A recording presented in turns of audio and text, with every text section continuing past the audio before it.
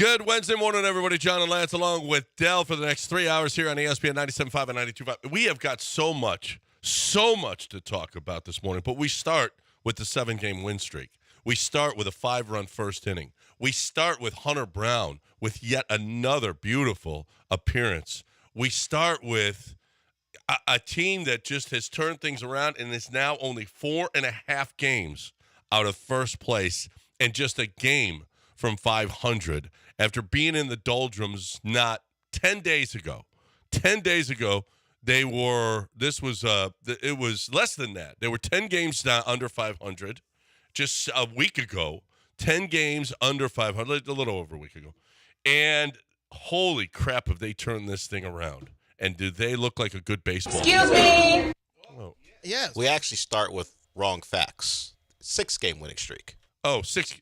Oh, they're going for 7 today. Definitely. I'm sorry. But at Definitely. 6, it feels like 7. It feels like it'll be 7. Like 12 to me. It'll be 7. It feels like 12. Is it just? I thought that yesterday was 7. 6 game. That's right, because it was 5-6. 6-game win streak. Today will be 7. Okay, they went from just. I mean, you want to talk about the doldrums that they were in. 10 games behind Seattle, just on Tuesday the 18th, and now 4.5 games back. 4.5 games back. Holy crap. In 8 days, this team has turned things around and just been dynamite. Now, do you see what Cleveland is doing? Baltimore lost again because Cleveland now has taken over the American League. They look really, really good. And Baltimore is in the doldrums. Seattle's in the doldrums right now. The Rangers now 2 games back after losing again last night. I mean, it's baseball. It is baseball. And our Astros looking just fantastic. Eric Getty on the mound this afternoon against Feltner. Now, we were laughing a little bit about Gomber, but Gomber had pitched pretty well against the Astros. He pitched 3 times, and he made it through 6 innings. About Gomber? Well, his name. Oh. Yeah. You know, his name is Gomber. I mean, Gomber actually had a really bad first, a bunch of singles. Yeah. Just a bunch of singles. But hard hit.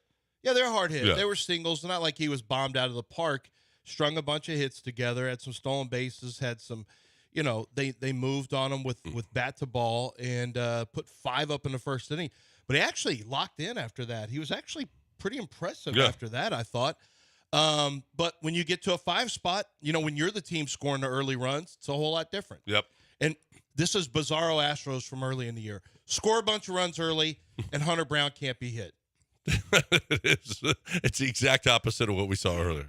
They couldn't come up with a hit early. They couldn't come up with a hit late either. This team this is the Astros that we've known and love. They're still in a quandary what they're going to do. It looks like probably going to be Shane Dubin. It might be Sunday night against the Mets. It's fine. That's whatever. There's nothing else to do. Just next man up, and if it's lumps, take your lumps. If not, manage the game properly. Astros have never brought in a position player this year to pitch, even in a couple butt kickings. I don't recall a position player. I saw a stat the other day that something like 14 straight outings by position players have not resulted in a run. In a run, yeah. That can't be true. That is crazy. I Yeah. saw you saw the same thing. Yeah. But there's no way that's true. I don't know. Those guys get raked all the time. If you told me 14 straight outs, I wouldn't believe that either, actually. But if you told me 14 straight innings, I didn't know if it was it 14. I don't know what the number was, but it was incredible how long high. it is. Yeah, the position players have been pitching and not. Did you see? Yeah, because Scherzer was given Mets first baseman Pete Alonso the business because Alonso was taking pitches against their position player, and Scherzer's like, swing the bat, swing the bat, yeah. And anyway, we don't talk about position players pitching because holy crap. And the bullpen has been great. Hader did give up the home run last night. Seth Martinez came in after being off for 10, 11 days. 10 days, yeah. 10 days, which a reliever that doesn't happen for whatever reason. He was out of for some reason he was out of mind, out of mind for Joe Espada for the last week and a half. And he came in and he struggled. He hit a batter, and then Jeremy Pena is playing just left of second base, which he can't play on the other side of second base. So he's playing just left of second base. A ground ball that is obviously his. He takes 2 steps towards it and then goes to second base. And no way Alex Bregman could get there. And it rolls into center field. And I felt bad for Martinez because he should have had an out. He should have easily had an out. Not a double play probably. It wasn't hit that hard. And instead he's got first and third and nobody out. And then a little flare in the right field, and he gives up a run. So they had to bring in Presley, and Presley comes in and shuts the door and gets a double play, which was really nice to see Presley coming in and doing a nice job. But I've really felt bad for Seth Martinez as he got a run against him when Jeremy Pena really, really screwed him on that play. But the Astros win and look good doing it, and they've got, it's the Rockies, so you take it with a grain of salt. But you've got Eric Eddy on the mound. Hopefully he pitches well once again because you're in a spot where the way that these guys are throwing, though, Blanco's throwing great, Framber's throwing great, Brown is throwing great, and Eric Eddy is obviously the weak link. He is the rookie, but he has shown that he can throw as well and has had really, really good outings. The one notwithstanding was the 1 1/3, 7 runs against the Detroit Lions when he didn't even know he was going to start. Tigers, yeah. Yeah. So that was. But otherwise, look at his last outings: 4 1/3, 3 earned runs. Okay, not great. 5 2/3, 1 earned run. 3 innings, 1 earned run. 6 innings, no earned runs. 5-3. He's been pretty good. He's been pretty good, especially against Seattle when they won 4-0 against at Seattle. That was a big outing for him. But the story though is not what's to come; it's what was yesterday. And Hunter Brown, and it's not like he's living on the sinker. He's fat. He's throwing a ton of. Yesterday, he threw a bunch of fastballs, and they are on the corners. Like he threw wherever the catch was set up on 0-2 counts. He'd be about 4 inches off the plate, up and just outside the strike zone, but right at the top of the strike zone. That's a pinpoint accuracy on an 0-2 pitch. He was hitting inside corners. He was hitting outside corners. He wasn't living in the middle of the plate. I thought Hunter Brown, the fastball he has a fastball that guys have a hard time. They had a hard time with contact on it. It's not like there's a big tail on it or he doesn't have a two-seamer that's moving all over the place. But he just was challenging people at 95, 96. He was challenging them up in the zone. Like that looks like the way that Astros pitchers typically challenge hitters. They'll move it around. They move the eye level low, throw a little curveball or a little, some type of off-speed pitch. Then they go up in the zone with their top fastball, but on a corner somewhere. I thought Hunter was great. Absolutely fantastic. In the month of June, he's pitched 5 times. He's got 4 wins. He's 5-0 in June with a 1.16 ERA, 31 innings pitched, 36 strikeouts, only 8 walks. He's given up 4 earned runs total and 21 hits, batting average against a 189.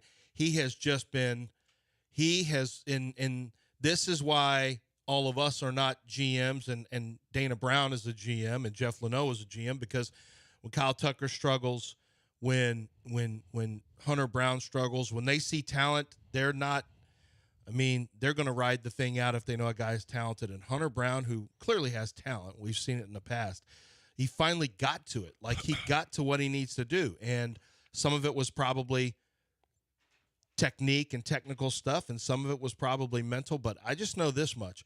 Right now, the Hunter Brown we're seeing, and he's faced some lesser opponents, but the Hunter Brown we're seeing right now, John, this is a guy who can carry you. If Hunter Brown, Ronel Blanco, Framber Valdez, just that 3, the way they're pitching is formidable. Yeah. And then you throw in Verlander, who, will eventually come back, and he'll be solid. I don't know if he's going to be top-level Verlander, but if he can be solid, I know you got injuries and all that stuff, and you really don't have, depending on who comes back and if they come back, you don't have a lot of, you don't have any depth. You can't afford any more injuries. But I also don't think you can afford not to take a look at the trade market from a minor move standpoint, just to add some depth. Unless you feel like you have it in the minors. So ever since April 30th, every outing since April 30th for Hunter Brown, he has lowered his ERA.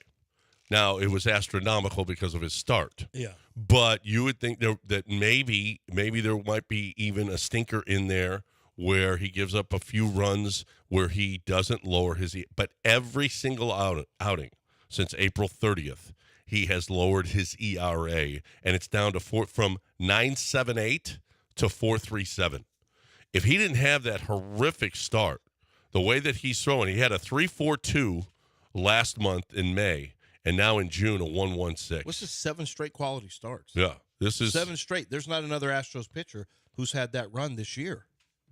Yeah. There's not one Astros pitcher who has had 7 straight quality starts. Not even close. Yeah, that's awesome. That's awesome. He is. It certainly has been a godsend, and especially at this time, when you only got 4 starters, for him to be pitching the way that he is, for Fromber to get it together, for Blanco to continue to be what he is. Now we got to see it out of Arrighetti today.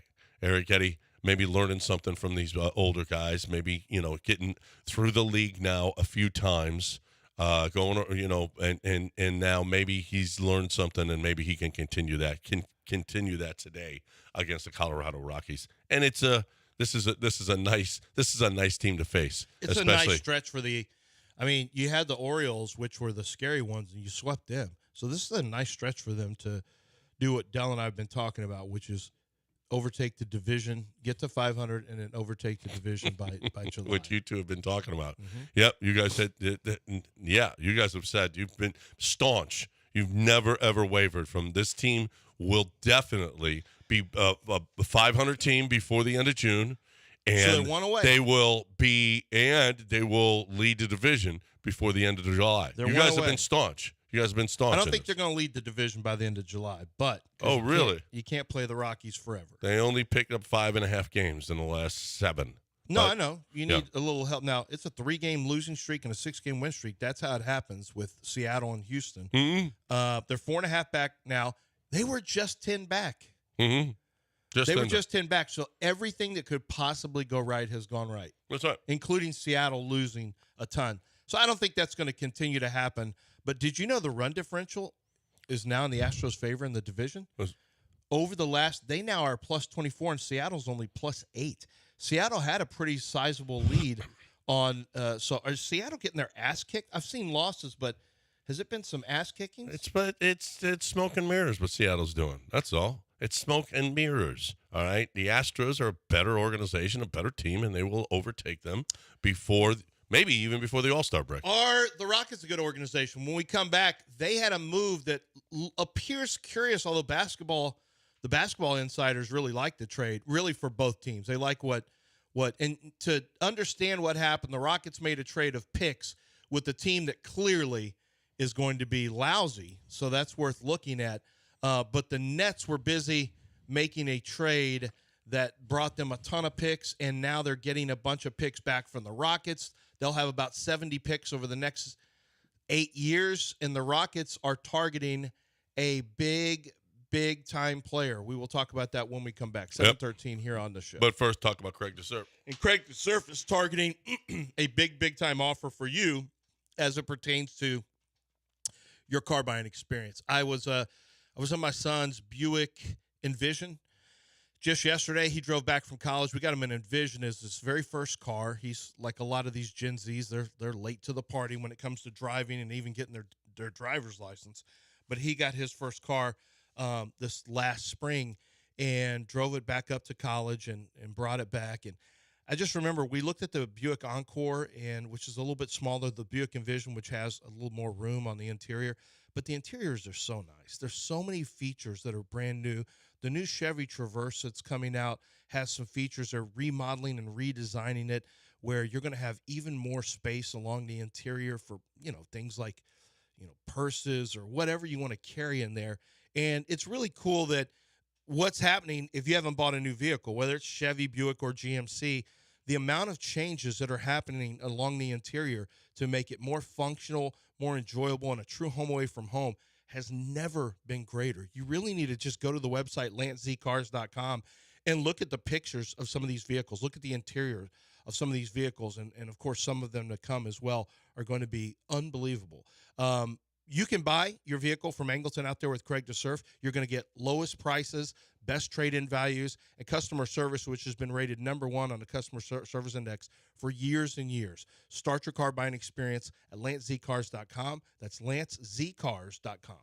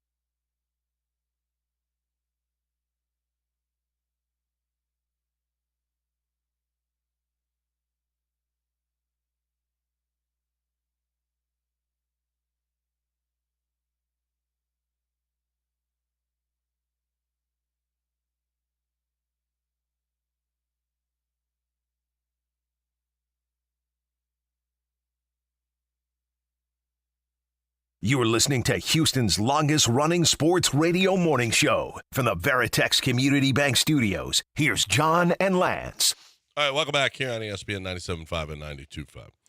When I first heard this trade, it still is, it'll be interesting to find out whether or not this trade was something that was a positive or a negative for our Houston Rockets. We'll see.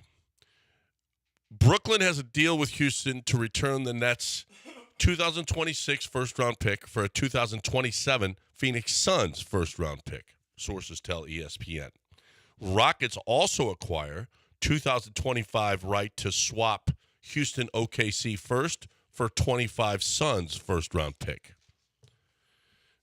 Also, more importantly in the deal, per sources, Houston relinquishes the right to swap a Houston OKC first-round pick for Brooklyn's 2025 first-round pick. The Nets control their own pick as they go into a full rebuild. It's going to be a bad pick. There's going to be a bad pick. A good pick for – it's going to be a good pick because they're going to be a bad team because right. They just traded Mikal Bridges. And it's supposed to be a good draft. That's the one that gets me is that you're giving up your opportunity to get the Nets, which is good. Now, you got the Nets' third overall pick this year.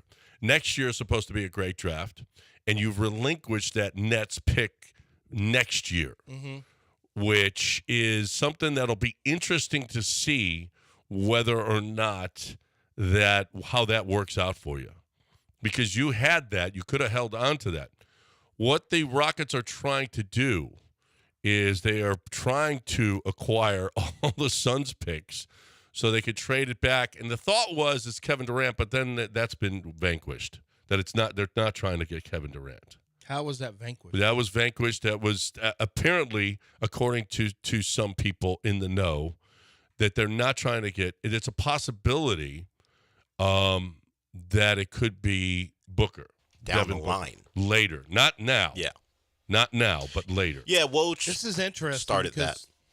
Woj started the KD stuff, and then people close to the Rockets, not close to the Rockets, people who cover the Rockets here locally were like, well, we've heard that doesn't make sense. And then the Phoenix guy who was one of their newsbreakers said that this is not happening. And so we saw Woj kind of retreat, maybe not indirect, not because of what's online, but he even said later, Booker may be the target, but later down the line. But the Rockets still want to be aggressive now, too. Yeah. They are accumulating picks to try to make a move now. So even if Booker is later down the line, they're not simply just going to wait. This is where I'm a little bit confused. They're accumulating picks, but they also gave up. I guess they gave up a few picks and one that's potentially really good. Now, the potentially really good, which is going to be the Nets pick, the swap pick, one of the Harden picks that you've been waiting to grow to, to bear fruit. It's finally going to bear fruit, more than likely, with the dealing of Mikal Bridges, and you're not in on it. Now, it also, I guess, speaks to the fact that you want to get a veteran player, and you don't care about really good young players because you feel like you have really good young players. So what's adding another good young player to a bunch of them that you already have? I am a little – so here's what Shams Charania says about this. He said, under new coach Ime Udoka, the Rockets surprised many last season to finish 41-41. And that's nothing to – I want to make sure that we give that proper context. This is a team that the year before had won, I think, 23. Then they go to 41. That was a substantial jump. Mm-hmm. I know they didn't make the playoffs, but that is a precursor type season. Young players like 21-year-old Alperen Sengun, once again, 21 years old right now. 22-year-old Jalen Green grew up tremendously, as did Jabari Smith. We also saw good things from Amen Thompson, Cam Whitmore, as well as Tari Eason. Injuries. Fred VanVleet, Dylan Brooks, Jeff Green proved to be useful mentors. They're armed with some impressive draft picks and other assets to be major players in the trade market. I agree with that. He said maybe Houston could try to convince Phoenix their three-star core is going nowhere and offer their picks back for Durant or Devin Booker at some point in the next season or two. Phoenix wants to win now, and obviously the Rockets do too, by the way. Regardless of who the Rockets target in the trade market, they have one of the more impressive treasure chests of trade assets to tempt a team with disgruntled star looking to win elsewhere. That's what I find interesting. And if if the Rockets are targeting the Suns, they must know something about the Suns. This entire move, what's curious about this to me, not curious in a bad way, just I am curious about the thought process and what the discussion was, is the Rockets are not doing this necessarily for right now. Like, you look at Devin Booker and how much he makes, and Devin Booker, you move Jalen Green out and Devin Booker into that role, and wow, that's a potential upgrade. But it is curious that this is not a now. You say they want to win now and get somebody now, but is this a now? Well, they still move if this is maybe setting up Booker for the future, but they're still talking about getting somebody now. Yeah. There's still Paul George is still on the table. Donovan Mitchell is apparently somebody there's interest. I don't know that. I think that's probably a little bit more of a pipe dream, whether or not you're going to get him. But this is not the only move. Now, I don't know. I'm looking at it like, wow, I don't know. You're giving up these Nets picks and getting future Suns picks. Are those more valuable than next year's Nets pick? If they believe, for whatever reason, that the Suns are on the verge of a teardown and they're going to be willing. The thing is, he hasn't won anything there, but Booker is their guy. And he loves. He has said, "I am a Sun for life." So banking on the Suns, who will have nothing left by that point to trade a franchise cornerstone who will still be in his prime. Yeah, it's a bet I guess you take, but Booker doesn't appear to be someone to want to ask out. I guess if he gets to 30, 31 and they haven't won anything, maybe that'll be the case. That at some point you go, you know what? We've done this over and over and over again. Devin, we love you, and maybe we'll retire your number. But You can't. We haven't won anything. No, you got to let them walk, and then you just get a comp pick for That's the not. draft. That's football. That doesn't, it doesn't work that way. Baseball. That's also baseball. Yeah. It's also baseball. So, you yeah. let guys walk. You don't trade them and get future picks or future stars. You just let them. Well, the Woj is on there now, continuing the Rockets' interest in training for Kevin Durant, and maybe that happens. Well, he's discussing it. Was Woj on there or Windhorse? Were they Woj. both on there? It was Woj. So he's discussing it, but he also may be saying, we don't know, we can't hear him. He may be saying, it's unlikely, something like that. I personally, I wouldn't rule it out. That's a now player. It's a now player with a position What who's about a scorer one. What about if it happens in a year from now? Man, I've become less and less interested. There's a player who's been breaking down physically a little bit. He'll be 36 years old. I mean, truly a 2-year deal.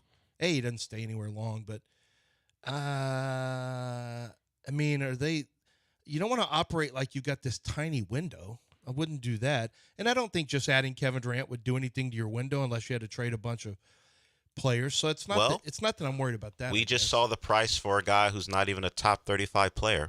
Well, Mikal Bridges, and that's who you're talking about, it cost the Knicks a bevy of future first-round picks. But I just wonder if the league, once you're in the 20s, which the Knicks are going to be with their draft picks more than likely, we saw this with Daryl Morey. There's got to be data on this where they just feel like there's no value to it. Well, what the Rock is going to be if they're acquiring a star. Like, if they're acquiring a Kevin Durant level player even for the next 2 years, how valuable would their picks would be? How valuable would they be? Not as valuable. So they're going to have to toss more than you might want because of Mikal Bridges is going for that. Let's say the Suns were open to it. They don't appear to be. Or any team. How much is it going to cost to get a guy that the Rockets want when the price has been set for this offseason already? Now, there are extenuating circumstances. Mikal Bridges is a younger player. The Nets were kind of being held over because he was telling them apparently that if you don't trade me, I'm telling any team who you do trade me to that isn't the Knicks that I'm not going to re-sign there. So he was pressuring them in that way. So, but they even with that leverage, they wrung all they could out of the Knicks. What about the 16 Knicks, the 16 Villanova Knicks? Well, right, where's Archie Diacono? Where is he? Get him on the team. Let's wrap this up. DiVincenzo, Jalen Brunson, Mikal Bridges, and Josh Hart. Holy crap. Knicks. I mean, was it Brad? No, it's Patino. Patino tried to do this with the Celtics. Yeah. The Kentucky The team. Knicks are like an NBA version of the tournament. You know that tournament where they get all the ex-stars together and they go for $1 million in a single elimination tournament? The Knicks are doing this in the NBA. The $1 million tournament. It's so true. The tournament. A lot of people probably don't even know what it is. You never hear about it until you just stumble across Oh, it's awesome, though. on ESPN when you stumble across it and you're Winner takes all. Yeah, winner takes all basketball tournament. Yeah. And a lot of times it's old college teams get back together. 3 or 4 One of the teams is called together. Boeheim's Army because it's all ex-Syracuse players who, whether were in the NBA for a cup of coffee or didn't make it to the NBA, they throw them all together, and it's across the country. They pick teams from different universities, and they have some offshoot of the university name, and they go play for $1 million. And the Knicks have decided, we want to see if that works in the NBA. Yeah, not sure. But they're good players. They're really, really good players, and they were close. We'll see. You guys excited about the Bear tonight? Oh, it's tonight. No. It says 27th. It's 26th today. 26th. The premiere. It was just on. It said Hulu 27th. first? The commercial just said that. Well, I looked yesterday on Hulu, and it said 26. It's all it downloads the whole thing on the 26th. Maybe Hulu will drop it first. Hulu and then drop it at midnight? Well, Hulu's got it. That's so what I'm saying. Of course they would drop it. Well, But no, they're not going FX to. too, I right? doubt they're going to drop everything. Everything is now strung out. No, it's all dropped at No, once. it's all at the same time. It's all dropped at once. They're doing that all at. Yep. That's crazy. Yep. Maybe because their streaming package is tied to 2 other places. No, they're When dropping is the whole Is season. it out right now? It's tomorrow. It's supposed today. It's supposed to be. It said the 26th yesterday because we were looking for it, and it said drops on 26th. The whole Yeah, season. I'm looking at season. the whole season. It does say the 27th online, but maybe that's Eastern time. It'll be the 27th Eastern time, and then it'll be Central maybe Like Well, it'll then be, that would mean at midnight tonight, 11 o'clock. tonight. yeah, okay. maybe something like That's that. what it is. It's 11 o'clock tonight, probably. Okay, so maybe 11 o'clock tonight. That's fine. I'm going to stay up No, you're and watch not. it all night long. No, you're not. So No. it's 27th is what it Uh, will be, and I'll be all over. Well, today's a big day also. We got Astros playing. We've got Dark Matter. We got Presumed Innocent breaks today. Well, I've got see, 60 days episode 4 in. There's came a out- lot. There's a lot going on. Presumed Innocent episode 4, I think, was out yesterday. What was? Presumed Innocent episode 4, I believe, Oh, was it out is? yesterday. Yeah, was out yesterday? I believe so. I thought Oh. it's a Wednesday show. All right, then. But which would be weird for Apple. Yeah. I live my life on just shows now. No, it's shows. safe. I'm It's finally watching Chernobyl on. Well, your wife is HBO. back now. You guys Yeah, we should- had a good time. We went out to Better Luck tomorrow, and I saw a dog actually. Lady brought her dog in there, put a blanket down on a chair at the bar, and sat the dog on the chair at the bar with her. She sat there at the bar, opened her computer, and just started just doing some work. Me and my wife had cocktails and some food there, and I'm like, huh, Sitting this next to a dog. this dog's just sitting at the bar. Mm-hmm. Sitting at the bar. I took a little picture for you to see. That's John. nice. Actually, you see this? Did you get any fleas in your drink? Hey, how you doing? Well, I'm doing fine. It's just a dog. Nicest dog. I went to go up to the bar to pay out my bill. Really sweet dog, nice dog. It's just, he's got his own blanket, and and she's just, he had a glass of water in front of him. She At had the a bar? cocktail, and he had a glass of water. Yeah. Like, if you want to get into this Wait a water, minute. sir. Okay, so wait, the dog is drinking out of a glass of water from the bar? Well, he would have. I didn't see him do it, but he had a glass there right in front of him.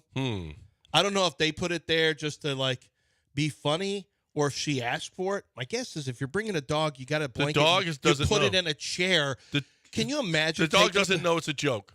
Okay, the dog will drink the water out of Yeah. a glass, and then you're going to drink that water. Then they're going to serve you with that glass. Okay, all right. Guess where I'm not going? Well, I think they're That going place. to. I think no, that place is great. Oh, is it? Yeah, Okay. yeah. Dog No. at the bar. Food's great. Get Cocktails off the bar, are great. dog. I'm not. Have the dog tied up outside. That'd be great. That's the first time I've seen a dog sidled up in a seat. Yeah. I'm sure the bartender's like, she's probably a regular, maybe, felt like somebody from the neighborhood, out in the Heights. Because on the Heights, you Don't could. you think? Go sit In the at a Heights table. is as close as we get to Austin. Go sit at a table. I Yeah, don't know. sit outside. Yeah. This is my Yeah. air conditioning. Yeah, right. You go outside where the other dog seats are. You know what? And sell John Clay Wolf your car. That's what you should do. John Clay Wolf is ready for you at GiveMeTheVin.com. Great time to sell your car. Great time to get into other cars. I'm telling you, this is a great time to buy right now. Upgrade. So when you're going to trade your car in, you go, wait a minute. I can do all of this through the dealership with John Clay Wolf. John Clay Wolf will buy your car and buy it through the dealership. So all the taxes and everything, all those tax implications and everything that this one you get from this and this, and you don't have to pay this and then get it here. All of that stuff, don't worry about it because it's a smooth transition. He will buy it right through. Or he will sell you. He will buy your car, bring you a check, pick up the car, do it all, and you don't have to worry about a thing either. Here's the deal. You have to go to GiveMeTheVin.com because you have to establish how much your car is worth. You need at least to know that John Clay Wolf will give me this. And then if CarMax will give you more and John Clay Wolf can't match it, then John Clay Wolf will give you another $100 on top of whatever you get from CarMax. That's a promise every single time. One place you got to go, GiveMeTheVin.com.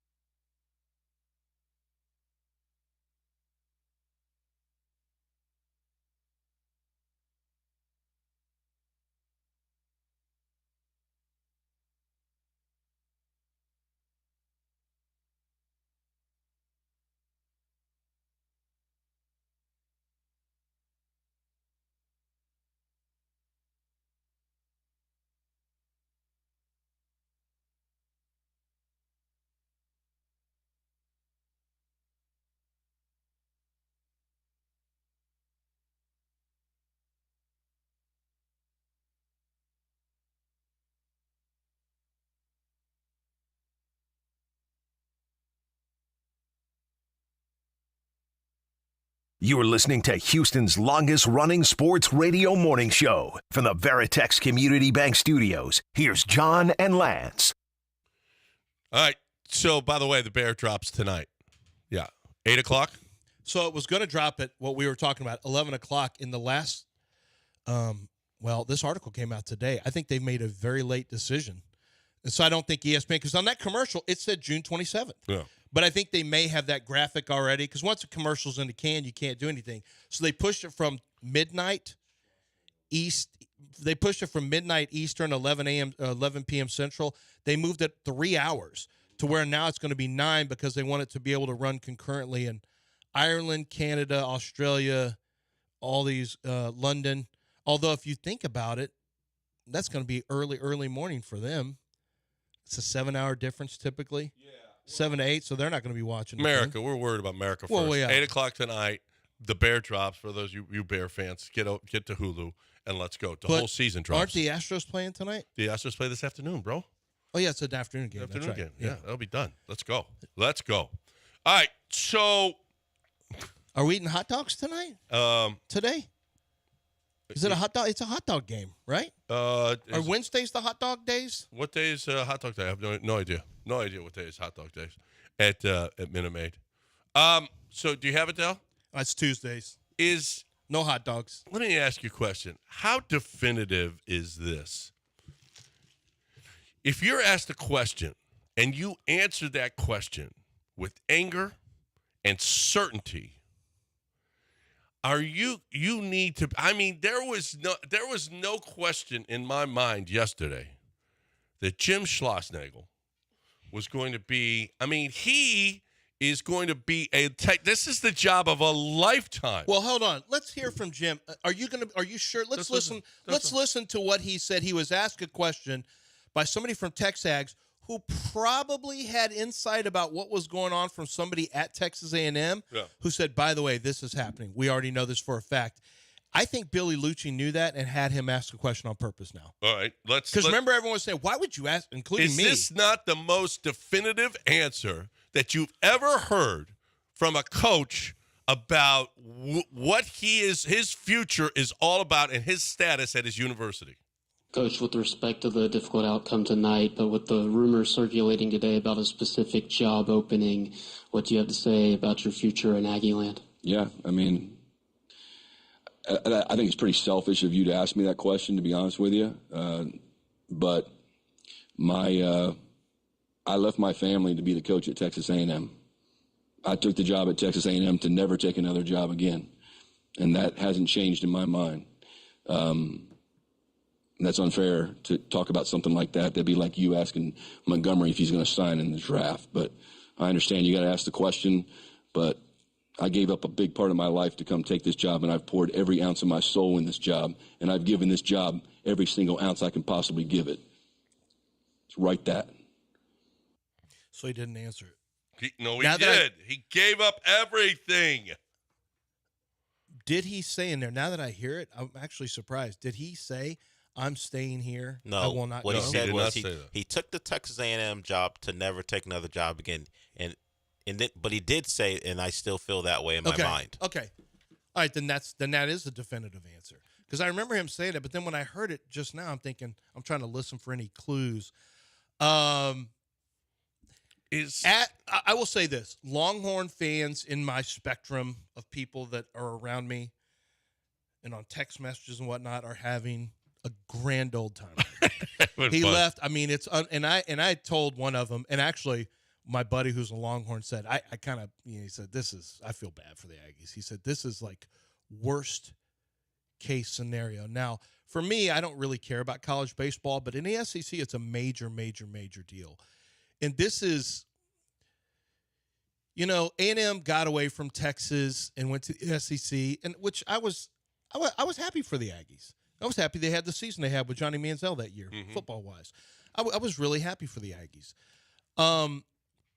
And they were away from Texas, and they weren't playing them, and they were out of that, and they liked being there, and I thought that was fine. I wanted them to play each other, and then all of a sudden Texas is now in the SEC. And not only that, but Texas is in the college football playoffs and the SEC.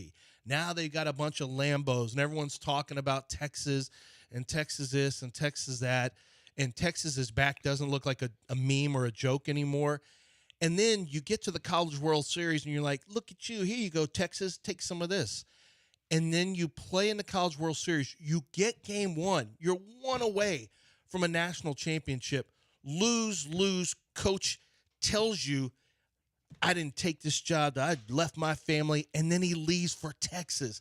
It's like, honestly, and I'm not even making fun of anything, this is the most devastating.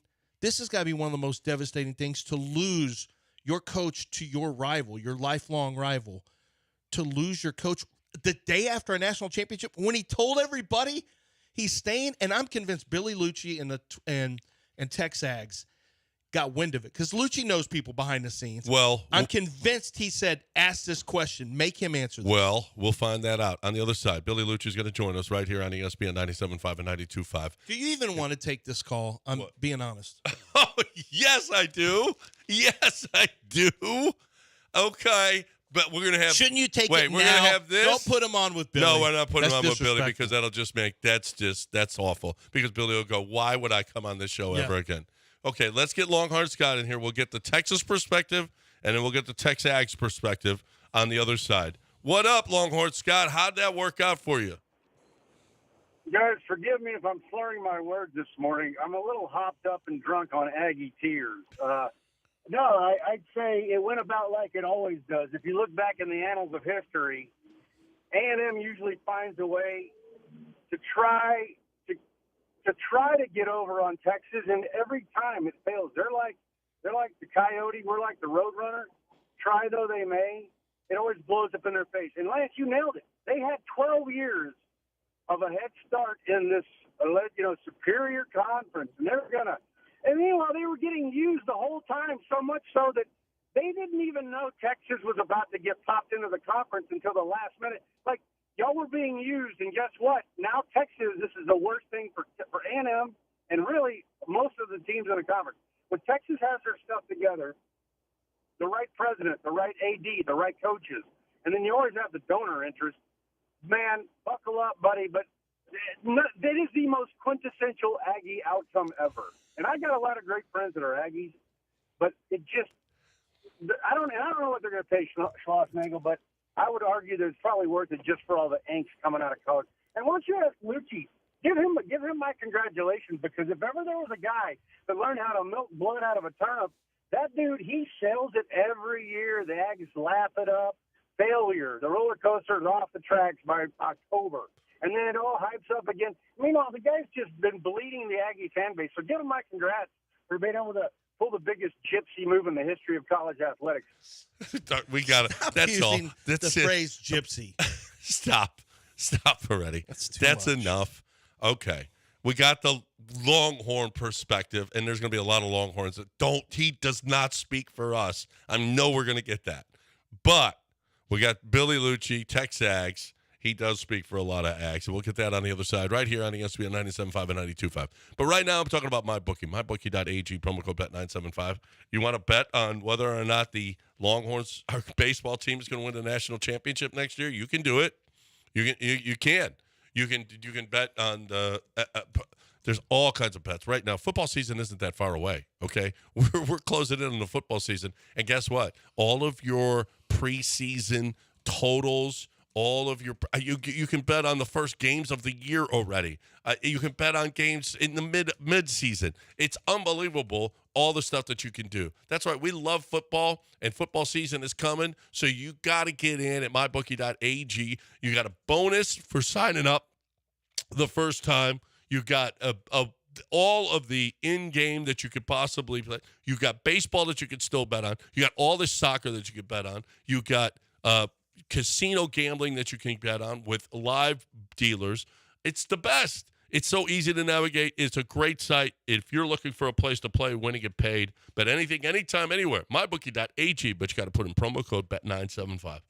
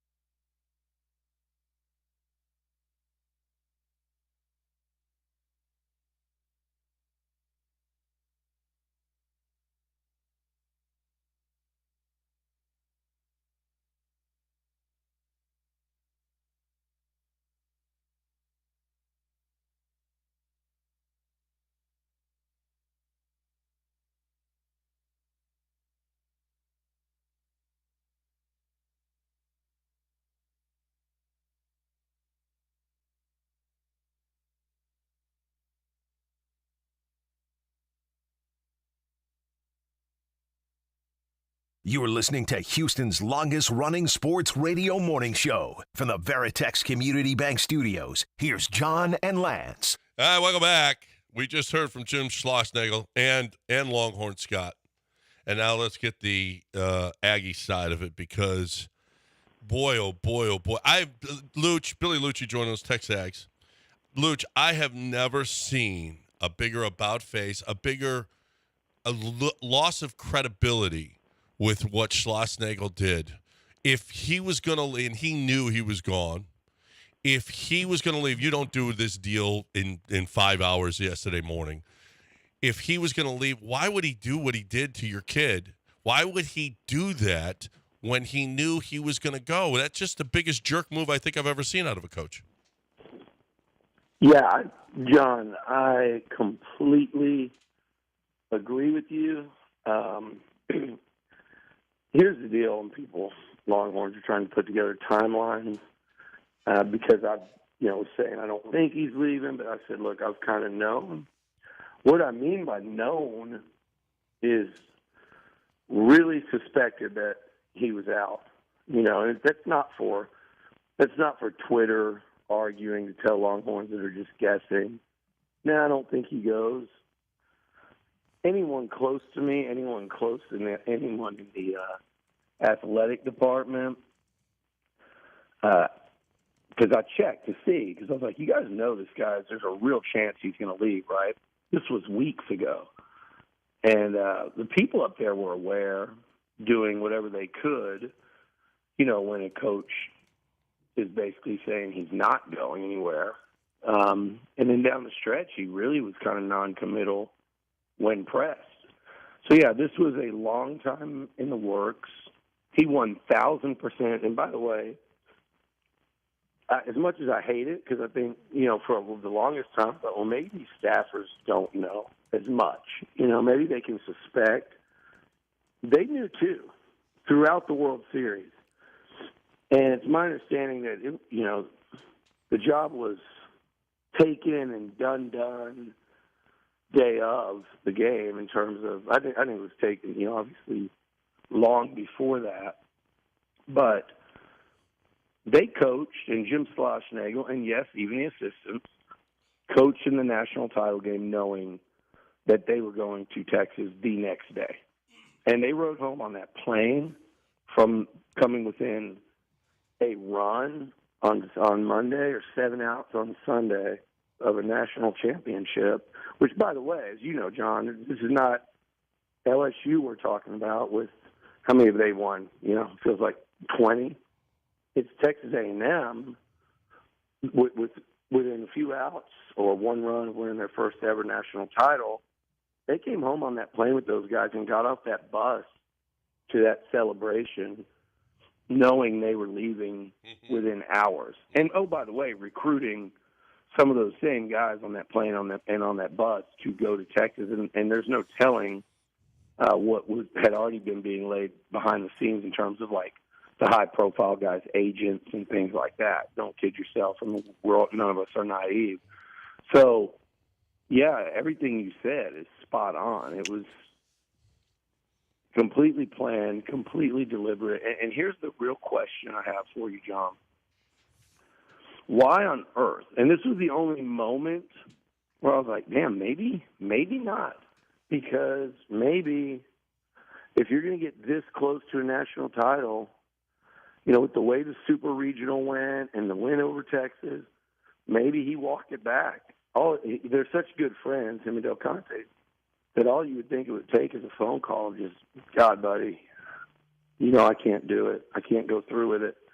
So when Del Conte, the day of the game, lets it leak and then gives a public statement on the firing of David Pierce, the biggest day in Jim Schlossnagle's 30-year coaching career is that he's about to play for a national championship, something he's never done.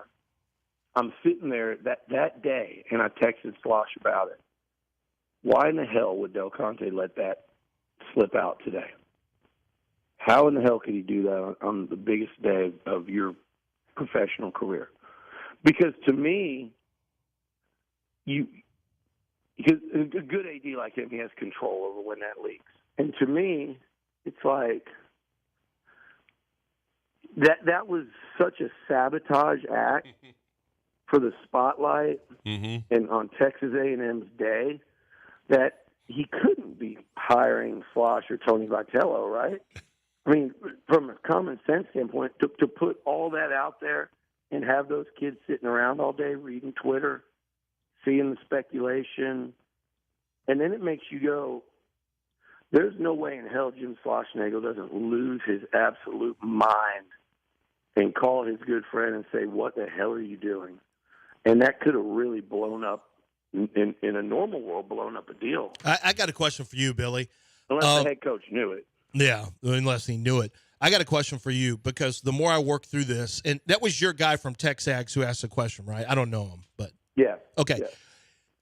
You know a lot of people. You're connected to a lot of people. And I'm thinking, at first, the timing seemed odd relative to what had just taken place. And then it didn't seem as odd once I saw what ended up happening. And I just wondered, did you guys or did the guy who asked the question or did Texags have something in the background that they felt like, you know what, this is a question that needs to get asked now because we've heard this from a good source and we want to make sure and put his feet to the fire in case he leaves so that he will have, had been forced to have answered this question now, and it'll be in the history books as this is his response. Am I reading too much into that? No, that's exactly what I thought, and I told him that.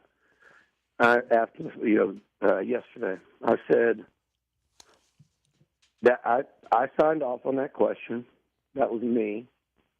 It was Richard's idea. He's a great young reporter. He said, "Can I ask?" I said, "You have to." I didn't say you can. I said, "You have to ask that question." And we talked about it. I explained why. I said, if he's staying, it's a layup. It's a great moment for him. You ask the question, he knocks it out of the park. It's just right there, meatball right over the plate, home run, case closed. It's your chance to shut it down to the world. If he's not, we'll know. And he kind of straddled the line, but when he did that, and I told him that, I said, when you answered it, I knew. It was 100%, no longer 99.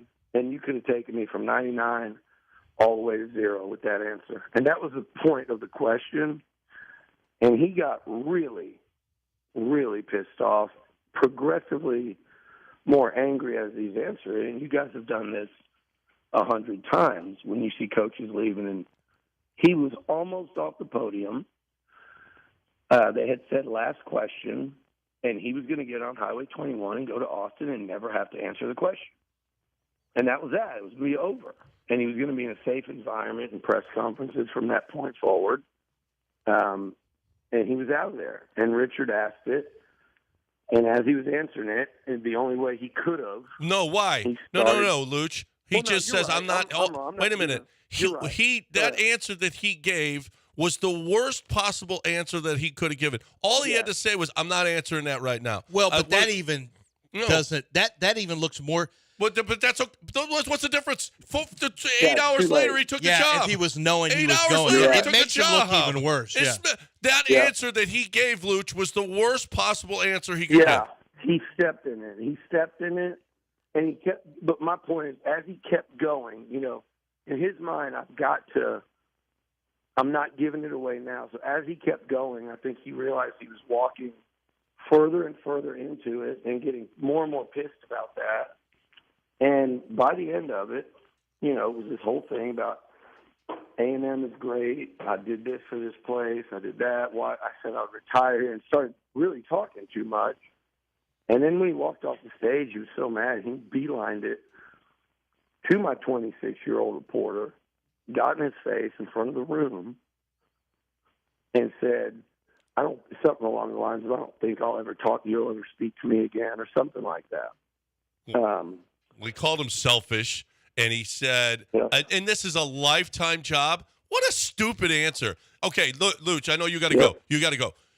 Where in the history of worst ways to leave, or I'm going to tell you what, Schlossnagle comes to Texas A&M, This has got to be one of the most hated coaches that we will see in A&M history.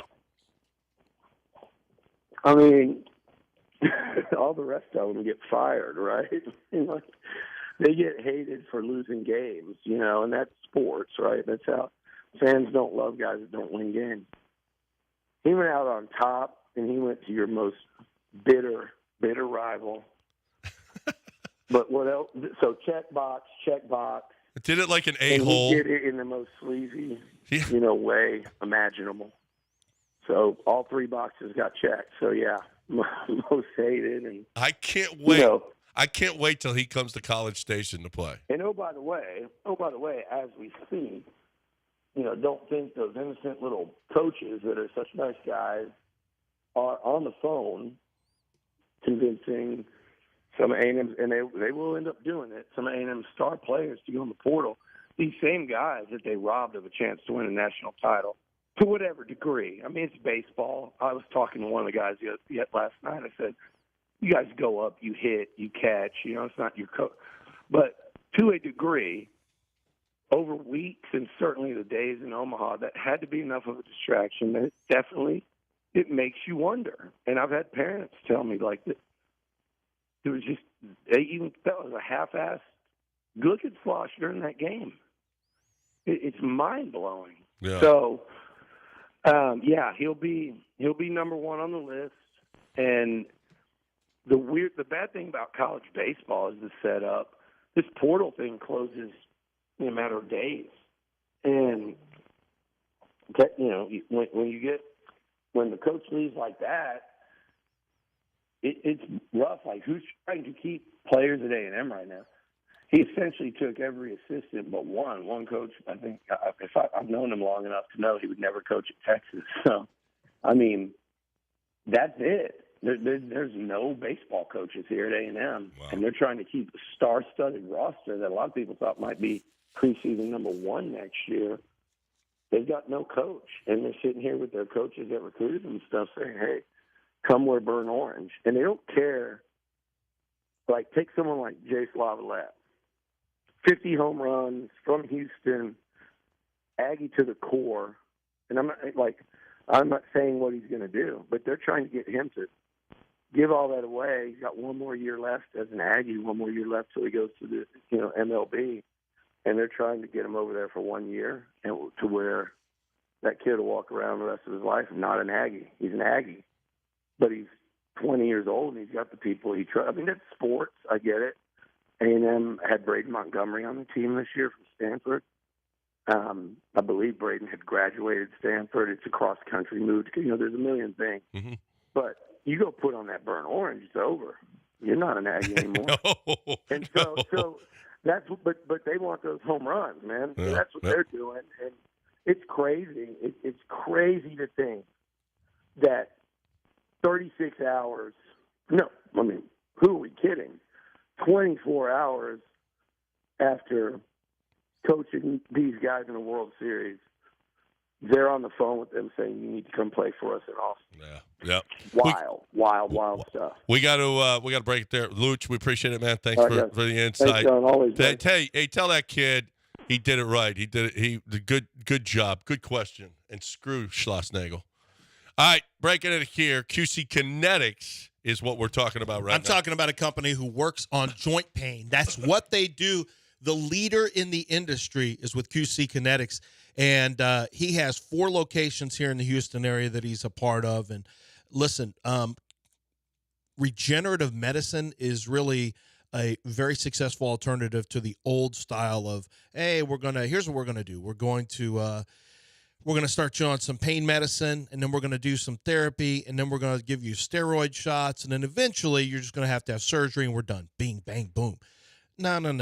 You're not at the end of the road here. What QC Kinetics realizes, and what they realized years ago, is that they could treat the joint where you have issues with tissue that's been damaged or worn out completely, and they can restore and regenerate damaged tissue to that joint. And what that does is the inflammation comes down, the mobility goes up. Like, you start to live a more pain-free existence. For some people, they go completely pain-free. For others, the pain can go down from an 8 or a 9 down to a 2. where you are living your best life once again. And it's incredibly successful. Athletes have been using it for decades. Now is your time. They've got 4 locations in Houston. You can set up your free consultation with them, but this is the way to go. Do not just default to a Band-Aid like a steroid shot when you've got a solution. It's QCkinetics.com. That's QCkinetics.com.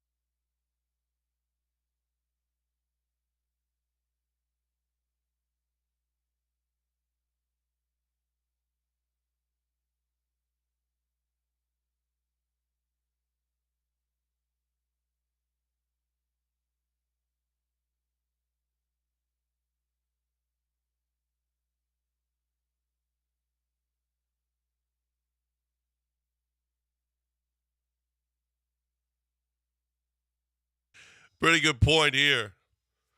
How is Schlossnagle going to tell a kid, oh, no, you should stay. You shouldn't leave. No. When the portal opens, you need to stay here. How's Schlossnagle? I mean, listen, going to Texas is fine. Oh, doing all, that is fine. Go, and listen, there's a lot more money involved in this. Texas is a great program, one of the best programs in the country, all of those things. But why did you do that to that kid in that press conference? It makes no sense at all. You mean go after the question is what you're talking about. Go after the question. Yeah, so people know what you're talking about. Is he a kid? He's 20-something, yeah. How do you know? I guess. I'm just assuming. Why does it not look like you can turn your neck this way? My neck is killing me. You keep doing this.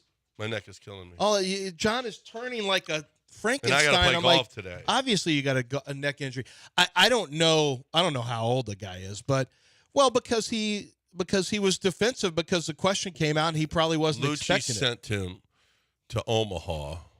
He's okay. He's a kid. He's okay. You go. You got to go. Go to Omaha and sit there for a week. People love going there. Well, I know. Baseball fans work there for the week, though. I'm sure he loved doing it.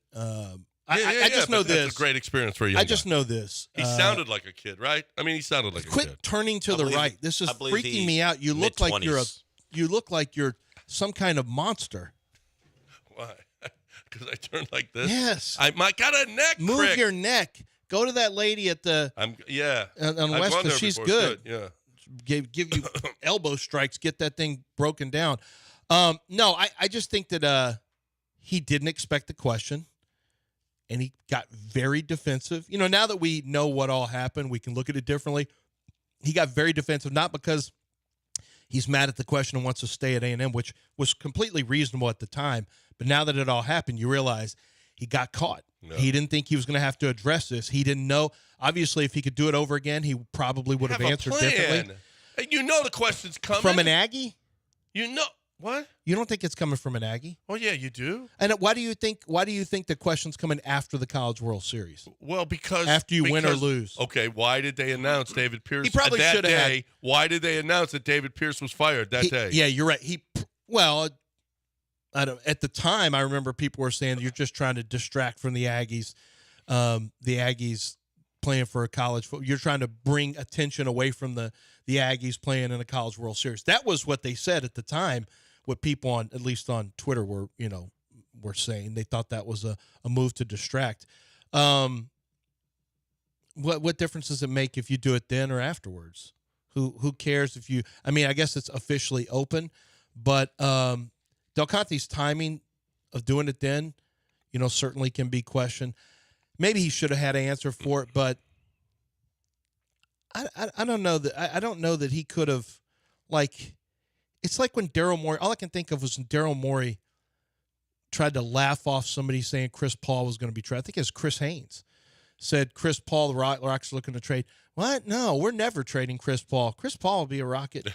He's never going anywhere. And 2 days or a day later, he was gone.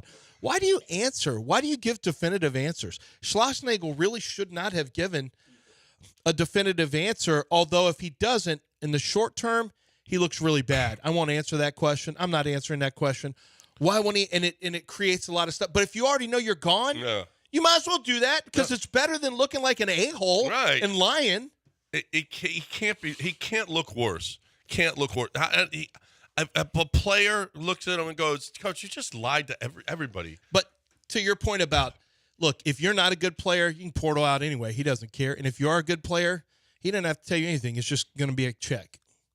That's all right. So it isn't going to matter what a coach tells you. Are you going to criticize me, Coach, for going for a check? Is that what you're going to do? No. Of all people? No, he's going to say if you want to keep him. I thought your lifetime job. How did you leave your lifetime job 6 hours later? If you're not a good player, you can go anyway. If you are a good player, you'll get a higher check. That's all it is. Or a Lambo. You're certainly focused on the Aggies quite a bit, and it's been a bad beat for them. This isn't going to make you feel great.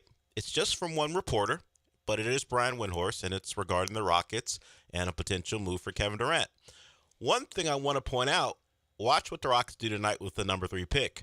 This is one of the most important moments of the draft, and in many cases, this is where the draft kind of starts. If the Rockets take Donovan Clingan out of UConn, another center, which is an option for them, trade him, and now have a bunch of centers on the roster, that would potentially enable them to make Şengün, their very talented young Turkish center, available in a trade with the Suns for Durant.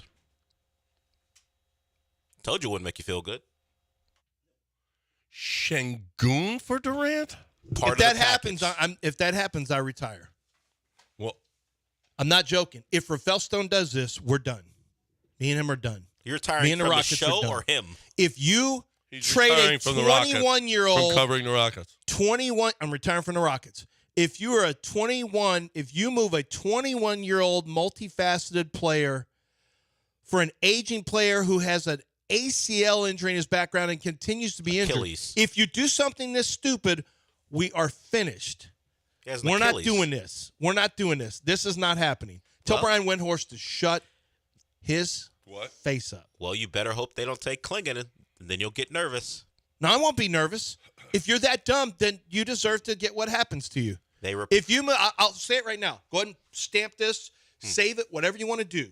If you move Alperen Şengün for Kevin Durant, you will get what you deserve, and it won't be good. Would you move him for Devin Booker? No. Financially, if the Rockets don't believe that Şengün is an A1 player, they may not want to pay him A1 money. You go draft his replacement and trade for a star. Clingan is his replacement? He would be the next center. Dude, Clingan can't play like him. Wait a minute. And you gave them a really good player, and you got their draft picks in the future.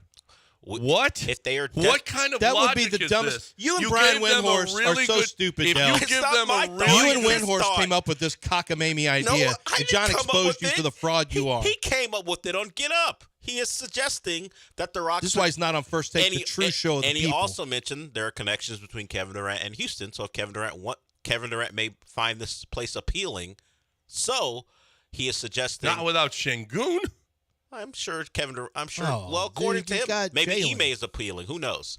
What does Kevin Durant care that much about Şengün for? I'm just telling you what the man said. This is not my thoughts. This is what he is saying. Look out for the Klingon I'm draft. telling you, if the Rockets don't value Şengün the way they should, they don't deserve him. They may not. Well, they may not want to pay him what he's going to ask for. Then they're Wait a dumb. minute.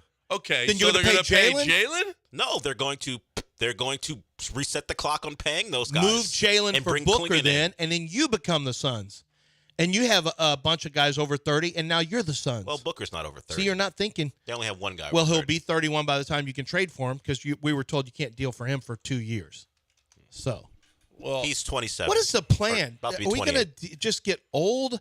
I mean, come on now. Your We coach- can move Jalen. I don't care about Oh, that. okay, but you're not fine. moving Şengün. I don't know if it's I stand with Turkey. I'm just going to let it let you It's know just that. a rumor, but we know the coach wants to fast forward this thing. Bro, that's fine. And maybe the but Rock- you don't fast forward it by taking And out a maybe the unique Rockets talent. don't want to pay Şengün what they're going to have to pay him. Maybe. And that's a way to get around it and have a center replacing him.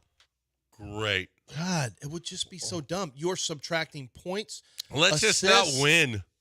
Let's just not win. I mean, But now- for Kevin, you know what? Just for the get burner, rid of everybody. the Just- guy with burner accounts who weighs 140, who's got multiple You injuries. mean the- This is the thought. You mean- See, I'm not going to put. You're doing this to piss me off. No, I'm though. not. He said it. You mean the guy who averaged over 27, shooting over 50? Brian 52? Windhorst is the lapdog. I know- He's the hawk tool for I- LeBron. I know Kevin We're not Durant. doing this. I Who's know- running this organization? Dream Shake? I know Kevin Dream Durant. Shake, yeah, Dream Shake from Twitter or Brian I Windhorst. know Kevin Durant is old, but in his last season, over 27 points per game, over 52% from the floor, Cool over story. 40% from three. That's great. so I he's wouldn't mind him with the Rockets, but not for Şengün.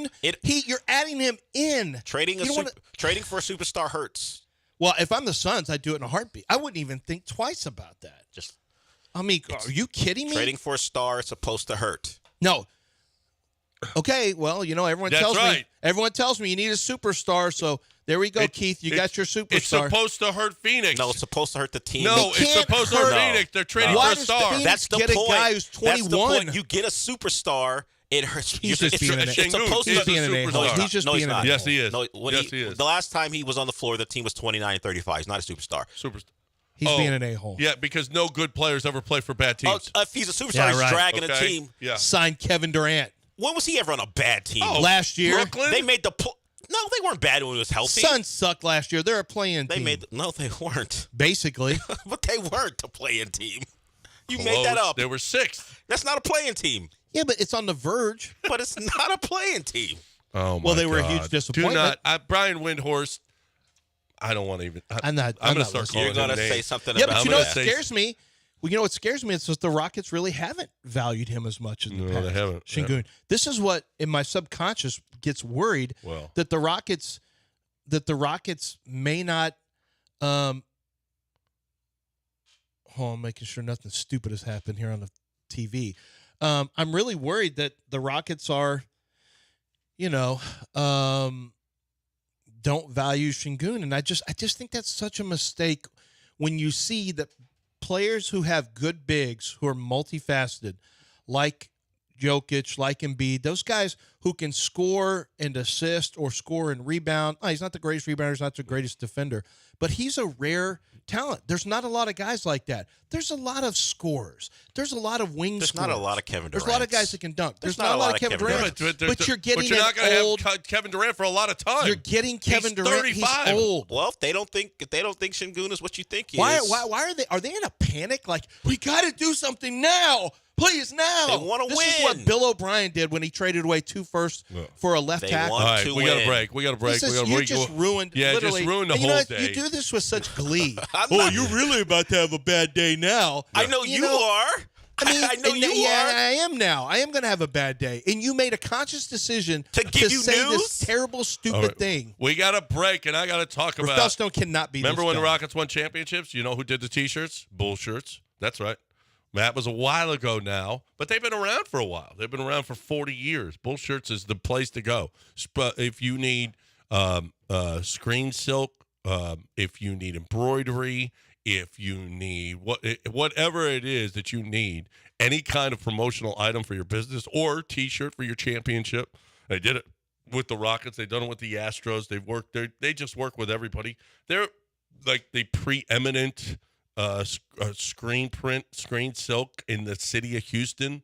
No matter what your shirt is, no matter how many colors, no matter how difficult your logo, they've got the technology that is second to none, and they will put it out. Nobody can do as many and as much as they can at the price that they can do it at, because they've got all of the latest technology that is going to make you and your buying experience that great. One-stop shopping. You got your T-shirts there. You got your hats there. You got your backpacks there. You got everything that you could want there. Trophies, anything that you're looking for a promotional item or a celebration item, you got it at bull-shirts.com. Tell them that you heard it right here. They're great guys. You'll love doing business with them. You need some promotional business for your business, bull-shirts.com.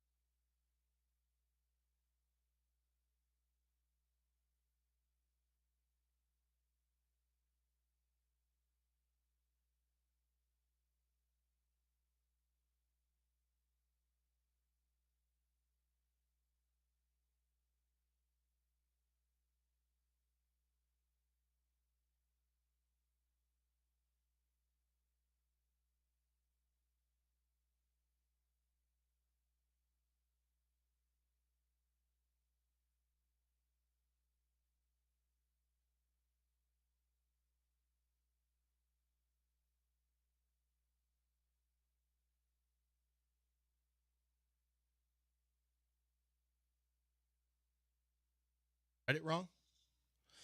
Hey, guys. So Texas Star Grill Shop is the one-stop shop for all your barbecue needs, and they still have great Father's Day sales going on. I mean, it's a carryover. Frankly, every day should be Father's Day, but they do have a carryover going on right now. So get that Gosney pizza oven. This pizza oven is slick, but it's not just for pizzas. I mean, we're talking about you're getting flames and heat from all around. So when it comes to making steaks or roasted vegetables, the Gosney pizza oven is phenomenal. It's phenomenal. The same type of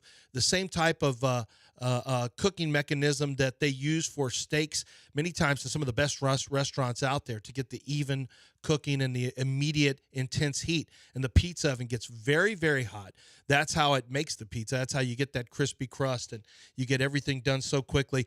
It's a big game changer for your backyards, for your pizza parties. Don't keep spending. If you buy a lot of pizza at your home for the family, how about having a pizza oven where you make your own and it's multi-dimensional and multifunctional? That's just one of the many elements that they have there, including some of the best smokers and grills and griddle tops that you can possibly imagine there at one spot. Nobody beats Texas Star Grill Shop. Every barbecue amenity and even some of the best meats are all in their location. Stop in and enjoy, and don't forget, go to 975grills.com, join the club, and you will get alerts to all the top deals and sales that other people will not even know about. It's Texas Star Grill Shop, 713, or rather, go to the website, 975grills.com.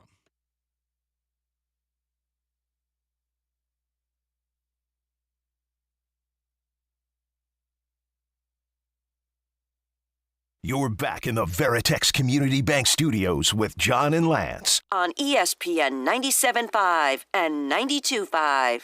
They made this trade specifically to attempt to make a deal with the Suns, and they did it to make a deal with the Suns now. Now, to my knowledge, Kevin Durant has not asked for a trade. However, there are definite connections between Kevin Durant and the Houston Rockets. I believe that. I mean, Durant asked for trades all over. He's literally never satisfied. Kevin Durant, let's count it out. Oklahoma City, Golden State, Brooklyn, Phoenix, and he's looking for team 5. Well, he left the first two with just normally free agency. Well, and then, right. But he's asked for, this would be, I guess that's true. He's asked for trades from Brooklyn twice. They didn't give him it the first time. Then he asked for it again. Then they sent them to Phoenix. Yeah, and now he's going to ask for a trade. And you know why? So, the idea about Booker, so on Twitch, I was answering this question. What you don't do is just keep collecting players. That's what you don't do. The idea of, just in any way necessary, getting a Devin Booker here, like, with Jalen Green still on the team, hey, whatever it is, everyone's better. No, they added a collection of players. They've got, is Devin Booker a good player? Yes. Is Bradley Beal a good player? Yes. Is Kevin Durant a good player? Yes. Are they a good team? No. It's not about the players you get. It's about having the right collection of talent and guys who slot into certain spots on the team. It's important to have pecking orders. It's important to have everyone know their role and play their role. And this team feels like a talented team, but it feels incomplete. Like the right guys, there's one or two things missing from this team.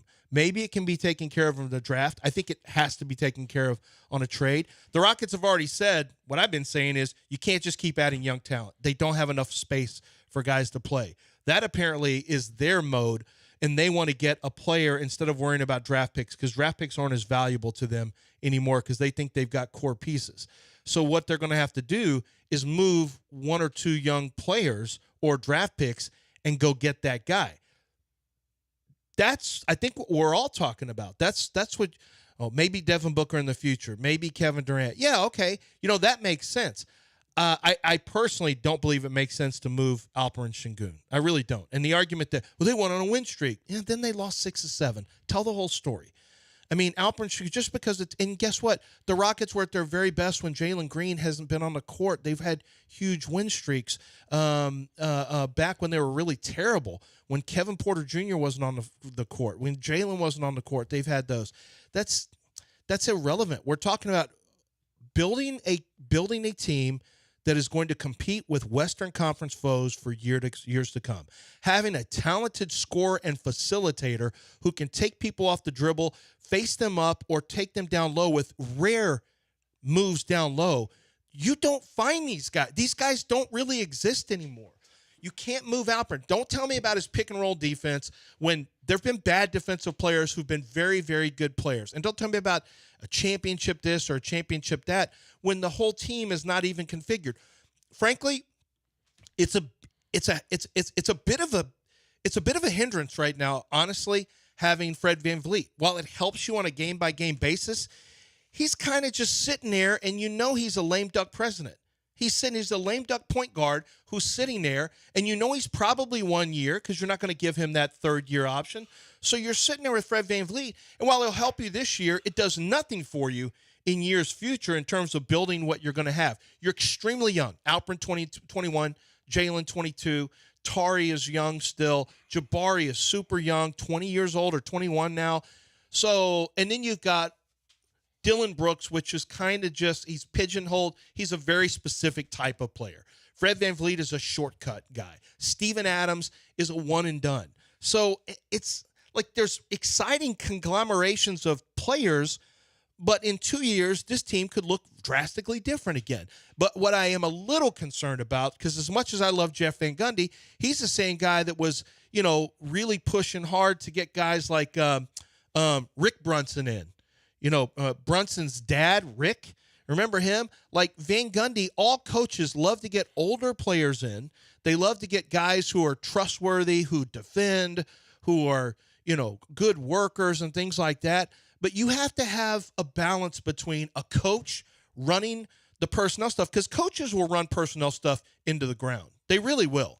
They do, because their whole thing is now. And a guy like Rafael Stone has to have big picture.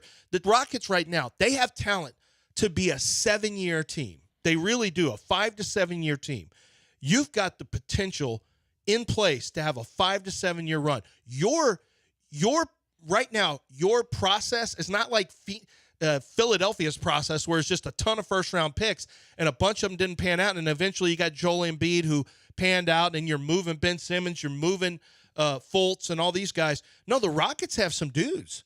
They got some dudes, and they got a coach who really coaches defense. But that coach, you can't just let – like Rafael's going to have his big boy pants on and not just allow Ime to push everything. Well, how you don't know who's pushing for this? No, but I'm saying you have to be able to push against this. It could be Tillman, it could be Patrick, it could be Rafael, it could be anybody in the organization. And pushing to win now, and being in this win now mode. I mean, I listen. They overachieved last year.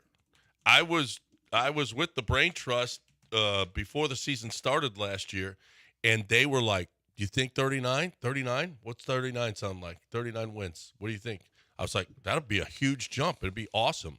And it was 41, and they were still disappointed because they could have had more. Yeah, this team threw away a lot of wins last year. Rafael Stone, at the end of the year press conference, said they tricked off several games. Yep. He said they should have been a 46-win team. Yep. So if they think they're a 46-win team, which would have had them in the play-in, they think but that's always so dumb, because you never acknowledge the ones you shouldn't have. See, but it's the same thing with bad beats. You never talk about the ones where I shouldn't have won that bet. No, that's true. But they're man, oh man, I just hate this, that you took a huge step. You have a process.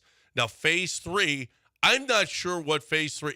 Bringing in a star here, I guess that's the route that you have to go. But, boy, this young team gelling together with the veteran pieces that you added seems like it was a really, really, really good move. Enormous jump. 18-win jump. Don't panic. Be desperate. I don't think one star would be the end of it. I think they would acquire one to attract another. But there's so many of these stars that you try to hook up. You're saying you don't believe no, in what you have. No, it could be Paul George and no. We're not doing Paul George either. Or a younger player who we're not thinking of. What? I don't know. Who knows? Well, stars the Mikal Bridges they wanted Bridges, but Mikal made sense. Well, stars get upset. No, he's not a star. Stars get upset every 8 months. Another guy becomes available. So that would be the play. Great. Just bring all your disgruntled. Well, that's a problem. You say stars become disgruntled every 8 months. That's how the NBA works. What are we, the border? No, but it's what? Why we have an open border here? Are we going to have? Yes, for stars. Yes, they will. Yes, for stars. But be careful. Somebody compared this to a Morey move. Like the Kevin Durant move would be like a Morey move, and that's really true. Where Daryl would say, "No, we just need to add this star. Yeah. We just need to add this star." And don't I'm with forget, you, John. Rafael, that's where he grew up, under Daryl. Yeah, no, he did. And I think they need one, but I don't think I think you have to tread. You are not dealing from a position. This is the same organization that wanted James back until Ime Udoka said no. So this organization concerns me at times. This is also an organization. Some of the decision makers worry me because that's the easiest call in the world. Don't touch James. And they wanted to. What are you saying, Del? They also haven't made the playoffs in 4 seasons. Yeah, they're getting antsy. Okay, making the playoffs. They're getting antsy. Ain't the answer. No. 9-7 is not the goal. Well, that's not the bar. That's not the bar. They don't think making the playoffs ain't the bar. They don't think, considering what happened last year, it doesn't appear they think adding a star makes them just making the playoffs. I think they feel like if they add one, they are a 4, 5, 6 type seed. And I think they may be right, honestly. But I think you need to be careful with the moves you make. I'm not against trading or adding stars, not by any stretch of imagination. I'm Şengün for should it. be off limits. But Şengün should be, because it's hard to find those guys. It's do not that. hard to find a lot of the other guys that you have. Yep. He's All right. just kind of – but the whole thing is, don't panic like we're in win now mode. I don't want to hear the phrase win now. You're going to keep getting either incrementally better or take giant steps like you just did. Does anyone remember how quick the Golden State Warriors went from being non-playoff to champions? Well, it happens quick. Oklahoma City, it can happen really quickly. It happened quick in the sense that they got rid of a coach and then it changed things. But they were a playoff contender before they hired. The Rockets were the best Steve Kerr. Oklahoma team City? this year. What about Oklahoma City? And, Del? it wasn't even close. We got a break. It's time to talk about HR&P. Time to talk about if your company is running as efficiently as it possibly can. And it can with HR&P. HR&P we love HR&P. They are here. You can call up here and ask Laura about HR&P. HR&P is a company that is going to come and do a thorough investigation of your business and tell you exactly what you need and tell you exactly how much money they can save you, because they can save you big bucks. HR&P is awesome in that way. They saved us money. We loved going to listen. We weren't going to move. We had another payroll company. We weren't going to move unless it was such a big economic boom for us, and it was. It turned out to be awesome for us, and it's going to be awesome for your company too. But you got to take that first step. Do you have a payroll company now? Do you have an admin company? Do you have benefits packages and your HR and is somebody else doing that? If they're not doing it, if you feel like, wow, maybe we should take a look at this. Yes, you should, because HR&P will come in and take care of business for you. HRP.net, 281-880-6525 or HRP.net.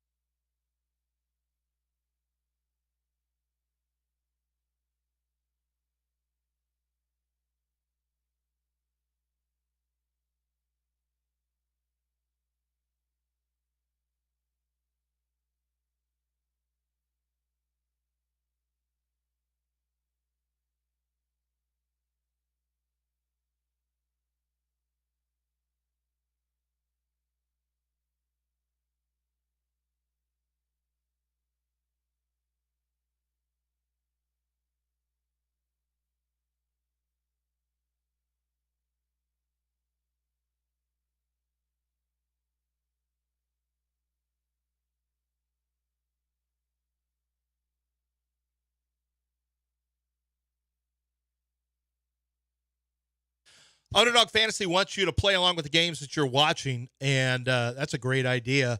We've got fantasy football right around the corner, and you can actually go take part in their season-long fantasy drafts at Underdog Fantasy. And, of course, that's really, really cool because, you know, when you do that, you have an opportunity to turn your games on Sunday and play along with the action. And you got your daily fantasy football. You got your season-long fantasy football. But did you know right now you could be playing baseball, golf, soccer, UFC, all these sports that you never even thought about? You can do a Pick'em Challenge. And what the Pick'em Challenge does for you is you get to draft you get to choose between 2 and 5 players, you look at statistics they have for those players, and there's a ton of different stats for each player. Go find the ones that you think, oh, no, this guy's going to excel tonight in this area. No, this guy's going to really struggle tonight in this area, today in this area. You go higher or lower with the statistic. You pick between 2 and 5, and if you win them, you win big money, and it's real money. It is legal here in the state of Texas. They even have insurance features where you can win 3 or 4, 4 or 5, and still win.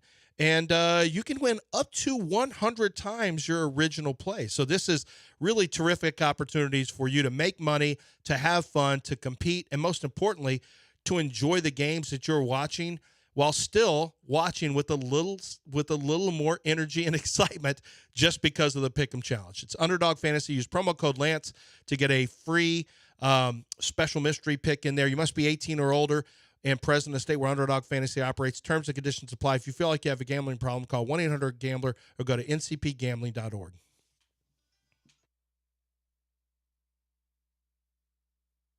You're back in the Veritex Community Bank Studios with John and Lance. On ESPN 97.5 and 92.5. Durant, to my knowledge, has not asked for a trade to Houston or anywhere else. Booker is fully invested in the Suns. But this move is bait. It is bait to the Suns to reconsider. And one thing I want to point out, watch what the Rockets do tonight with the number 3 pick. This is one of the most important moments of the draft, and in many cases this is where the draft kind of starts. If the Rockets take Donovan Clingan out of UConn, another center, which is an option for them, and now have a bunch of centers on their roster, that would potentially enable them to make Alperen Şengün, their very talented young Turkish center, available in that type of trade to dangle in front of the Suns. The Rockets are full go to improve dramatically now. Yes, they can offer this in the future, but now, and that's why they did this deal now.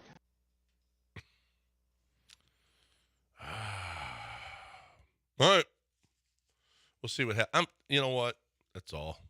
Let's talk about the Astros. One game away. We're getting Schlossnagled this morning. We're getting Duranted this morning. We're getting Alpied. When we got a team that's a game away from 500, the premier organization in this city. What an accomplishment. You mean the team that's been to 7 straight? Yeah, exactly. That's my point. ALCSs? That's the accomplishment. Well, how about that they started slow and now they're proven to be the He is greatest he's in prime the greatest team in Astros history. Lauding this great franchise for getting back to 500 in late June. Let's applaud. You are a certified op today, without question. No. Without question. Oh, this is some of your finest work If you want to today. talk about Hunter Brown and how great he is, great. You want to talk about the hot streak they're on, great. But, look, they're a game under 500 in late June. Congratulations, Astros, for finally showing up to the party. Thank you very much. Just because, we stumbled at the beginning. You don't love redemption stories? It's not redemption. Yes, Playing it is. up to your capabilities isn't redemption. No. The injuries that they've had to put up with. Okay. It's never, ever, no one has ever gone through what the Astros have gone through. Is this your version of Schlossnagle? Like, the Astros overcame these injuries like he left his family? Yeah. Okay. Look at how many guys had to leave their family to come here and play for the Astros, and now they're winning. Or on the verge of being a 500 team. What a statement. That's right. On June 26th. That's right. I want to ask you guys a question. So the Aggies lost their head coach to Texas in probably the worst fashion possible, right after national, and you lose them to Texas, and we know how that whole thing goes. What's the worst, what's the most devastating turn of events that you can think of in the history of anything? Is there one for... in the movies, I would say when I was very young, I saw this. I had this happen to me. Junkyard Dog and Hacksaw Butch Reed were very good friends. Obviously, the wrestlers in Mid-South Wrestling, and I can pop your neck. John's trying to do his neck. I've watched a lot of chiropractor videos where they pop. I don't. Let me do something. Keep that man away from you. I've watched videos where if I grab it on the side and just go, that's not pull it real hard, it'll pop a lot. That's not comfortable. Anyway, Hacksaw Butch Reed was there with Junkyard Dog, and then Junkyard Dog, it looked like they were going to be friends, or that they were going to be friends forever. And then Hacksaw Butch Reed clocked him from behind, and then ended up putting a yellow stripe down his back. He got yellow paint, put yellow paint down his back. And I was like, that's got to be how the Aggies feel. You think you've got your coach, and then before you know it, he's doing stuff like that, like Hacksaw Butch Reed did to Junkyard Dog. I would say for people who didn't read the books, when they thought, Ned's made some mistakes, he's too forthright. He's gonna get sent to the wall. He'll live out his life in the North. Then Joffrey's like, "Excuse me, off with your head." Yeah, that is. I mean, yeah, that's the turn of events. Yeah. Where have you had something good, something that great turned that poor? Movie, but have you seen it in sports? When Jamie and Cersei were in the tower, okay, No. something good, and then that little kid came they along. Shoved Bran out of a window. And he had to go. I mean, the Red Wedding's not great either. No, the Red Wedding Yeah, was the that's biggest a little turn. But were they great? The Freys and the Starks weren't friends, but they thought they had an agreement, and that was going to help them win the war until Walder Frey was like, wait a minute, you chose this woman over one of my daughters, so you got to die. Johnny Damon from Red Sox to Yankees. Oh, now you're going to real life. Well, I'm going to sports. It happened in sports. Johnny Damon from Red Sox to Yankees has to be one. Well, so did Boggs. Yeah. There's been a lot of Have we had one here in there. Houston? It wasn't Vince's fault, but Vince going to the Tennessee Titans, who used to be the Andre played for 2 other AOC South teams. Andre he played with the Titans? Yes. My God, I don't even. Do you remember Andre Johnson playing for the Titans? No. But that wasn't devastating. He was at the end of his career. Basketball. Where you think something? Oh, Shaq leaving Orlando for the Lakers? That's pretty obvious, though, isn't it? Well, that's what. That's what Longhorns are saying too. He left Aggies for the Longhorns. Well, that's what I'm saying. You think you've got your guy, and you've got. Remember, they were just with Penny Hardaway and Shaq and Nick Anderson and Dennis Scott. They had this mega team that was going to be great for years, and before you knew it, we swept boom, them. He's out of there. Great move by Shaq. Great move by I can Schwarzenegger. find a lot of those things. Let me see if anyone else. I got one. Devastating turn of events, at least for some people. On a Friday, Lance Zierlein was a 1560 employee. On a Monday, he was a 790 It employee. didn't work that way. It was the John. It was the former. Kind of worked that way. Yeah, on a Friday you were here. Bye. On a Monday you were there. We don't have to talk about that. You brought it up. We're not eligible for this. We're not eligible for this game. What? Hey, I thought Friday was just a normal day. Yeah. That's not how that went. It went that way for me. That's not how that went. I didn't know. Yeah, kind of was. That's not. You guys are lying. Right. No, we're not. I mean, we don't care anymore, but that was Yeah. how it happened. Like, ooh, wow, Lance is gone. Yeah. Anybody see him? Look at that.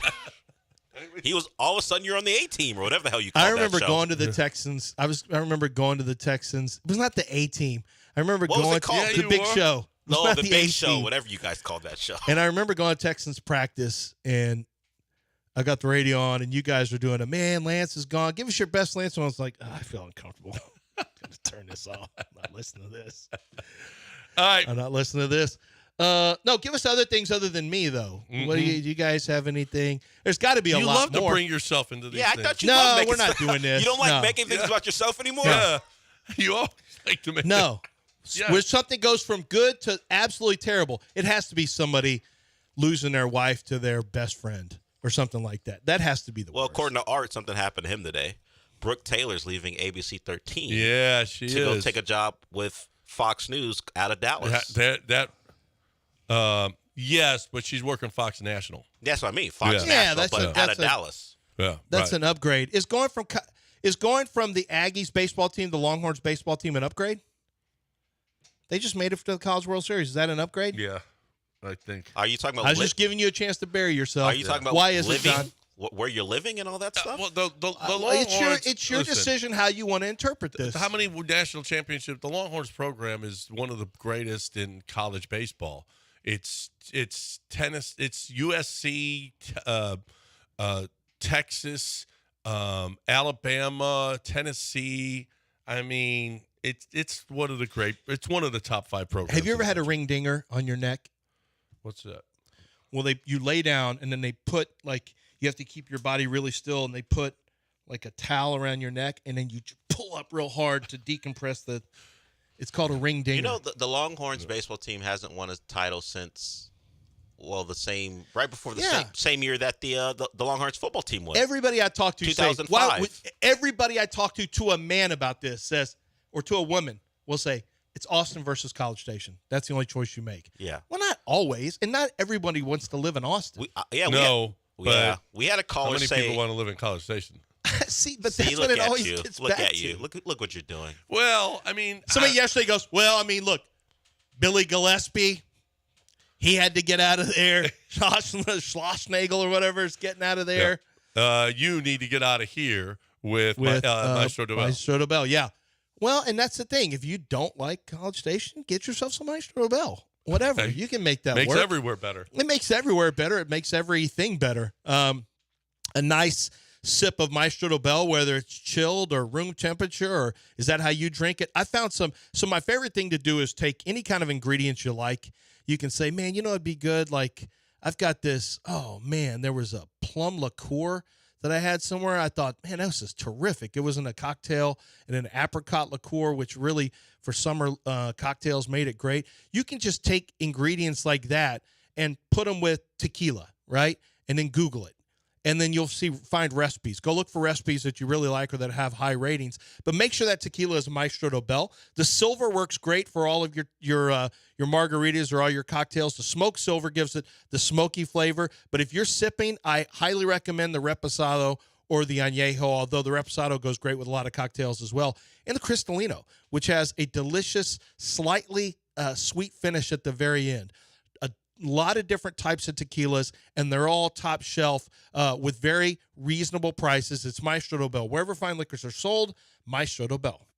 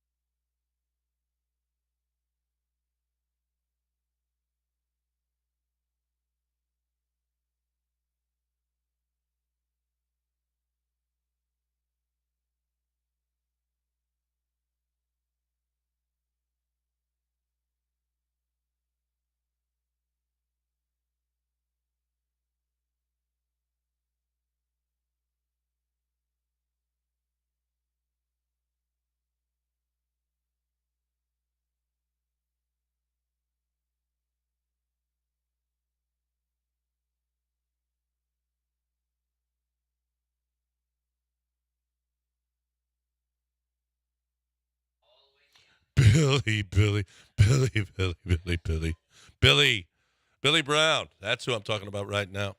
I'm telling you here and now, if you don't put Billy's number in your phone, it's just stupid. Okay? I don't want to call you stupid. I'm sorry. I didn't mean to say that about you, but I will say this.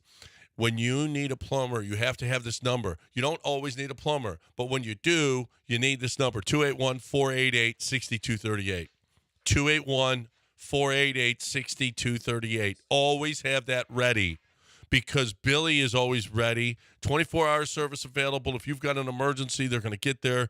If you've got a pipe leak and it's all over the house, man, you got to have a guy right now.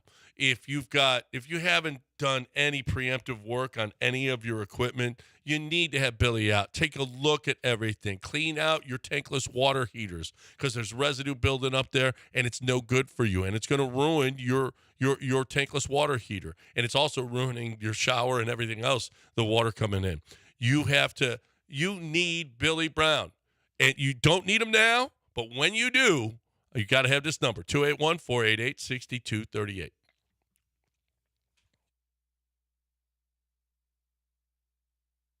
You're back in the Veritex Community Bank Studios with John and Lance. On ESPN 97.5 and 92.5. He did this, and he's telling us in our ear, get us back on time, okay? And he did this. He did. You play Brian Windhorst talking about this is 2 minutes. Kevin Durant. We have 2 minutes. We got a 3-minute segment here now because I got a 9+ minute ASMR chiropractic adjustment compilation. No. All neck cracks. What you want to play that for? He's been showing me neck cracks for this whole segment, this whole break. Like, I don't want to see other people's necks cracked. Mine. You know, there's an industry for this for chiropractic. Stop playing the sound. The chiropractors to get attractive women to do it. The views are so high. I tried to tell John. Yeah, see, this is what. Oh my gosh. Yeah. Wow. Oh no, I was telling John that. He saw one. He goes, oh, she's good looking. I said, oh, John, this is a whole thing. Compilation. Because there's something about seeing people get their necks and backs popped. I don't know. For some reason, it's satisfying, whatever the case may be.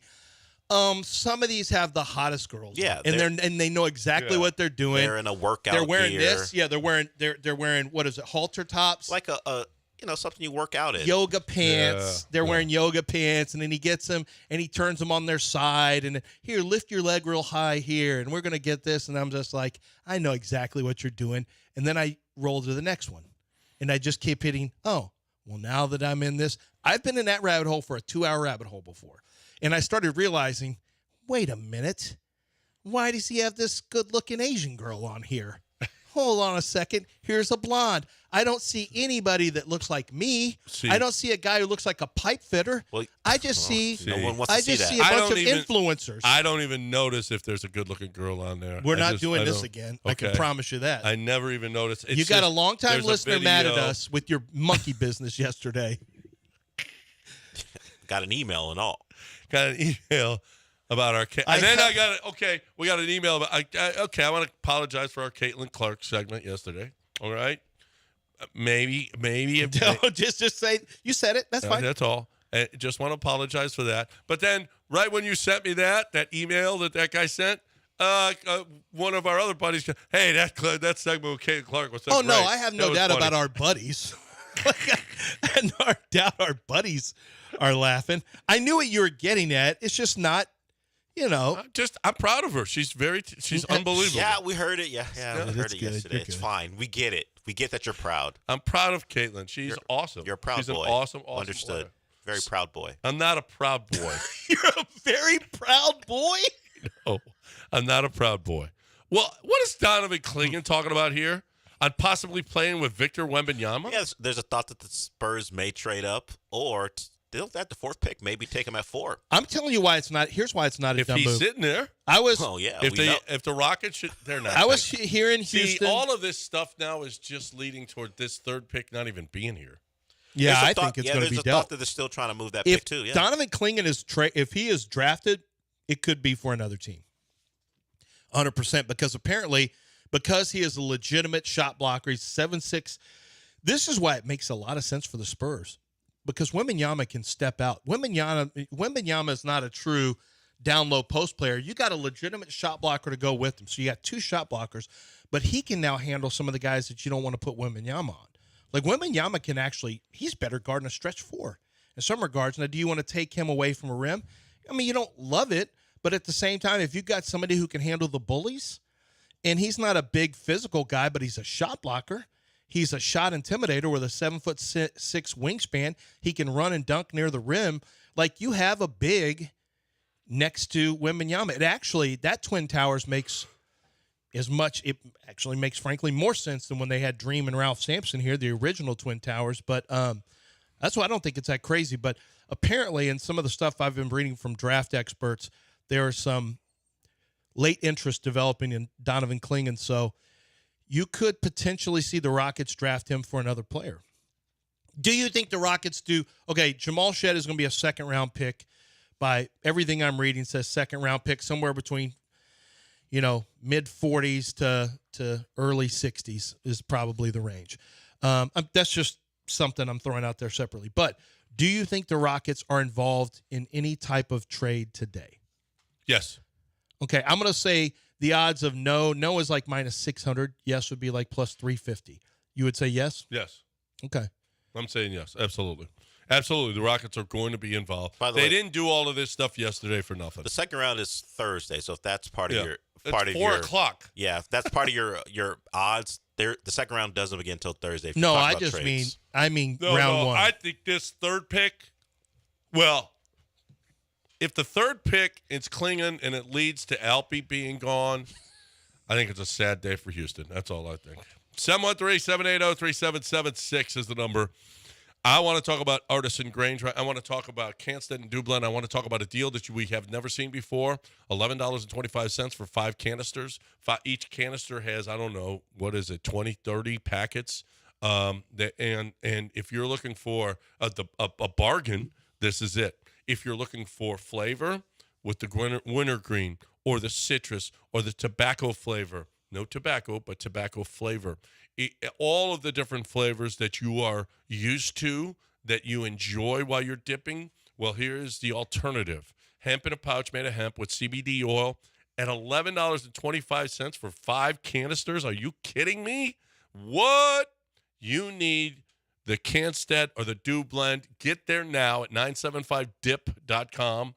You got CBD, you've got hemp, you've got a way for you to get out of this dip and do it safely and do it with the same flavor that you like and the same sensation you like, all at 975dip.com. $11.25. You're never going to find a deal like this again.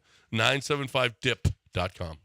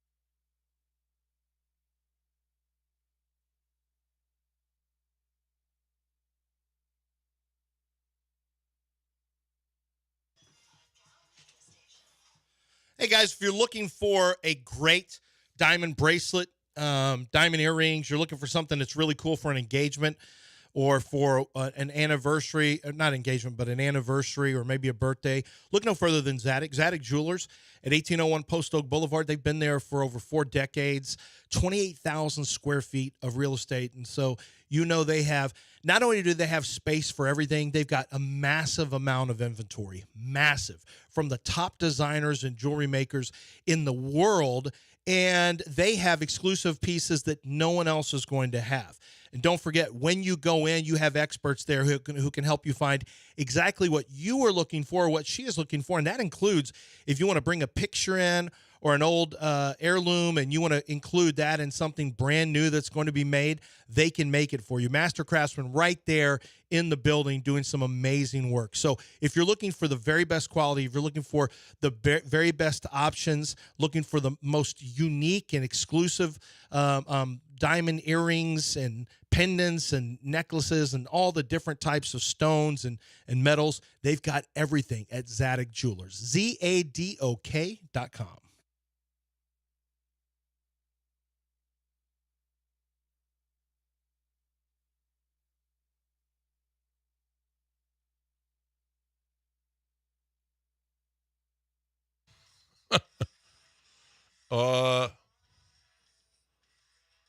Apparently, multiple sources today have told Kendall Rogers that the Schlossnagle deal was done between A&M series with Georgia and before the regional round. So this has been done for a while now. Since the regular season finale. Yeah. Well, it happens. Wow. And that was before he beat them. It's before the postseason even began. Yeah. Butch Bacala says this is the dirtiest. This is dirtier than dirty. What has happened, we know will come out. Well, dirty, filthy. Bacala.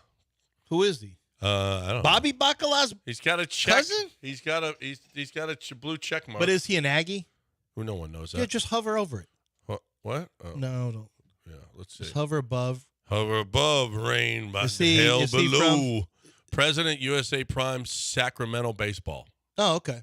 Yeah. So he's just saying, this is dirtier than a dog's butt. This is dirtier than dirty. It's dirtier dirty, than a dog's filthy. ass. What they did to Whoa. them. I mean, this happens. If this coaches don't get suspended for a year with no pay, the NCAA has lost all legitimacy. Wait. Say this Suspended? again? Why are we reading this? I'm a total loss for what I'm being told went on. Oh, so he thinks there's some dirty underbelly stuff going on, not just a Well, are simple you saying coach there's leaving. tortious interference? Because why is there no tortious interference Well- for college coaches when it happens all the time? I Yeah. don't understand that. I mean, they're under contract, and you can. And now, tortious interference. He took his whole staff too, except one guy. You mean like Lincoln Riley did? Yeah. And I mean, Oklahoma went through it. Lincoln and Riley. a vital part right now, right before as the portal is open. Oh my gosh, I feel bad for everybody involved in this thing. I just feel like Schlossnagle lost. To me, you not. I don't know if it's credibility. I just think what a scumbag move. What a scumbag So move. someone called. If you're gonna go, but don't act like this is a lifetime So job. it's only a scumbag move and because 8 hours later, this is a lifetime job, and I didn't bring my family. And I left my and family. you're an a-hole for asking me this Selfish. question. They call the kid selfish.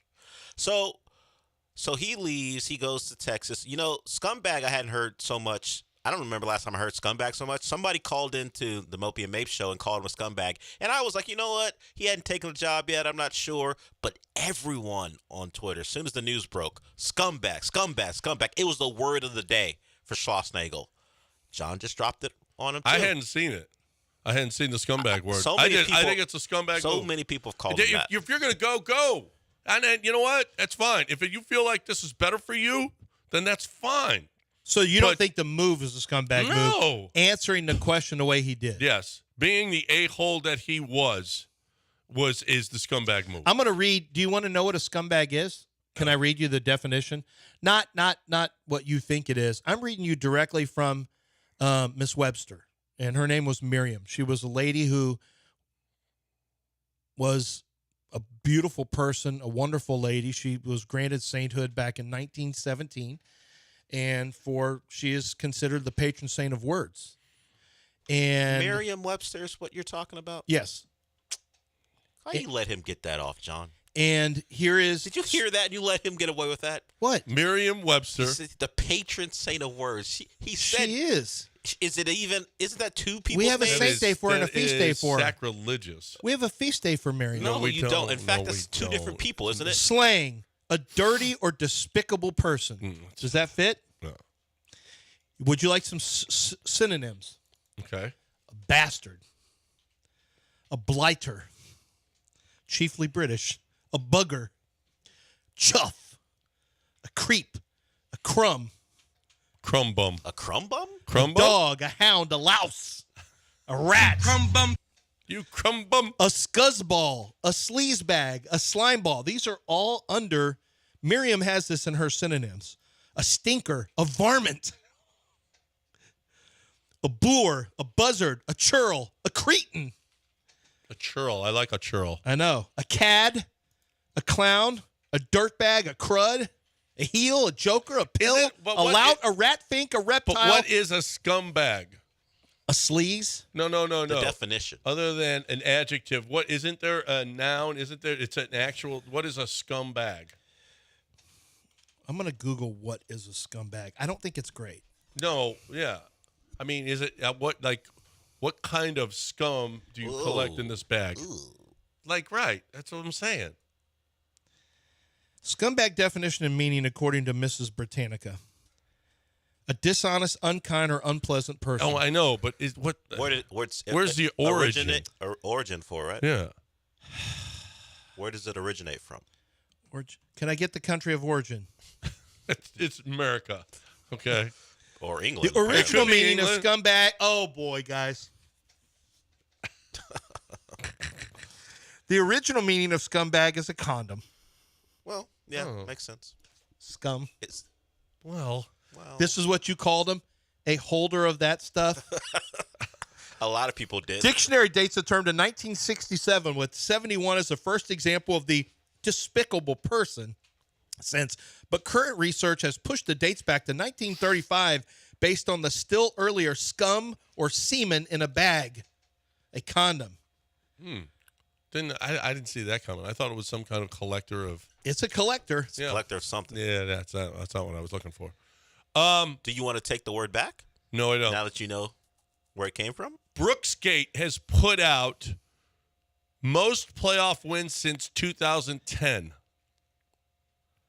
There are more There are 4 NBA teams. There are 2 NFL teams, and there's 1 Major League Baseball team.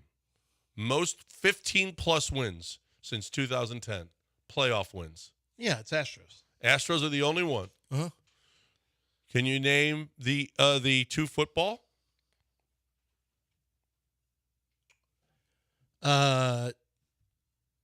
Since 2010. Did Tommy do it? Tommy. And it's not Patriots. It's not Chiefs. Chiefs. It is Patriots and Chiefs. Can you name the 4 NBA teams?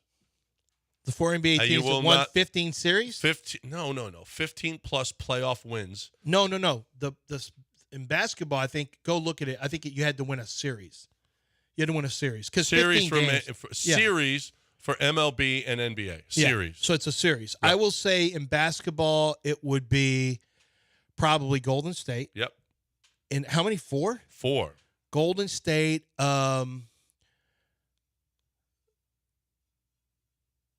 the Spurs be in there? They're not in there.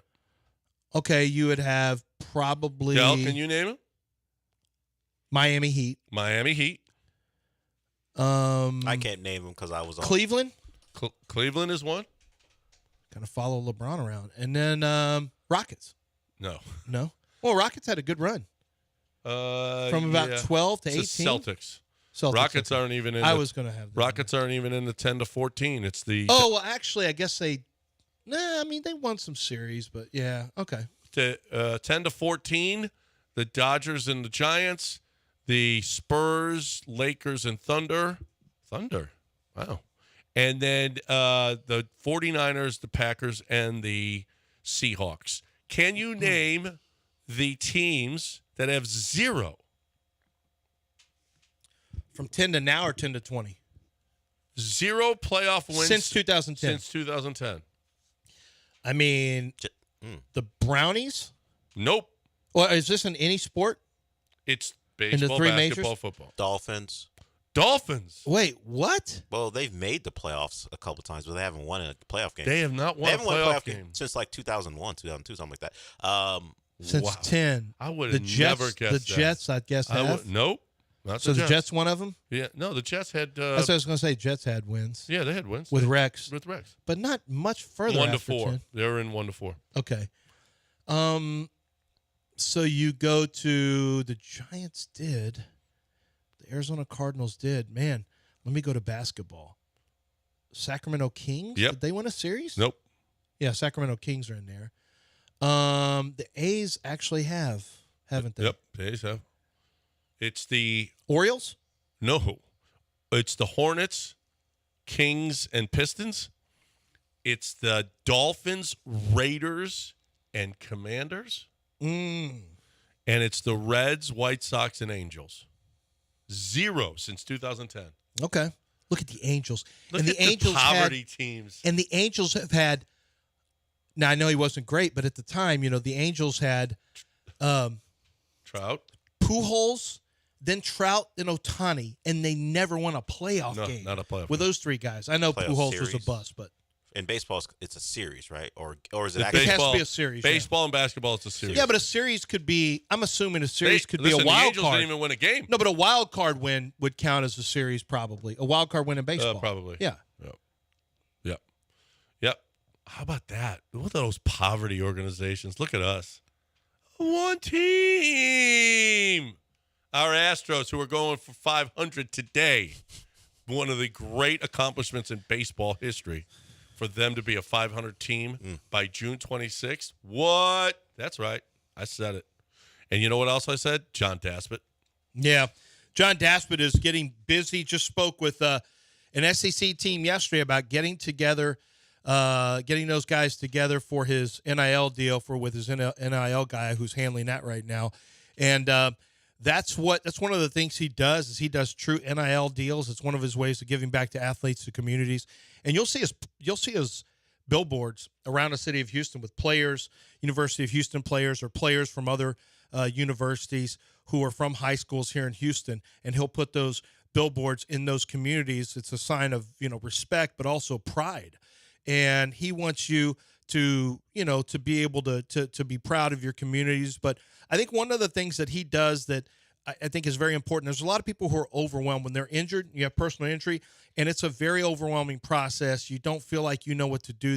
You're intimidated by the lawyers who are saying, hey, you need to sign this or this because we've got an offer for you, and it's really going to help pay all your bills. And this is, we want to just say sorry that, the employer or the person on the roadway or wherever that they injured you. We know it wasn't your fault, so here you go. We want to give you this check. So you need to sign this. Get this done today so we can get it turned in.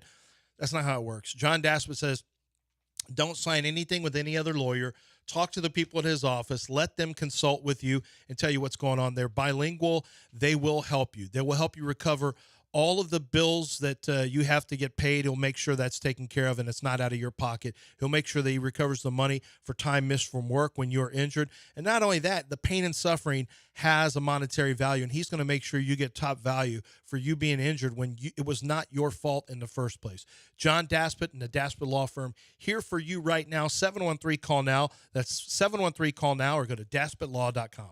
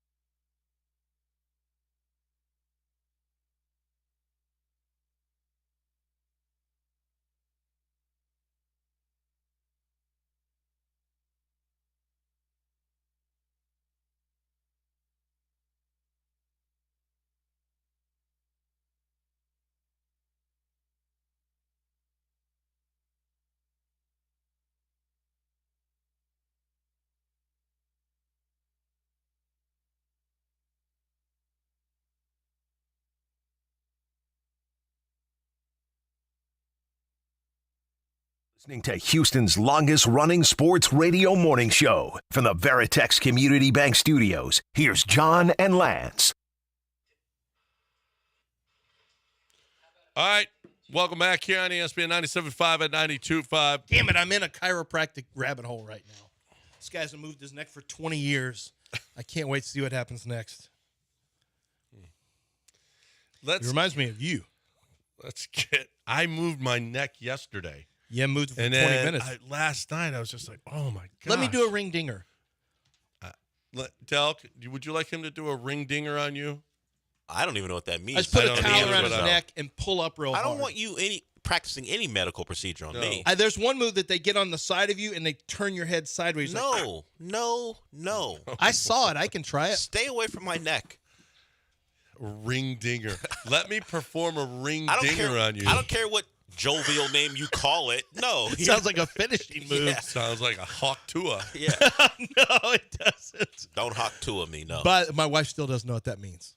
She doesn't. She was in Banff, British Columbia, and Jasper, and I asked her yesterday, have you seen it yet? Like, our Twitter timelines are so different. Yeah. It's so different. You haven't seen it at all on your timeline?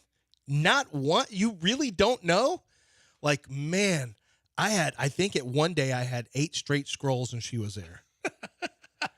I will say this. I saw what you guys are talking about. I didn't know.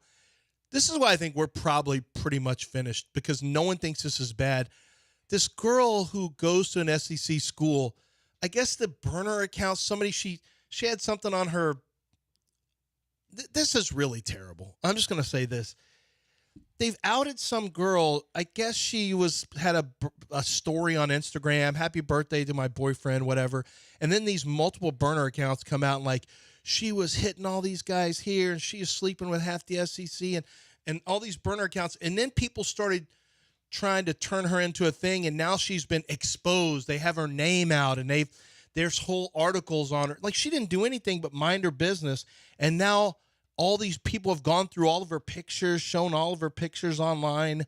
She is, like, I don't think she did anything other than just but because these burner accounts created stuff, the internet thinks this is really funny. We need to follow up on this, and this is, I mean, God. What a bad place this is. Yeah. The Burnerverse is made up of guys who were in fraternities or are currently in them, and they, made memes and shared images of this girl and turned her into, I guess, a girl like you said who. Yeah. And then Twitter's more than happy to pile on. Yeah, we've got to find her and where does she work? And like, all I can think of was, my gosh, she didn't, as far as I know, she didn't do anything. It's gone from being find people who have said and done bad things and expose them, which I always get a little uncomfortable. I saw another one yesterday where a girl had this long thread about a guy who was married who was talking to this girl at an airport, and then they sat next to each other on the plane. They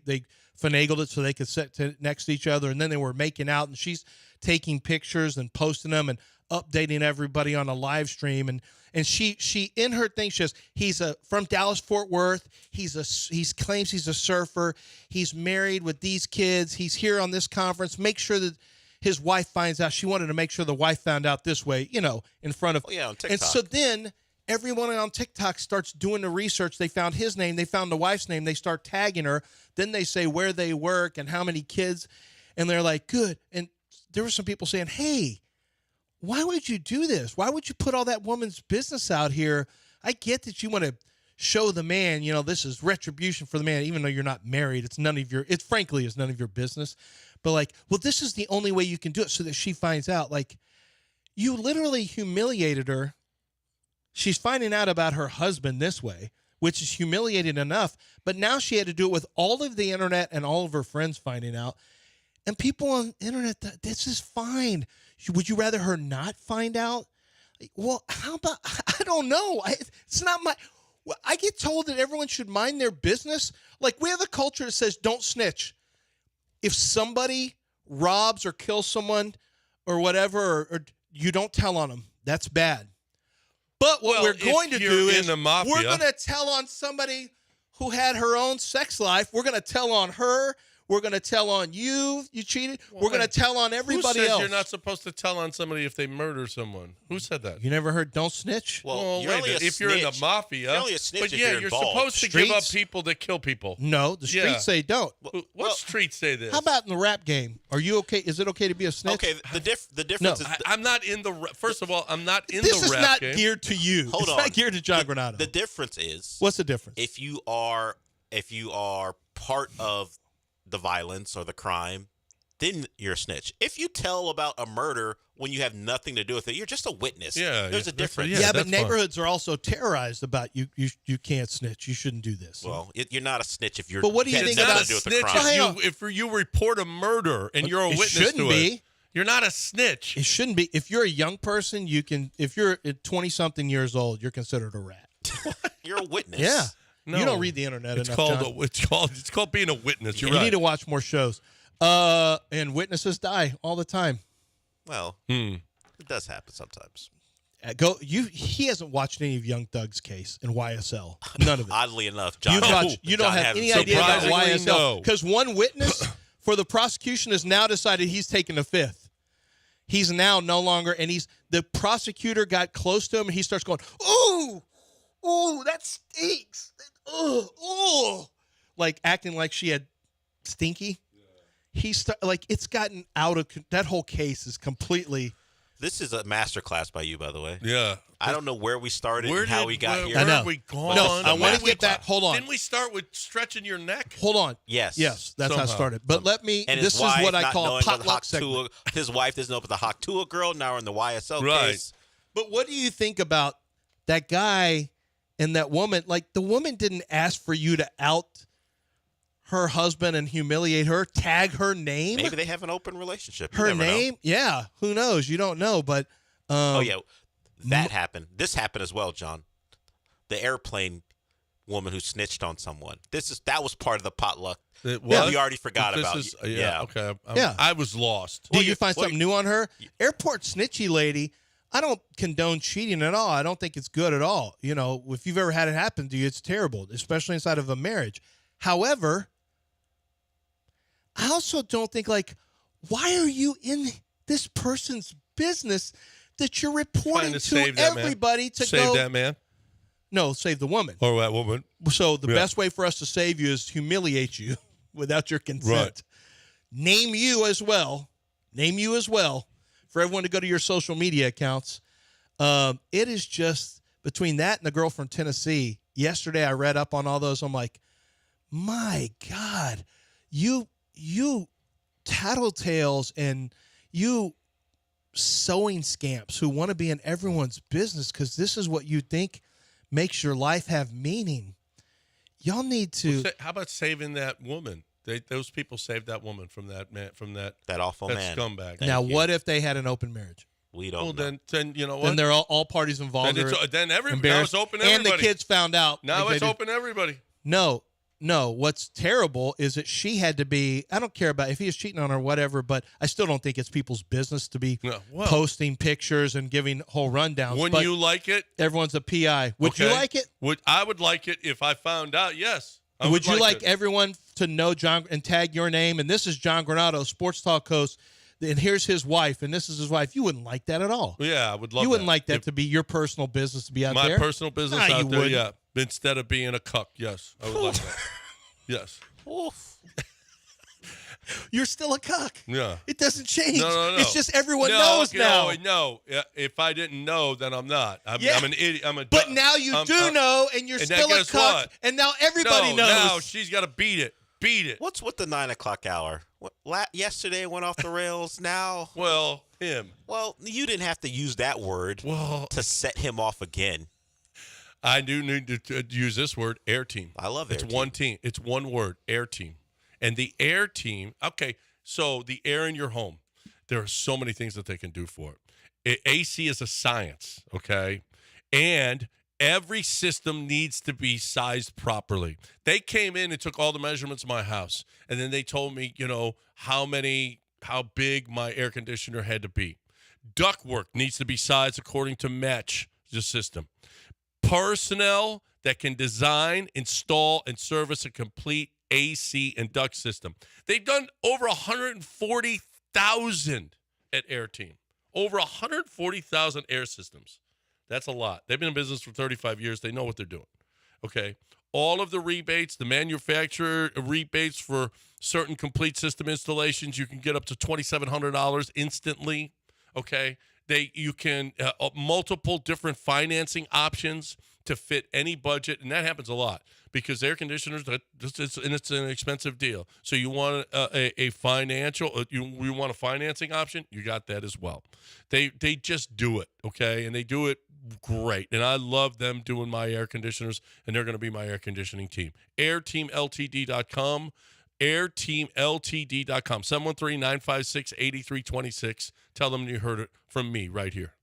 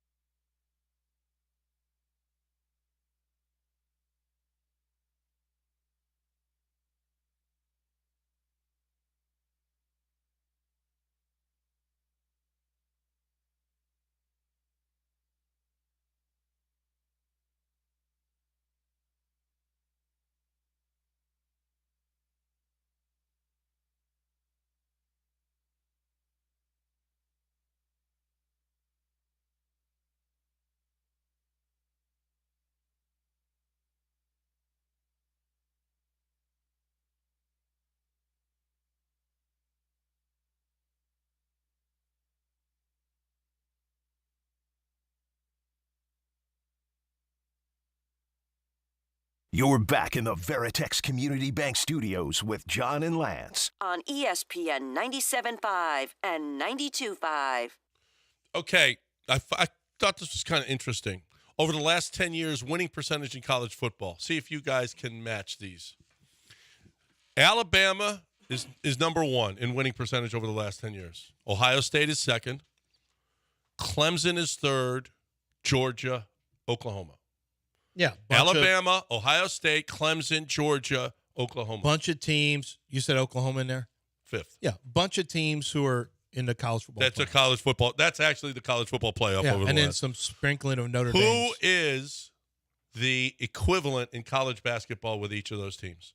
Who is the Alabama of college basketball over the last 10 years? Villanova? No, Villanova is not. Huh. Villanova is fifth. Winning percentage. Winning percentage over the last 10 years. Who? Gonzaga?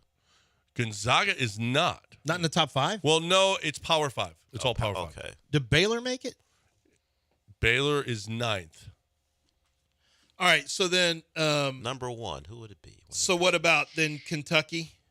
Kentucky seventh. Not I over thought that that time was a frame. little low. Kentucky is with Notre Dame at Do they number consider 7. Villanova Power 5? Villanova is number 5 with OU. Memphis? No, I'm sorry, not Memphis. That was in my head with Kentucky. Wait, we said Kentucky, right? No. You're missing all the blue bloods, Kentucky. y'all. Kansas is number 1. Kentucky? Kentucky's 7th with Notre Dame. Oh, yeah, I already mentioned them. Where's Duke? Duke is 2 with Ohio State. UNC?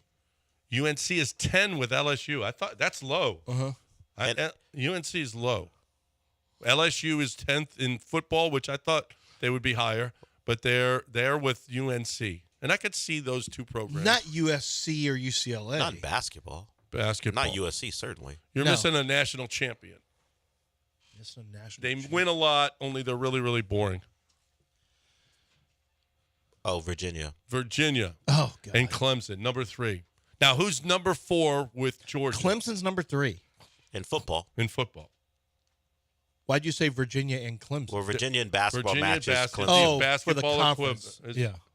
No, not for the I'm a damn. You're saying 3 and 3? Basketball, football. Oh, okay. Virginia, you're just correlating the numbers. Right, the numbers. Okay. All right. Number 1 is Alabama, and in basketball is Kansas. Number 2 is Ohio State with Duke. Yes. Number 3 is Clemson with Virginia. Georgia with? They wouldn't use Houston, right? Because Houston. But they're only been Power 5 for a year. They're Power 5. Okay. Houston is number 4.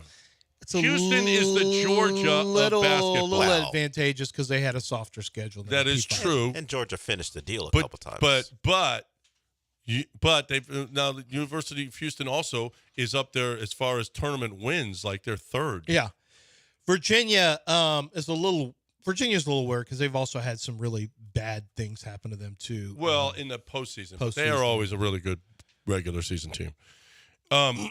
U of H, I thought that was they're the Georgia of college basketball. That's not accurate. Yeah. Georgia finishes the deal accurate. twice. They're the Georgia of college They basketball. are not the Georgia of college basketball. They're not the Okay, Georgia they're number 4. They're more like the Oklahoma of college basketball.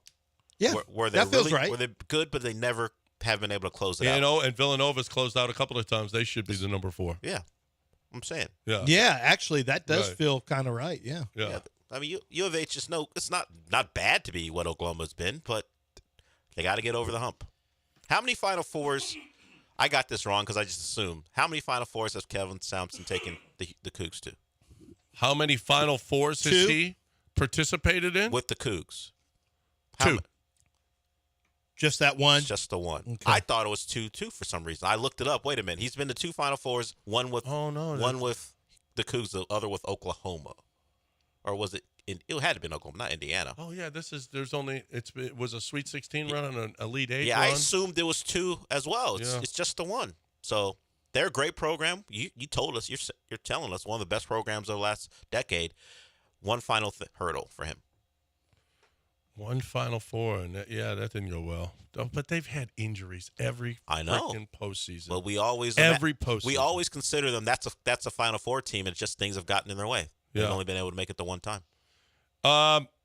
EA Sports, your deal. Yeah, there's going to be a big reveal in about 17 minutes that will distract me from the start of my show. What is it going to be? Okay. Do you know where EA Sports feels like the top 10 toughest places to play in college football? I know the one that got people upset because the actual record of the team that plays there at home isn't great, but it's historically done, not just over the most recent history, and it includes like crowd noise and environment and attendance and all these things. A&M's in the top 10. They're number 1. Number 1. Yeah, they got to be way up there. If you've ever been to a game at A&M, no matter what you think about A&M or whatever your little preconceived notions, that place is loud throughout the game. Longhorns, where are you? And toughest places to They're play. not in the top 10. Not there. They're not in the top 10. You can have Schlossnagel all you want, but guess what? Toughest place to play college football, Kyle Field. Well, they have a new head coach this Unless year. your name is App State. They don't win enough. Yeah. Which is what Sean. App State didn't have as hard a Which time. is what Texas guy Sean brought up yesterday. What about App State? How hard was it for them? Not that. Brian, Denny Stadium. So Ohio State has to be up there. It's Alabama's 2nd, LSU's 3rd, Tennessee. Ohio State is 4, Georgia's 5, Penn State, Wisconsin, Oklahoma, Florida State, Florida. Florida State? Florida State? I've been to Florida State against Clemson. I didn't. Florida. I've been to Florida. That's a tough place. Now, Florida State I went to when they were good. It was Deshaun Watson versus I was scouting Deshaun versus the running back from Florida State. Dalvin Cook. Dalvin Cook. It was a big game, Florida State Clemson. It's fine. I thought it was good, not top 10. Yeah. But the way it's built, it's not built to hold in sound. What about Oak State? I mean, I know it's right on top of the opposing team, but you know what what really hurt Oklahoma State? They had those paddles that they hit. Oh, they can't do it anymore. Can't do it. That sucker was loud. That was loud. What about Texas Tech? It's been a house of horrors playing in there at times for people. They're not a good enough team to win enough to make the list. Right. So you had Penn State. You didn't have Michigan though. I've heard Michigan is much more quiet. But it's an older. Everything escapes. Everything's out. Notre Dame too. For years they say I've been to a Notre Dame game. The sound just escapes. No, but they say Michigan historically sound escapes and it's an older crew. Ohio State is definitely in there because they've got mean, bad people in there. Yes, it's a they horrible drink and person. they try to hurt you. No, and people who have been to games say don't win or lose. They're going to come after you after the game. It really doesn't matter. Not the whole fan base, but the a-hole fans. OU's a really good game day experience. Never been there. It's really good. Camp Randall is that's good too. Did Rice? Are they in the top 20? Rice is 21st. Okay, outside of it, but it's tough because I think if we have only to went pee, to 20. How intimidating is that? If you got to pee, you got to pee in front of everybody in a trough, and you stand up on a. Well, the players don't. I mean, there may be a trough in their locker room. Are you sure they don't? They don't have to go into the stands and no, pee. but they probably have their own troughs they have to stand on Rice. too. That's terrible. Rice is a great people. I spend a little money for Coach Bloomgren. How about that? How about we give Coach Bloomgren some facilities? That'd be nice. Why would they give it to him? They haven't given it to anyone else. Why would he be the one who gets it done? Bloomgren, you know what you got yourself into. Yeah, how about you do something nice for him for a change? Oh, my God, Del. He knows what he got himself into. Oh, my God. I can't find anybody for the Rockets. You have been just He better Schlossnagel that thing. I love it here. Schlossnagel that thing? I love it here. Oh, UTEP's come calling. Okay. Actually. Yeah. UTEP. You're going to get a lot more support. Yeah. Hey, if UTSA opens up, that's actually that's not a bad job. It's actually a move up. No, it's not a bad job at all. No, at all. Oh, I got you in a Lord Varys outfit. Okay. Why? Someone's up. No, because that's how you've been. You're sabotaging Houston sports. I'm giving you information. What you do with it is up to you. Lord Delvis. You would take issue with George on that one. Hey, you didn't even think about that name. Laris, Delvis, Varys. Yeah. Be original. Yeah. I'm just giving you what Windhorse is giving us. I thought you guys should know. All right. So for those of you who don't know, we appreciate wrap it up. We've got an Astros 1:00 game today. So be ready, Colorado. Eric Getty's coming at you. So they got no shot against our team. We've got NBA draft tonight. And if they draft Klingon, if the Rockets draft Klingon, there is not a rumor, but there is. Most notable, Memphis and Oklahoma City really want to move up and get their hands on Klingon. And I was looking at their rosters. There's really not a lot you can take off their rosters. Marcus Smart is there in Memphis. Apparently, Kevin O'Connor, the Ringer, called around on that, said Memphis has no interest.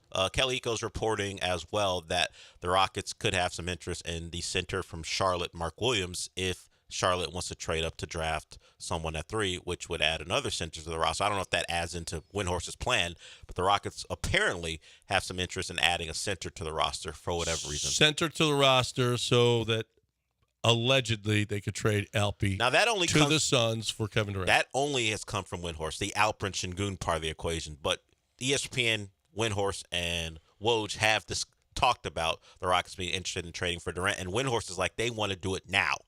Now. Alpi for Durant does not sound appetizing to me in the least. Not. Let me ask you this before we go, in the least, because you're John's a real one. You're pushing back on. Certainly, I agree with you on some of it. The youth of Alpi and his projection over taking on the age and the injury concerns with Kevin Durant. He's 35. I go back, and it's part of my basketball loving history. 2005, the Heat have Dwayne Wade, a star in the making.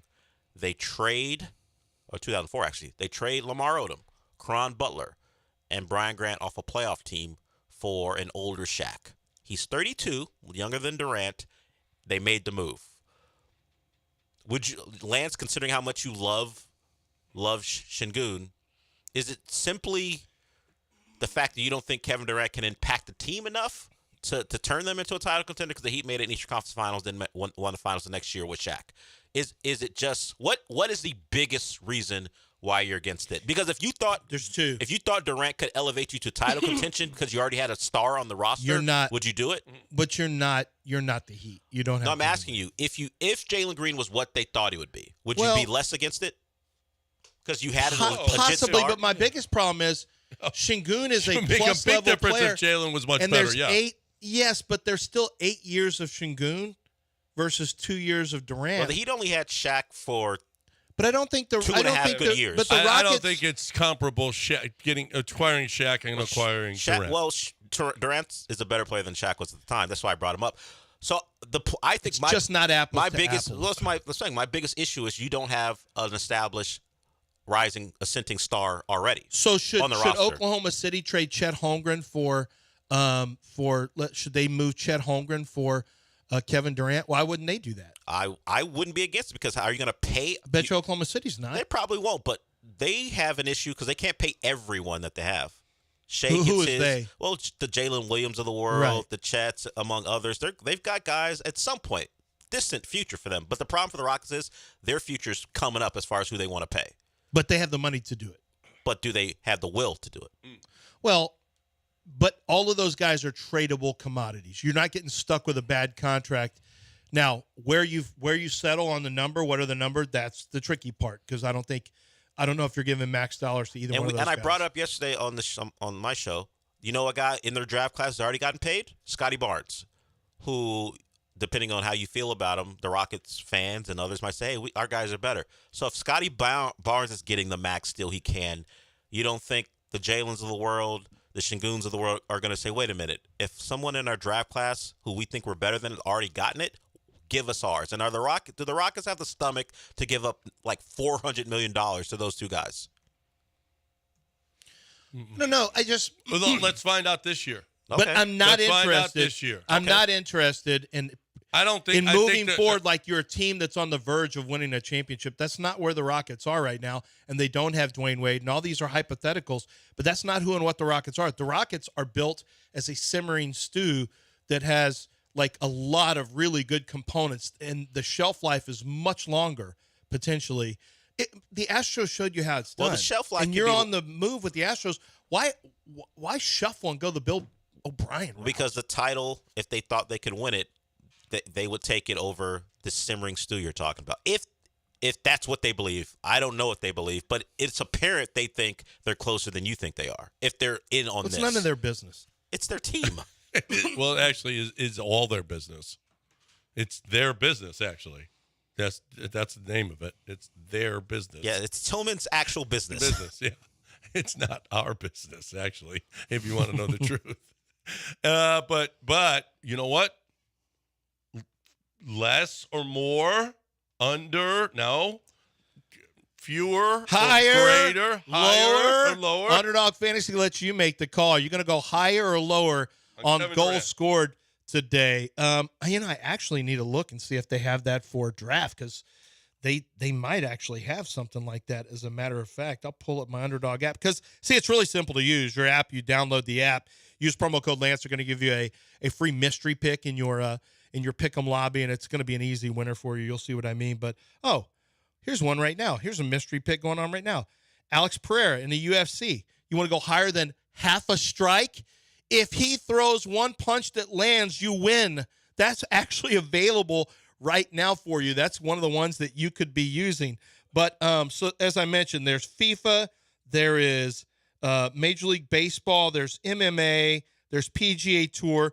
There's a lot going on right now, not to mention when the NFL season comes around. You can pick higher or lower in the Pick'em Challenge. You have to pick between 2 and 5 players, and the payouts, are going to vary depending on how many you pick and if you use the Scorchers, which have chili peppers there, which can actually be higher payouts. But the great thing is it's just a lot of fun, and you can win big money. You can win up to 100 times your original play, but you're watching these sporting events, and now you're watching to see if a player is going to do better than expected or worse than expected, higher or lower, and you can make real money with this. It's legal here in the state of Texas, and it's just one click of the website away or your phone. You download the app, you put promo code Lance in, and you are off and running. You must be 18 or older in President State where Underdog Fantasy operates. Terms and conditions apply. If you feel like you have a gambling problem, call 1-800-GAMBLER or go to ncpgambling.org.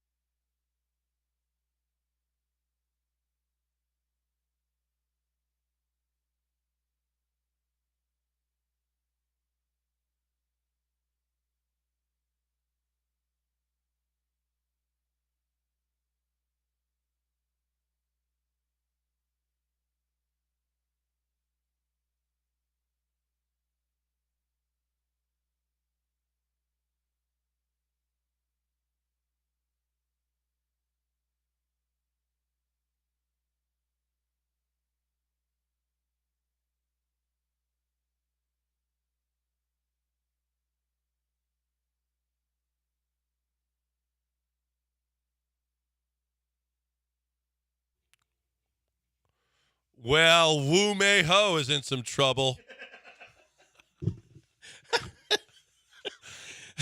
54-year-old Singaporean sentenced to 10.5 years in prison after pleading guilty to 5 charges, including cheating and causing grievous hurt. Apparently, she had spiritual followers. She called herself a deity. And she built them out of $7 million and forced them to eat feces and pulled out their teeth. Do you think This a hoe deity? tripping. Do you want That hoe is tripping. that she is a hoe? Yeah, I see what you did there. Wu Mei Ho. Wu Mei Ho going to prison. Why? I mean, take the money. I get it. You want to take their money? That's a scam. I get it. You're finessing the game. But why would you make people eat poo and pull out their teeth? Why? What kind of person are you? No, I get it. It's like, how far can I take this? How much can I get them to do? I get it. You want to push the limits and they of did your it. control and your power. I get it. Oh, my God. Just see what you can get away with, I guess. Oh, my gosh. That's just, you're an awful person. Apparently, there was did you see the sculpture of Abraham Lincoln in Washington, D.C.? No. Yeah, look, they made a sculpture of him. Unfortunately, they made it out of they made it out of wax. And the head melted. What are we doing? Why did no one think that wax might melt in the summer? Did you not think about this? That was maybe not the way to go about Come on, millennials. Come on. What else do we got? BC couple teaches rescued rats to drive cars. Look at this. Have you ever seen a rat driving a car? A rescue rat? A rescue rat. Never seen a driving rescue rat. a car. Man, that's what we should just do. Rescue rats and have them drive us around. That's the best. Rescue rat drivers. Did you see the guy in Singapore? he won a $4 million bet at a casino and died. Immediately. He immediately dropped dead. Good Lord. How awesome is that? Would you like to win? Wait. Del. Why is it How awesome? Why is that? Well, awesome? he won $4 million. Is there a better way to go than knowing you just won $4 million? It's the worst There's way You better just ways. But that's the last Way thing you better remember. ways. you How change- about the last thing you remember? It's you If you're staring up looking at up- that casino No, ceiling. you don't remember that. Once the heart attack hit, you were so elated, the pressure, the stress, everything. No, there's a realization that, oh my gosh, I'm about to die. This you really stare up that sounds- Yeah, but I sad- got $4 million. This Not really to sounds spend. dumb.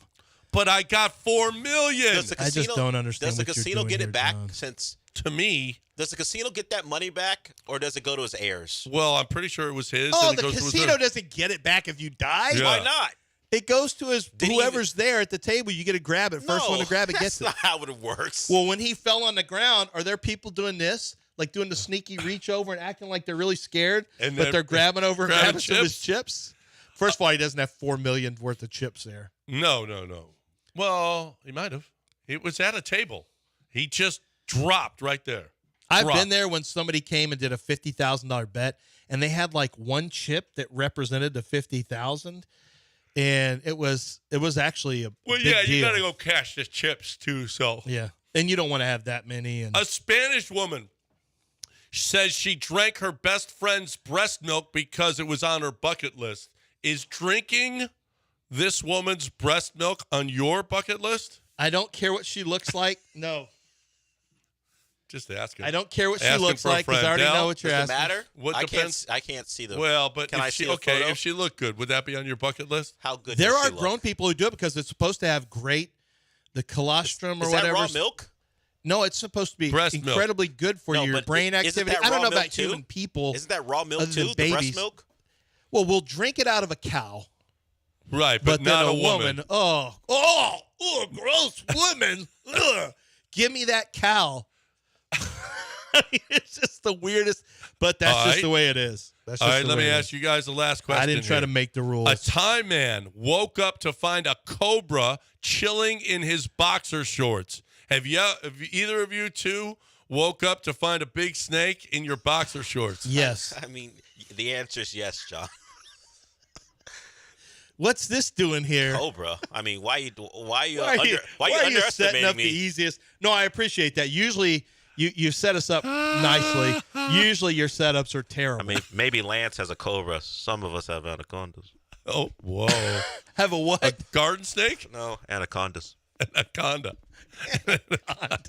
Have you ever woken up to With an an anaconda anaconda. in your shorts? In your shorts. Okay. I'll take a cobra. Cobra's dangerous. Yeah. Well, they're both dangerous. Yeah. and In hooded. different ways. That's fine. But it's hooded. All right, we're done. Delphrey and what? Did you hear what he just No, say? he didn't hear I it. didn't He doesn't. hear. If he doesn't listen, he doesn't listen. said? Well, What did he say? He took it a step too far. As usual. Yes. As usual. I got to be I the. just said cobras are hooded. The one that when they put their Right. Yeah, we know What? it. We know what you never meant. seen a cobra? We know what you meant. Right. We know what the hood is. You need me to do another underdog here? I got my fourth or fifth underdog actually of the nothing. day. No, I don't think so. Actually, Have a great. What are you going to do on your show that we didn't do, Dell? That you tried to save and hold? Well, we will react to any news that breaks in the NBA. We'll also talk more in a more reasonable way about the Windhorse Report because you were emotional about it. And we'll talk about the Astros and Hunter Brown. I won't congratulate them on nearly getting to 500. That's not an accomplishment in late June. yes, it is. But we'll talk about the things that people care about.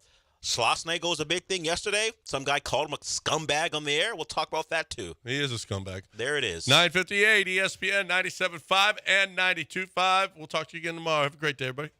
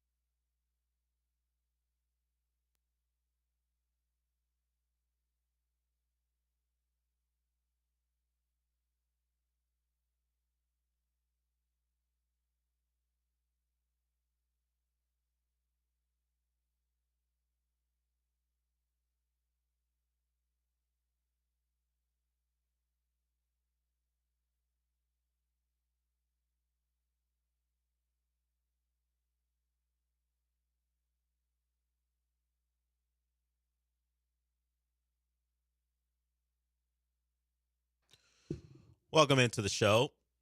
And let's try to attack the day a little bit more rationally than the 7 to 10 show. They got shook by news that isn't really news. It's just a report of a potential trade that may or may not happen. Just one ESPN personality suggesting what could occur lit these two on fire, particularly the guy sitting in the seat, Lance Zierlein. Very emotional about his favorite player. So Lance is gone, thankfully, for the rest of us. But Sean is here. And Sean, normally we talk Astros, another win for them, a game under 500. Apparently reaching that point is now an accomplishment. Congratulations to them for doing that. But we know we've talked about this team. Get to 500, then we'll start to take you seriously. They're a game or at least a win away from doing that. They can get that this afternoon. But I'm giving you the choice, producer's choice. How do we start this show? Because if we were a TV show, we would do the previously on part of it, and then we would hear all of the back and forth between Aggies and Longhorns and Aggies who aren't suggesting that they're Aggies, but it feels like they're Aggies, although they'll tell you they went to Sam Houston State. Bearcats sticking up for Aggies. That seems normal. Sure. Partied in both places, and Austin has pool on the street. That's what I remember from yesterday. So we'd have the previously on part of the show, and so that would lead us to continue to talk about the news that broke after the show is over, or we can talk about all the Rocket scuttlebutt. There was a trade. After a big trade in the NBA, the Rockets made a trade as well to send some picks back to the Nets. And what does it mean for the Rockets? Well, we'll hear from Brian Windhorst about what it might mean a little bit later. Or coming up here. It depends on what Sean picks. So we can talk Astros, Schlossnagle, and he may be a scumbag, but he's your scumbag now. I'm not calling him that, but a lot of people have yesterday on the show, earlier on the John and Lance show, and also on the internet. That was the word of the day. That was the word of the day for Schlossnagle.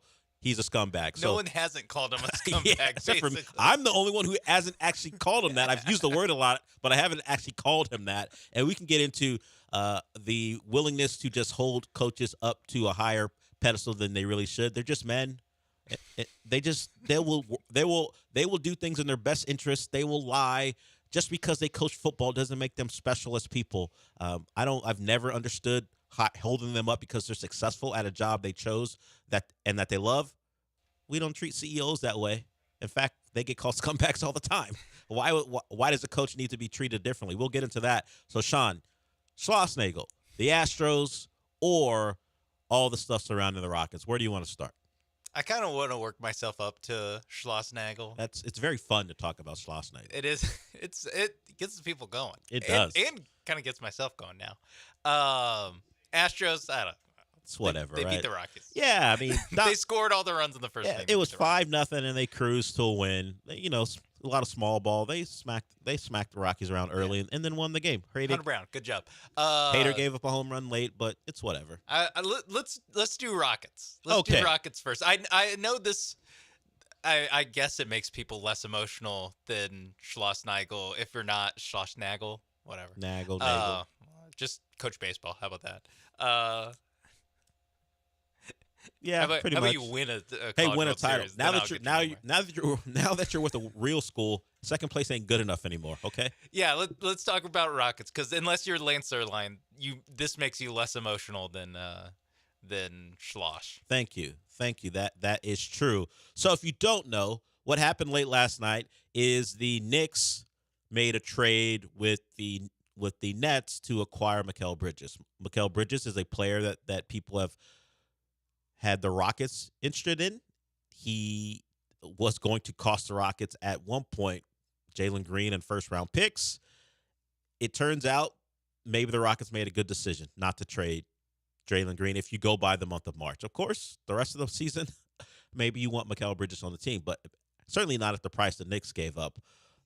What was it, 5 first-round picks? I think they're going to have to – they send Bogdanovich back to him, and maybe a couple other players need to be included in the deal to make it all work money-wise for the Knicks. But they get another Villanova player, and the next news we heard was the Rockets making a trade with the Nets too.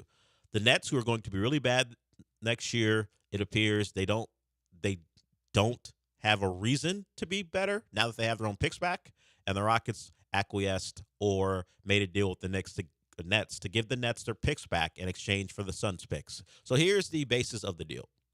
The Rockets, who had the right to swap with the Nets for whatever the more favorable pick was, are giving the Nets the right to keep their pick back, and also they are getting the Rockets are receiving a Oklahoma City's first-round pick in exchange for Phoenix's first-round pick. Actually, let me read it from the start. In 2025, the rights to swap either their own first-round pick or Oklahoma City's first-round pick in exchange for Phoenix's first-round pick. Phoenix's first-round pick in 2027, and in 2029, the rights to the more favorable of either of Dallas's or Phoenix of the Suns' first-round picks, in addition to the right to swap their own first-round pick. It's all very swappy, picks, as far as the Rockets are giving up or receiving. The big thing, as far as the news is concerned, is the Rockets are giving the Nets their first-round pick back in 2026, and they're also giving the Nets the right to take the 2025 pick wherever it lands. So the Brooklyn Nets have control of their picks back. The Rockets traded those away to get the power over the Suns picks that the Nets owned because they traded Kevin Durant to the Nets. All very legalese, like we're lawyers, but in the end, the Rockets no longer have the Nets picks. They have the Suns pick for the most part. I think they still control one of the Nets picks. They have 2027. Yeah, they still control one of the Nets picks, but the ones we deem most important when we expected the Nets to be bad, really, really bad, the Rockets don't have control over those anymore. Yes. Basically, Cliff Notes, they traded the majority of their Nets picks for Suns picks. For more Suns picks. Definitely. And they're shorting the Suns instead of shorting the Nets. Yes. They expect the Suns to be bad when those picks from the Suns come up. Yes. And stop right here before we go into the second part. That was the initial thoughts coming out of the trade until we heard the Rockets were looking to add a star. Their first star mentioned was Kevin Durant. And then there was a backing away from it a little bit by Woj because the thought is the Suns don't want to trade Kevin Durant at all, but they may at some point, I guess, trade their franchise cornerstone years from now. In any case, the belief is the Rockets are in or really want a star. Kevin Durant is the first name up, and they're trying to entice the Suns with their own picks to make the deal. Because maybe the Suns assume they're going to be bad, and getting their own picks back would make some sense. That is all fine. It's all hypothetical, and this upcoming thing is hypothetical too. But it didn't hurt. It was just, hey, you know what? Having Kevin Durant here in exchange for picks, that might be pretty cool. But then Windhorst had to say something this morning. Something that I imagine a lot of Rockets people would push back on because it would suggest trading away your best young player for an aging star. This is what Windhorst said about the possibility of the Rockets acquiring Kevin Durant and what it might take. Durant, to my knowledge, has not asked for a trade to Houston or anywhere else. Booker is fully invested in the Suns. But this move is bait. It is bait to the Suns to reconsider. And one thing I want to point out, watch what the Rockets do tonight with the number 3 pick. This is one of the most important moments of the draft, and in many cases is where the draft kind of starts. If the Rockets take Donovan Clingan out of UConn, another center, which is an option for them, and now have a bunch of centers on their roster, that would potentially enable them to make Alperen Şengün, their very talented young Turkish center, available in that type of trade to dangle in front of the Suns. The Rockets are full go to improve dramatically now. Yes, they can offer this in the future, but now, and that's why they did this deal now. And to add to that, despite reports coming out of Phoenix that the Suns have no interest in trading Kevin Durant, and really more of a tweet than a report. There was a guy who breaks news for the Suns, or at least about the Suns. He was getting on a plane and said in response to the Woj tweet that this is not true. It's not happening. Stephen A. Smith this morning is saying that the Suns want to trade Kevin Durant right now. They want him out now, which mimics what Windhorst was saying about what the Rockets want. They want to make a trade now. So both sides want to make a trade now. Does that mean a trade will happen now, or will we be doing this the whole summer? But apparently both sides want to make a trade happen. So that's where we are. But the problem is the mention of everyone's favorite young center. The baby Jokic comps, the whatever you were using to make yourself believe that, and maybe rightfully so, that Şengün was going to be the next great big man in the league. Apparently, if we are to believe that Klingon is on the table at 3, the Rockets may have different designs on his future. So that's where we are. Rockets, even though I stumble through all the trades, the Rockets have Suns picks. They want to use the Suns picks to acquire Kevin Durant, and they want to do it now. And the Suns would like to trade him now. And, of course, now means nothing if they can't agree on a deal. Yes, and apparently, if you want to say, hey, both teams want to make this trade now, it is now. Why isn't there a trade? Yeah. Well, maybe they have to wait till the draft to make sure they get Donovan Klingon. Yes, they have. The Rockets have to hope, allegedly, if we're listening to what Windhorst has to say, that they can draft their center of the future and then trade their current center of the future for a 35-year-old, still really great player who they hope to elevate them to, I don't know, top 6 status with this current team. That's the rub. You could trade Şengün if you had an established star that you could pin Kevin Durant to, unless the Rockets have a major offseason, as I throw in my own speculation, that Kevin Durant would be the first puzzle piece in attracting another star.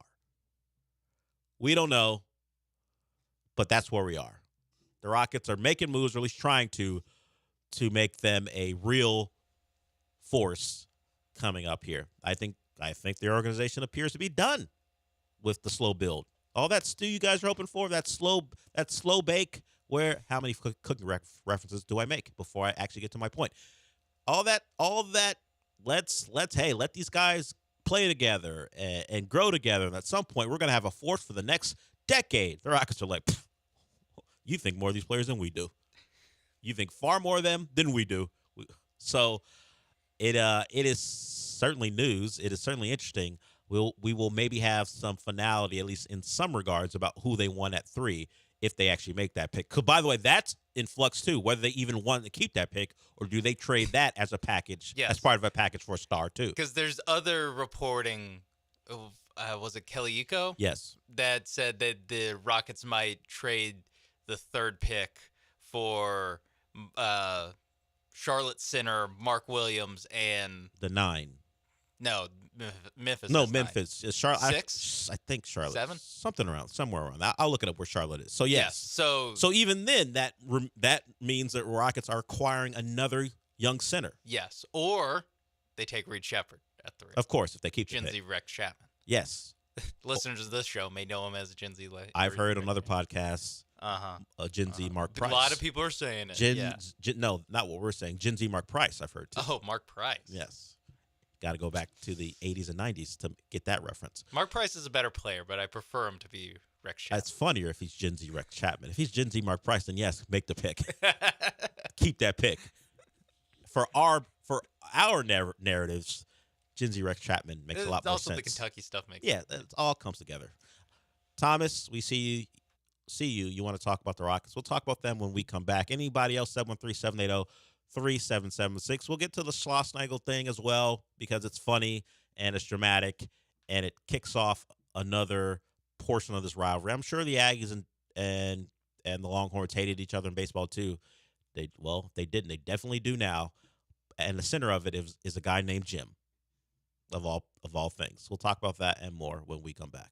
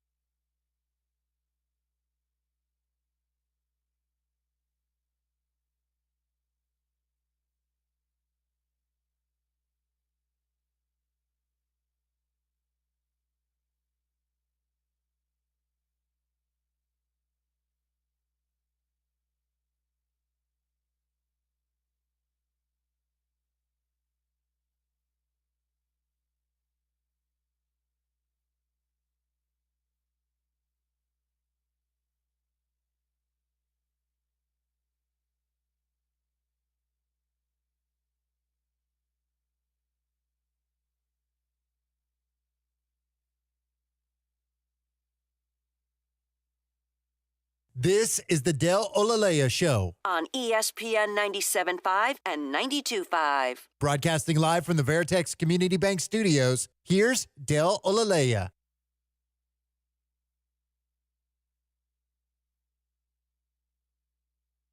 Welcome back to the show. If you want to get in on anything, 713-780-3776. But let's talk to Thomas. He wants to talk about the Rockets' potential trade, or maybe just a trade they made yesterday. What's up, Thomas? Hey, what's going on, Bill? So yeah, no, I also kind of listened to your bid or your question towards the end of the morning show, and so I'm a little torn because I guess Udoka brought confidence in the organization, and then after a year of Stone working with Udoka, I feel a little bit more confident in Stone. So that makes me want to be more patient with the team, and so give everyone more shots with under Udoka and let them, go through the talent and read or grade the talent and decide who's going to stick around or whatever. But then going back to looking at recent history in our records and just only improving and being a sub 500 team, there's really not much to be patient about, right? Because what we see is the score isn't really this elite talent that are kind of like the Celtics that just need a vet or two to go jump to the next level. So then I do agree we need to make a trade for a big star, but then it goes back to I don't want to let go of Şengün. I'd rather trade Green or another young talent. So that's the difficult conundrum I find, and I guess we see the Rockets in how they evaluate talent, trusting that they value Green over Şengün and that kind of stuff.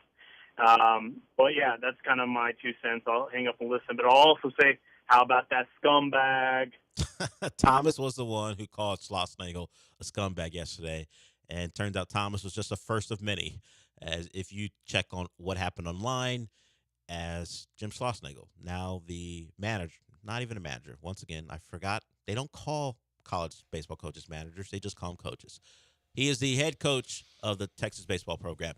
So, to Thomas's first comment about my question, I posed a question to the morning show host about fast-forwarding this Rockets rebuild. And I suggested this because it was now about 20 years ago that Dwayne Wade was coming off a rookie year where the Heat won a playoff series, but they were bounced in the second round. Not a real contender, but they're a young team that people like. They had Caron Butler, who was in his second year. That Lamar Odom, who they had acquired the offseason before from the Clippers. So that was a young basketball team who, fans were like, hey, we won a playoff series. Let's grow together. And Wade was clearly going to be the best player, but he wasn't Dwayne Wade yet. He was just coming off of a rookie year.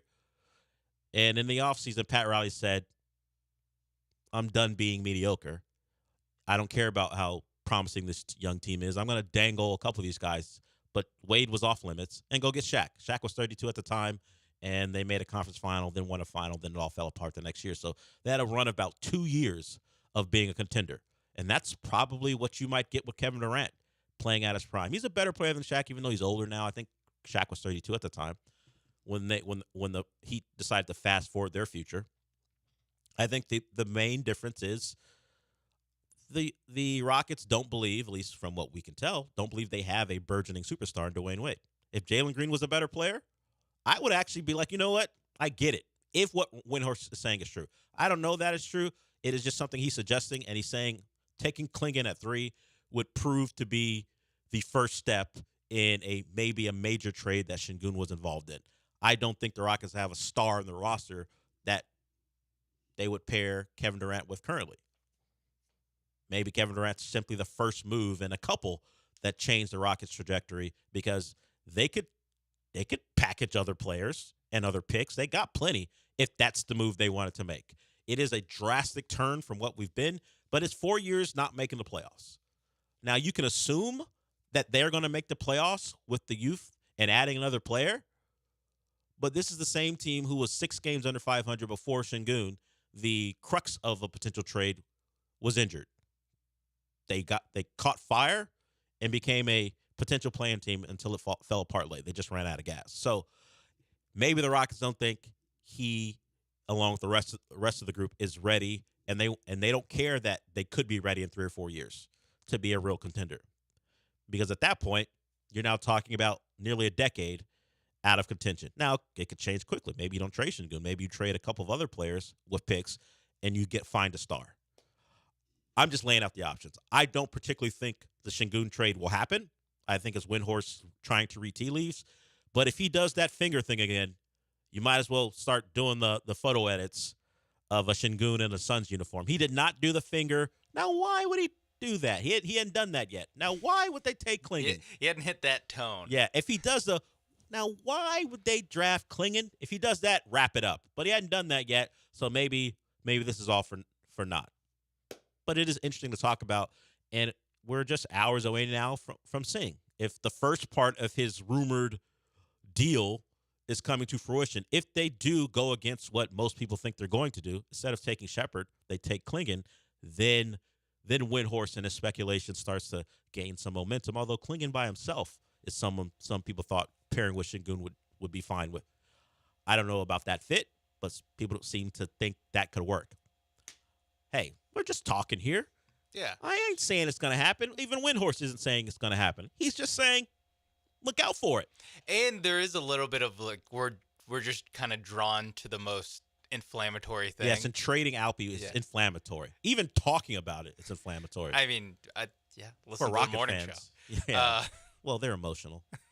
But I mean, there's also like you said, Woj last night. Can we just talk about Woj's performance last night? Sure. He basically made it seem like Kevin Durant was going to be a Rocket like this morning, and then 15 minutes later was like, actually, the Rockets are more interested in Devin Booker than they are Kevin Durant. Can we just like Woj? What are we doing? Well, yeah, what are we doing? There's not a 140 character limit. Like you can write things out. And it's almost as if he called Windhorst this morning and saying, "Look, I wasn't great last night. Pour the gas on this." Yeah, can we get him talking about something else? Yeah, mention Şengün. That's the red button. Mention that the Rockets want to win now, and say now a couple times. Let everyone know that it almost as if the Rockets want this to be an imminent thing. Take the heat off of me. And then I think he was on, and then Stephen A. was like, you know what? The Suns want to trade Durant now. Even though, again, Woj last night, quote, "For now, Phoenix is trying to win." That's the way he ended one of his tweets. Well, after listing everyone on their two best players and how about the Rockets want them, but they want to win right now. Yeah, and which honestly, if we just make it through this offseason without trading for one of these guys, I'll feel good. Sorry, you heard him. Everyone makes the trade right now. Everybody wants to do something now, so it should happen right now. Right now. And if it doesn't happen now, right now, I'm waiting for a alert on my phone. Okay. I'm gonna keep saying now until it happens. Yeah. Do the whole show like that right now. Until it happens, we will continue to talk about it, and we welcome your conversation as well. The other news, and Thomas, you heard him, that we're going to get to when we come back, is the curious case of one Jim Schlossnagle. He is now the Texas head coach. He let it be known that it was selfish to even ask the question. Billy Lucci of Texas, selfish. Shame on them. Who's the boss of the gentleman who asked the question, joined John and Lance, and talked about the timeline. And the reporting is now. We'll tell you the reporting when we come back. I mean, I could do it now, but I never said I would do it now. Right now. Unlike a Suns Rockets trade that should happen right now. No, still not. In about 2 minutes from now, or maybe a little bit more, we will discuss the timeline regarding Schlossnagle now being the Texas head coach and how many guys he's taking away as far as assistants from the Aggie staff. And a little clue, it's a lot. It's a lot. We'll come back and talk about that.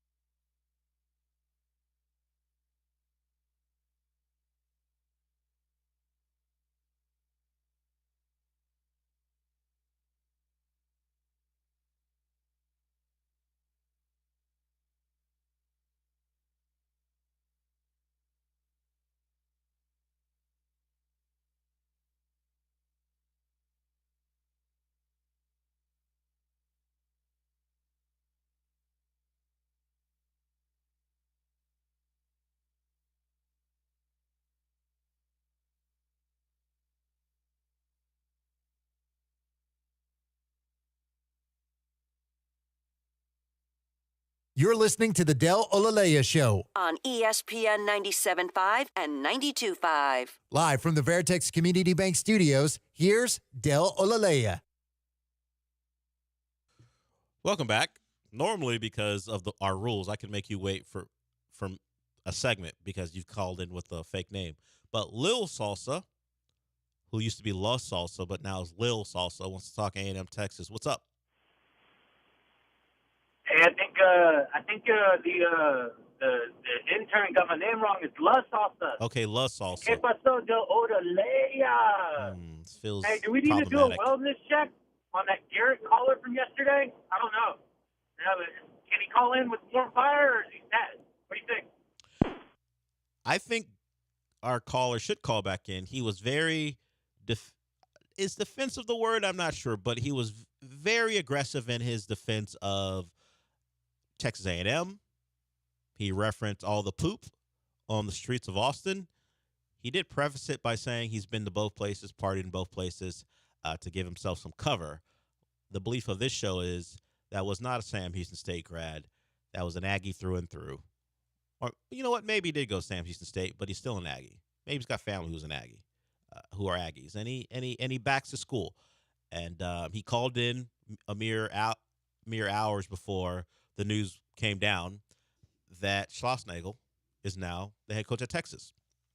And I mentioned before we went to break about the staff he's taking. He's pretty much taking everyone. I think he's taking everyone but one guy who said, I would never work for Texas, so you can't get me. But everyone else out the door. I thought it was just like one guy, just like no, he didn't leave one guy behind. Or just like, at least we can do better than this. This guy is positioning it as I would never work for Texas, so he can't have me. We'll see if we don't know if Schlossnagle actually wanted him anyway. But Texas gets their guy. They announced the firing of their previous head coach on the day of the final game of the national title series, and then hours after, well, let's play what has got everyone upset. I mean, it's one thing to leave. Look, going to your rival or losing your head coach to the rival after losing the national title wasn't going to feel good. It never wasn't. But considering his strong defense of, his job status and why he would never want to leave the great state of, well, not the state, the great area of College Station, Bryan College Station, excuse me. This had to upset some Aggies, and really it upset everyone from the Aggies to media members defending the guy who asked the question. It pretty much upset everyone but the Longhorns, and Sean is showing that fact by his Longhorn bandana. But here's the new coach of the Longhorns, the former coach of the Aggies, Jim Schlossnagle. Coach, with respect to the difficult outcome tonight, but with the rumors circulating today about a specific job opening, what do you have to say about your future in Aggie land? Yeah, I mean, I think it's pretty selfish of you to ask me that question, to be honest with you. But I left my family to be the coach at Texas A&M. I took the job at Texas A&M to never take another job again, and that hasn't changed in my mind. That's unfair to talk about something like that. That'd be like you asking Montgomery if he's going to sign in the draft. But I understand you got to ask the question, but I gave up a big part of my life to come take this job, and I've poured every ounce of my soul in this job, and I've given this job every single ounce I can possibly give it. Let's write that. A couple of things. The write that for emphasis was pretty special. And then when he said he was cool, he wasn't lying at any point until he said it hasn't changed in my mind. Because you can say I took the Texas A&M job to never leave it, and that could have been the case, and then a better deal came along when your good buddy, Chris Del Conte, came calling. But when you said it hadn't changed my mind, and all the people digging into it suggest that you already had that job and were already going to take it even before you got to the College World Series, then that's when you're lying to us. And it's fine to lie when you're a coach. As far as lie to me all you want, I don't think anything you guys say is true anyway.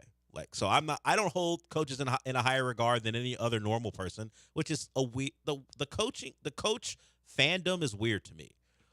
Why would you think this person wouldn't lie to you? Why are they special? They're not special.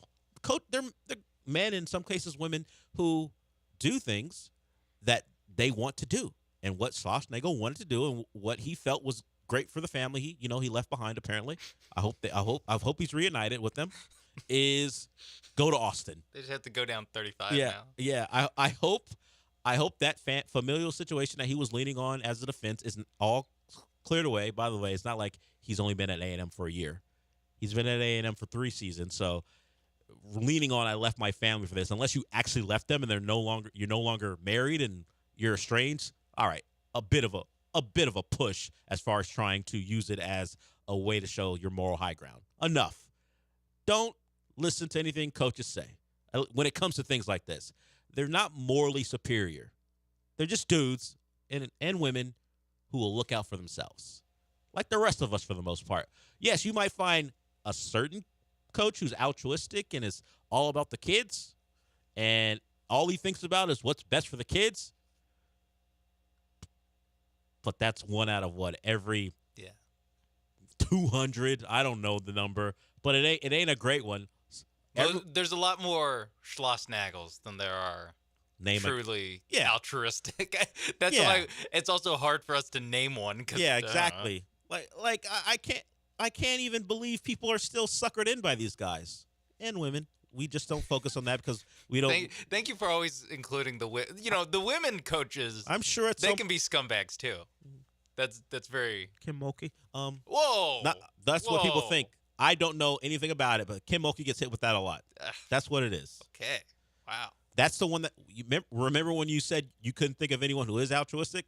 The one women's coach I could think of who people don't think is altruistic, Kim Mulkey. Well, watch out. She was going to sue the Washington Post. She might sue you for this, too. Coach Mulkey, I'm just relaying what people say about you. I have no basis of knowledge and no facts to back it up. I'm just telling you what you already heard. But I've heard your reputation. The failing Washington Post, I'm sure, will have another story about how terrible you are as a person. But I can't speak to that. Pena wants to talk about Texas. What's up, Pena? Hey, what's going on, Dale? So, man, it's just plain and simple. Texas is coming to take over the SEC in every aspect and every sport. Fucking horns, baby. Simple enough. Good call. Would you rack them if we did that here? Yeah, let's rack them. Okay.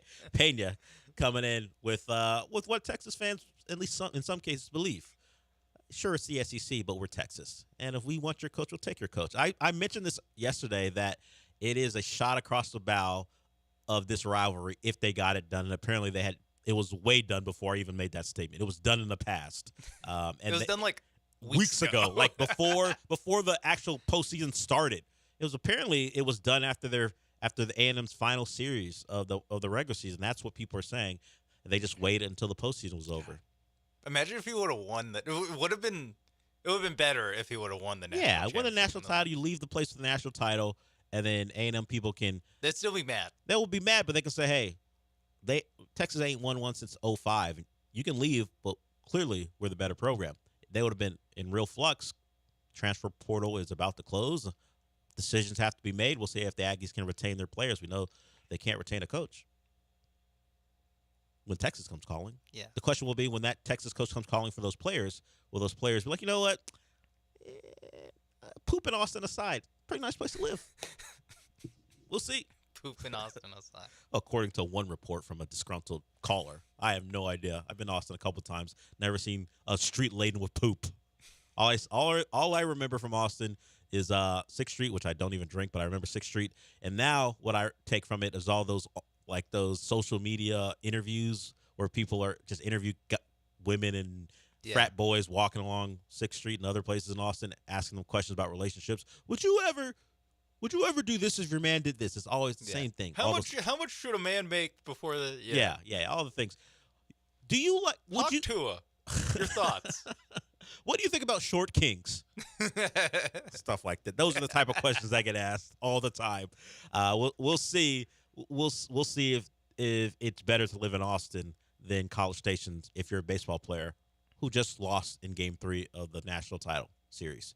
That will be the question. Lose your players. Lose your coach. Lose the assistants. But if he starts poaching players, the hate's already at another level. But if they lose like half of that talented roster to this guy, and they have the problem is will the SEC do what's right? Because college baseball, it's not like, they don't play enough games where you can have a series on the road and a series at home. The first series of those two has to be in College Station. SEC, if it means more, you put the first series in College Station. You don't wait for year 2. The first game is in College Station for football. Let's double it up. Yeah. Make the first series in College Station. That's what happened when Chris Beard was hired at Texas. I think it was like, it wasn't the first, because the thing with college basketball is you can't make it the first conference game because students still aren't back on campus. There, yeah. But it was like literally the first week after classes started at Texas Tech was Texas with Coach Beard going back to Texas Tech. So I imagine the SEC, you got to do something. Greg Sankey, you know what to do. You know what you got to do. Hey, don't order around Greg Sankey, right? I didn't say that's my commissioner. I didn't tell him. About I didn't tell. You can't even get through the sentence without laughing. I can't wait to be an SEC person. You already are. No. When are you officially in the SEC? July? July 1st. Oh, there it is. Yeah. We'll throw a party. Don't worry. Is that why you're taking a day off next week? I mean, a delayed day off just to celebrate on that Friday? Yeah. That you're in the SEC? Get a long weekend. Yeah, I got July 4th and July 5th to celebrate the move to the SEC. I have to drive to are the SEC offices in Birmingham? Birmingham? Do you have to go to Birmingham? Yeah, for a pilgrimage, like it's Mecca. Just see the offices. Yeah, walk around, check out the new digs. Are you going to pray at the feet? Maybe. If there's a statue of Mike Slive somewhere, I might leave a rose or something. I'm sure. I imagine there are pictures of the first SEC title game. You got to take a picture in front of that. You have to. As Antonio Langham is running to the end zone. There's a photo of the Alabama LSU national championship game. All to commemorate the greatness of your new conference. You got Jefferson getting sacked. You're treating it. Yeah, you treat that 9-6 game before the title game in the regular season. That was a great game. You treat that like the Lincoln Memorial, the Washington Monument. All great things happened to our country. The SEC providing all those moments. It did. But it's a new day where A&M and Texas take their rivalry to another level. Where we need something in basketball to happen now. Yeah, you know what? And I don't think this will happen, but next year, if things don't go well for Buzz Williams, they got to hire Rodney Terry, right? This is the reverse of what I'm talking about. This is, hey, don't take Rodney away from us. Look, please don't. I'm just saying that's how you'd get back at him. A&M, you know what would really make us upset? If you hired Rodney Terry away from us. Because Lord knows, I was thinking that, like, God, all of Chris Del Conte's hires have been just, like, the craziest moves. And firing a coach and then hiring his replacement the next day. I'm like, God, I kind of wish you had gotten gotten to hire a basketball coach. Well, he did. That guy just hit his wife, but yeah, things went poorly on that hire. Hire another one. Just keep hiring coaches. Yeah, I'm addicted to hiring coaches. The coaching carousel is pretty cool. Next time, this is a Sean Mapes promise. Next time any Texas coach is on the hot seat, just know I will fire him. Fire him because I know the next guy is going to be awesome. And the added benefit, we might take him away from our rival and not care one bit about it. Just maybe they hire Lon Kruger from Oklahoma. You know. Do you really want Lon Kruger? No, not really. No, it's tough. Basketball's tough. Yeah, it is tough. Although now they're in the SEC, so that's a whole new pet. They can hire Mark Pope away from Kentucky, maybe. Bruce Pearl. Oh God. Take Bruce Pearl away from Auburn. That's what I'm talking about. That's what. That's a little too much for you. Bruce Pearl's a step too far. No, we got standards here. Come on. Yeah, I mean you can't take Pitino away from Arkansas, can you? Calipari. Yeah, I said Pitino. Calipari. Yeah, not yet. At least give it a couple years. We'll see. Look, I need him to win some games. How about that? Look, all that stuff you did in the teens, cool, ain't hitting right now. Yeah. Pick up the pace. Eric, I see you. You want to talk Longhorns? We'll get to you on the other side. Anyone else? 713-780-3776. We will get back to the Astros. Look, they're playing great. It's just not as fun to talk about them, mostly because it's more fun to discuss the emotion involved in the Longhorns Aggies thing, and even the Shingun Rockets thing. But we'll get back to the Astros. They're playing great. They've been the standard for a while, and they're getting back to it. So we'll discuss that in a little bit as well. But Eric, you're next when we come back.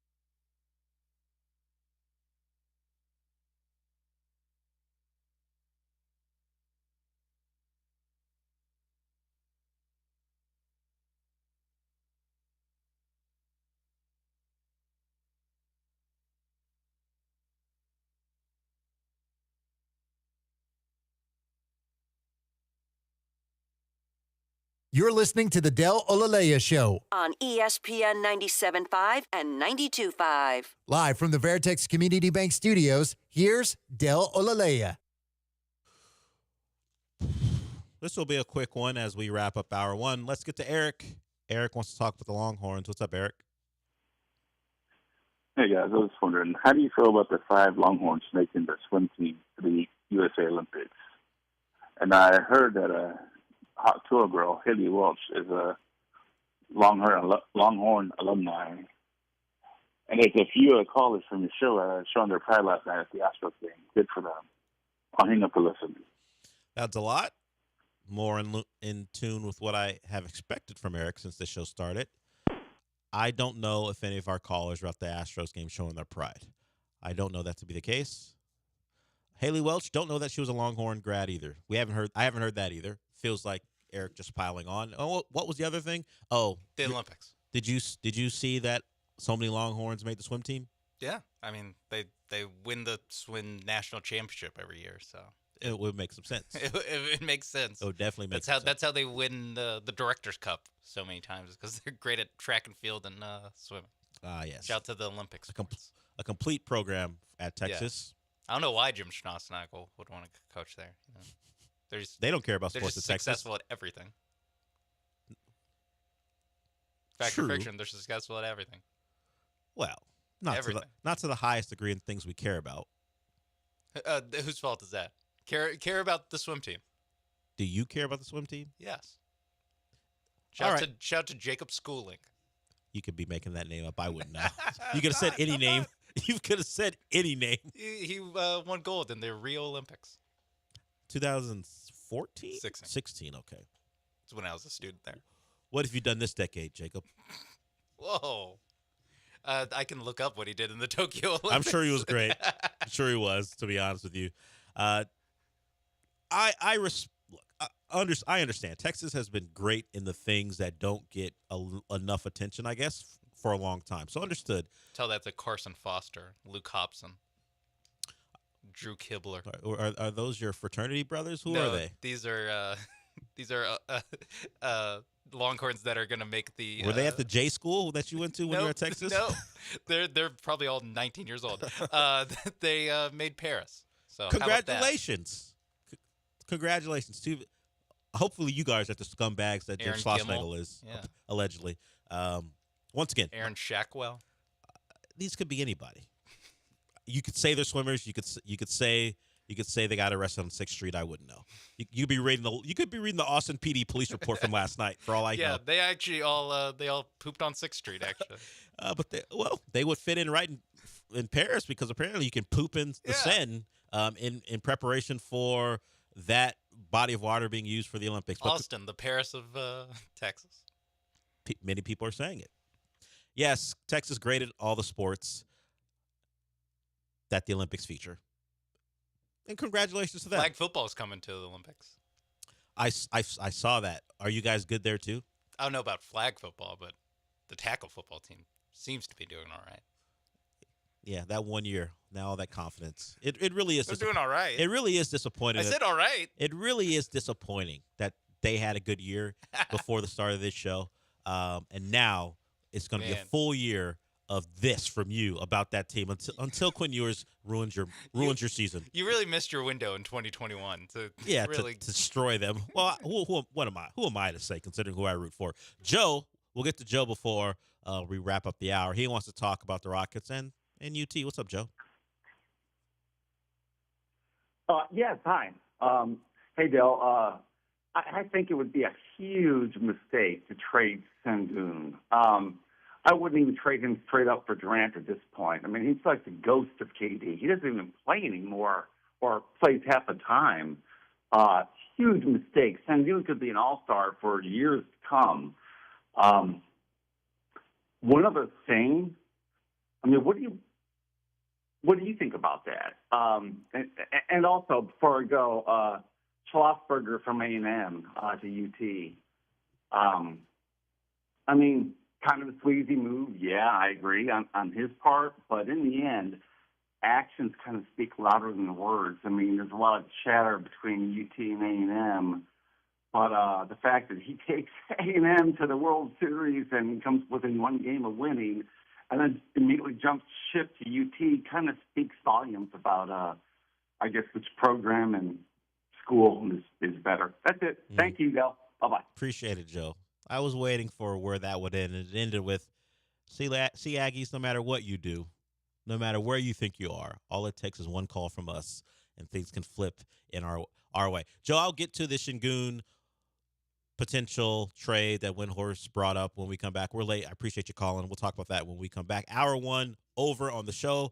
Once again, if you have any thoughts on the Schlossnagle thing, I guess he called him Schlossberger or whatever you might have called him. Schlossberg, I think he might have said. I don't remember. Schlossnagle is the name of the new UT coach. 713-780-3776. And yes, we'll get to the Astros and what they've done over the last week or so. Been pretty remarkable, the ground they've gained in the hunt for the division.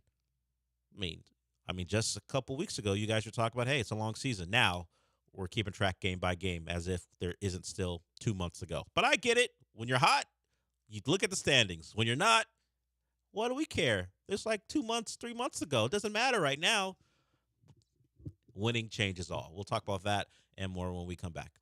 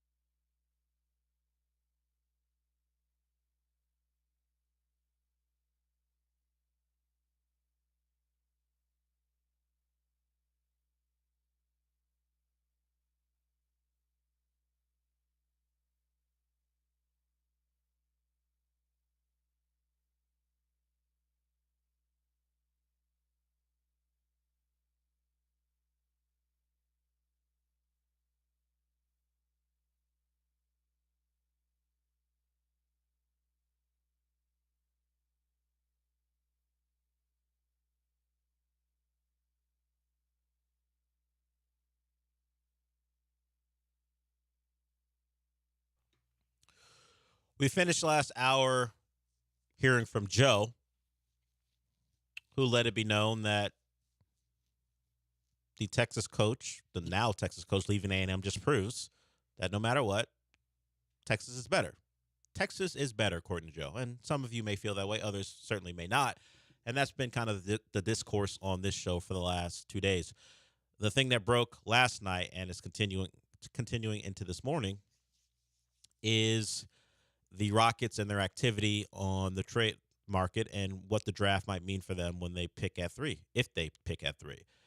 The Rockets traded picks to the Nets to gain Suns picks. So pretty much what you need to know is the Rockets traded multiple picks that were Brooklyn's originally back to Brooklyn so they could gain Suns picks that the Nets had because they traded Kevin Durant to the Suns. So Rockets controls the Suns draft, also still have a pick left from Brooklyn, all allegedly to go in on acquiring one of the 2 stars that the Suns have. Notice I said one of 2 because Bradley Beal ain't getting that acclaim on this show.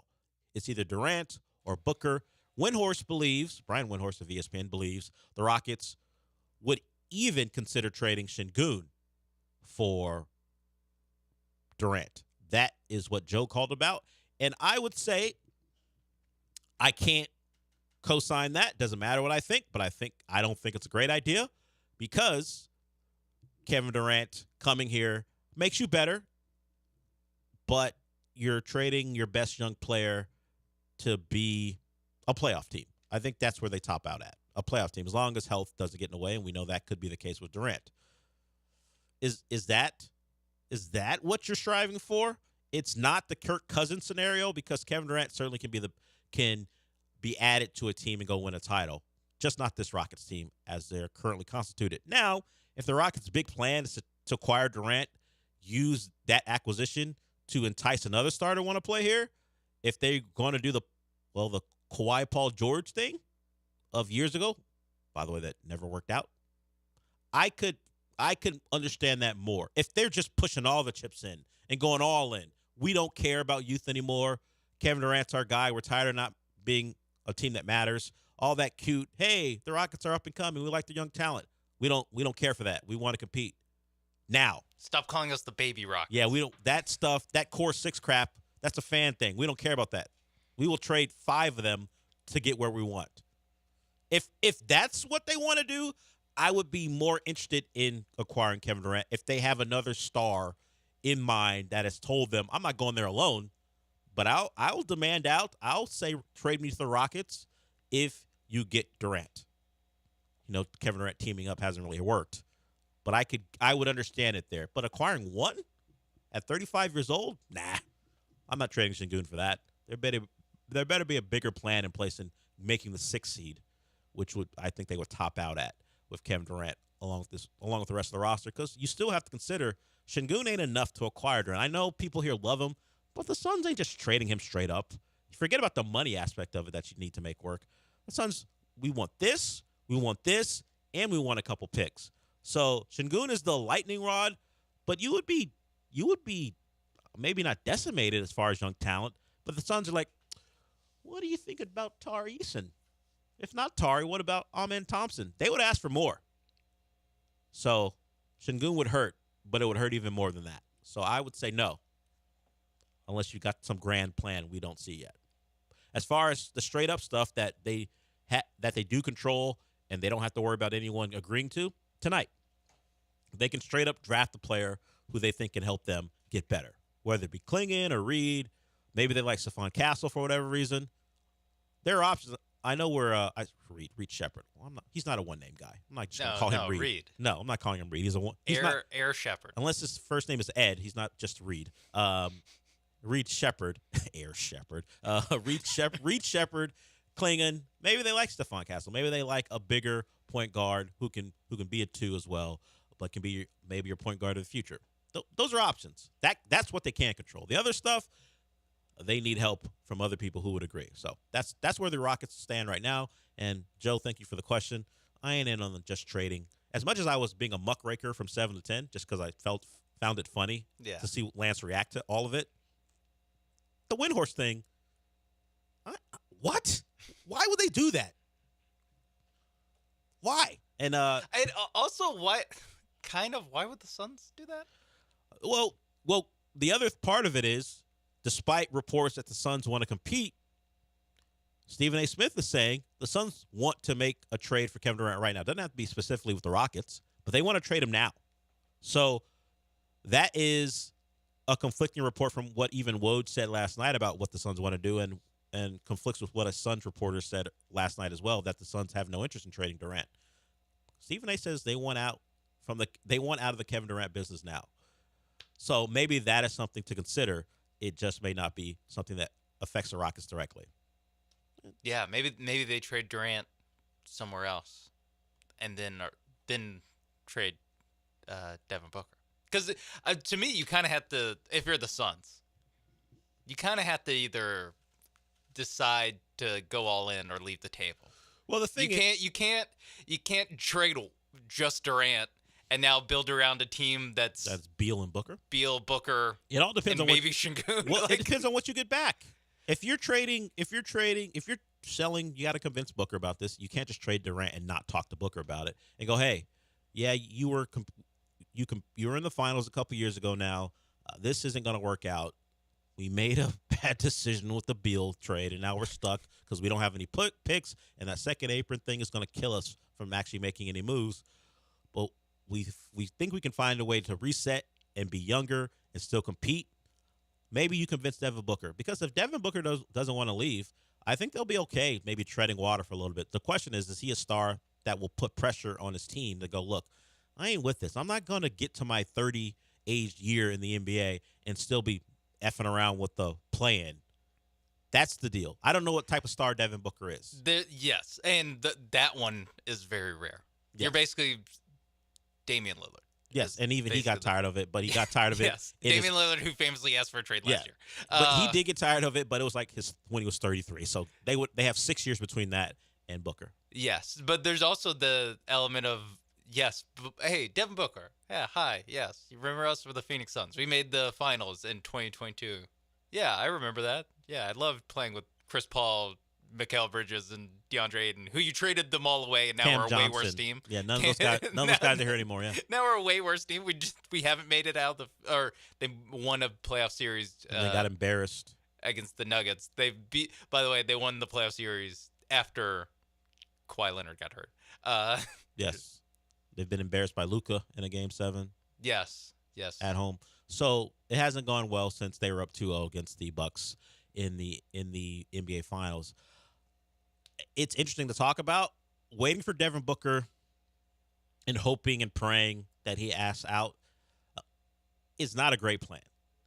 You're hoping he asks out. You're hoping he says Rockets only, and then you're hoping the Suns go, you know what? We're gonna listen to him. Now the Nets listen to Mikal Bridges.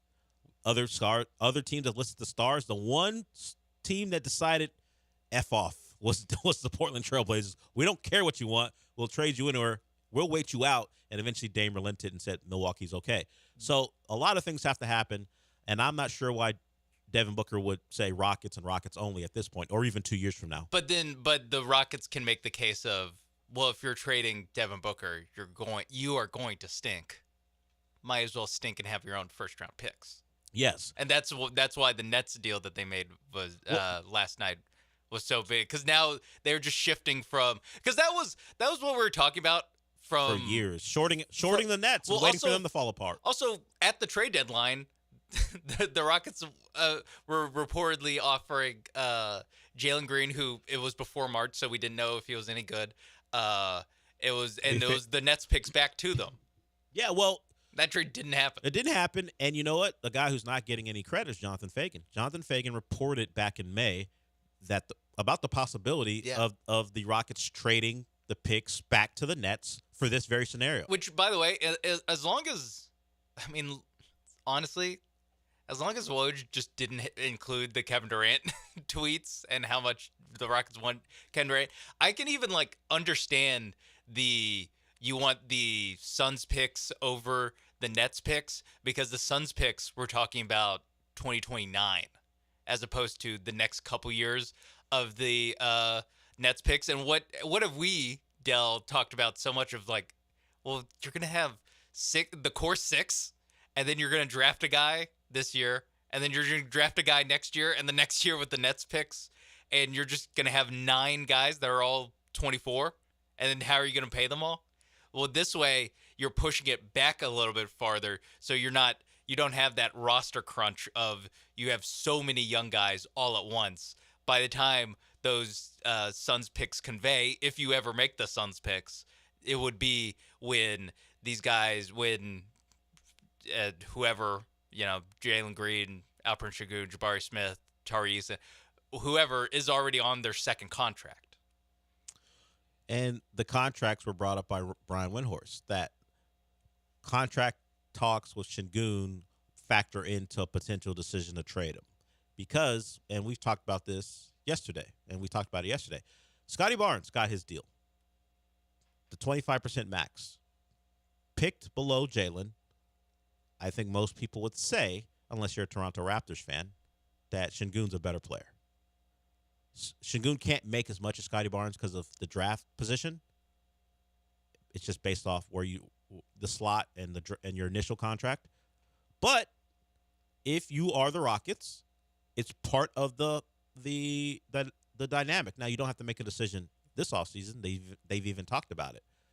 Are you giving 2 guys that you're not sure about, that Kelly Iko came out and said that the organization doesn't believe, at least at this point, are A1 type players, almost a combined $400 million? This is why I think if I was going to believe the Windhorst report in any way, it would be because of we can draft Klingon, reset the clock on a young center, and trade Alperen Şengün because we don't think we want to pay him the money he wants. That would be the only thing I would think of and go, okay, financially it makes some sense. Of course, you're bringing in a big contract with Kevin Durant, but you're getting a superstar, an aging one, but a superstar, and he would raise your floor and your ceiling a little bit too. That's the only reason I would think it would make some sense if they don't believe in Şengün the way a lot of people outside the organization do. But I don't know that to be the case. It's the only thing I could take away from Windhorst's report. I don't know. And it is an interesting spot for Rockets fans to be like, no, our guys are better. It's like, okay, do you want to pay him that contract? It's like, well, then do you actually think he's better? Yeah, because now you don't have to give him the full max, but the one thing you can't do if you don't want any discord is to pay Şengün and then at the same time go, Jalen, prove it. Yeah. I mean, you could do it. It's within your rights, but we know there'll be problems. That's just how it always goes in the NBA. I point to all of NBA history. Yeah, all of NBA history. You pay a guy who was drafted after him in that draft all the money and tell the other guy, work on some stuff. That's why Kevin Love wanted out of Minnesota back in the day. They gave the contract to Ricky Rubio. And Jalen Green's going to be like, what a funny Ricky Rubio. Did they eventually wind up on the same team in Cleveland at one point? No. Rubio was on that Cleveland team, but Love was gone? Yeah. Okay. Yeah. So you think Jalen Green and his people are going to be like, didn't we have our best run when that dude wasn't here because he was injured, and you're still going to pay him before you pay me? These are the things the Rockets have to navigate. Whether it would come to a head and be a big deal, it's all about their personalities. I don't know Jalen Green or Şengün's personalities, but it's big money being discussed, and I have a price point. Scottie Barnes got his. Who will be next? Those 2 guys can get their deals this year if the Rockets so choose. There was a caller that hung up. If you want to call back in, you certainly can. 713-780-3776. We'll give you some of the numbers for the Astros, what they've done over the last week to gain ground on Seattle. Hunter Brown was good last night again. We'll talk about that when we come back.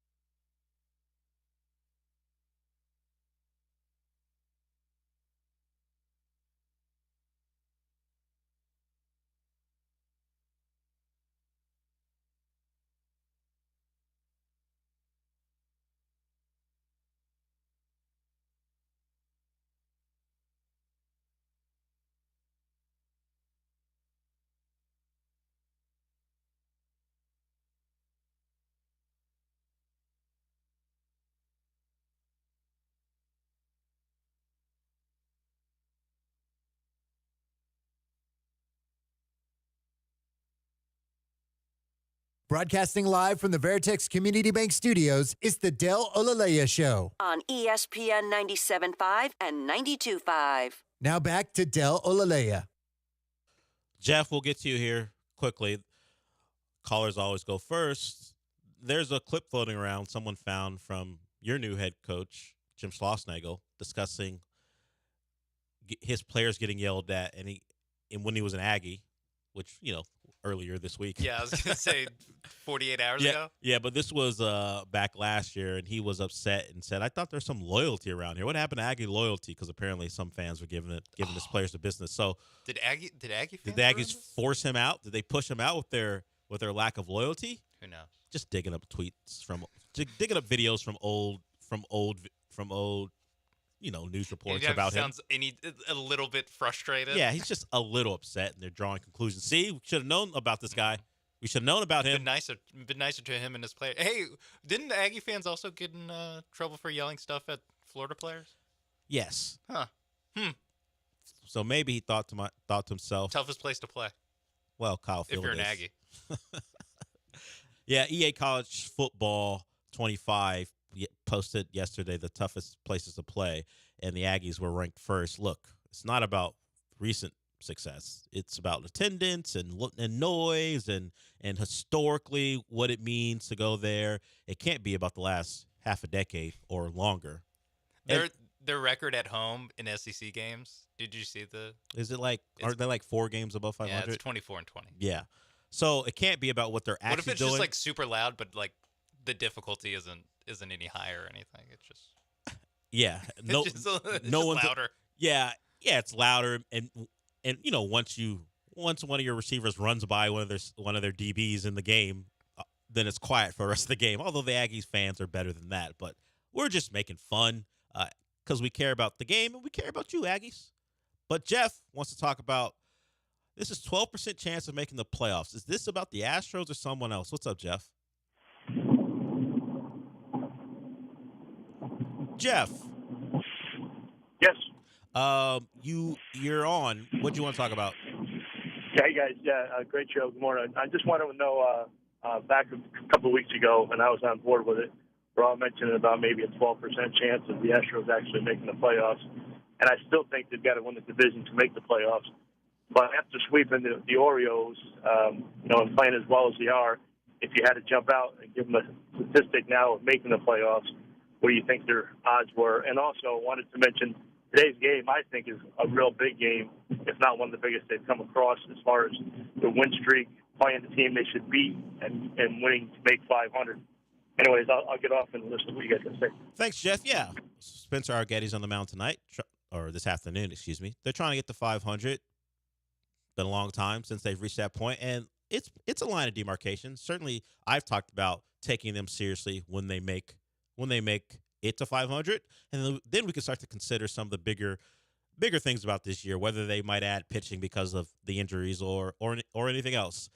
I don't know how big it is, but getting to 500 and then getting over that is a big deal. I don't know if it needs to happen today. You certainly hope it does because the Rockies stink. Well, they can't get over 500. Yeah, today. well, get to 500 today because the Rockies stink. One step at a time. Doug. Yeah. One game at a time. Hey, can you? Yeah, beating the Rockies shouldn't count for 2. It should count for half, to be honest. Whoa, there goes 1.5 wins off the.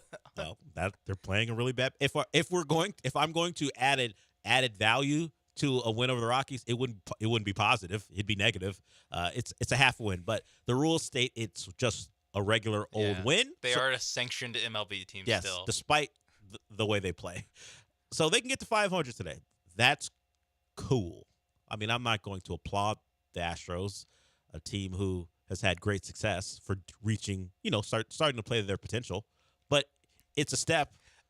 According to Fangraphs, and I assume that's where the 12% number came from because they have the live updating. Yeah, they do that.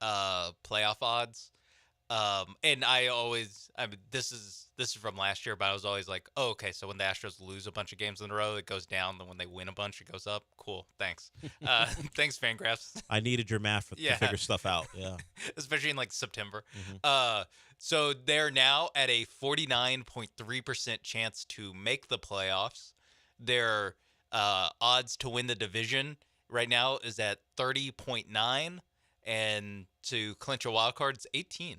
So there it is, Jeff. I don't have to do the math for you because it would have gone poorly for me. The numbers are right there.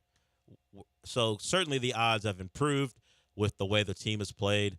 And before the year, this was a team expected to make the playoffs, and now they're playing to their level. Maybe it's regression to the mean. They've played far too poorly, and and now they're playing at a level that kind of will get them to where they should be. And hopefully what we've seen over the last 2 weeks, or maybe really the last week, because the numbers, as I said, I would get to, they were on June 28th, 10 games back.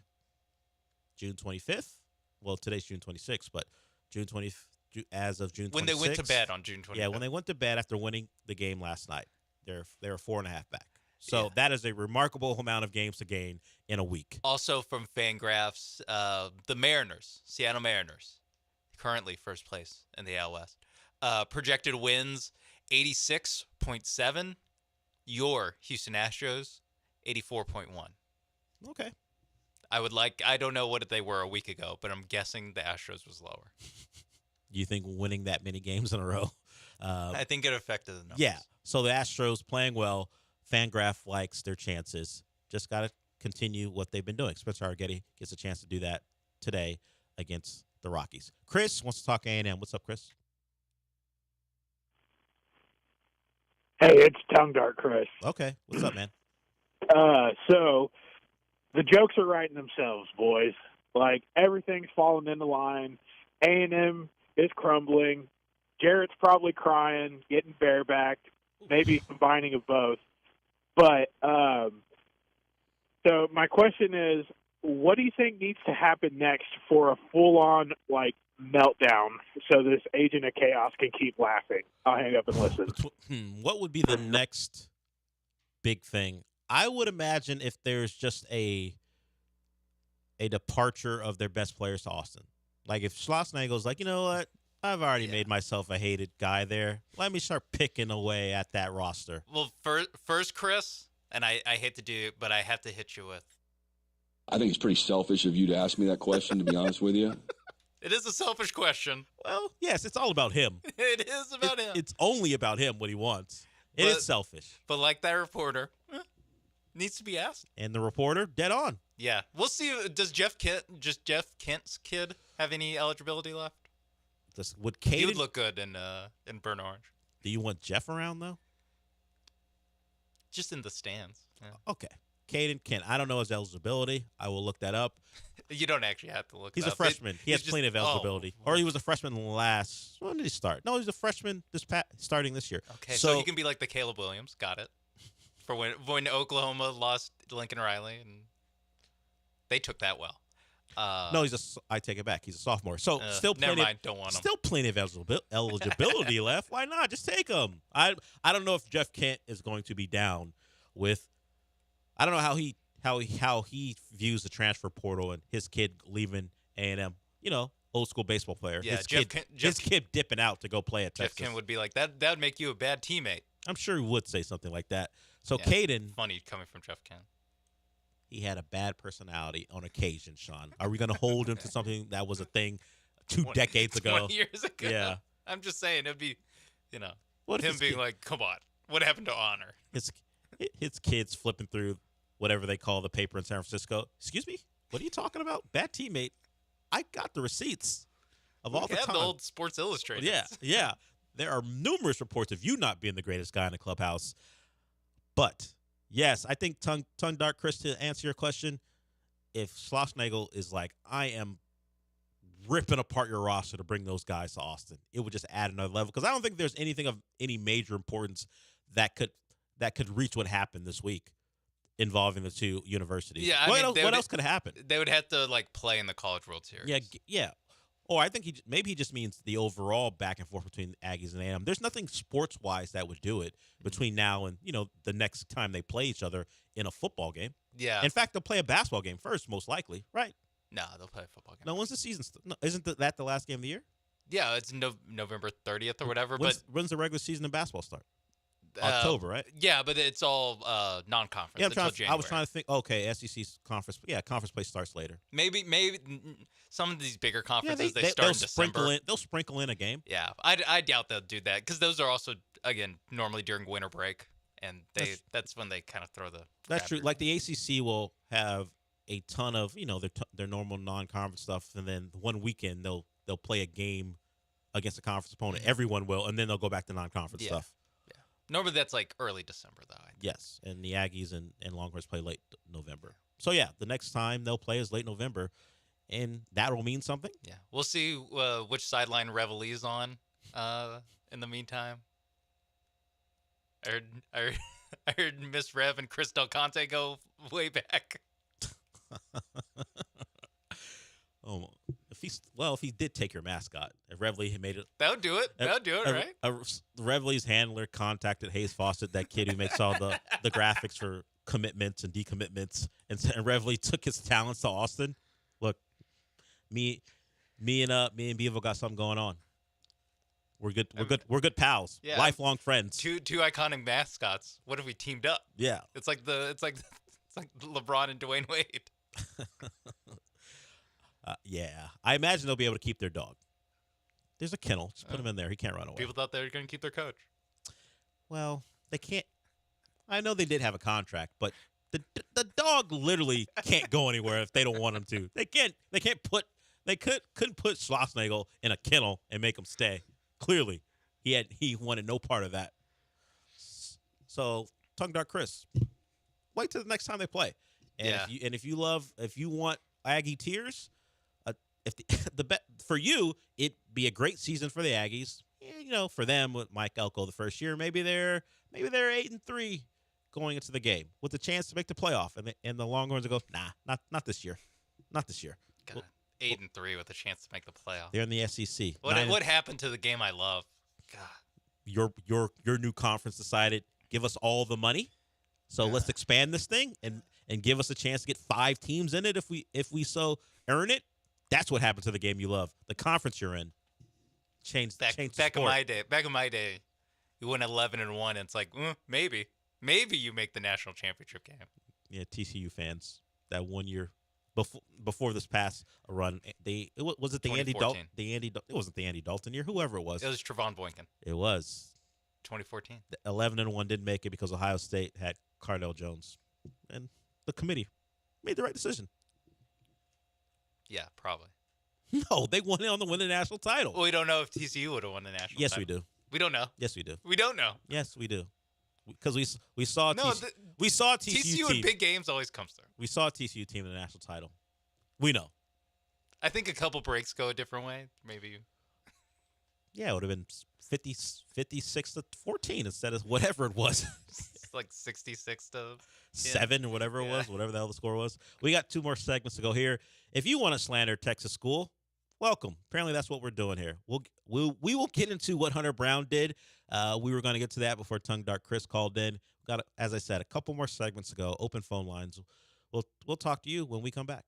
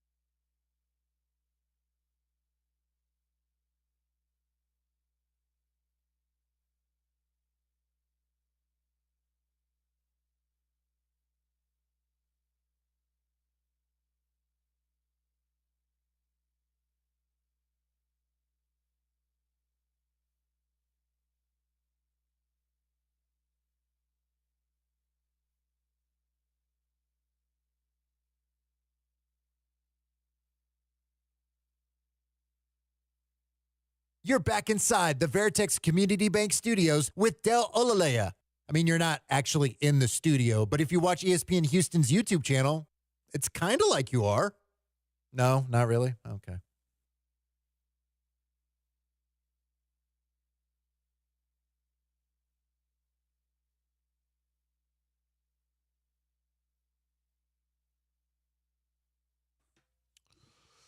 Welcome.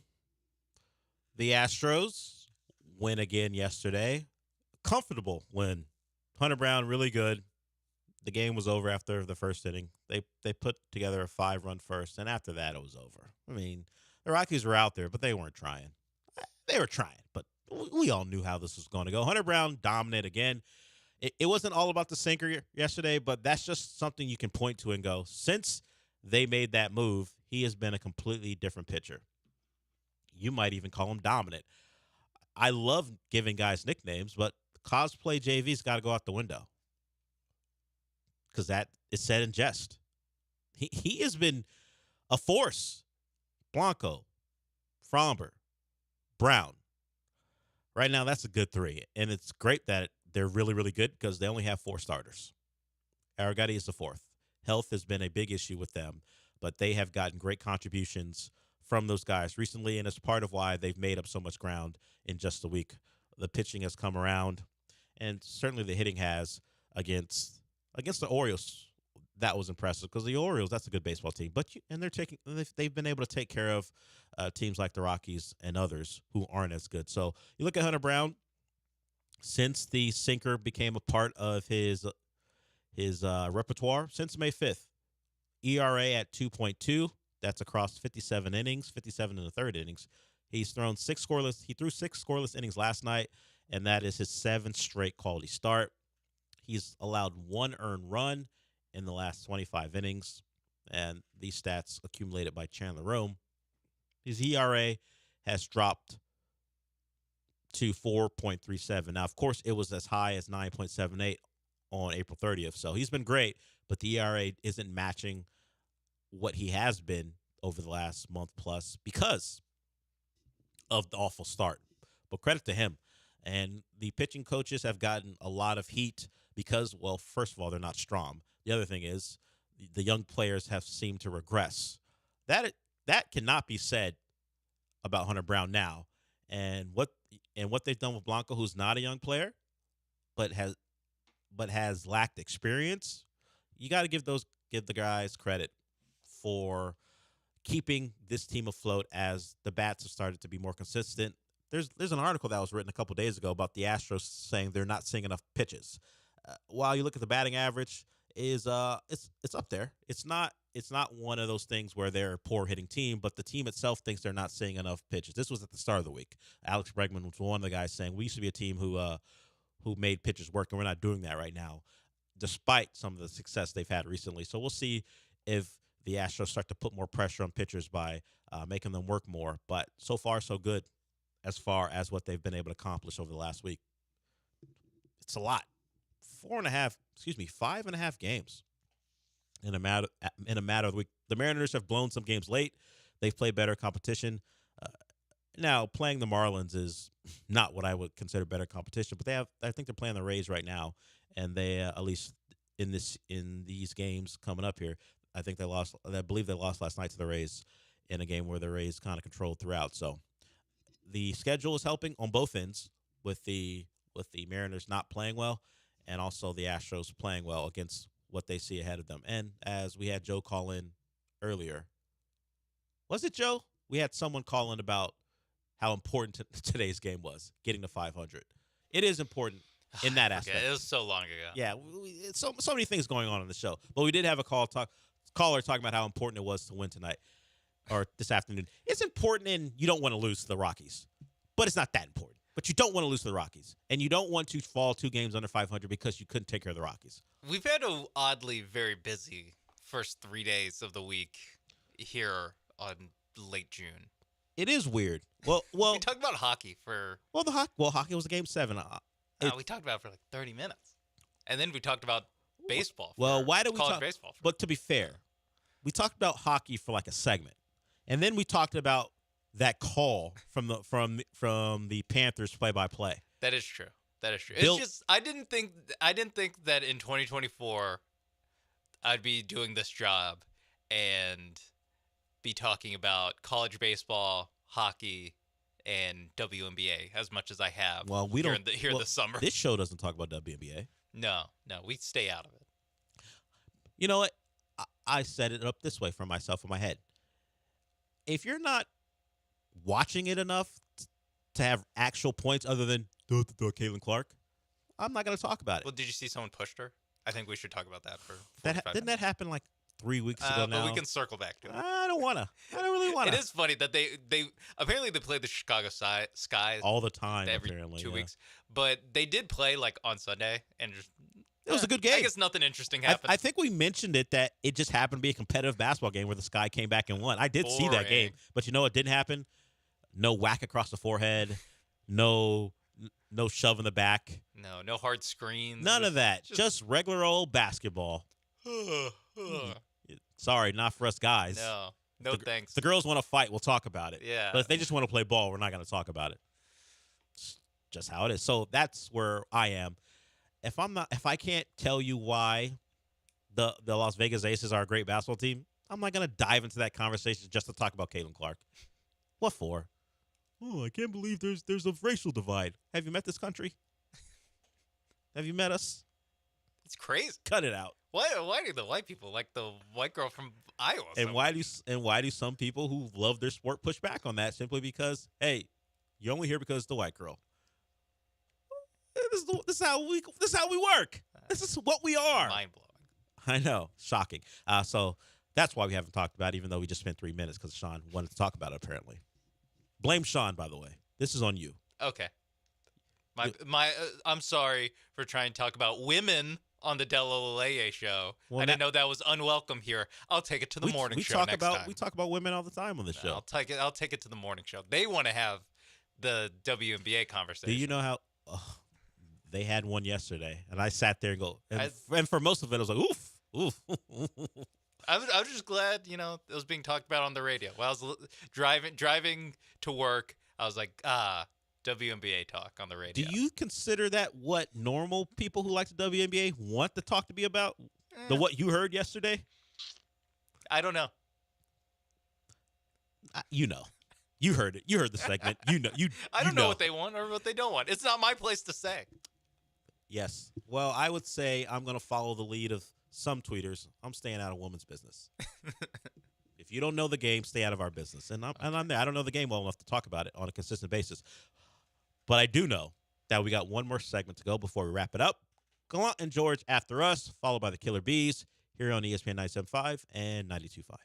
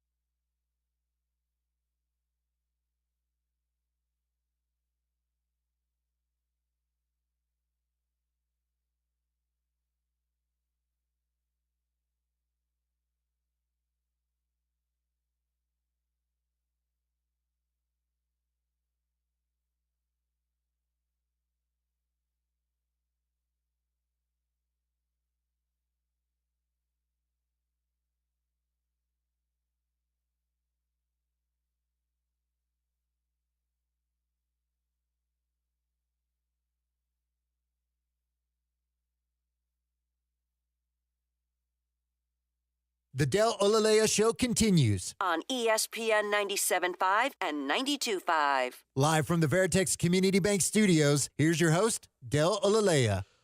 Schlossnagle, or Coach Schloss as they're calling him at Texas, he is either just finished or still in the midst of his press conference introducing himself to Longhorns Nation. Do you call yourself Longhorn Nation?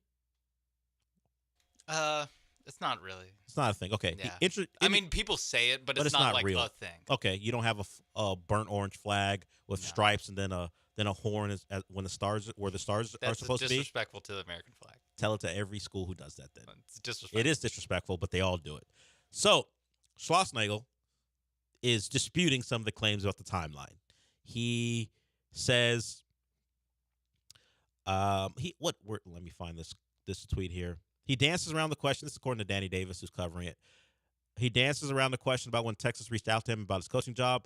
Eventual answer conflicted with the various reports that the deal had been done for a while. So he is suggesting that this all came about really, really quickly. I guess in the time that Del Conte made the announcement that their past head coach was fired to the announcement that this guy was hired, Coach Schloss. That's all it took. That was the timeline. And maybe even less than that. Maybe he didn't get a call until after the final out.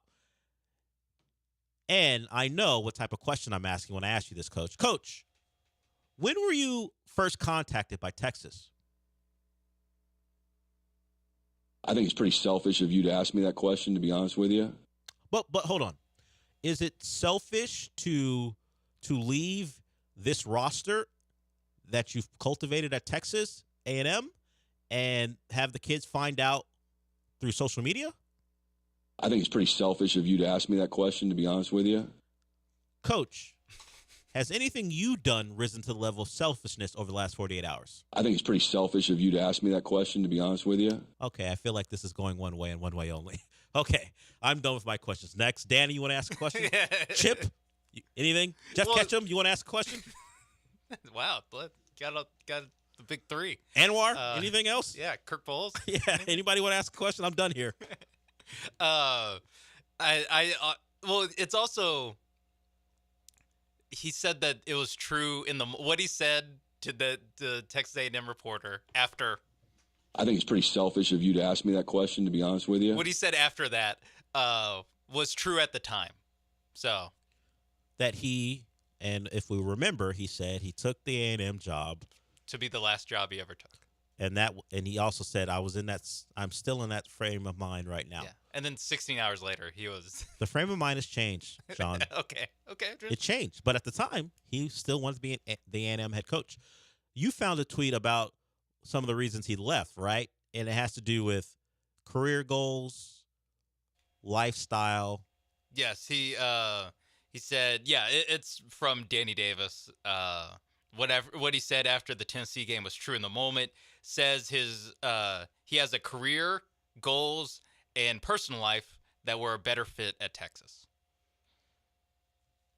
Does that mean his personal life couldn't thrive in College Station? I don't know. Does he have a life that would be better suited, I guess, for 6th Street and Austin? Interesting. I'll see if there's any quotes. What could possibly be different between the two places that he thinks his personal life will be better off? Feces on the street. That is one man's suggestion. That would mean he likes feces on the street because he's going to Austin, where we were told feces is everywhere. Yeah, I don't know what Schloss is into. I've learned a lot about him in the last 48 hours. I've said his name way more than I thought I ever would. Do you think you can trust him? Yeah. Is this the job? He'll never leave. He said it's the last job he'll ever take. He said that? Well, he said that about the other job, but he said that job's the last job he'll ever take. Then he said this job is a better fit for him. But does that mean this is the last job he'll ever take? It means it's better. It's a better fit. It's a than better the last job he would ever take. It's a better fit than the job he thought was the last job he would ever take. So think about how much he likes it now. This could possibly be the last job he ever takes. Certainly. Yeah, it's an even better fit.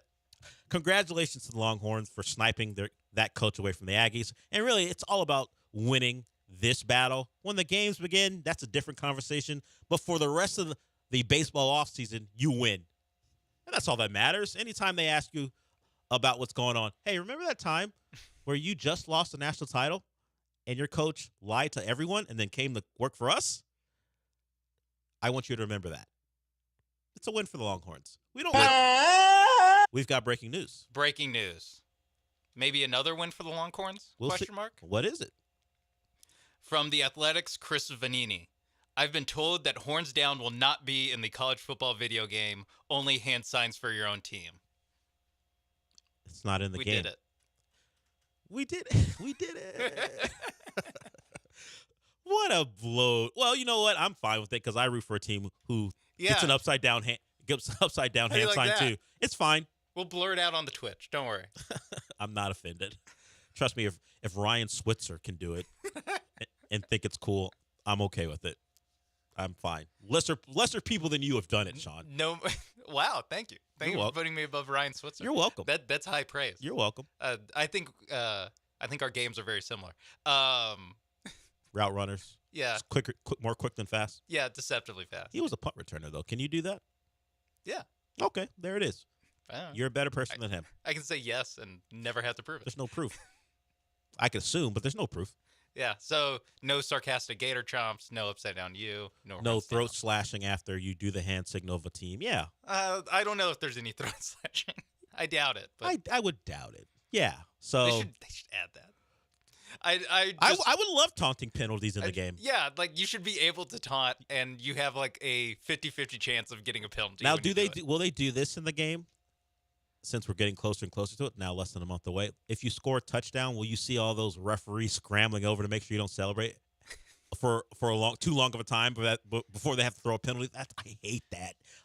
There's like you one of your players scores a touchdown, or any player in the game of college football, not the video game. They score a touchdown, they're very excited, and then if they hold it for half a second too long, there's like 3 officials going, all right, let's go, move it along, move to the sideline. That's done. Finger guns. They normally hate it when you do finger guns. I don't think you can brandish a fake weapon in the game. Okay. I think you can drink a football. I think I saw that in the clip. There are things you can do. Turnover chain. Yeah, well, that went with Matty Diaz. But the knockoff turnover stuff, the turnover dunk from Pitt. North Carolina has one where they hold up a belt. Georgia, I think, has their celebration too, where they put the pads on. All the knockoffs. Well, Georgia was doing it for a while, but no one remembers that they were first because Miami, for like 2 years, was pretty cool doing it until, hey, you're down 27-13 and you picked off a pass in the middle of third quarter. Don't put the chain on. Don't put the chain on against Boston College. It's cool right? when you're in the middle of an undefeated year in 2017. You'll put the chain on for those 10 games you're undefeated. But it's 2018, and you're on the verge of going 7-6. Knock it off. Don't and then of course Mario Cristobal, part of the No Fun Police, was like, no, we're not doing that anymore. We also won't kneel either. That's no fun either. Yeah. They should also have you can throw trash on the field. When you're upset with the officials, or when the opposing coach is now coaching at your game at your home stadium, where it's like in the dynasty, if you coach Western Michigan and then you go take the Michigan job and then for some reason go to Western Michigan, then they can throw trash at the field. I should be able to do a play now game between Tennessee and Ole Miss and hear Tennessee fans say "F you, Kiffin." Yeah, I should be able to hear that. They should have the state troopers walk you to the locker room. All those things. The beautiful parts of college football. How real did you guys really dig into it if that's not in the game? Yeah, that's been our focus. Other than the sloth stuff, there was a new update on what's going to be in that video game. We are done for the day. I am. And I thank everyone for chiming in. Who knew that a baseball coach's departure would motivate you guys? I appreciate it, though. We'll probably have a lot to discuss tomorrow because there is the draft. The Rockets will have either traded the pick, made the pick, or maybe used the pick to acquire a star in a larger package that might include some of the current players. We don't know that yet. We just know there's a lot of news this morning about a young star for the Rockets, if you want to call him that, Şengün, possibly being on the move. That upset a lot of people, and rightfully so. Şengün, you should love him. Trading him for Kevin Durant, that would be rough. But Brian Windhorst thinks is a possibility. We'll see. Gallant and George are up next, followed by the Killer Bees. And we're done. So what does that mean, Sean? We did it! That's right. I'll talk to you tomorrow.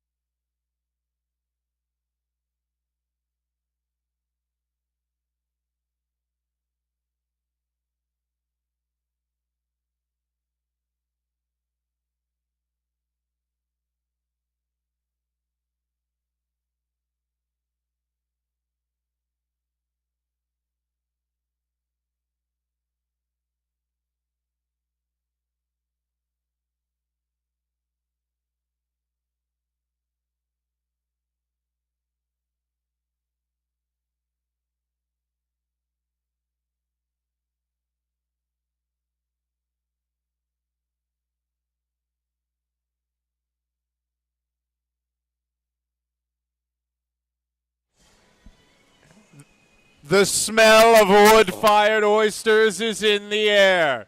I am salivating here at the Highway Cantina on St. Emmanuel alongside Joe George on a wonderful day to be downtown for Houston sports. Your beloved Houston Astros have a chance to get back to 500 this afternoon with a 7th straight win against the Colorado Rockies right down the street at Minute Maid Park. And right after that, the Houston Rockets are having a draft party at the George R. Brown Center. Hello and welcome aboard Gallant and George. It is Wednesday, June 26th.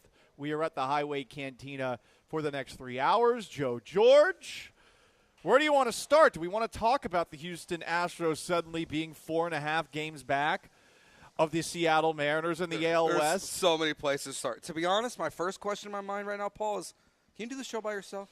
Why? The food smells so good right now. I'm ready just to crush some food here right now. Where we're sitting at Highway Cantina smells absolutely incredible, but there's so much going on. Last night was chaos on X with Adrian Wojnarowski. Yeah. The Astros are 4.5 back. The Yeah. Mariners are already down 1-0 in the top of the fourth against Tampa Bay Rays. So already maybe more good news for the Houston Astros today. There's so much going on out of nowhere. I want to start talking about Adrian Wojnarowski and his series of very longly worded tweets. Maybe write an article. I don't know if that's beneath Woj at this point in his life. Whatever the case, late last night we saw a series of trades made in the NBA. The Rockets traded these things to the Brooklyn Nets. A 2025 Nets first-round pick swap and a 2026 Nets first-round pick to Brooklyn in exchange for a 2025 first-round pick swap with the Phoenix Suns, the 2027 Suns first-round pick, and 2029 first-round pick swaps with both the Suns and the Dallas Mavericks. So they loaded up on first-round picks. TLDR didn't want to go through all that Adrian Wojnarowski crap and put it all together like I'm Charlie Day trying to figure out who Pepe Sylvia is in Always Sunny in Philadelphia. The Rockets have decided that they are going to short the Phoenix Suns as opposed to shorting the Brooklyn Nets. What does that mean? They look at the Phoenix Suns as a team that is about to be potentially very, very bad, meaning their first-round picks are about to be very, very valuable, and those very, very valuable first-round picks could turn into a star player in the next 6, 7, 8, 9, 10 hours, Joe. Yeah, it's fascinating because you're shorting the Suns, but as Woj kind of continued throughout the night, you're also thinking about the Suns players themselves and just replenishing the Phoenix Suns. I'm very glad they didn't use the Brooklyn picks to replenish the Brooklyn Nets. That trade is wild as well. Mikal Bridges to the New York Knicks. But if you want to pursue 36-year-old Kevin Durant, if you want to hold off and pursue Devin Booker and hold on to these picks through this year and hope to acquire Booker next offseason or this offseason if a miracle happens, what they've done is they've set themselves up with a ton of options. The blowback to this trade immediately that I saw online, Paul, was that there's this Cooper Flagg kid who's coming out of the draft next year who's supposed to be like 8 times the prospect that's in this year's draft. But we know what the lottery is. We've seen how the lottery's worked. You literally lost Victor Wembanyama because of a coin flip that happened before the lottery balls were even drawn. So you're not guaranteed to get a guy like that. And you're saying that Brooklyn, in your mind, is going to be more aggressive to get better quicker than Phoenix will. They're going to have to tear it down at some point if this doesn't work. So I think it's a really intriguing move. And as much as I like the idea of having Brooklyn's pick next year, I do like the Phoenix picks a lot more for the long term. I don't think it has anything to do with next year's draft, though, at all. Yeah. I think this is entirely done because the Rockets are planning on doing something, either tonight or the next year and a half or so. And that is because of what we heard from a couple of different people that are very connected to the NBA. Brian Windhorst was on ESPN radio this morning, and as Joe said just a moment ago, he thinks that the Houston Rockets, the moves that they made last night, might be setting up for a trade for Kevin Durant, now on the Phoenix Suns. Here is why. They could have made this deal with the Nets at any time. They didn't have to do this deal with the Nets now. They could have taken the call from the Nets and said, okay, we know you want your picks back. Go ahead and start your tank, and we'll decide later if we want to do that. They don't have to make this deal now. they're making the deal now so that they have those picks to go into the market with. Now, I guess in theory, they could offer them to another team. That's true. But again, they could do that. They could have traded, if for sheer trade value, the Nets picks just offered to other teams would have more value. Those teams would see the same thing. They'd be like, oh my God, you mean you're going to give us the next draft the next 2 years? Who can we give you? They made this trade specifically to attempt to make a deal with the Suns, and they did it to make a deal with the Suns now. Now, to my knowledge, Kevin Durant has not asked for a trade. However, there are definite connections between Kevin Durant and the Houston Rockets. Definite connections between Durant and the Houston Rockets, which is interesting. So, if you want to simplify what Windhorst said there, they're looking to trade Phoenix back their own picks to get somebody. That could be Kevin Durant. That also, I guess, maybe not now, maybe later, could be Devin Booker. Both those strategies they're almost polar opposite. Because Kevin Durant's what we've talked about that we don't really think the Rockets are in position to do. Kevin Durant's a win-now move. He's 36. You're going to give up valuable draft capital for a 36-year-old who hasn't played over 70 games in a season in like a half a decade? That seems like you're pushing some boundaries of what you should do as a basketball team. Win now is certainly subjective because win now could mean championship now. Win now could mean be relevant again. And I think when it comes to the Fertitta family, they probably look at it in the latter category. Getting Durant on your team makes you relevant. It does. Doesn't make you a title contender, but it makes you relevant. It makes people care about you more. It makes people go to the games. Mm-hmm. It makes people watch the games. Sell a lot of jerseys. How long that lasts, it really depends on how Durant looks and how healthy he is. But that's the first step here this morning as we saw a source-off, because after Windhorst said what he did, Stephen A. Smith on First Take, in the same room as Brian Windhorst, had this to say about Kevin Durant and what he's looking to do right now and what the Suns are looking to do right now. Wendy, especially for you, I am reporting here. Uh-oh. Pay no attention to what Phoenix is saying. They want out of Kevin Durant right now. That's number one. Wait, say that one more time? They want to trade no Durant. attention Yep. to what Phoenix is saying. They want out of Kevin Durant right now. Wow. That's number one. Again, Number why two. do the Rockets do the deal, Molly? That's why I asked you. I was like, Number wow. two. Okay, go ahead. Number two, also, Houston doesn't want Kevin Durant. Ime Udoka may want him. But organizationally, they know that they are not there yet. So their plans are more long range. And they would prefer a Devin Booker, who they know it's a slim chance they'll get, but that would be their preference. So to sum things up, Windhorst is saying that there are conversations being had between the Houston Rockets and Phoenix Suns about Kevin Durant. Stephen A. Smith is saying the Rockets are not interested in Kevin Durant. The Suns want to get rid of Durant. And a lot of people who are connected to the Rockets locally seem to be co-signing with Stephen A. Smith, who for all of his bluster is about as connected as it gets NBA-wise, maybe not Windy level. So it's going to be very interesting to see, Joe, how tonight unfolds, because the Rockets now have a ton of trade chips with that third pick that they also have tonight and everything that they got from Brooklyn, Phoenix's picks last night. Yeah, they've put themselves in a position to do whatever they want. Let's say Stephen A. Smith's wrong, and they do want Kevin Durant. Or Ime really is the one who's got the power. They want KD. They can get him.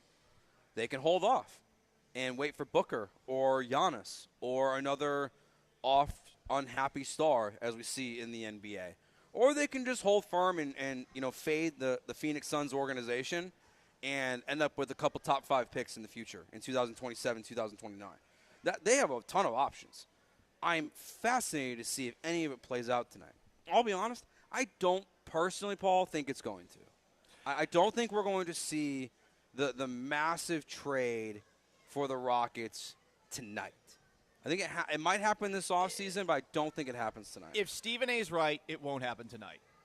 And I would prefer that it doesn't happen tonight. I would love to have Durant here from this perspective.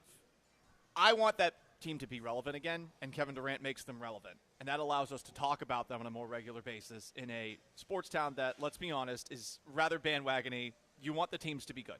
I have no issue with that whatsoever. Durant makes them good. Durant makes them something to discuss. They're not that right now.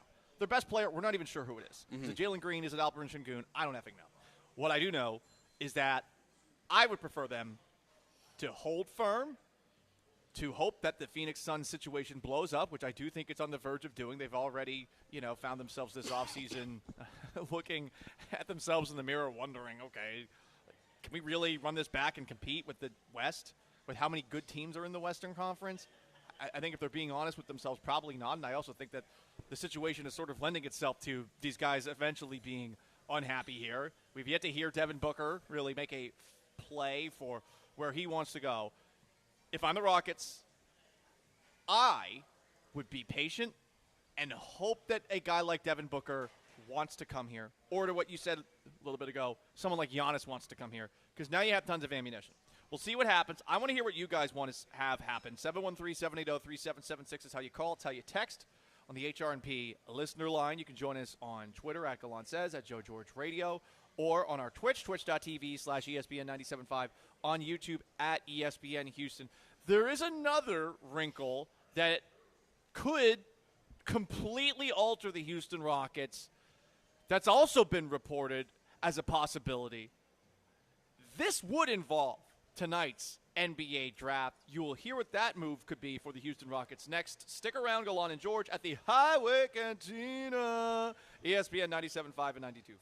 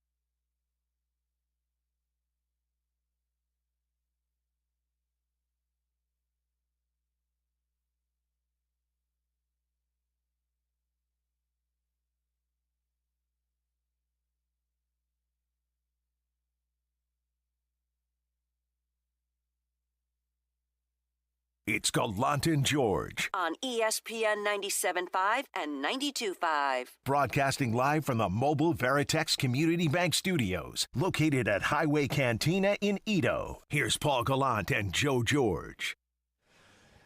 Eventful afternoon here in downtown Houston. We're at the Highway Cantina on St. Emmanuel Street. This is my favorite place in Houston. Yeah, I've said it. Numero uno. Pushing back the tall Texan margarita for a little bit. I need a little more caffeine in my system because I've been driving downtown back to my place and downtown a lot fancy already Paul. today. Fancy Paul. Hardworking Paul. Got TV. Yeah. Got radio. Hardworking Paul. Rockets draft party. I'm covering it tonight. Not just attending. He's covering it. Coverage from Gallant I'm says. not going to abuse my liver tonight, okay? I'm a good boy on the weekdays. Bad boy on the weekends. But you've got the Astros game this afternoon. First pitch in about an hour. They could be back at 500 finally today. Knock on wood, assuming that they complete their sweep of the Colorado Rockies. Could be the longest win streak of the year. You could be 3.5 games back of the Tampa Bay the Seattle Mariners, who are playing the Tampa Bay Rays right now. And Still Joe, 1-0? The Rays lead the Mariners 1-0. We know the Mariners' bats aren't very good, so that could be enough. But we've also got a lot of news when it comes to the Houston Rockets. And in case you are just tuning in, last night the Rockets were very busy. They traded the Nets picks that they acquired in the James Harden trade back to the Nets in exchange for the picks that the Brooklyn Nets got from the Phoenix Suns in the Kevin Durant trade. Yes. So they've got a 2025 first-round pick swap with the Suns, a 27 Suns first-round pick, a 29 first-round pick swap with the Suns, and a 29 first-round pick swap with the Mavericks. They're loaded with draft picks for the foreseeable future. And tonight they had the number 3 overall pick. They are favored, per most booking websites, to take Reed Shepherd, the guard out of Kentucky, who is small but supposedly has measurables similar to Steph Curry. Sure, cool, that would be wonderful if he ended up being Steph Curry. The odds are he probably won't be. But if they don't draft Reed Shepherd, and if things in front of them, pick 1, pick 2, don't go as expected, where I think a lot of people believe that Sarr, the French guy, is going to go first overall and that Donovan Clingan could go second. But say Reed Shepherd goes second and the Rockets end up taking Donovan Clingan, there's a very interesting possibility for the Rockets that I think a lot of Rockets fans don't like. Here's Brian Windhorst talking about that this morning on ESPN Radio. They've got Ime Udoka as their head coach. Durant had a relationship with him when he was in Brooklyn, and Udoka was an assistant. Rael Ivey is on Udoka's staff. Rael Ivey is one of the closest players to Durant in the NBA. And I think you will see an interesting tonight. The Rockets have the number 3 pick in this draft. If they hold that pick, and that pick has been available in trade in recent weeks, if they hold that pick and they draft Donovan Clingan out of UConn, a center, it is an indication that they are willing to do business on Alperen Şengün, their very talented young big man, because Şengün is due a contract extension, and the Rockets played very well last year after Şengün got hurt. They played Jabari Smith at center, their first-round draft pick from 2 years ago. And if they take Clingan, and it's like an indication to the market that they may be willing to move on from Şengün. Interesting. People are not happy about this possibility. I have seen some of the Rockets, they don't like it when I call them this, but the high school Rockets fanboy brigade of aggregators online, they have suggested that they will be out on the Rockets' direction entirely if they move on from Alperen Şengün. Okay, good. I would not be happy if they moved on from Alperen Şengün, but I am not so married to Alperen Şengün going forward that I feel like he should be off the table as a trade chip, and I feel the exact same way about Jalen Green. The real question is, what would moving Alperen Şengün get you? If it's Devin Booker, at some point, great. If it's a trade that happens tonight and it's Kevin Durant and you have Klingon from UConn as your center. I'm not as much a fan of the move. But I feel like considering what we've seen in just 1 year of Ime Udoka, and never thought I'd say this, Rafael Stone, who has shown patience going all the way back to the Ben Simmons trade. Are we really going to be out on the Rockets if they move on from a guy in Şengün who certainly has a lot of upside, but also we're not 100% sure gels with all of the Rockets players on the court because he sort of clogs things up? Yeah, I think it's a dumb reason to be out on a team. Outside of the Denver Nuggets, teams don't use a center or a big man to drive their team and their offense. Look at the NBA champions. This is a copycat league. We've known this. We've seen this. Jason Tatum, he guarded Miles Turner when they played the Pacers. He played center in every single series and dominated. You don't need that big man anymore to be, the offensive guy. He can be a defensive matchup, and that's what Klingon would be. That's what Steven Adams would be. It's a dumb reason to be out on the Rockets. It just shows that the Rockets have a philosophy of what they want to do. When you talk about clogging up the middle, remember when everyone was upset Clint Capella got traded? What's he done in the NBA since? Honestly, and they did that. I never understood the frustration over that. Capella had athleticism, but it was legitimately one of those guys who his entire offense was James Harden is going to lob him the ball, and he is going to jump and place the ball in the basket. And try to think back to the world before it shut down in the NBA. The Rockets trade Clint Capella, and then Russell Westbrook and James Harden play the best basketball they've ever played together because the middle of the lane was not clogged up anymore by Clint Capella. Similar to me, what we saw last year with Alperen Şengün. I'm fine with Alpi being traded or staying. I do not believe Jalen and Alpi will work well together. But I question with Alperen is if this is just a Jalen issue.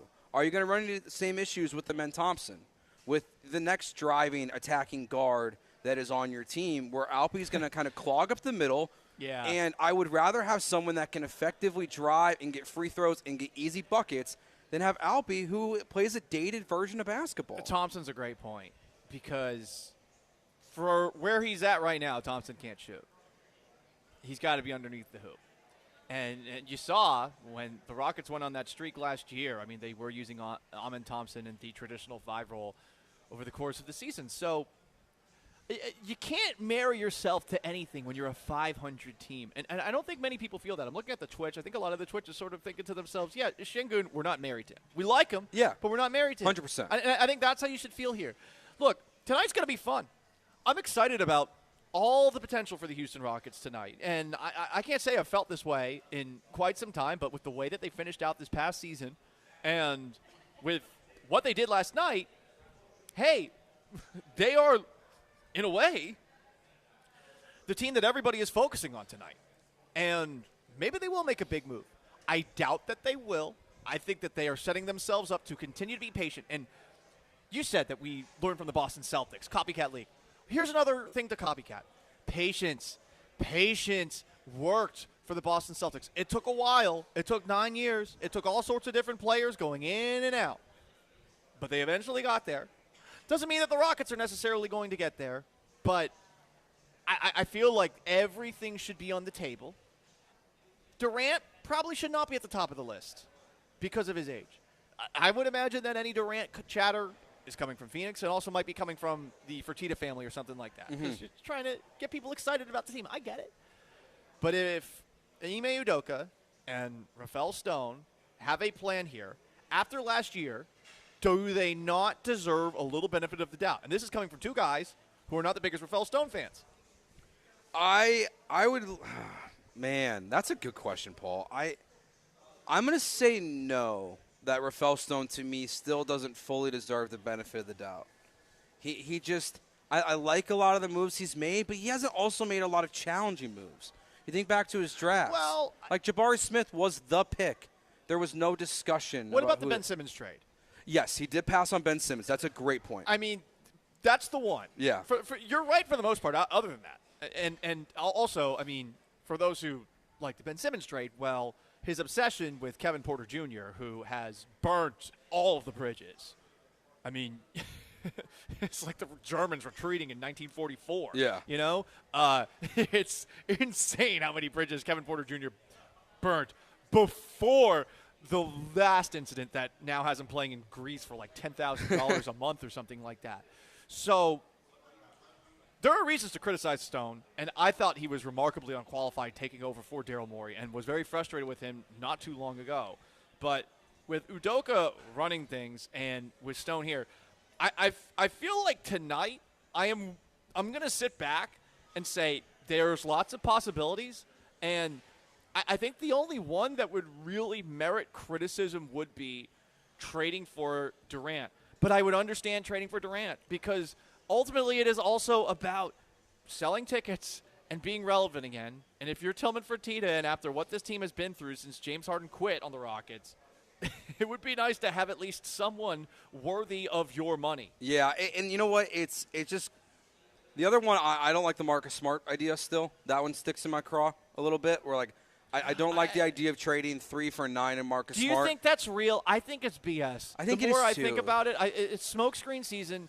This is the worst part about right before the draft. NFL draft too, but in the NBA, there are rumors being leaked everywhere. And to comb through all of them, I mean, you're basically hoping that Adrian Wojnarowski or Brian Windhorst can get rid of a lot of them for you. And, I mean, they honestly added to the confusion last night. Well, think about what happened. Look, did anyone hear anything about Brooklyn getting 5 first-round picks for Mikal Bridges before it happened? The Rockets acquiring all these firsts. A lot of the NBA moves move in silence. Like I think back to the Russell Westbrook trade, came out of nowhere. The Chris Paul trade, very similar.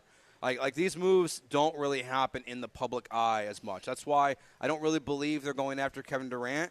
That to me is a signal coming from Phoenix that they want out of the Kevin Durant business. What Stephen A. Smith said, and they're kind of advertising to the league of like, hey, KD's available to play on like his 5th team in 4 years, or whatever it is. So Rafael doesn't deserve the full benefit of the doubt, but he does make solid moves, and he's made wise moves in the past by passing on Ben Simmons. So I give him a little bit of faith. You do look at his Alpi pick, the Cam Whitmore pick later in the draft, which are solid. So he's very – I lean closer to I trust him than closer to I don't, I would say. He's Joe George. I'm Paul Gallant. You want to weigh in on all the Rockets' possibilities this afternoon, you can. The draft tonight as well. Or the Houston Astros, who are looking to win another game and pull another game closer to the Seattle Mariners in the AL West. We're going to push Soft Boys, which we normally do at 12:30, back into the 2 o'clock hour because of all the stuff that we have to talk about. 713-780-3776 to call, to text. You can join us on Twitch, twitch.tv/ESPN975, on YouTube at ESPN Houston. There was something the Rockets could have done earlier this year, that they tried to do earlier this year, that we found out about last night. Plus, maybe I got to admit that Joe George was right about this. Ooh. Stick around. We're at the Highway Cantina. Come on by and drank with us.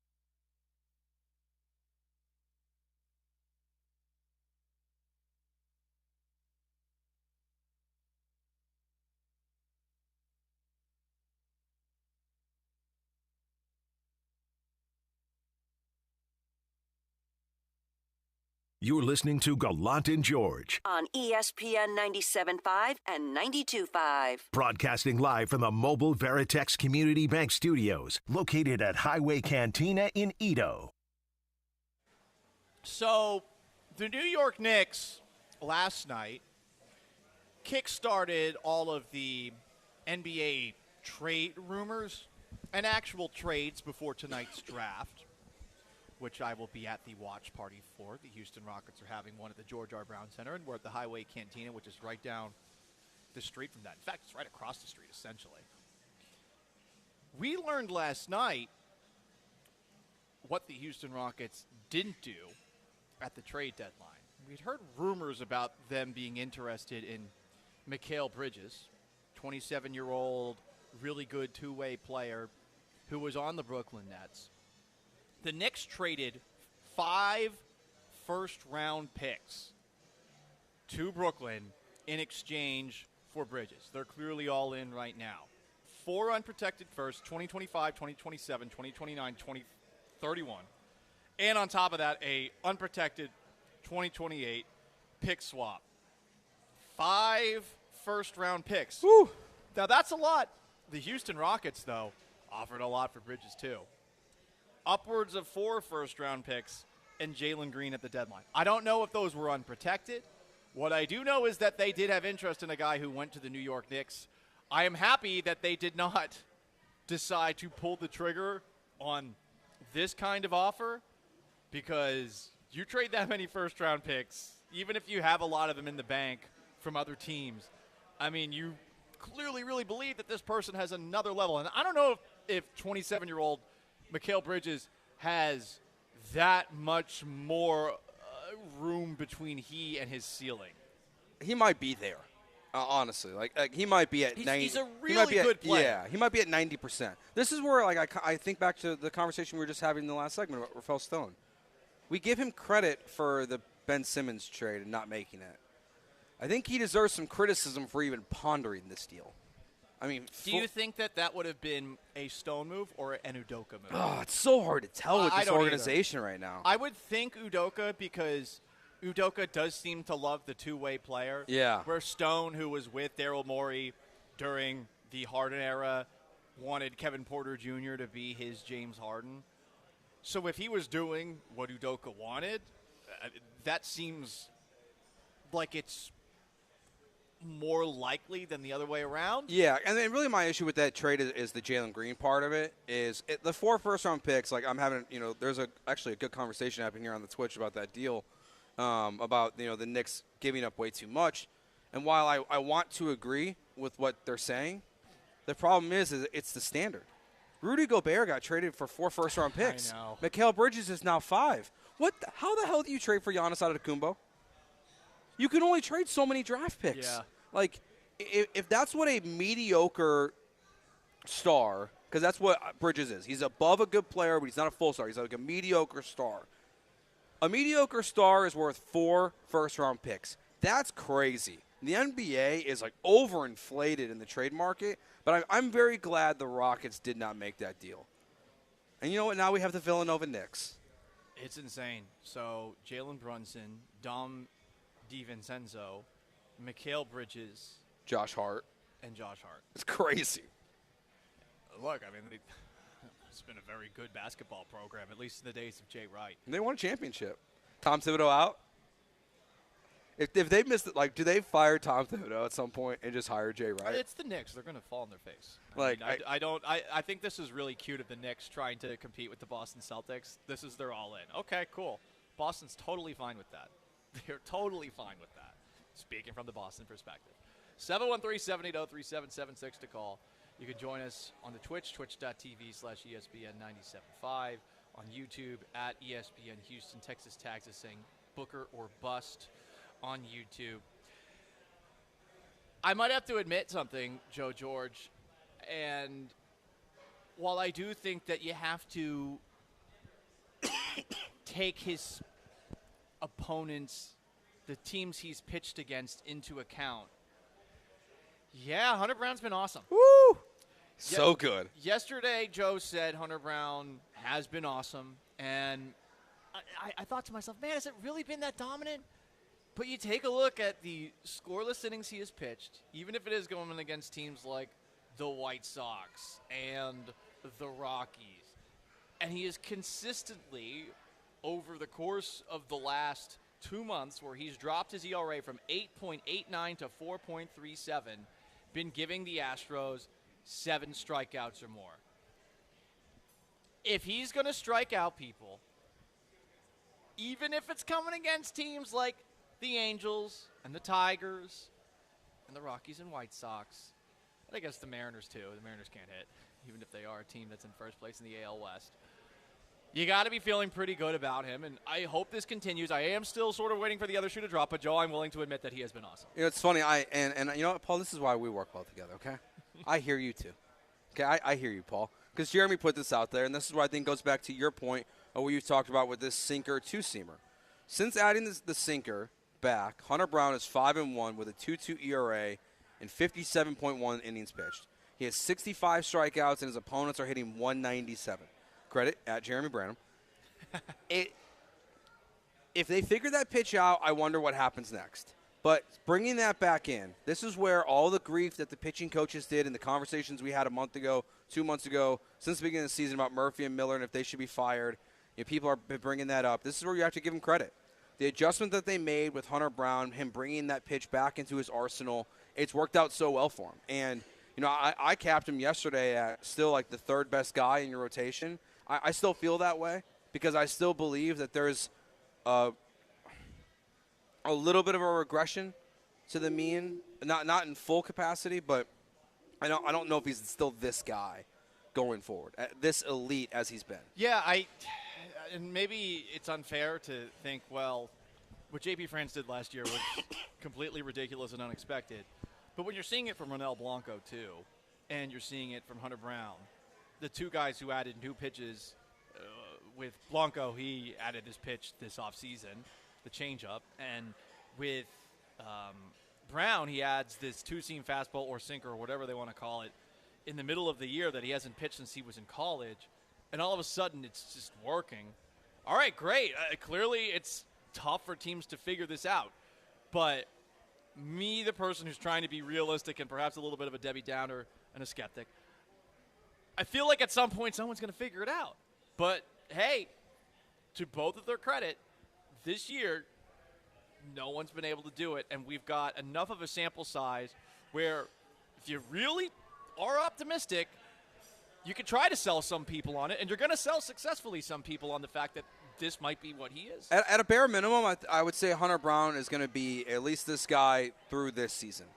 That the book, even though it's written, teams typically don't adjust to some of this stuff until the next season. And that's why in baseball, more than in other sports, we see major sophomore slumps. We saw it with Jeremy Pena.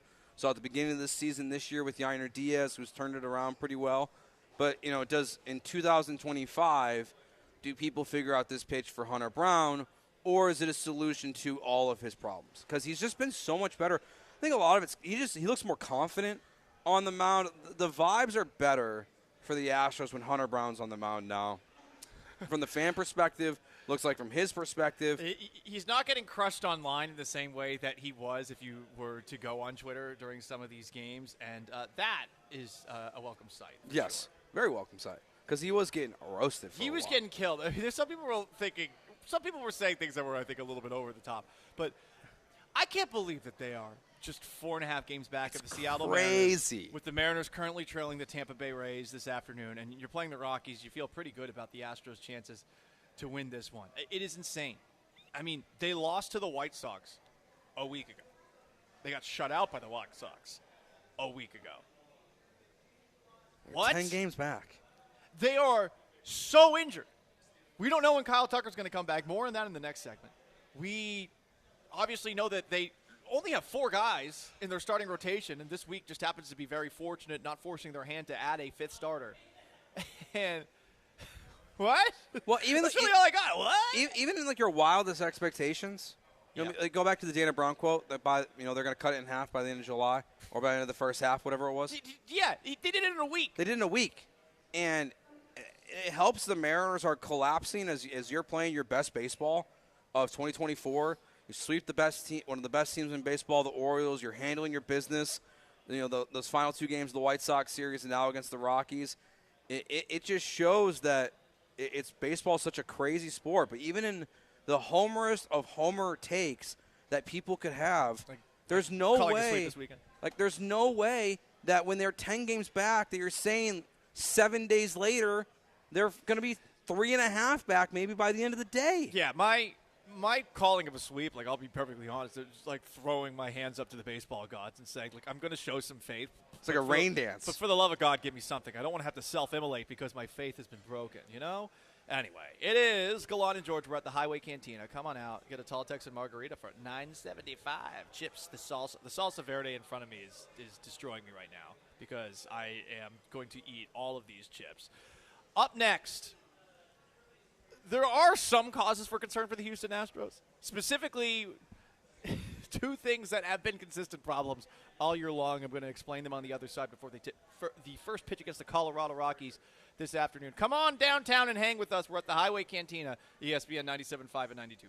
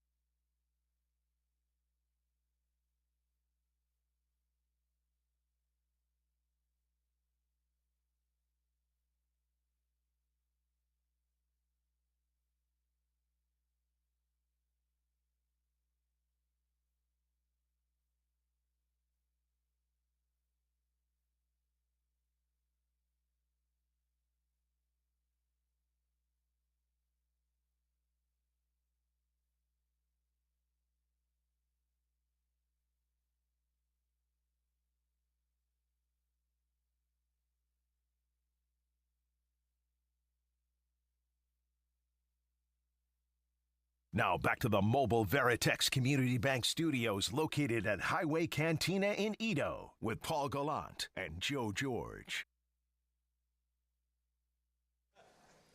We're keeping you posted on what the Houston Rockets do tonight. They're having a draft party at the George R. Brown Center, pick number 3. Favored to take Reed Shepherd, a guard from Kentucky. They also were busy last night trading a couple of Nets first-round picks for 4 picks from the Nets, a 2025 first-round pick swap with Phoenix, the 2027 Suns first-round pick, and 2029 first-round pick swaps with the Suns and with the Dallas Mavericks.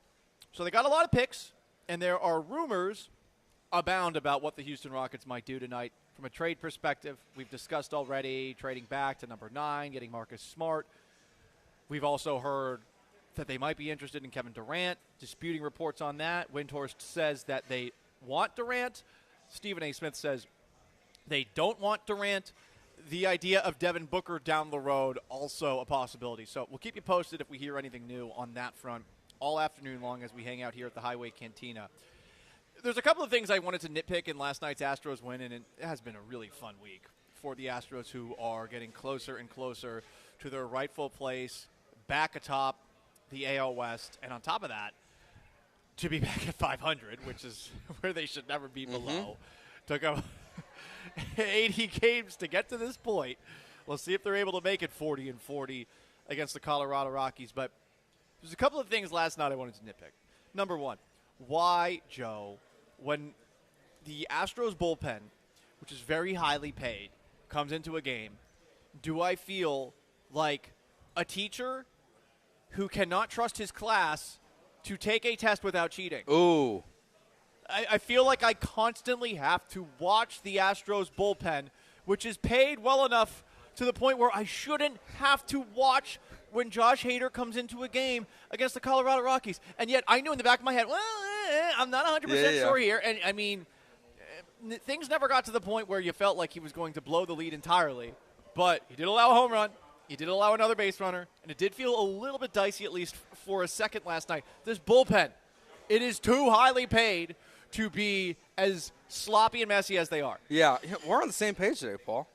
I was thinking the bullpen, as you started saying that, before you got to the teacher analogy, was like a teacher that, just feels bad for the sub the next day. When your teacher's out and you know that sub's going to go through hell. He's going to get walked over. That sub's going to have a tough one. You're going to come back to a bad report. You're not going to like what's going on. That's also what it feels like with the Astros. I didn't know where Joe Espada was going to go last night with his decisions. I mean, Seth Martinez, obviously not great, but Presley gets out of it. But, yeah, I agree with you. That's one thing to nitpick last night. They Gomber, or whatever his name was awesome after the first inning. He was perfect for the next, 4 innings, I think it was. Yeah, I was surprised they left him in. And yeah. Hey, he hung in there but after a 5-run first. A lot of runs in the first, but then they did nothing for the next couple innings. Yeah, it was all singles. Jake Myers was the only guy who had multiple. Altuve had 2, but Jake Myers was good with the 3-hit game. But, yeah, the offense was lacking after the first, and Hunter Brown, I think, feeling confident the way that he is right now, was able to sit on that lead. So that's one of the issues I have. But also, it's time for another episode of Astros ER, because there's another thing to be frustrated with the Houston Astros right now. I don't know how I exposed exactly what's wrong with it, which will hurt him and hurt us. You don't really know how he hurt it. Sometimes you wake up sore, hurting. He's laughing a little bit more. And he wasn't crying, but he had tears inside. Brentley's doing fine. He said he's feeling better. It's not his throwing shoulder, so he should be fine. I'd like to think I have healing power, but I don't. This is a house of learned doctors. So, the Houston Astros have never exactly been forthright when it comes to injuries, but this is what we heard from the team yesterday about 2 guys that they need. Kyle Tucker took swings off a tee Sunday. He could start running within the next few days. The hell does that mean? Man, that he really crushed that ball off his leg, apparently. They were talking about him being back 2 days later.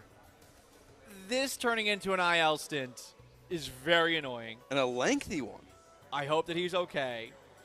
The team also said that Jake Bloss, who started on Friday and honestly held his own, is scheduled for a light toss Friday and may return shortly after his 15-day IL stint concludes. Chandler Rome cheekily wrote while writing those 2 things, I thought this was against HIPAA. That's funny. A little shot at Dusty Baker. Well, I just don't know how they manage these injuries, and I don't know how they diagnose them. And no. I mean, the Tucker one seems more – it's baseball, right? Like you foul a ball if you're like, it is what it is. Bloss, really unfortunate. I mean, he comes off. He's part of a no-hitter. You bring him up. He's pretty solid, I would say, in his big league debut and gets hurt. I mean, you would hope that he's not even that as soon as he's back, he's being sent back down to AAA. Like, I know when they did the interview with his dad, when Julia did, they were like, oh, we thought he was going to AAA, and then the next day we found out he was actually going to the bigs. You hope that Justin Verlander is back by that point so Bloss doesn't have to return to the big league rotation, but that's not seeming to be moving any faster either. I mean, they're saying Justin Verlander still not throwing. Will probably need a rehab start now. I mean, the Astros, that's why I think the run that they're on is just even more impressive to catch back up to the Mariners, who just hit a 3-run home run. So they're up 3-1 in the sixth. That you've gained all this ground. And like B. Hannon on the Twitch goes, that shows how bad the AL West is. Well, no, B. Hannon. They're 3.5 out of the wild card. So they've also taken that, which they were 7 or 8 games back of, and made major ground there too. So double positives. The AL West is bad, though. It is. I mean, the Rangers are very, very disappointing as the World Series champions. The Astros as a team that made it to the ALCS. Same thing. The Mariners are holding their own for the most part, but yeah, of late, it's been rough. So that is your Astros ER update. We also learned that something that happened inside the Houston Astros clubhouse that we had been suggesting needed to happen, happened. Chas McCormick said yesterday that a pep talk from strength and conditioning coach Hazel Wesson before Wednesday's game in Chicago has helped the Astros on their 6-game winning streak, which they're hoping to turn to 7 with Spencer Arrighetti on the hill today at Minute Maid Park. Do we have a manager controversy here? Oh. Does Hazel Wesson need to replace Joe Espada? Lots of Joe Espada haters out there, even with this 6-game winning streak, which is tied for the longest this year. I mean, look, Paul, you might be onto something here. I don't know. We asked for a team meeting, and normally the leader of the team calls the meeting, but without Martin Maldonado, without Carlos Correa, with Lance McCullers not pitched for this team in 3 years, it feels like. Justin Verlander's hurt. The real leader of this team, this guy whose name I've already forgotten. Hazel Wesson. The real leader of this team stepped up and motivated the Astros and turned their season around. He's got good hair. It's pretty good. He's a broad-shouldered man. All right, Hazel for manager, 2025. I mean, since the Houston Astros, if the season goes poorly, will look for another fall guy now that Jose Abreu is gone. If Espada's the guy and this is the guy that they bring in, I would question their direction. Yeah, me too. A little bit because he's a strength and conditioning coach. But, hey, strength and conditioning coaches matter. It's Gallant and George, ESPN 97.5 and 92.5. We'll keep you posted on what the Rockets might do the remainder of today's show and what's going on with the Houston Astros over at Minute Maid Park. Up next, we have yet to talk about the biggest controversy in Texas. Oh, yeah. A man whose word clearly holds no weight left Texas A&M for Texas. We're, of course, talking about the disgraced, absolute liar, pants on fire, Jim Schlossnagle. Next, Gallant and George, ESPN 97.5 and 92.5.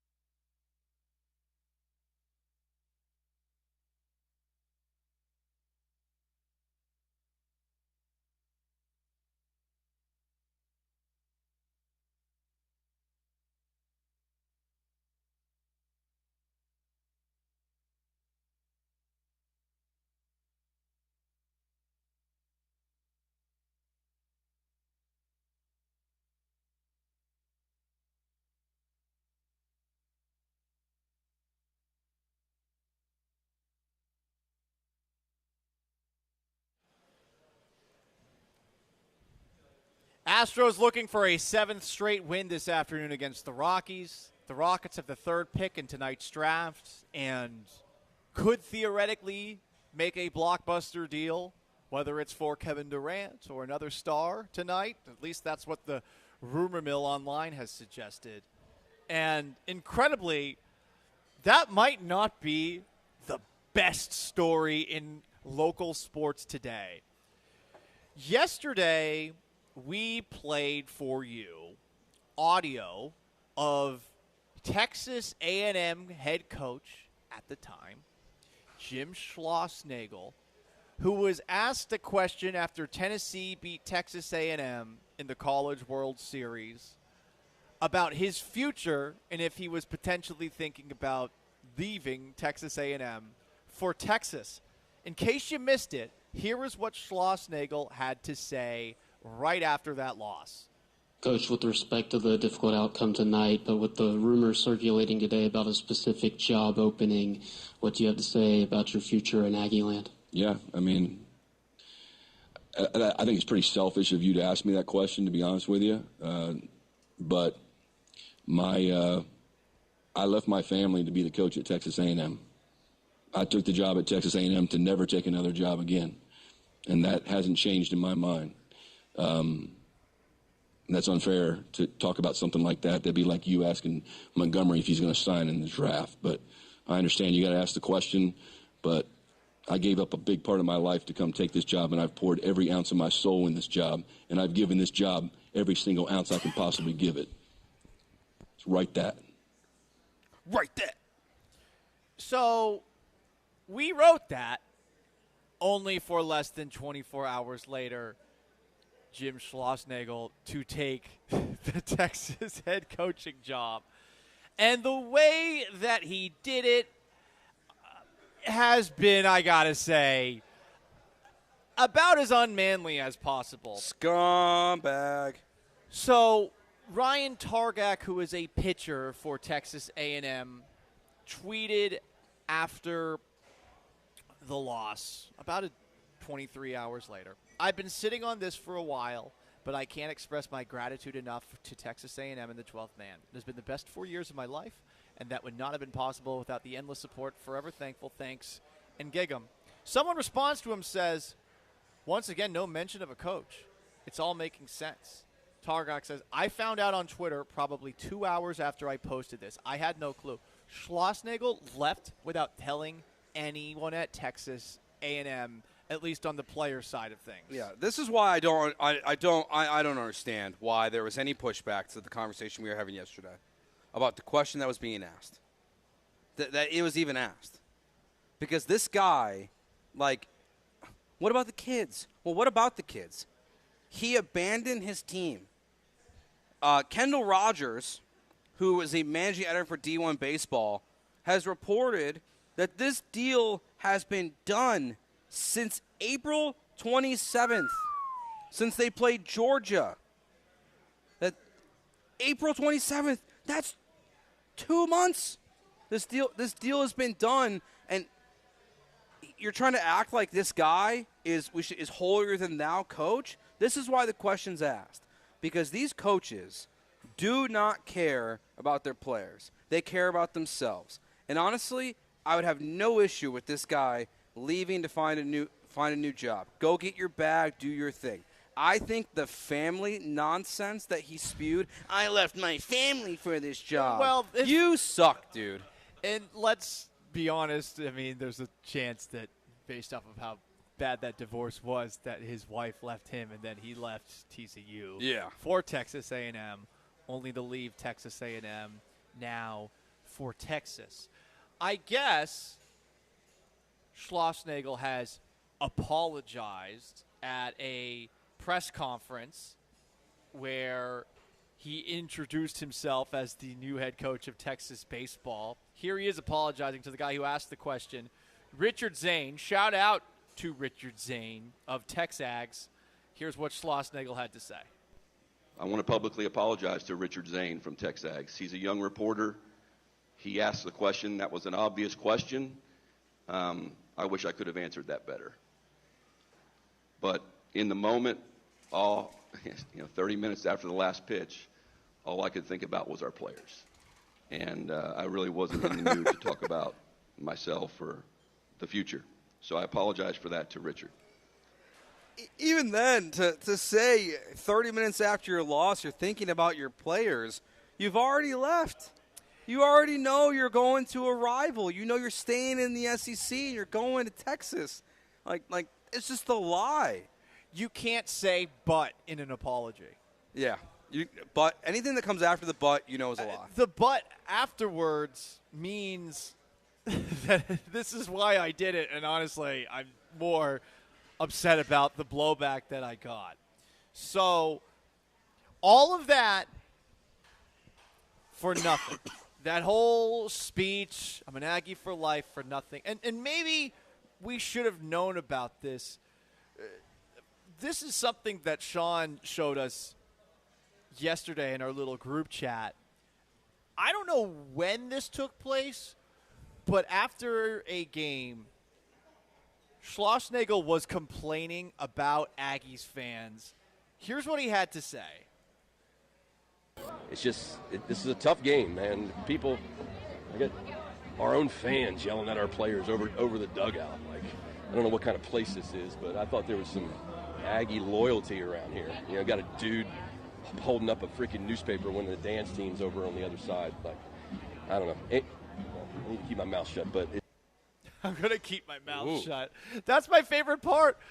Right after he apologizes a butt, I'm going to keep my mouth shut after getting mad at Aggies fans. And look, it's not like Aggie fans have a great track record these College World Series with the comments that they made about the passed away bad boy, my God, for the Florida Gators. But all of this stuff right now, it is very easy for everyone to dump on Texas A&M former head coach, now Texas head coach, Jim Schlossnagle.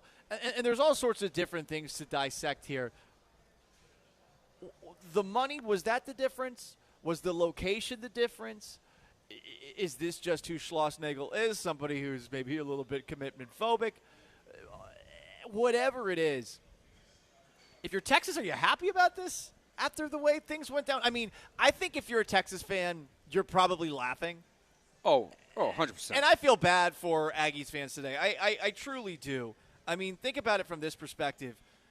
You have a number of players entering the transfer portal all of a sudden. You have players who are openly calling out how the coaches didn't do anything for them over the course of the year. But now everyone's leaving, and you came within one run of winning the College World Series. And for it to go down like this, it does suck. It does. I truly feel bad for Aggies fans today. Man, I struggle with that because why? It still sucks, man. It does, but like they don't apologize for stealing Kevin Sumlin from the Cougs. Is it different when it's a power program, SEC program? Okay. You're gonna really upset a lot of Cougs with this, but listen, I love the Cougs. I think you're onto something here because that is more of a step up. You're going from at that time the American Athletic Conference or whatever conference the Cougs were in at the time to the Big 12 or SEC. So that jump does logically make more sense. Financially, it's going to be much bigger. You're staying in Texas. You're staying in the SEC, and this guy. It's just. I get why A&M fans are upset, but it is part of the business. They should be upset. Yeah, and I agree. And they had all these expectations that between Buzz Williams and Jimbo Fisher and Jim Schlossnagle, all these guys who have won championships or made deep runs, going just to the College World Series, going to Sweet 16s, Elite Eights, and Final Fours with Buzz Williams, and they all failed. They all failed or are failing or have left. Like. I've seen a bunch of old takes exposed from like Nuno, and I like a lot of those guys. But Texas A&M thought that they were, on the cusp of like the golden era of Aggie sports, and they kind of fell on their face for the most part. So I get why they're upset. I mean, like I was upset when Brian Kelly left Notre Dame to go to LSU. It is part of it, but it does happen. Red Raider Ryan comments on our text line. This is typical low-class UT. They steal local coaches. Talked about Chris Beard. I mean, well then, like I just said, hypocrite. All with questionable character. Trash coaches, trash school, CTC, Chris Del Conte, is the worst kind of scumbag. And from the sound of things, he's boys with Schlossnagle. It seems like Texas A&M did have perhaps a little bit of a role in this because he is joining his bestie, and I guess it's not about money. There's, I think, an assistant coach that ended up getting canned when Chris Alberts took over as the athletic director. So there's other things here, and you could argue, well, Texas A&M brought them about this on themselves. But for it to go down like this, it's just so consistent for college sports. And I almost wonder what the point of a press conference is anymore. I mean, I think that question that was asked by Texags was perfectly valid, but they lie all of the time. They're hypocrites all of the time. College sports, professional sports, it's performative public relations. It's nothing more than that. And, hey, months, years down the road, you can contrast audio from the present to the past and say, that guy's a liar. That person changed their mind.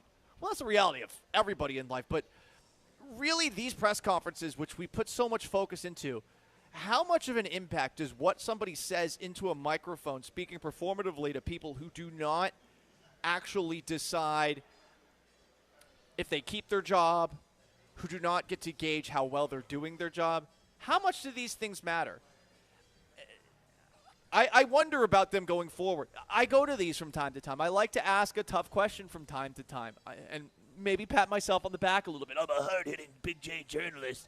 But ultimately, if somebody is willing to go up in front of a podium and just flippantly lie, what is the point of taking any of these coaches at their word, and specifically college coaches more than any other one? I'm glad that players are finally having the ability to transfer from one school to another and play immediately, because this is routine for coaches across the sport. And it sucks. If you're an Aggie fan, you thought you had something special. You were an out away from a College World Series, and now you're going to have a completely different team and coaching staff next year. Yeah, and as Billy, the text line points out, Billy Lucci has made it seem like he was leaving even if they won. I mean, like, you're going to leave? You're going to win a College World Series and you're going to leave? That's crazy to me. That, to me, says more about the character of this coach than it does, most situations. Because that, to me, is really rather extreme. I can't imagine a world – well, I mean, I guess it almost just happened. I mean, DeBoer left Washington for Alabama. I don't view Jim Harbaugh in the same situation as he's going to the pros. Like, if this guy left for a Major League Baseball job, I would feel differently. But to basically be like, I'm leaving no matter what, even if you want a championship, to me, it just speaks to your character. And I wouldn't want that guy representing my organization. It is a vertical move. You're in the same conference. I love the back and forth that you and Nuno had yesterday from Texags, David Nuno, who obviously a lot of people here in Houston know. And I love David. He's great. We had a private conversation afterwards as well. So we went back and forth because I said, listen, for the College Station folks out there, the Aggie fans out there, you do have a massive wallet all of a sudden. And that is cool, but it does not guarantee that people are going to stay with you for life. Because I think the reality that you have to think about, if you are a program like this, no offense to College Station and Bryan, I'm sure some people love it. Personally, I would never want to live there because it's a little too small for my taste, and it's not close to the water. If it was close to the water, I would completely think differently about it, because your boy wants to retire to some small beach town and just get sunburnt and Galveston and wear nothing for the rest of my life eventually. But hey, maybe it's maybe it's Corpus Christi. I don't know. What I do know is that in this spot right here, if you are trying to draw people to this school, money will help you, but there's going to be a lot of other factors at play here. It could be families, it could be children, and you're going to have to get people to be sold on a town like College Station and Bryan. And I don't know how different it is compared to Tuscaloosa or compared to Baton Rouge or some of the other programs the SEC. Mm-hmm. But I do know that College Station in Texas is competing with so many different spots in Texas that might be places that others want to go. I mean, look what he's done. He's gone from TCU, Fort Worth, to Texas A&M, to College Station, to Texas, to Austin. And if you're Texas A&M, that is the unfortunate thing that you have. You might have a lot of money, but you're also competing with these other locations, which might be preferable. Waco is pretty. You do have to fall in line with the ideals at that university, but it is nice to drive through. That stadium is in a pretty cool spot. I'm sure that's could be an easier small town to sell your family on. I don't know about Greater Waco. I just know Baylor's campus is very pretty. Yeah. For Austin, some people love it, some people hate it. All towns are different, but I think there were a lot of people that are Aggie fans online yesterday and on our Twitch yesterday, assuming there was no way that Schlossnagle would leave when he apparently had already agreed to leave back in April. And I think you have to look at yourself in the mirror and just realize the money does not guarantee anything. It does not buy loyalty, especially in this sport where everyone is a snake and seems to be looking out for themselves. 100%. And I still, even though all this stuff, my biggest issue is it just shows like how fundamentally flawed college athletics are. We saw this in March Madness. We've now seen this in the College World Series. This is why it's stupid to have the transfer portal open. I mean, like right now. And then it closes in apparently in a week and a half for college baseball. So now Texas A&M has to try to rebuild their program in a week. You've got players saying, if you don't want to be here, that's your loss, and then having to delete tweets because they're entering the transfer portal. It's such chaos in college athletics. The tampering. I mean, this guy is reportedly texting players from Texas from a burner phone during the College World Series. That's what's happening with Schlossnagle. It's just, it is chaos right now in college sports. And, big picture-wise, I still don't think we're even close to seeing mass chaos. To me, it's when we get to the college football playoff next year, maybe the year after, and a team is going to be in the college football playoff, they're going to win their first-round game, and a coach is going to leave. I think that is going to happen in the next 2-3 years, is a coach like Lane Kiffin will win a college football playoff game, and he will leave for a better job during the college football playoffs. And that's really when the chaos is going to unfold in college sports. We'll see on that front. He's Joe George. I'm Paul Gallant. We're at the Highway Cantina all afternoon. Killer Bees are up next here. Coming up next, there is more Schlossnagle that we got to hear because he claimed something that a lot of people would certainly argue he sure as hell didn't. And we're not talking about the original comments that he changed his mind on so quickly. Also, where does this rank among coaches in Texas college sports leaving for other Texas colleges? Because we've seen a lot of that over the years. First, I got to tell you about my friends at Pendleton Whiskey. Yeah, baby.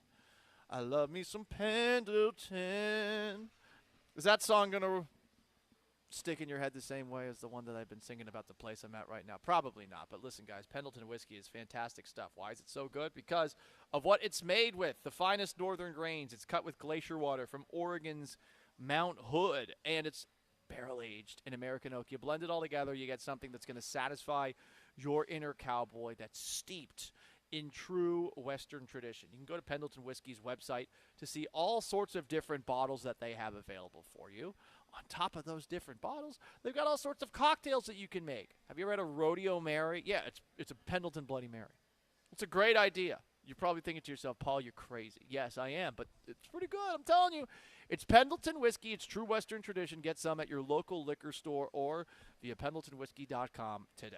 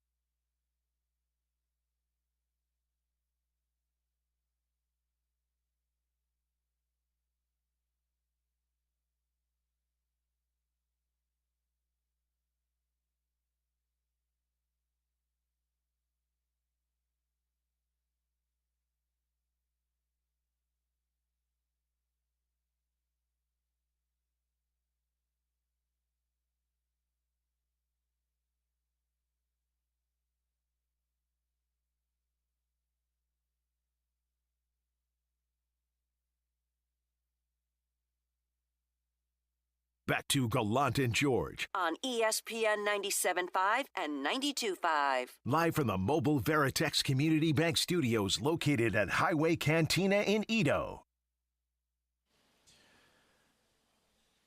The big news in college sports yesterday was the departure of Jim Schlossnagle, who had said that when asked about the UT job and his potential interest in it, that DR, I'm going nowhere. Only for him to go and take that Texas coaching gig the very next day. He had a press conference to introduce him as the new head coach of University of Texas baseball today, and he said that he poured his heart into that Texas A&M job. I dove in with every single ounce of me to help A&M have the very best baseball program it can possibly have, and that investment lasted through the last pitch of the national championship game. It never wavered, not 1 second. I don't care what anybody says. As Chris likes to say, we have jobs and try to run a business on other people's passion. And if I had left Texas A&M for some other school in a different part of the country, the interesting text messages and messages that I got yesterday probably wouldn't have happened. But I get it. You can't ask for your fan base to support you and be passionate like the 12th man always has been, but really was this year. Our crowds were awesome. Awesome. Every single game.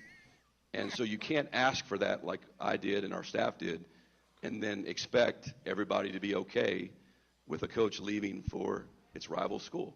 And I get it. All I can say is I have a career too. I have a personal life as well. That I have goals, and I just simply felt like no negative at A&M, just the positives of the alignment and, frankly, my relationship with Chris, that I knew there wasn't anybody at Texas A&M that I couldn't trust. I just know that I can trust Chris. I just know that. He has a career too, Joe. How dare you call him, a scumbag for pursuing his dreams? He's right. Like, he does have the right. I go back to the family comment. That's what is pissing me off about this guy. Like, I don't care at all about A&M or the UT. Like, I'm not a fan of either team. I just like. You don't like one or the other? You have to pick one. Go Cougs. It's the family thing. When he made that big dramatic claim, I left my family for this job. I'm like, dude, like, we know you're leaving. It's okay to be upset with the question. It's okay to leave and go get a better job and leave College Station. But that comment just for some reason just like really annoys me. And then to even just all of it, like I'm glad he understands why there's blowback because he's right. Like they should be pissed because they're going to a rival. They might not be as pissed if he went to, Tennessee or Georgia or Alabama. But it is Texas, so I get why they're upset. But I'm going to be very anti-UT, I think, going forward. Yeah? I think so. Wow. At least in baseball. I work with too many Longhorns. That's the problem. Yeah, Brian, Sean. Brian, Sean, our producer back at Mission Control. BMAC's out here with us. And look, I tend to lean UT. Mainly because my two besties are UT fans. I didn't go to one. I more than anything just want the rivalry to be back. Oh, please. And, I mean, it is going to be back in such a big way for, just the first Texas versus Texas A&M football game that we've seen in over a decade, but also the college baseball side of it now, too. I imagine tickets for those games next year are already through the roof. Dude, I'll be honest. I'm kind of like, this is giving me Caitlin Clark vibes a little bit. Caitlin Clark vibes. Where, like, I don't care about the WNBA, but there's Caitlin not a Clark's, culture war. There's not a race war behind this. What are you talking about? Like, I got no interest, really. Like, I like watching the College World Series, and I like going to the games that they play here at Minute Maid when they do the College Baseball Classic every year. I might be interested in SEC baseball next year now. I might drive to Austin for this game. I'd still rather watch WNBA. Still rather watch. There's too much clinking and pinging and all that stuff. But I'm kidding to an extent. It's not something I go out of my way to watch. But it will be interesting to see all of the drama that comes out here, and you got to wonder what Texas A&M fans, who are supposedly classy, are going to say about this guy, Schlossnagle, now that he's gone from one school to another. It has me wondering, where does this rank among the all-time leaving one Texas school for another moments? Behannon points out that it's been rough for our beloved Cougs. Art Briles left the Cougs for Baylor. Kevin Sumlin left the Cougs for Texas A&M. Tom Herman left the Cougs for UT. Similar situation where Tom Herman got very, very mad at the station that I was working at the time, to the point that he canceled all interviews with that station going forward because somebody wrote a blog with a list of 10 schools that Tom Herman could end up at next. And he got that mad? He canceled them all? Yes, he did. He did. He got very hostile in several interviews that he did with the morning show at the time. There was one really awkward one that he did with Nick Wright. I've heard that. And John I've heard Lopez. that. Yeah, I've heard that. That one is probably the worst. You have Chris Beard leaving Texas Tech for Texas right after the success that Texas Tech had in the NCAA tournament, getting all the way to the last game. You've had a lot of this. I think it feels like the Herman, Cougs seem to get battered the most by it, though. But that's what you talked about, where it's your lower level school. Even now that you're in the Big 12, you're still not in one of the main conferences. You know, it's still very likely that at some point you will have coaches leave for bigger and better things. It's actually, I kind of like their strategy of avoiding this. You know, I don't know if no, I'm not trying to be an ageist here. Okay. I don't know if Willie Fritz and Kelvin Sampson at their age are thinking about like that next big job. Now, Sampson's turned U of H into the big job. Yeah. But like I wonder, like, let's say his kid takes over the program and has some success. Will he be super loyal to the Cougs?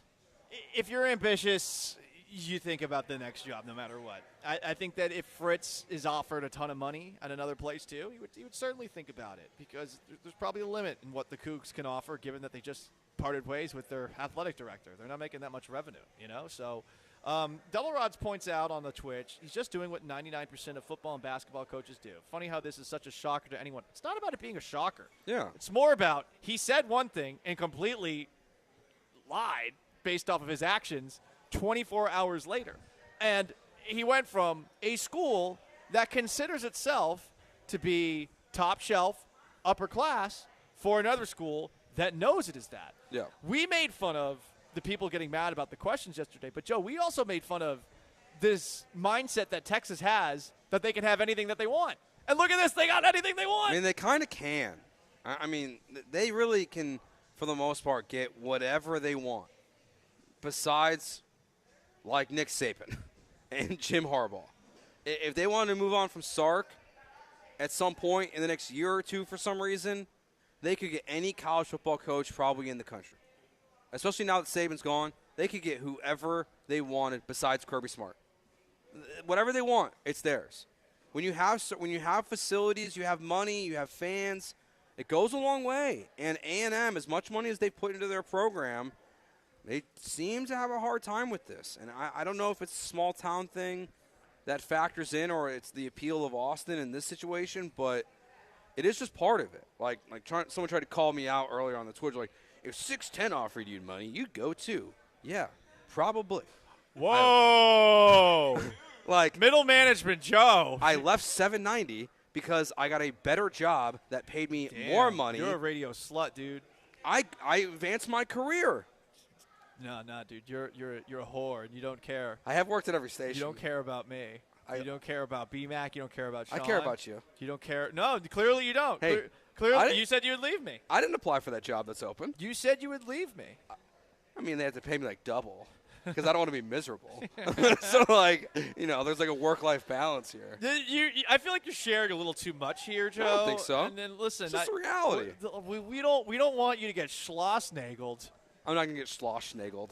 I, You're more confident in saying his name today, by the way. Well, yeah. At first, whenever I see it, I'm thinking, and perhaps this is a read into who I am and it confirms some of the rumors that a lot of people believe about me. But when I see Schloss-Nagel, I don't know, I get a little dyslexic and I see the word schlong.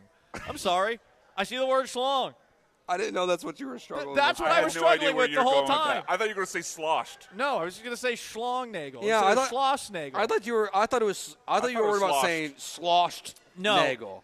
Every single time I had to reread it because I wasn't and there's been a couple of times today where I have filibustered just for a moment just to make sure I'm reading it so that I don't say Schlongnagel. But I'm sure a lot of Maybe we should call him that. Well, listen, I'll save that for the Aggies out there. Yeah. I'll save that for the Aggies. From the 409, Tommy Tuberville leaving Texas Tech in the middle of a recruitment dinner. Oh boy. Tommy Tuberville. What a rat bastard that guy is. I forgot about him. He's like a. How did he still a senator? I believe he is. I think he might have lost his last election.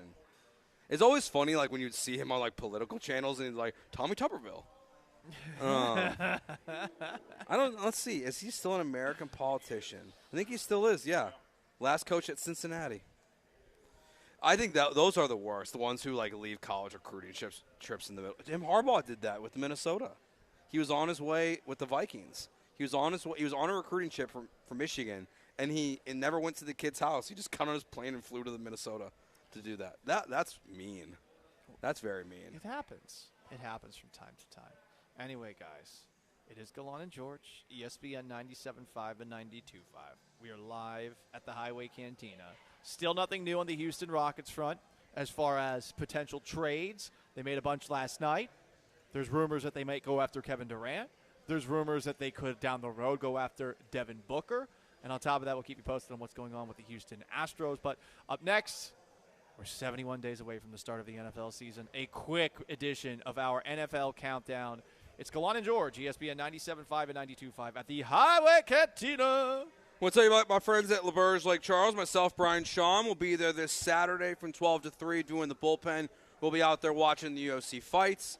The Astros game's going on this weekend, everything. It's a great place to go and watch and bet on your Texas teams. You should download the Penn Play app before you go. While you're there, you can win up to $500 in Penn Play cash every single week. You can do that here while you're there. Awesome. 19 betting kiosks, 24 televisions inside the sportsbook. Outside on the patio, they'll have that going still. They'll have a massive TV, which is where we'll be seated watching the UFC fights on Saturday night. I can't recommend it enough. Great food while you're there, whether it's the steakhouse that's there. My wife and I ate there the first time. We're probably going to hit it back this weekend as well. The food inside the sportsbook is awesome. Brian McDonald can tell you later about the Death Burger. It looked terrifying, but he loved it. So they're awesome food. Mapes has had the pizza. Paul had the steak the last time we were there. Tons of options for the food inside the sportsbook. When you want to leave Texas and go bet on your Texas teams, I can't recommend LaBerge enough. Tell them Joe George sent you by.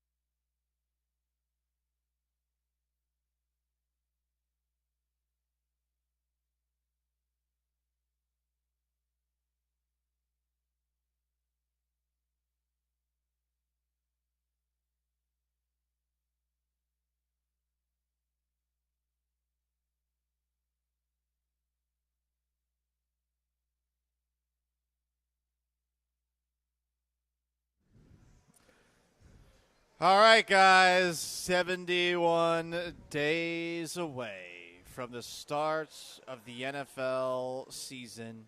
Who's the best number 71 in NFL history, you might ask? Is it going to be some hug molly, some big old offensive lineman, or someone who used to work Titus Howard in Seattle? Titus Howard is not the answer, Joe George. I'm going to say Walter Jones. Easy. Who was the left tackle for the Seattle Seahawks back in the day. Alex Karras, who played Mongo in Blazing Saddles. No? Mm-hmm. Anyone? Is that a dated reference for you? A little bit. Okay. It's not for you, too? No, Blazing Saddles is an amazing movie. I mean, yeah, but it's a little dated a little bit, I would say. I don't know. I actually still think it holds up well. And Mongo only pawn in Game of Life. Xavier Su'a-Filo, number 71 for the Texans. Controversial draft pick. Yeah, I feel bad for Xavier Su'a-Filo because I feel like he was always behind schedule. There's this weird thing in the Pac-12 where you have to stay at school into OTAs and minicamp. I don't know why the NFL's never adjusted around that. Well, Pac-12's gone now, so it doesn't matter anymore. That's true, R.I.P. They're dead. But it was an issue for him leaving UCLA. So there you go. All right, quickly we go around the NFL. Uh-oh, Texans. Anthony Richardson is a full go from training camp. All right. The shoulder soreness that he suffered early this month is not a concern per Chris Ballard on the GM Shuffle podcast. Chris Ballard, general manager for the Indianapolis Colts. Until he gets hurt again. Hey. I mean, he seems soft as glass. Breakable as glass. That was not right. I corrected myself. Soft as glass. Yep. That's a new one. That's why I fixed it. Breakable as glass. I refuse to call an athlete soft. He's only played in one game where he played 4 quarters. Doesn't make him soft. Okay. I refuse to call an athlete glass as well. I mean, he gets broken a lot. Doesn't make it what? He can't control that. To call him glass, it's like it's an indictment on his character. Okay. I don't think so, but I hear what you're saying. Let's injury prone. I'm just gonna say it like this. I don't think you should be allowed to call anybody soft if your belly looks soft enough to lie on it. I'm not talking about you necessarily. If your belly looks soft enough to lie on as a pillow, I don't think you can call anybody soft. I don't get hurt every time I do an activity. I'm just saying that. Like, what looks softer? Someone who plays a sport and gets hurt, or someone who looks like he's got a nice little belly pillow? Paul, this is mean. How is it mean? You mean mean? This is also directed at Jeremy Branham. Oh, God. No one says that word more than that. What? I'm sorry. I can see my abs. Sorry to shame everybody, but your boy works out. He eats healthy. Oh, Paul. You shouldn't be able to call someone soft if you're a fatty boombati. Fair. Because you are literally soft if you do that. But you are physically soft. Like look at that. Ooh, bloop, bloop, bloop, bloop. He's broken. He's just broken a lot. He's often broken. Okay, I get that. He's a broken man. He gets injured a lot, but the guy is a beast of an athlete. Oh, that I agree with. Can't call him soft. Can't call him glass. Not on the field. No, I refuse to allow anybody to do that. Cody does that occasionally from time to time too. I'm like, come on, guys. At least try to work out, okay? Sorry to shame everybody in this industry who is a fatty boombati, but your boy works out, and all of you embarrass me. You embarrass me. You should all be in better shape. This is what I have in common with the ex-athletes in this industry. Not like the actual being good at sports side of things. I'm done now. Okay, let's move on. Bryce Young says last year doesn't hold sway over what we're doing anymore. Well, that's good. Does that mean that applies to C.J. Stroud too? No, but he's got a new coach. He's got a new everything. You know, I mean, he still can't see over the offensive line. See, I can say that because I'm short. Okay, so don't come at me for that one, Paul. All right? Sorry, that did feel a little mean. It's okay. In retrospect. A little targeted.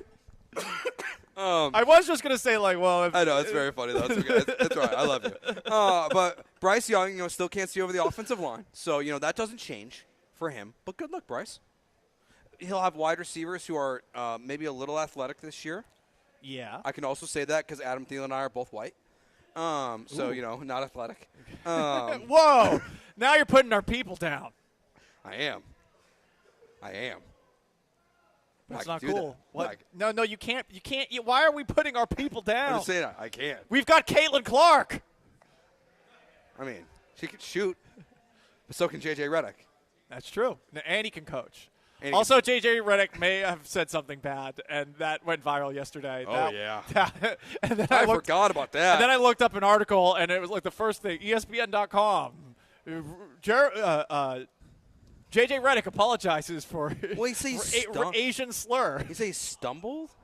I don't know. I didn't even watch the video. I just saw there was I was like, J.J. Redick racist? Mm-hmm. And then I looked it up to see if there was anything at Duke, because someone claimed that Duke. he had said something racist to her at Duke, and the first thing that came up is J.J. Redick, Asian slur, and some sort of video to promote basketball in China. Yikes. Any other football stuff? No, that's it. Okay. That's it. Woo! What a segment. Day One Donna asks, Paul, I'm waiting for you to join me in Pilates class. I got to do Pilates again. You got to find my Pilates Illuminati wife. I mean, you're back on the dating app, so. I am back on the dating app. Do you have like a preferred Pilates? No, but I'll be honest. I've paid extra this week for both Bumble and Hinge. For what? Because you get more matches. And I confirmed, you get more matches. I mean, if Paul, you pay a little extra. I mean, Paul, maybe you're at the age where you need to, move on to more mature dating apps. Only Grands? Match.com. Oh, Match.com. I mean, that would be off my phone at least. Anyway, that's going to wrap up our countdown to the start of the NFL season. We're 71 days away. What are the Rockets going to do tonight?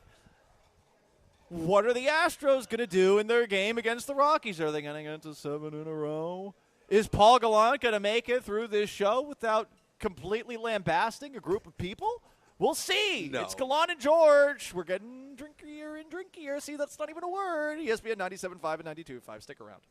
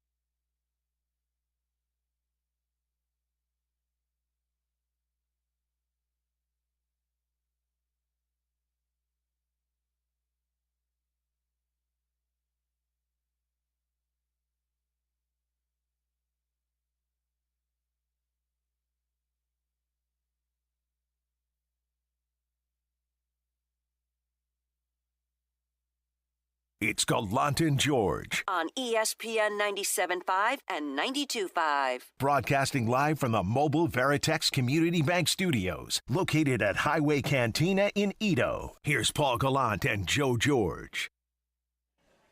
Rockets have pick number 3 tonight. A lot of people believe that they're going to take Reed Sheppard out of Kentucky with that pick. They also made a couple of trades last night to get draft picks from the Phoenix Suns in the first round, trading Brooklyn Nets first-round picks to get them. Some have linked them to Kevin Durant and to maybe down the road Devin Booker. We'll see what happens. If we see anything new, we'll keep you posted. It's been rather quiet on that front since this morning when Brian Windhorst and Stephen A. Smith had a source-off, which you will hear at 2 o'clock. Also, the Astros and Rockies are tied 0-0 through 4. The Astros have not scored in now 13 straight innings after 5 innings to open last night's game. Meanwhile, the Seattle Mariners lead the Tampa Bay Rays 5-1 in the bottom of the 9th, so it doesn't look like the Astros are going to gain any ground on Seattle today. Joe, I have some very sad news. Oh, no. This news has to do with the United States women's national team, a team that's been disappointing us left and right. Alex Morgan, American hero, not only a woman who has done so much for U.S. women's soccer, but also somebody who found a way to make Epcot her happiest place on earth. She is not going to be on the Olympic team. Man, now I really won't watch any of the games. Oh, you weren't going to watch them? I mean, maybe later on in the tournament in the Olympics. I don't watch the early round stuff. You don't watch the early round stuff? Mostly in general with the Olympics. I don't get into the Olympics at the beginning. I feel like until even the basketball stuff, like for the men's team, they're playing nobodies. Like they're going to win most of those games, not very competitive. So until like you start getting in like the gold medal rounds and that stuff, that's when I really piques my interest. But did she get cut? She just has not been named to the U.S. Olympic team. Wow. And I'm bummed out about that because I don't think anyone's embodied the American spirit quite like Alex Morgan, who on October 1st of 2017, while at Epcot, which is the nerd park in Disney World, she was described, along with a couple of other fellow athletes, as being impaired and verbally aggressive towards staff and around guests.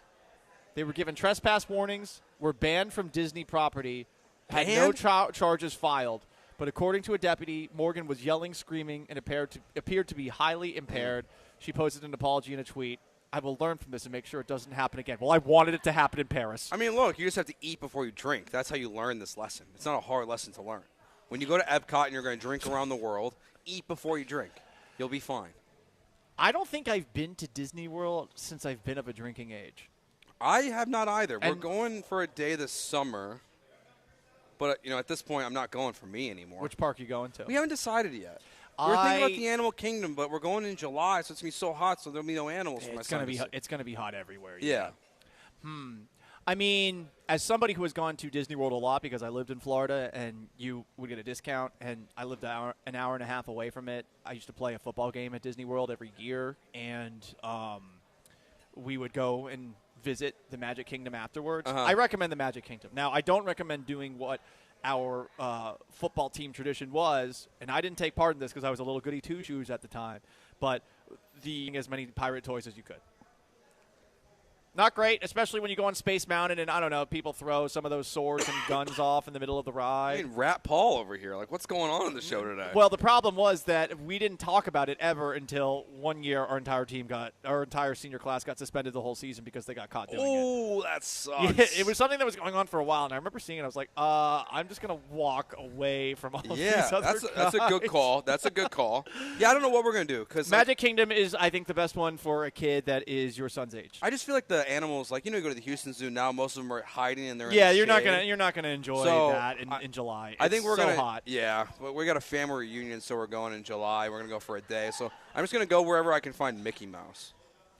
I mean, Mickey Mouse will be at all of them, but you're Yeah. most likely, I think, to see at the Magic Kingdom. But it's been a while. I've not been to Disney in a while. One of the perks of living in Florida is that you get a discount when you go there. So there I you do. go. I kind of want to like abandon them for a day. Abandon your family? Like have like my parents and my wife and son. They go their way, and I want to go be a nerd and I want to go to Star Wars. You want to go to Star I'm Wars? not going to lie. I think that's in MGM Studios. Yeah. I don't think I'll be able to get, The Star Wars, they had a Star Wars ride that was there the last time I went, but I know that they've added a lot more Star it's so Wars different stuff now. since Disney actually acquired them. It used to just be a couple of different things that they had there.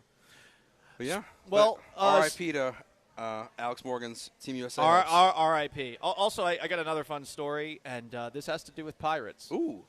An intoxicated man stole a boat in Pittsburgh on the Allegheny River. He stole an 82-foot yacht, and he told police, after being arrested, that he wanted to meet the Pittsburgh Pirates. So he got in the boat, started the engine, untied the yacht, let it drift a mile down the Allegheny River, but he couldn't figure out how to get the boat actually moving. Okay. It crashed into the river wall and nearly hit the river rescue building. As someone who has his Washington boater's license, shame on you for doing that, but no one was hurt. Oh, no. The man said, I took the boat.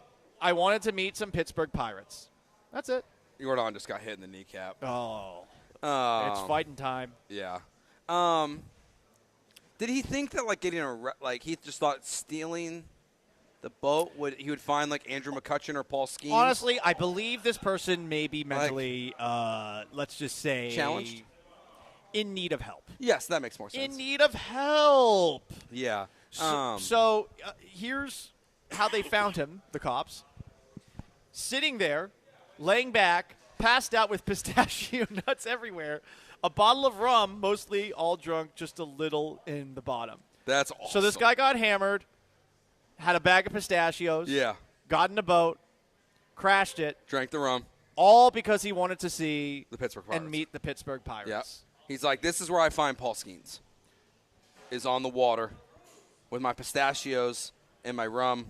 This is where I find the Pittsburgh Pirates. It could have been that, and maybe he saw that picture of Paul Skeens' girlfriend, Livy Dunn, in the boat and was in search of what pirates look for. Or booty. Yep, that's. Or. I felt like it didn't need to be said. I did. I'm a professional. I'm an adult. I'm not.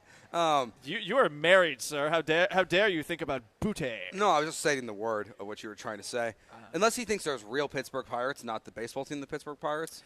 And that might go back to the whole, mentally, need some help thing. Well, if I'm not mistaken, the stadium is on the river because two of our friends have been to the Pirates Stadium not too long ago. I don't know if there's a dock there, but maybe there's no dock. Okay.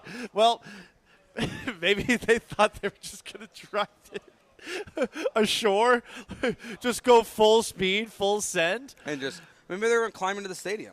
Remember the Red Sox fan that did that during the pandemic? What's that? He, climbed up. He somehow got into the stadium from the top. Oh, yeah, that's true. And, I don't really, I guess I haven't seen, the outside of Fenway to where you could even accomplish that, but maybe that's what he thought he was going to do. Yeah, dude, it's not that hard to get into Fenway Park. You just got to climb? Yeah, you just got to climb up the wall, dude. I learned that from Ted. So there you go. Ted the Bear. Gallant Ted the Bear. Ted the Bear, he climbed. Keep going with that Boston accent. I want to hear it. I'm going to give you some pointers. Ted the Bear, he and Mark, they climbed up the Green Monster. It's not terrible, but the way that you're saying your R's, there's an extra little twirl with it. I think that's the Chicago thing. Yeah? I think so. Give me a Chicago accent. I don't know what it is. You live there.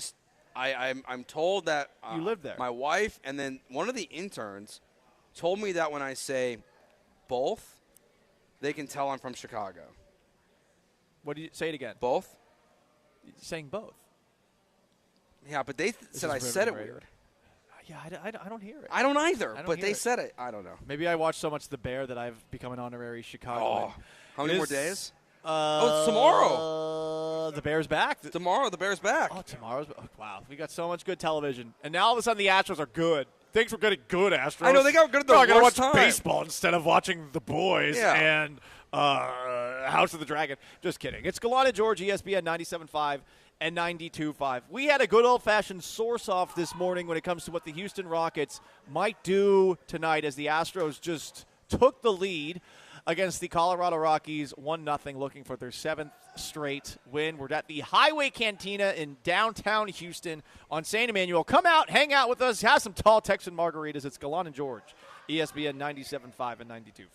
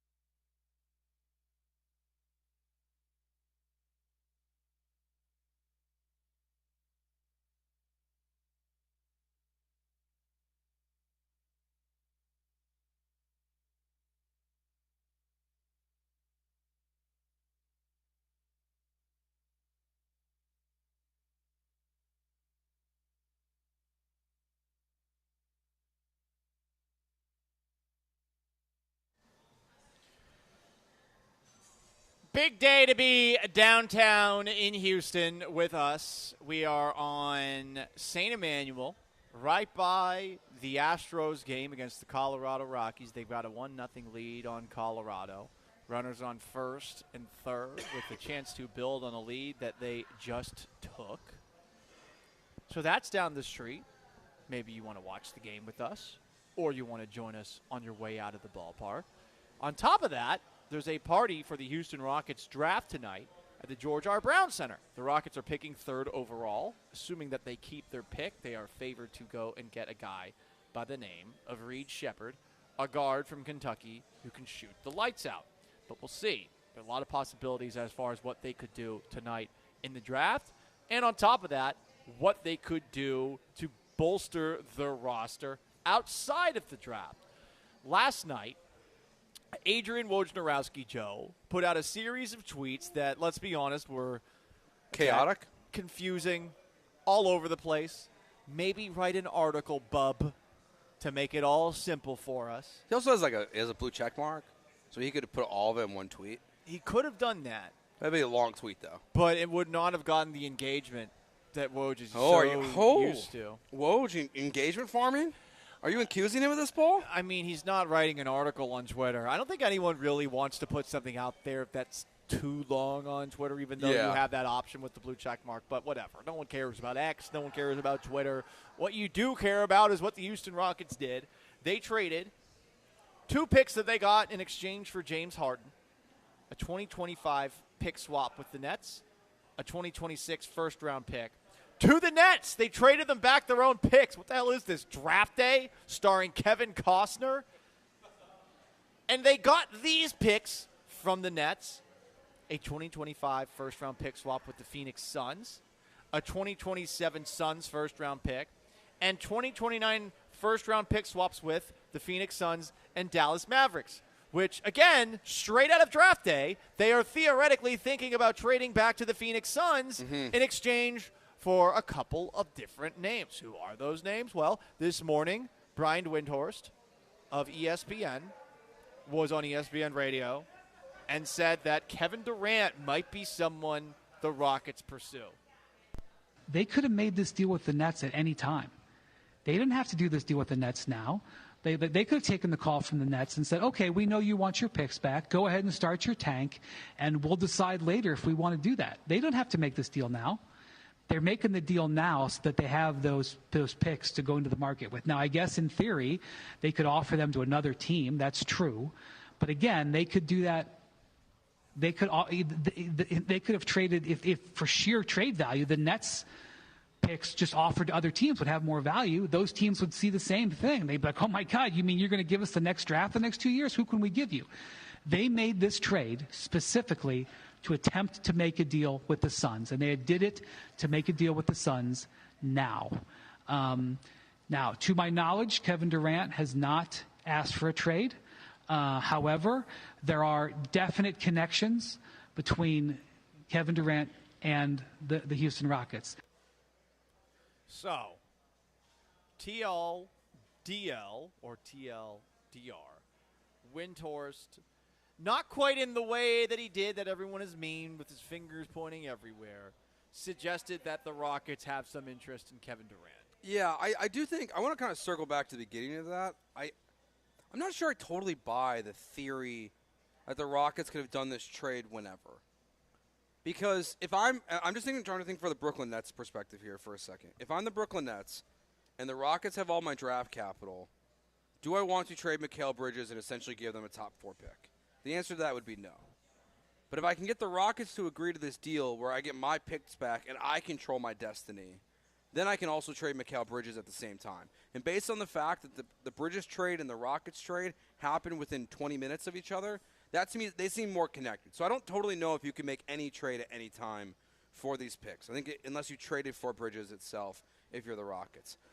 For the Suns part's interesting because he says the Rockets traded with the intention of using them with Phoenix. But if Kevin Durant hasn't requested a trade and Devin Booker is not available immediately, then what did you really trade them for besides fading the future of Phoenix? Because I still think it's more that in the big picture. is maybe they'd like to use it for KD or Booker, but at the end of the day, what they're absolutely banking on is that at a minimum, Phoenix is going to suck at some point. And it feels like it's pretty likely that not for this year's draft, because Phoenix made the playoffs, they did get swept, but for next year's draft, that this thing could all fall apart by the trade deadline. Big time.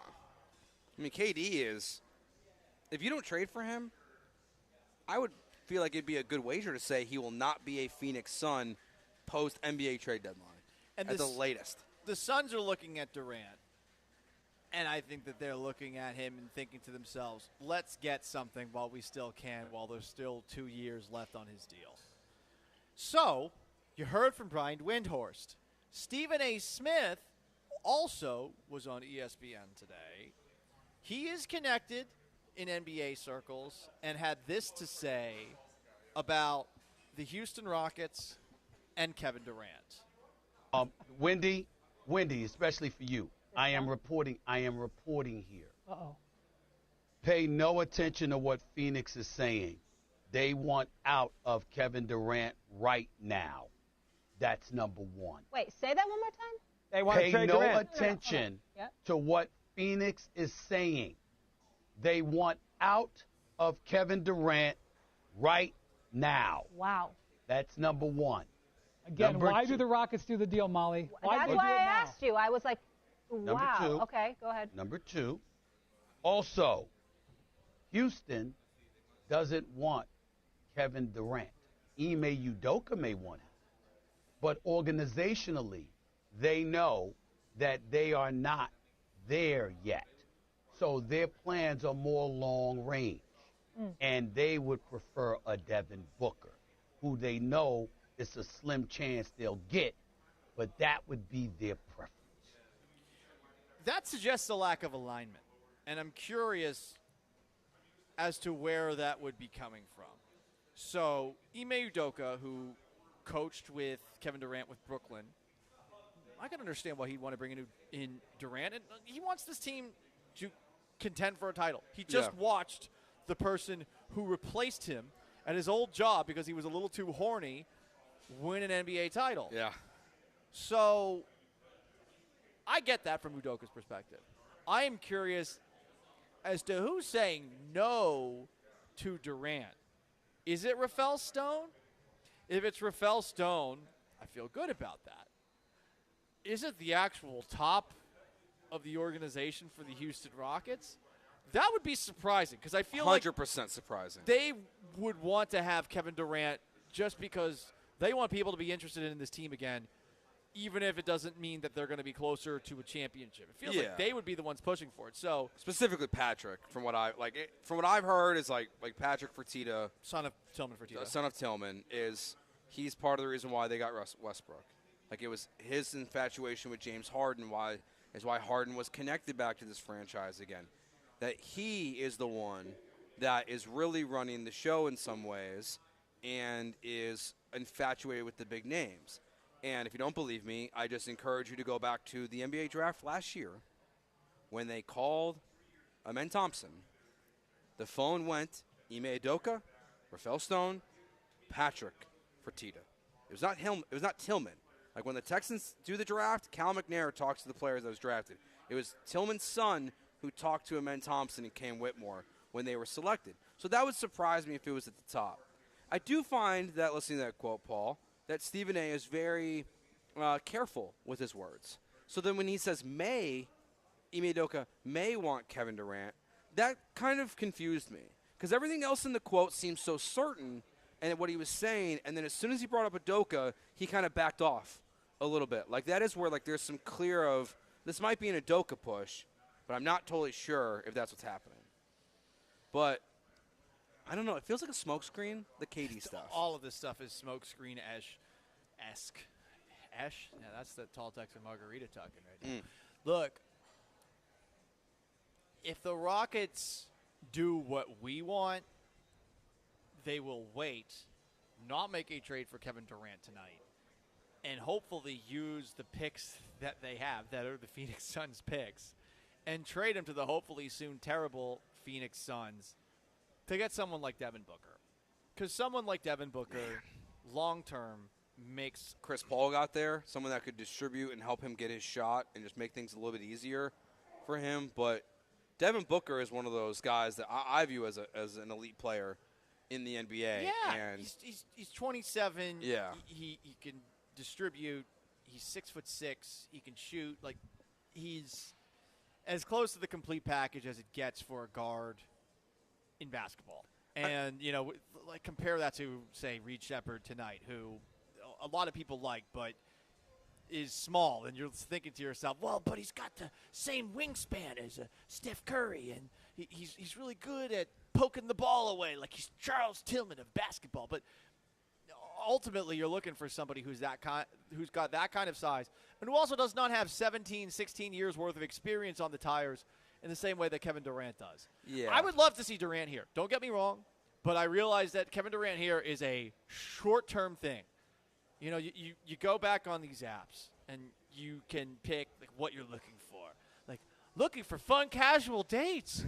Looking for a life partner. You can put this on your profile. Yeah. And Devin Booker's more of a life partner. Kevin Durant's just having fun. It would be fun. It would be more relevant than you've ever been, but do you really want to give up a ton of assets for a guy who is at this point in his career? Because it just makes you maybe a 6 seed or a 5 seed in a loaded Western Conference. So let's say the phone call is happening. Yeah. And I'm Rafael Stone, and I say, Mr. Suns GM, whoever you are, I can't remember right now. We want Kevin Durant. What's the price that you're comfortable with, Paul? I don't know what is a good offer, because honestly, every offer, Joe, that I see that involves 4 first-round picks, 5 first-round picks, I feel like they're all ridiculous. But he's 36. He can't be worth that, right? That's You kind of would my think point. not. Like, you would think not. 2 but first-rounders and a player? You would think not. But at the same time, I imagine Phoenix is looking for at least 3. Which is crazy. Like, then I'm out. But, I mean, Gobert got 4. I know, but he's not 36. KD's 36, still torn Achilles. 4 for Durant makes Ugh. more sense than 4 for Gobert. And that's the problem, is that some of these trades have been so ridiculous in terms of the assets given up to get a player who literally cannot play in the playoffs. Yeah, that trade, like, ruined the NBA. Yeah. I mean, like, this Gobert Mikal Bridges trade is insane. Yeah. 5 first-round picks for Yeah. Mikal Bridges, who's a good player, who's well-rounded. The guy scores 19 points a game and is 27. Like, we're not talking about a top-of-the-line player. How desperate are the loser-ass Knicks making that trade? I don't get that one at all. Yeah, and that's where I kind of wonder what the price is, because then what is a guy like what is the potential of Jalen Green worth? Because, like, if you just get a bunch of first-round picks, you might get a draft Clearly not that much, right? Probably like 2 firsts. I mean, a first in a draft like this you year. offered 4 firsts in Jalen Green for Mikal Bridges, and the Nets turned you down for 5 first-round picks. I did. I was listening to a podcast on the way in, and they brought up that Ian Bangley, I think it is, from New York Sports, reported that Bridges told the Nets he wants to be a Knick, and that's the only team he wanted to go to. Okay. So if Rafael Stone did have that information, that might have changed the conversation here a little bit, because you don't trade for a player who doesn't want to be here. That goes to the Kevin Durant conversation, too. I know he's under contract for 2 more years, but, I mean, look at all the teams he's played for recently. So if he doesn't want to be a Rocket, you can't touch the guy. You can't be talking about, we can't get to February, and it's like, well, the Rockets' season hasn't gone the way they hoped. Kevin Durant wants to, one last run with Steph Curry in Golden State. Like that can't happen. I would think that any trade for Durant would mean that there was a private conversation had, and that Durant has at least told them he's bought in. But players are so damn fickle. So to Especially what you that said, one. there is a part of Durant that wants to win it on his own. I know this. We all know this.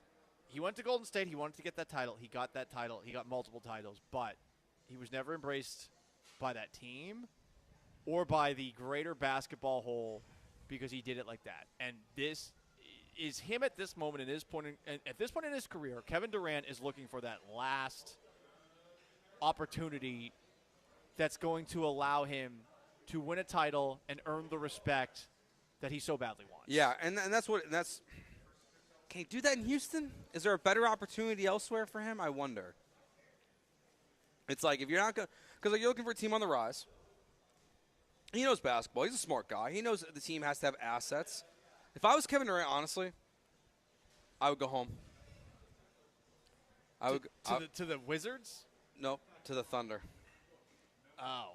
All the draft picks they have, Shai Gilgeous-Alexander. But they'll still put an asterisk if he wins there. I know, but at least it will be Shai Gilgeous-Alexander's championship and a loaded team around him. But at least he can go back to Oklahoma City and finish the story.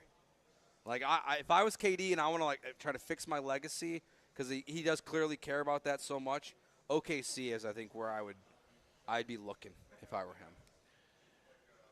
The Rockets are a interesting candidate. Philadelphia would be an interesting candidate. But if he wants everyone to look at him as the guy who won it for a specific franchise, as far as places that he'd actually want to go to, it's hard to find one that's better than Houston for him. Yeah. But ultimately, Durant on your team, he's not the kind of a difference maker, I think, at age 36. Much like LeBron isn't the difference maker by himself anymore at whatever the hell age he is right now. He is an ageless wonder. And that's why the Rockets should pass. If they make a trade for Durant, do not get me wrong, I will actually be happy about it because the team will become more relevant because of that, and that means that we get to talk about it more, and that means that there's a point to me watching them more. They're way more interesting. Because we got to play the hits here. And I'm hoping that something happens tonight that makes the Rockets more relevant than simply drafting Reed Shepherd. But I don't think it's the smartest play possible after what the Rockets did last night, making a move for Kevin Durant. I think that patience has served them pretty well to this point, and essentially shorting the Phoenix Suns after shorting the Brooklyn Nets is, I think, a great long-term play because it gives you the best possible assets to make that next move. 100%. I couldn't agree more. That's Joe George. I'm Paul Gallant. It is Gallant and George, ESPN 97.5 and 92.5. We are live at the Highway Cantina on St. Emmanuel. Starting to rain a little bit outside, but hey, guys, if you want to go watch yourself end of the Astros game, we're hanging out here. You can also, go here as a pit stop before the Rockets draft party at the George R. Brown Center. We're here. It's Gallant and George, ESPN 97.5 and 92.5. Stick around.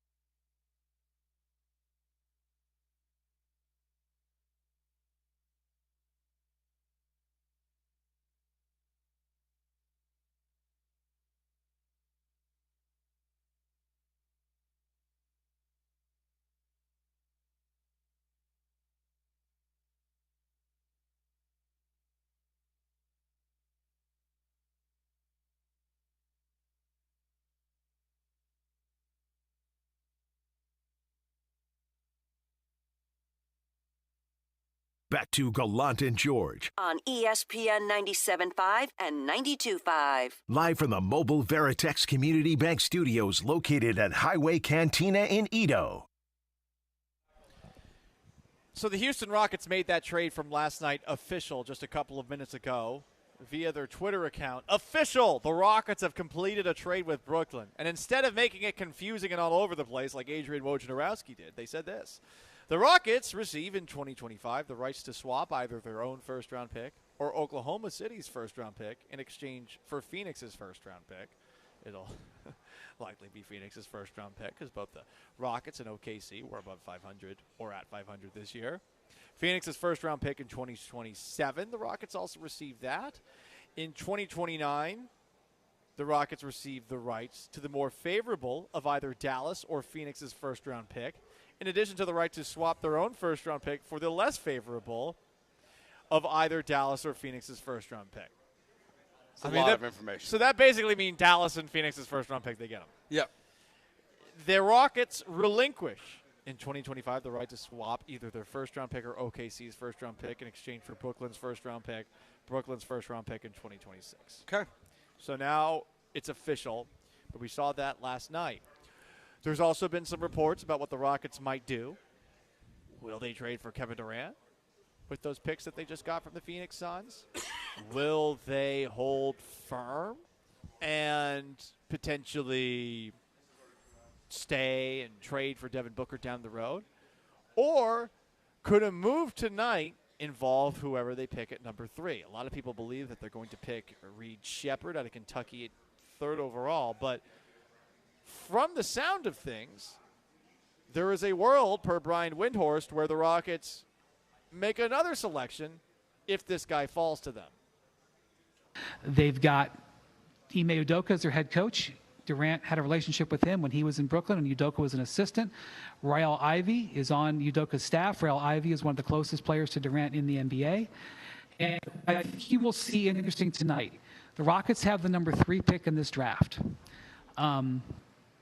If they hold that pick, and that pick has been available in trade in recent weeks, if they hold that pick and they draft Donovan Clingan out of UConn, a center, it is an indication that they are willing to do business on Alperen Şengün, their very talented young big man, because Şengün is due a contract extension, and the Rockets played very well last year after Şengün got hurt. They played Jabari Smith at center, their first-round draft pick from 2 years ago. And if they take Clingan, and it's like an indication to the market that they may be willing to move on from Şengün. Rockets fans aren't happy about that possibility, Joe. Yeah, and honestly, I think they're going to present it with that opportunity tonight. If you look at, I think today, on day of betting market, oftentimes you do find a tell of what's going to happen. And you'll see the odds shifting throughout the day, but for the most part, they're pretty tight. The extreme example would be a couple years ago, so this is fair, where the betting favorite to be the number 1 overall pick was Jabari Smith Jr. It was locked. He's the guy. An hour and a half before the draft, it flipped. Paulo Banchero became the guy. But right now, if you look at the betting market, Zachary Rees-Sarchet is the odds-on favorite. The sportsbook I'm looking at right now is minus 480. So you have to bet $480 to win 100 to be the number 1 pick. Alexander Sarr is minus 1,100 to be the number 2 pick. And then number 3, it's Reed Shepherd minus 170, Donovan Clingan plus 180. So they're tight. So that's right now where it's like the 2 French kids are going to go first and second, it looks like right now, according to the betting market. And then the Rockets could be in a situation where they've got Shepherd and Clingan sitting for them there at 3, and they can take whatever choose-your-own adventure they want. Who would you pick between those two? Man, I'm not a draft expert, but I'm holding a gun to your head right now. I know it's violent, but I've been drinking, it is. Joe. I mean, you've called me fat. You're holding a gun to my head. I just implied it. I mean, implied. It was. I implied Jeremy was too. Like I implied the whole station is. Heavy implications. I'm hot. Heavy. See what I did there? Yeah. I'm taking Reed Shepherd. Yeah. The reason why is because I'm just going to trust the people that know about the draft. Okay. Podcast I was listening to today, listening to today talked about how you don't watch the film, you listen to podcasts? Yes. Me too. His shooting, what he can do with Amen Thompson in the open floor, his defensive effort, even though his size, it can work well with the Rockets. If guys like Ryan Russillo, who to me is one of the best draft guys there is in terms of being an analyst and being fair and objective, is saying Reed Sheppard is one of the best prospects he's ever seen as a three-point shooter, I'm taking a guy that can get buckets. It's what the Rockets need. There's too many times where the Rockets will put out a lineup where Jalen Green can't score, Alpe's not out there, Jabari Smith's having a bad night. I need a guy that can be in the corner, give me a three, plays, tough defense, even if it's not great, but try hard on defense. I'm a Reed Sheppard guy tonight. Klingon seems like a player from a bygone era. Yeah, a little Steven Adams-y. I don't know what I'm thinking about, Joe, when I think about him, but I think about him as a guy that a lot like, at times, Rudy Gobert was unplayable. He is a guy that when you play the Boston Celtics in the NBA Finals one day, if you get there, and Jason Tatum is their center, you're not playing Klingon. You're taking him off the floor. Now you play the 76ers in the NBA Finals one day. Yeah. And you're playing Joel Embiid, Klingon's on the floor. If you believe Donovan Klingon's the guy, I think you're looking at basketball through a very old school, circa 2009, 2010, 2011, Dwight Howard and Andrew Bynum are the two best big men in the NBA kind of lens. And I don't think you should look at it that way. I think you want a guy who has got the ability to stretch the court, actually put up a shot, and okay, this might help you out defensively, but to what you just said, does he sound like Steven Adams? Guess who's on your roster? Steven Adams. If he's healthy next year, exactly. And how hard is it to find a Steven Adams? It's a little bit redundant. And say you draft him and you're trading Alperen Şengün, well, what are you getting in exchange for Alperen Şengün? Are you getting something as good as Alperen Şengün? Or are you getting something with the upside of Alperen Şengün? Maybe he's the person that gets linked into a Kevin Durant trade or a Devin Booker trade or something like that. But the way that quote plays out where it's like it's talking about KD, and then it transitions to, well, they might take Klingon to where, Alpe might be available. That to me sounds Brian Windhorst is saying without saying that the conversation around a Kevin Durant trade centers around Alperen Şengün. And that if a trade's going to happen, it's Alpe moving to Phoenix, not Jalen Green. That's what I hear when I hear that quote. So, I like Alpe, but if it's Alpe and 2 picks for a 36-year-old KD, 1 pick, I think I'm doing it. I mean, not to sound xenophobic against Americans, but I'm not going to lie. If I have a euro in my fold already. Yeah. I want the euro. Oh, you want to keep the euro? Yeah, I want to keep the euro. I don't know. Listen, it doesn't. It seems like it's more than a trend that guys like Giannis, Nikola Jokic, the best 5 Luka basketball. Doncic. Yeah, all these guys who are not from the United States of America. Victor Wembanyama maybe someday. All these guys are considered great. And Paul, you can argue that by the end of next season, the top 5 players in the NBA will not be Americans. Exactly. I mean, listen. You know what? You don't even have to tell me the scouting reports with these two French people ahead. This is my people. I can't call them frogs. These two French people. Maurice Haché. I don't even know what their names are, but you could sell me on them easily, on the Rockets taking them. If they find themselves in a spot where they can take a somewhat undersized guy, but who can shoot, who seems to have very good vision in terms of passing, versus a guy who is, very good defensively, part of a UConn team, so I feel like he's going to work his ass off. Yeah. But still, seemingly very limited in how much he can actually add to his game. I will take the person who has more. Yeah, give me Reed Sheppard all day, or trade the pick. HRW713 says Klingon and Adams, Twin Towers.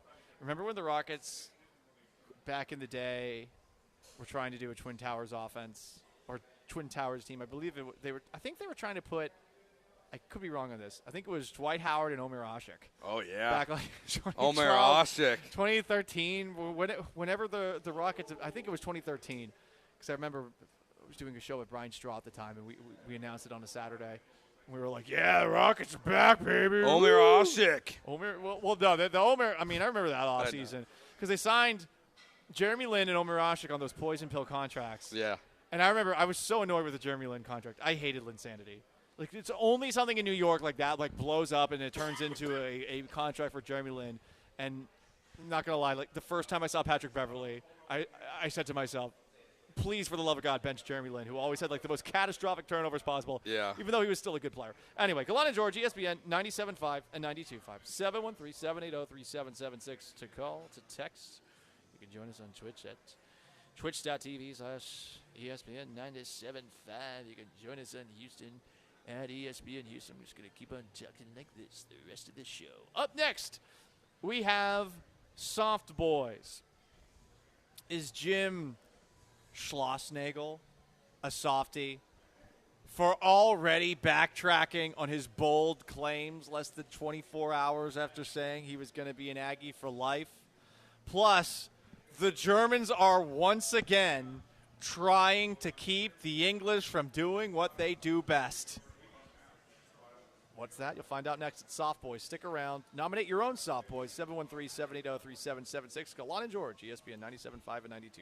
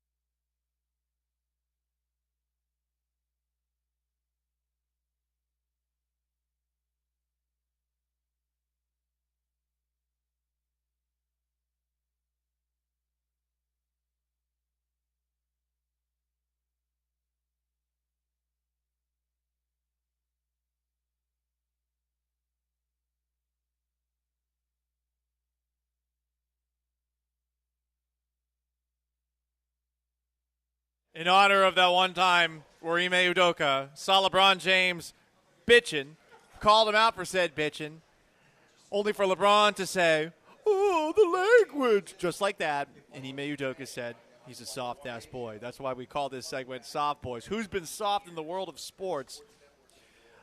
Apparently the stomachs of people on this radio station. Ooh. Why are they soft? Oh, you mean the bellies? The bellies. The stomachs. The actual bellies, yes. Same thing. Yes. I thought someone puked or something. No. We're not there yet. We never get there at the Highway Cantina. You just eat until your gullet's completely full. Jim Schlossnagel's word is clearly soft. It's clearly malleable. Jim Schlossnagel, after his Aggies lost in the College World Series, was offended by this question by a Texags reporter. Coach, with respect to the difficult outcome tonight, but with the rumors circulating today about a specific job opening, what do you have to say about your future in Aggie land? Yeah, I mean, I think it's pretty selfish of you to ask me that question, to be honest with you. But I left my family to be the coach at Texas A&M. I took the job at Texas A&M to never take another job again, and that hasn't changed in my mind. That's unfair to talk about something like that. That'd be like you asking Montgomery if he's going to sign in the draft. But I understand you got to ask the question, but I gave up a big part of my life to come take this job, and I've poured every ounce of my soul in this job, and I've given this job every single ounce I can possibly give it. So write that. Write that. This is the last job I've ever intended to take. Love my family. Shout out to Richard Zane for asking that question. So Hey, shout out to Richard's girlfriend's dad, listener of the show. That's true. That's true.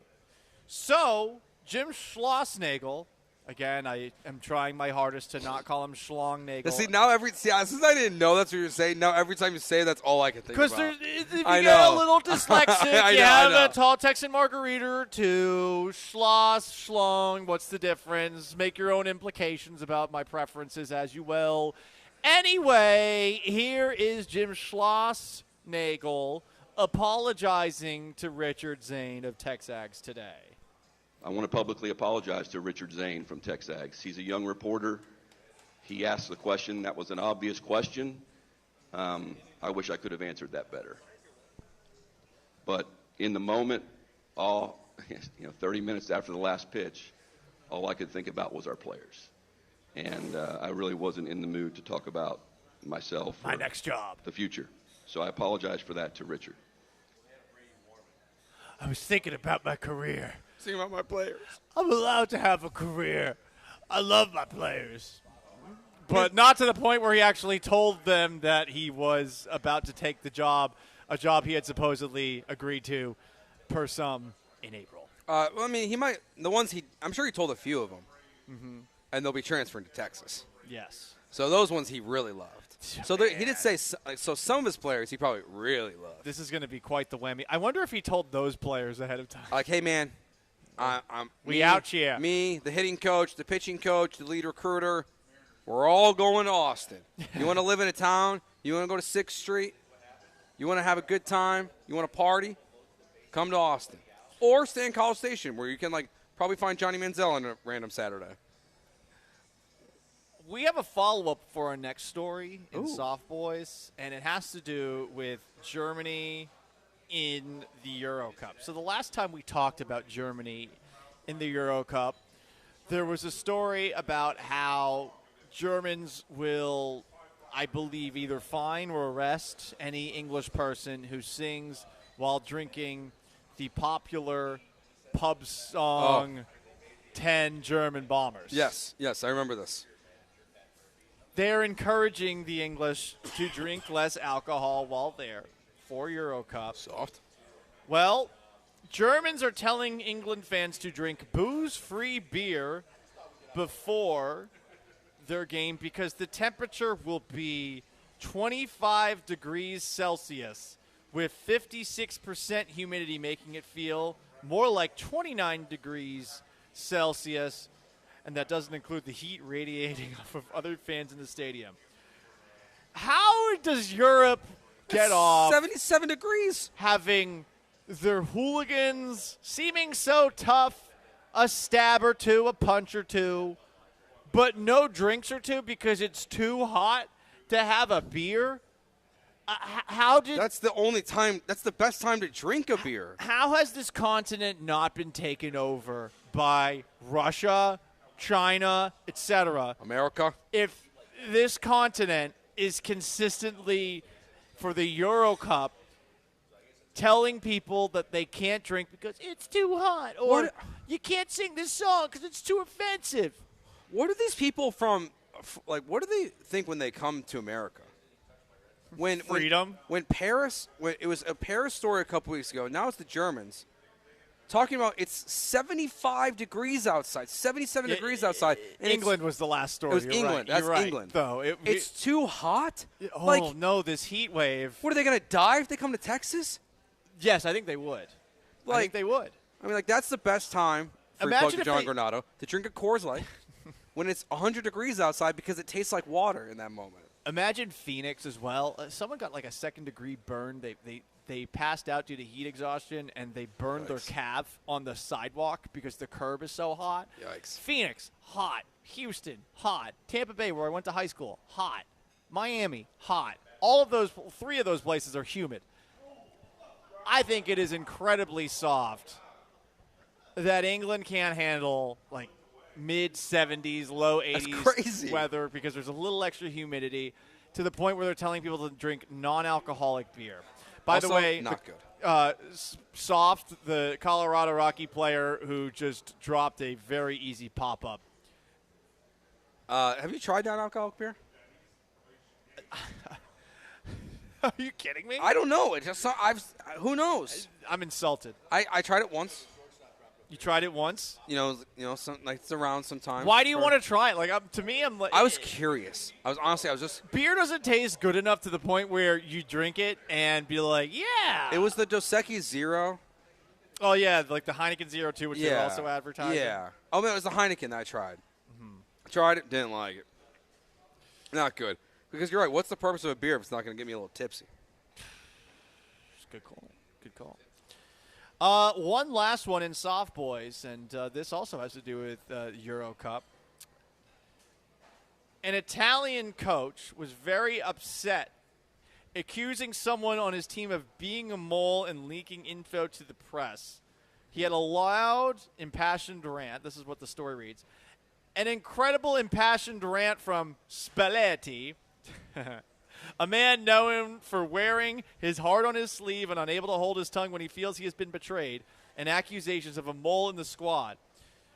Spalletti said there is obviously someone in the team who is passing on the information, and that person is damaging the team. You have been told that. You haven't interpreted that.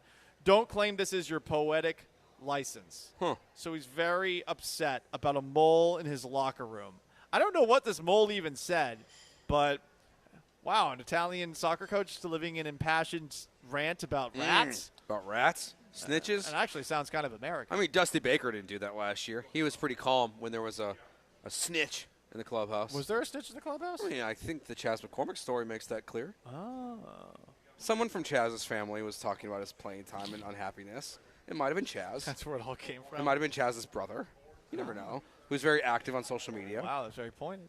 I mean, Chaz's brother, very vocally says things he does not like about the Astros. Vocally says things. Or tweets them. Okay, yeah. X's them. Yeah, he's very vocal online. Yeah, that's what I meant. You know what I meant. I know, I'm just being a bastard. You are. I've been a meanie today. It's okay. All right, guys. I just hope you airmail your first pitch tomorrow now. Yeah, I don't blame you for that. If I do it on purpose and tell everybody I didn't do it on purpose, I mean, that's good content. I still don't know what I really want. I don't know if I want you to airmail it or Jeremy, in defense. I don't know if you want to airmail it or bounce it by 10 feet. I don't know what's funnier, the bounce or the airmail. It's a good question. I mean, I think it's the bounce. If somebody hands me an envelope filled with you know what, will I mail in that first pitch? It ain't coming from me. Well, okay, fine. Anyway, it is Gallant George. We were at the Highway Cantina. We got one last segment to go. A little garbage time. Final thoughts on what the Rockets might do tonight. Some thoughts from you guys at 713-780-3776 to call, to text, twitch.tv/ESPN975 at ESPN Houston at the Highway Cantina. Stick around. ESPN 97.5 and 92.5.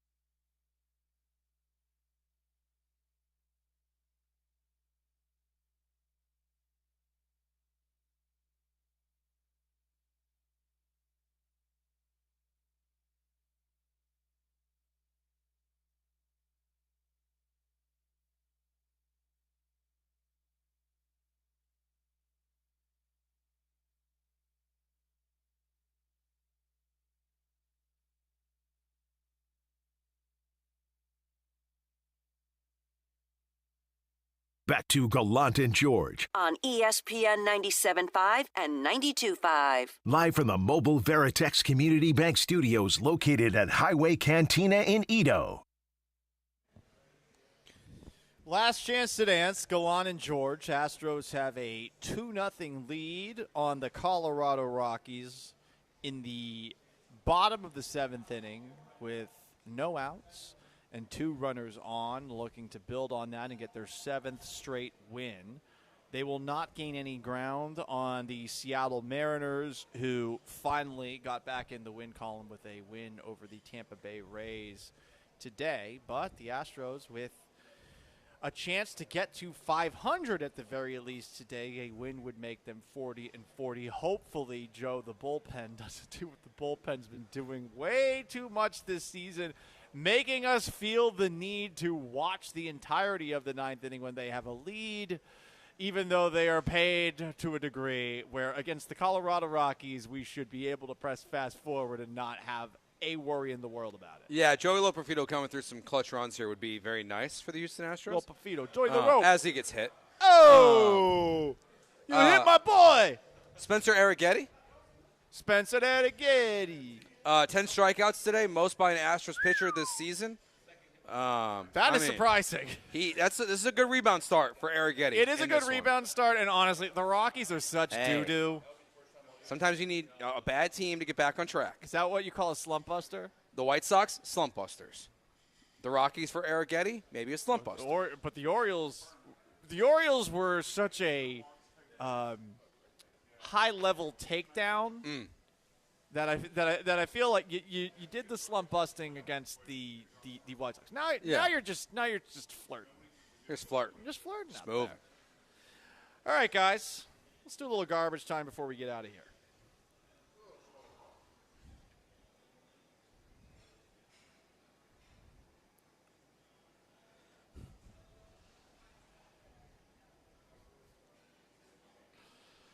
This is an incredible story, and again, we're all doomed. Artificial intelligence is going to take all of our jobs. NBC has announced that an artificial recreation of Al Michaels' voice will be part of Peacock's Olympics coverage. Okay. There's going to be a Your Daily Olympic recap on Peacock, a customized playlist for fans featuring highlights of the events most relevant to them from the previous day. It'll feature clips from NBCU's Olympics coverage and be narrated by a high-quality artificial intelligence recreation of Michael's voice, trained using his past appearances on NBC to match his signature expertise and elocution. Okay. We are effed. Yeah, we're ruined.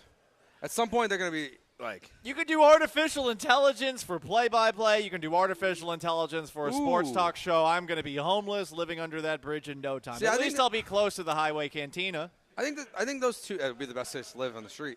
I do think those are like the two parts of like the sports media job where we're okay. I don't think radio. So. We're going to tell hey AI, tell the audience to trade Framber Valdez after one bad start. That's not going to work. That's for me to do. Framber Valdez should be liquidated. His body should be turned into batteries for us. Liquefy him. Literally. 10101111. I mean, that's going to happen. Probably. I mean, it'll be brutal commentary. Yeah, it won't be enjoyable. The humanity will be gone from sports talk, but it honestly might get the blunt kind of honesty that at times we are perhaps not willing to go to. I mean, it'll be offended by robots instead of us. Yeah. But at least if you're offended by robots, you can shake your fist and, I mean, killing a robot, that's not killing a person. Come on. Are you sure?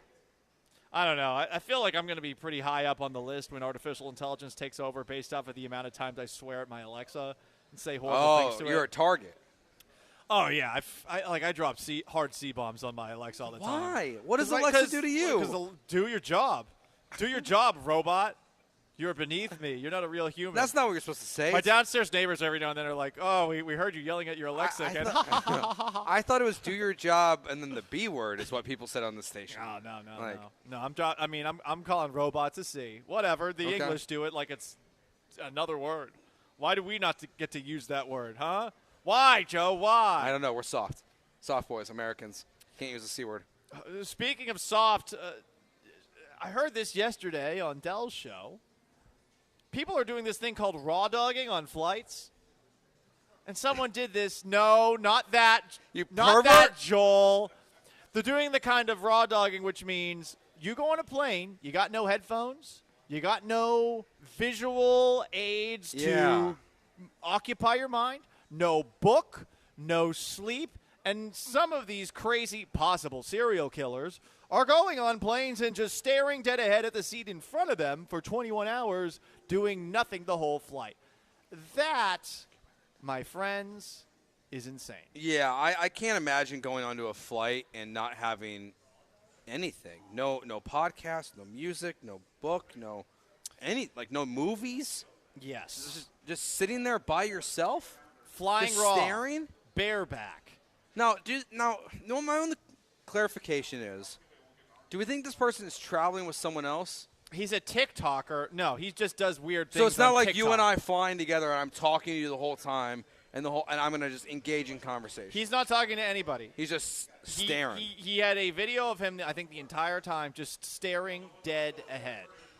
I mean, you got to have some electric meditation skills if you're able to do that. As Great the imagination. Astros now have a 4-0 lead in the bottom of the 7th inning with There 2 we runners go. on and 1 out. So hopefully this is enough for the bullpen. There's Braggy. Double play, It's a Braggy. Rafael Montero Oh! appearance. Man, the Rockies suck. They're so they bad. suck. They just threw it away. It's 5-0 now. So you feel very good about that. Houston Rockets got a big-time draft tonight. Pick number 3. We'll see who they end up picking and if they make any trades. Stay tuned to the Killer Bees over the course of the next 3 hours. We'll keep you posted on anything new that happens on both of those fronts. Big thanks to Sean Mapes at Mission Control, to BMAC out here at the Highway Cantina, my favorite place in Houston, the Highway Cantina, and Joe George. I am merely Paul Gallant. So long, farewell, have yourselves a wonderful Wednesday. The Killer Bees are up next. Peace!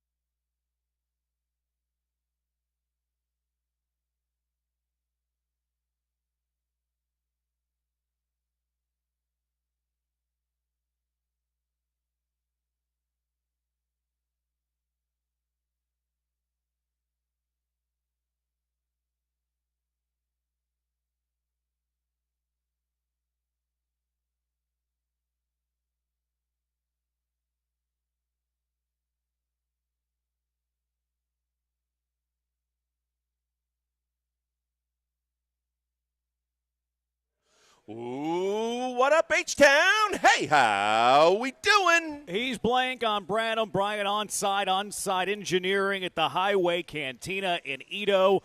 B-Rod, Boston Rodriguez back at the station. All of Paul's friends are here. All of them right here in front of us. Great to have you with great to have you with us. If you want to swing on by, need a spot to have a margarita, this is the spot for it. Sipping on a margarita right now. It is very, very good. The food is fantastic. Had some tacos a day late. It is Branham birthday week. Let's not forget it's Branham birthday week. So I guess how should I say this? I partook in a little bit of tacos is what I did. Astros won a baseball game yesterday. Maybe going to win a baseball game today. Feel pretty comfortable saying that.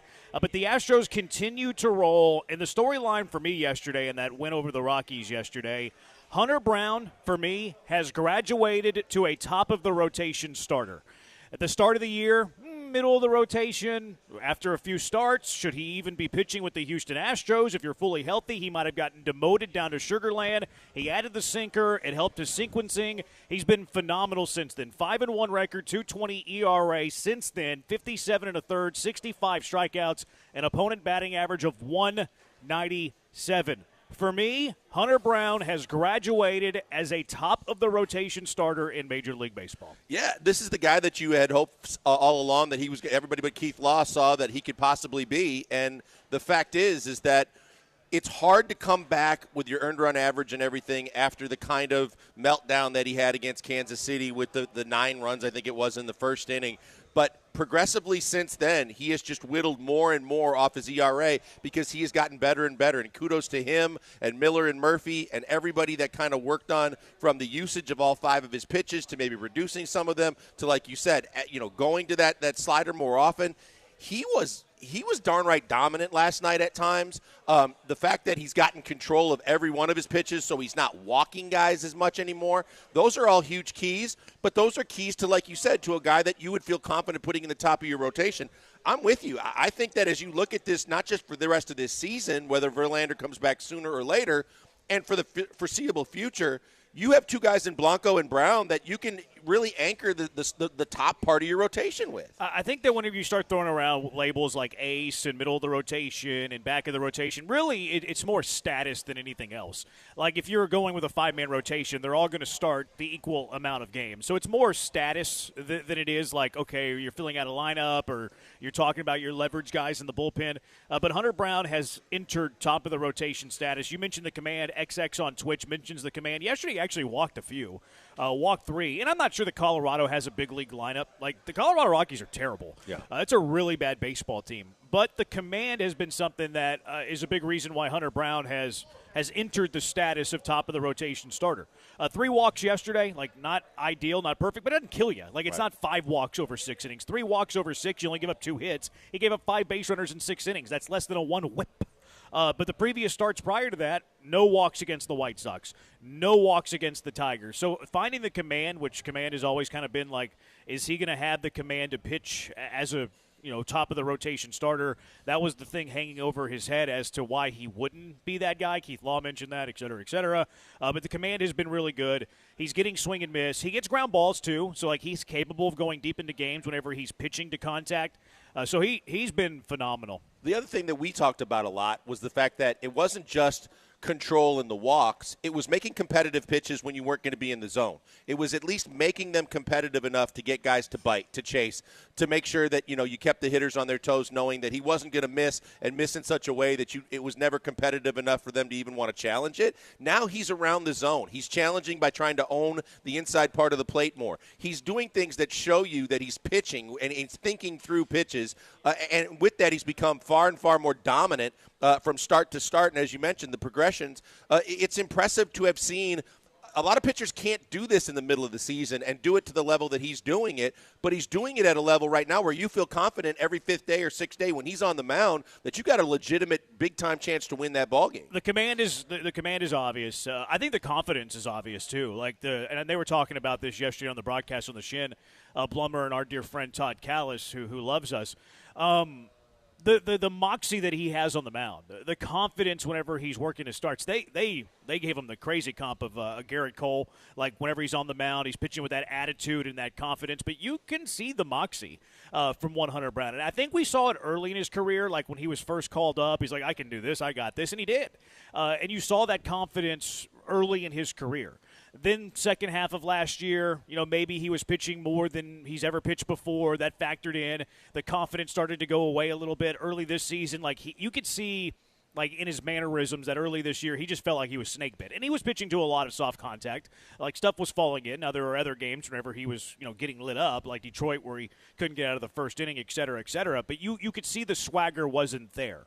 Hunter Brown in the last 2 months, and people are saying he's going to win pitcher of the month, and his numbers would back that up. You can see the swagger. You can see the moxie on the mound. And I think confidence is something that is extremely underrated. I think once you gain confidence and you have the confidence in yourself that you can get big league hitters out, I do think it influences performance. Oh, there's no doubt about it. I mean, look, if there's just speaking in my experience is not even close to what he's going through, but in any time, especially in a position as dominant and controlling the game with the ball in your hands as a pitcher, if you feel like your stuff is unhittable, whether it is or not, you're going to come out and have the confidence to throw just about any pitch at any count and believe that you're going to throw it where it needs to go, and it means something. And on the flip side of that, if you believe that you are going to get absolutely lit up if you throw certain pitches, whether it's the catcher that's calling the pitch or, it just at a certain point you're going to try it, you're probably going to leave it up. You're probably not going to throw it with the same kind of command.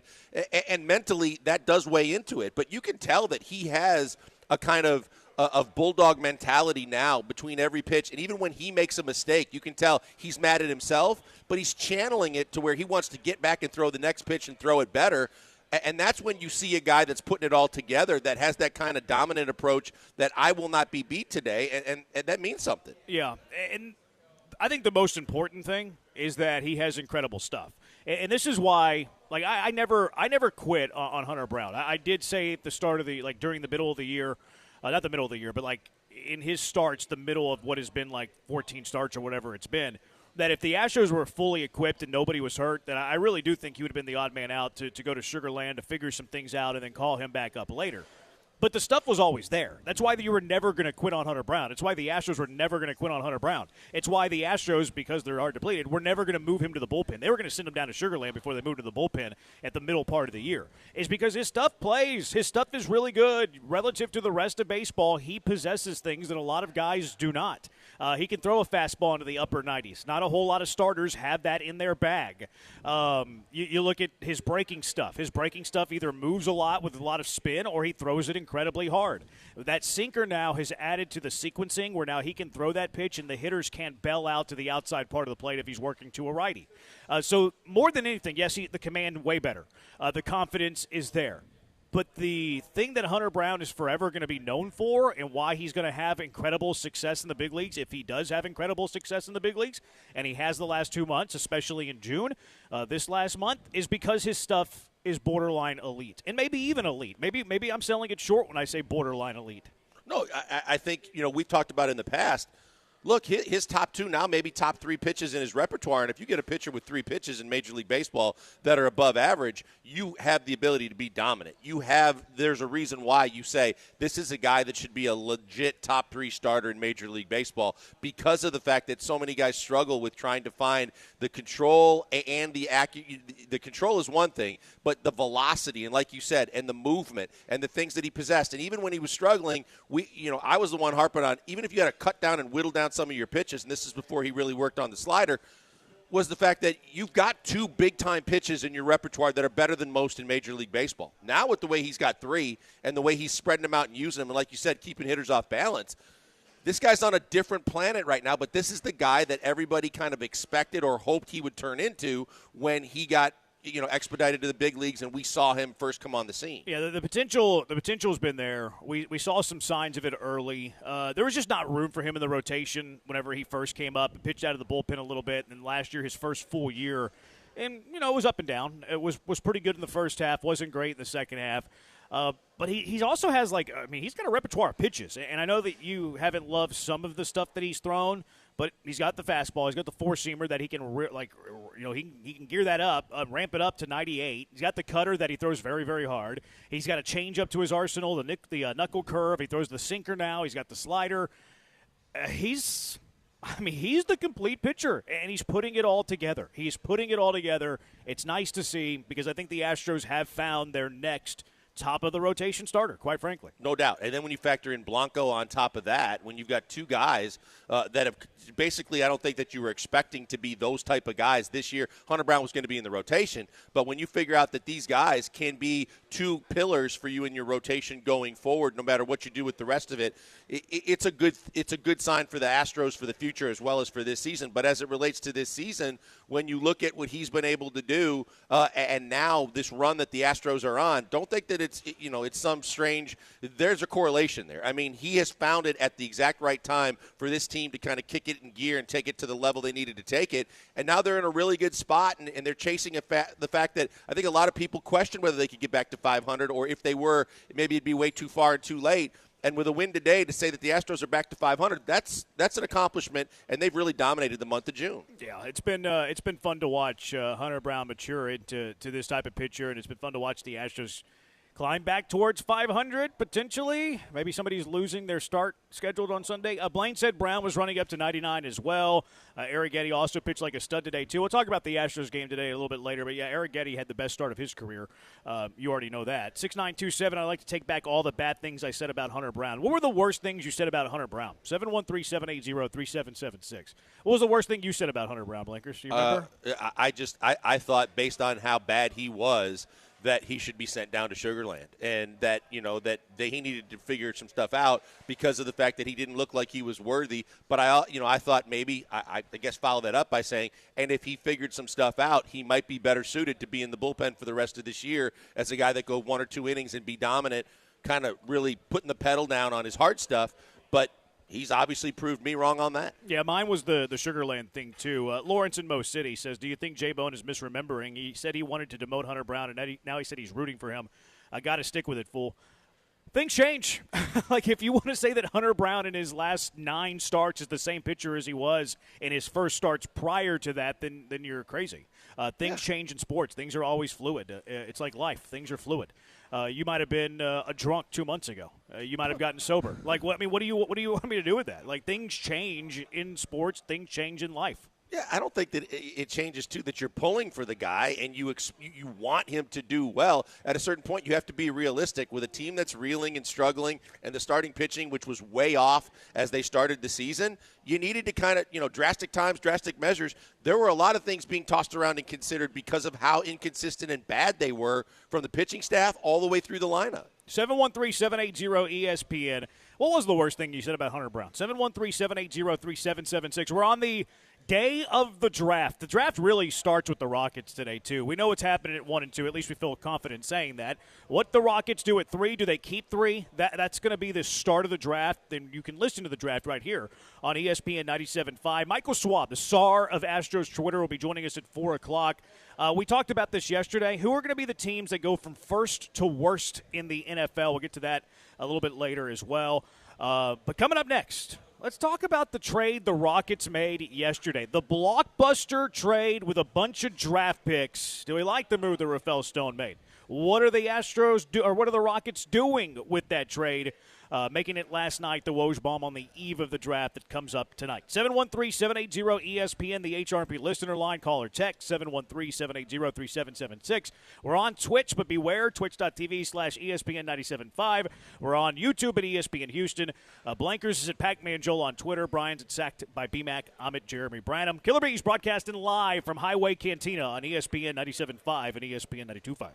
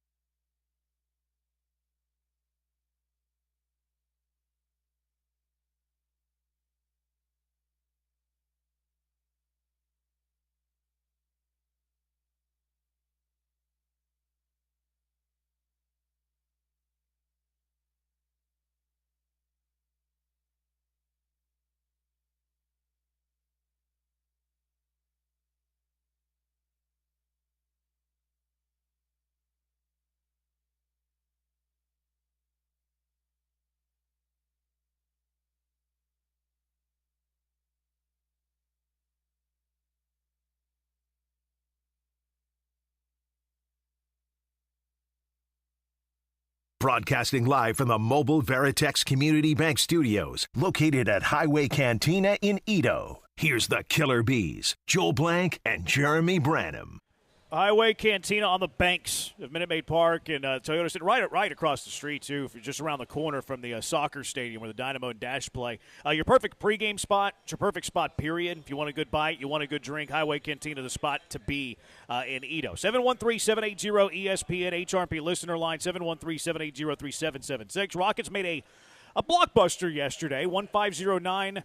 We'll get to 1509's text in a little bit, but the blockbuster.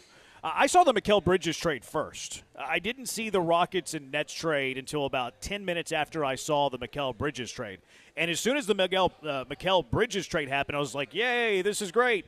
The Rockets own the Nets pick next year, and then the year after that. The Nets could be in contention to be one of the worst teams in the NBA next year. They had the 9th worst record this year. You're drafting 3 because you got lucky in the lottery. They're trading their best player. Okay, the Nets are going to be awful for the next 2 seasons. Then we see the trade that happens between the Nets and the Houston Rockets, which, it took me forever to figure out what was involved in this trade because NBA trades are super complicated. But if you break it down, basically the Rockets traded the Brooklyn Nets pick next year, the pick swap the year after that, and they got 4 more picks going forward. They got the Suns pick in 25, 27, 29, and then there's an added pick, first-rounder, in the mix there as well. What did you make of the Nets, Rockets, and yes, I would call it a draft pick blockbuster. Hated it.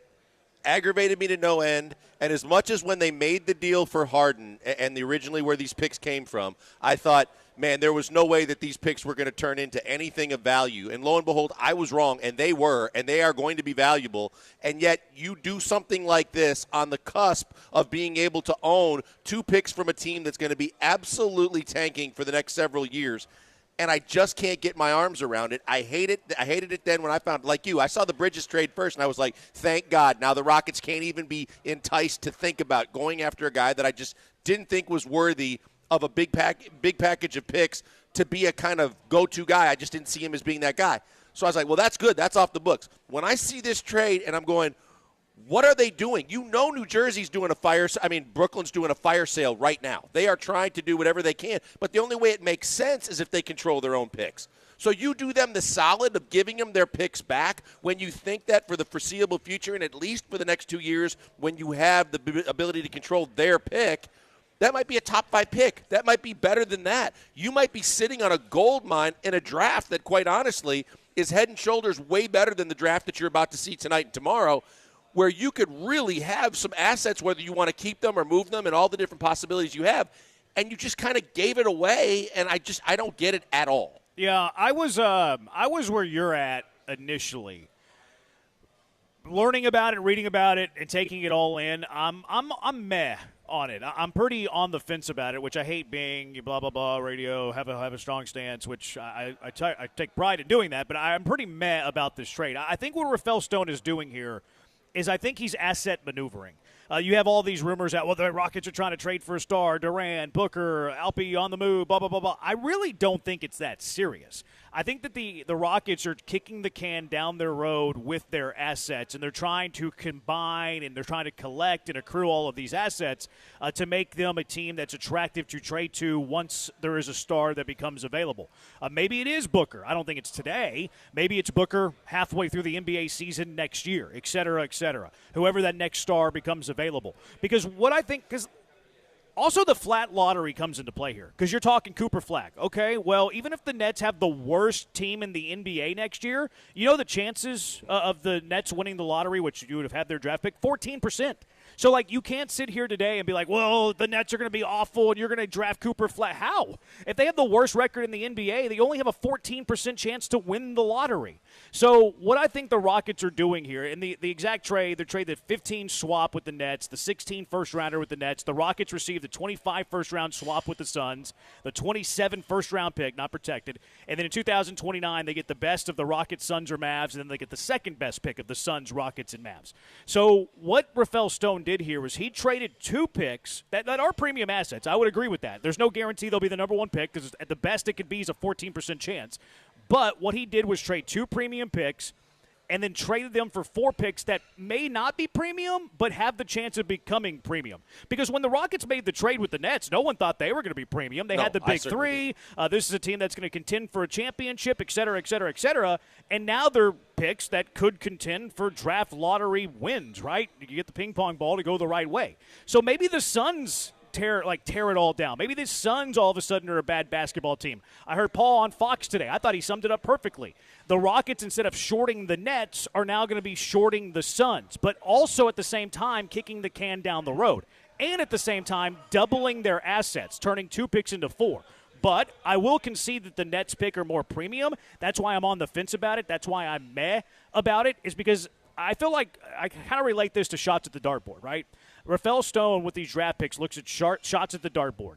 With the Nets, he has 2 shots at the dartboard from half the distance. With the 4 picks that he acquired from the Nets for the Nets picks, he now has it at full distance, but he has 4 more shots. So that's the way that I look at it. 2 easy shots versus 4 normal shots. Which of the 2 would you rather have? I'd rather have the 2 close shots, quite frankly. But on top of that, the way that the Rockets are currently built with all these young players, with all their contracts relatively around the same time, I think Rafael Stone also wants to kick the can down the road. So I'm meh on it, but I think that's where Rafael Stone's coming from. Yeah, if you're going to look at the glass half full, the glass half full is because at a certain point, if multiple players of all the young players that you currently already have start coming to fruition and you got to pay them, that you aren't going to want the picks as much and you're going to want to be a little bit more creative. And you're right. You're going to want more assets because you look at what Brooklyn's doing right now. They're basically trying to mirror what OKC did starting a couple of years ago with Sam Presti. They're trying to stockpile as many potential picks as they can possibly get, knowing full well they'll take the best of them or the good ones, but they're also going to use a lot of them to kind of maneuver to get where they want to go, whether it be in a trade, whether they want to move up or move down, do some things to get some veteran players. And I think that this gives the Rockets more flexibility from the standpoint of, 1, when you're managing your own roster, 2, when you need assets when you want to make trades, and 3, the ability to kind of extend down the road your ability to have multiple picks in drafts so that you can do whatever you want to do instead of having to do those kind of moves then. To me, it's just a matter of who's going to suck worse and are the Suns going to tear it down? Because you got an owner that looks like he's hell-bent on winning more so than Jim Crane and the Crane gang. He looks like a guy that is just going to throw caution to the wind, throw out all the picks, doesn't care about them. They don't mean anything. He's going to spend money hand over fist. He doesn't care about the taxes. He did this deal with Beal. After he did the deal to get Durant, he's looking to just absolutely blow it up financially to try and buy a championship. And you don't know if that's going to work. I just kind of look at it when you look at the Suns in 2027 when they have that first-round pick that they just acquired. I mean, you just mentioned it with the Bradley deal, the Bradley Beal trade they made, and some of the salary cap and flexibility they seem to have going forward. I think they're going to be forced into a sell. I mean, sure the owner wants to win, but they're going to be in a spot with Kevin Durant aging out, with possibly Booker wanting out. The Bradley Beal deal certainly has worked out. Their salary cap has been locked up. I think you're looking at a rebuild for them, and that could be a spot where that 2027 pick for the Suns turns into what we now view as the Brooklyn Nets pick. And on top of that, if I can make one other point, if you do want Booker, I think it's nice to have their pick, because if they're gonna tank and give you Booker, I think it would be a good incentive to give them their own pick back that they could then control. See, one thing you and I talked about previously that I think is also what people are kind of missing here in terms of what they just did is we've talked about them trying to really kind of secure and anchor at least one big-time superstar type player. This is not the year to do it because the guys are of a certain age where it doesn't really seem like a good mix and fit and blend with the guys that you got. But that doesn't preclude them from doing this in the future. And the fact that they've got their eye on Philly, they want to know what's going to happen with Embiid in a year or two and to see what Daryl's going to do. And in order to compete for a deal to try and get into that mix, to try and do something for an Embiid-type player, you saw what Mikal Bridges went for. You're going to need a boatload of picks to be able to compete if you want to get that Big Daddy deal done. Yeah. And now they've got some of that, or at least they're starting to rebuild some of that to use that if they need it. Then why is that a bad trade?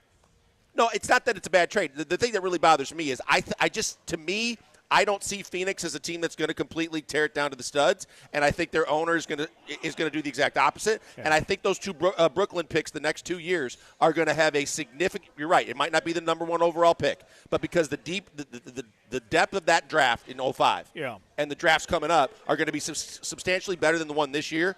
I think that you would have the ability to get a better player or two with those 2 picks. Yeah.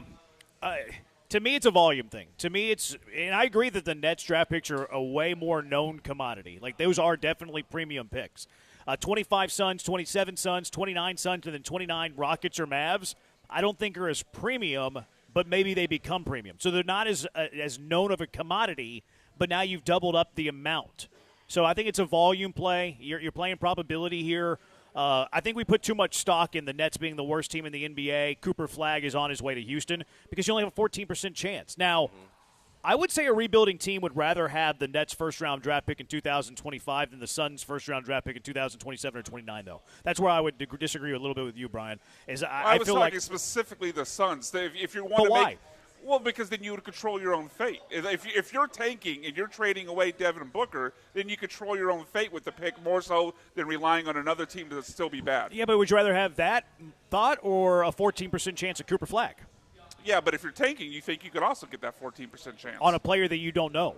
True. See, to your point, too, I don't like putting your eggs all in one basket to the point of saying you made the deal to get the Phoenix picks back because you want to make a deal with Phoenix, whom, if they do consider tanking, would like to control their own picks, too. But you don't want Kevin Durant. They don't want Kevin Durant. Let's dispel that right now, no matter who was throwing it out nationally. And I was doing some research and making some calls.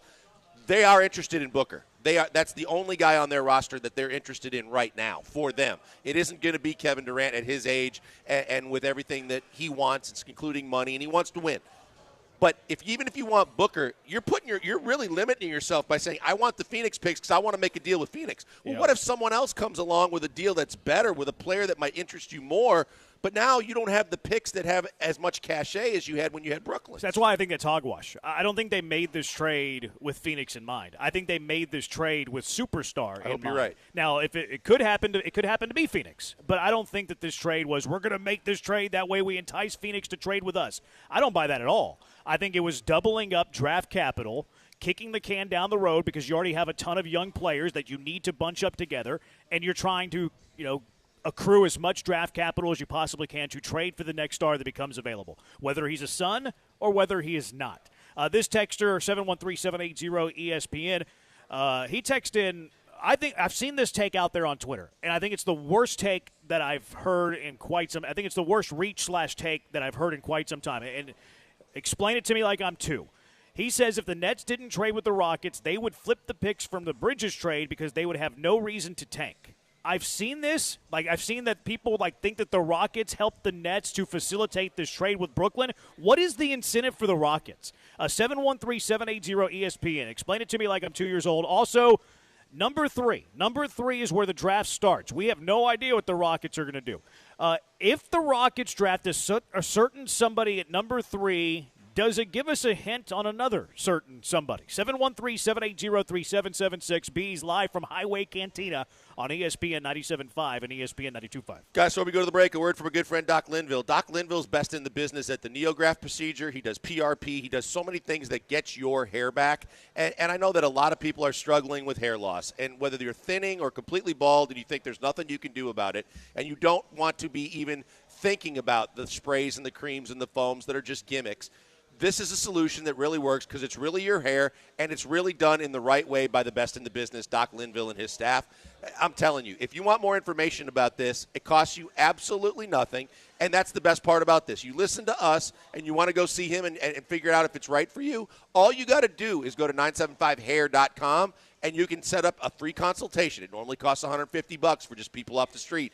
But for you, because you listen to us and you want to go see him, you get it for free. No obligation, no signing on the dotted line, no commitment at all. Just you getting your questions answered and them explaining how they can get your hair back. It's a game changer. I did it. I could not be happier with it. Doc set up that consultation for me, and then he came to me and told me, hey, look, 95 to 99% of the hair that I'm going to move, it's going to stay and grow and be with you for the long haul because I'm taking it from a spot where it never goes away. And genetically, I didn't realize this. You're never going to lose the hair on the sides and the back of your head no matter what no matter where you lose hair elsewhere. So therefore, he takes it, repurposes it, and you get the game-changing effects of your hair back. It's a magical experience. It didn't have any pain to it, and I suggest you at least research it. You have nothing to lose. Check him out today. Tell him I sent you by. Go see Doc Linville at 975hair.com.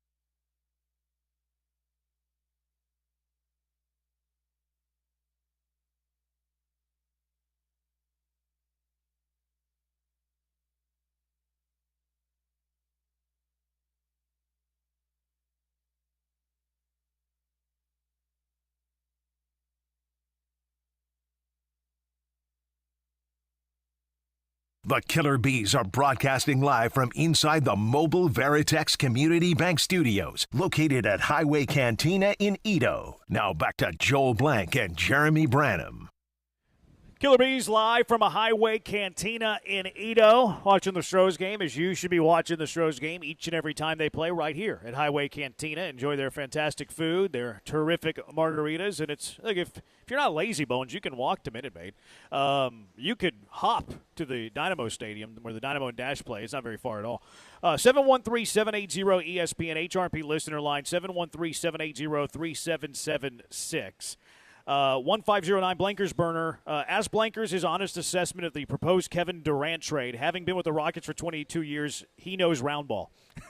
Jeremy knows round ball just as well as I do. No, it was just funny though. What do you think of that rumor? You said going to break that they're not interested in Kevin Durant. I mean, and Kevin Durant rightfully isn't interested in Houston. It's not because he hates Houston and the Rockets. He wants to win, and he wants to be in a position where he has his cake and eats it too. He wants money, and he wants the ability to chase a chip with multiple stars on a team. Good luck finding that. You know, a lot of people said last night that are the guys in the know nationally, Durant, the Suns don't want to trade Durant, and they're not going to do it. Stephen A. Smith came out this morning and said, I'm going to debunk all of that and tell you the Suns are trying to trade him right now. They're not even trying to wait. Well, that's one thing to say you want to trade him. Then you also have to find a trade partner that's willing to do the things to take on the money and all that comes with the Kevin Durant train. And the Rockets don't need that. And the package that they would have to put together that Phoenix would be expecting, trading a guy of the caliber of Kevin Durant, no matter how old he is not something that they should entertain. They have too much talent, and they have too many things going their way to throw their eggs in the basket of a 35-year-old aging superstar that is a prima donna right now. I think that could actually blow up everything good the Rockets have done. I would be interested in trading for Durant if it came at a heavy, heavy discount. Like, I'm not at all interested, and I'm not a huge Alpi Şengün guy.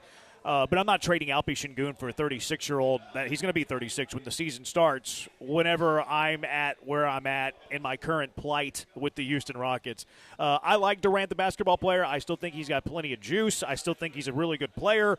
Some of these offers, though, are crazy. And I don't buy them. Quite frankly, I don't buy them. Has Rafael Stone called the Suns and hey, what's the price tag on Kevin Durant? Out of mere curiosity? Why wouldn't he? That's his job. He should be taking the pulse of where every team is at in the NBA. So I wouldn't rule out that Stone called the Suns and be like, hey, what's up with Durant?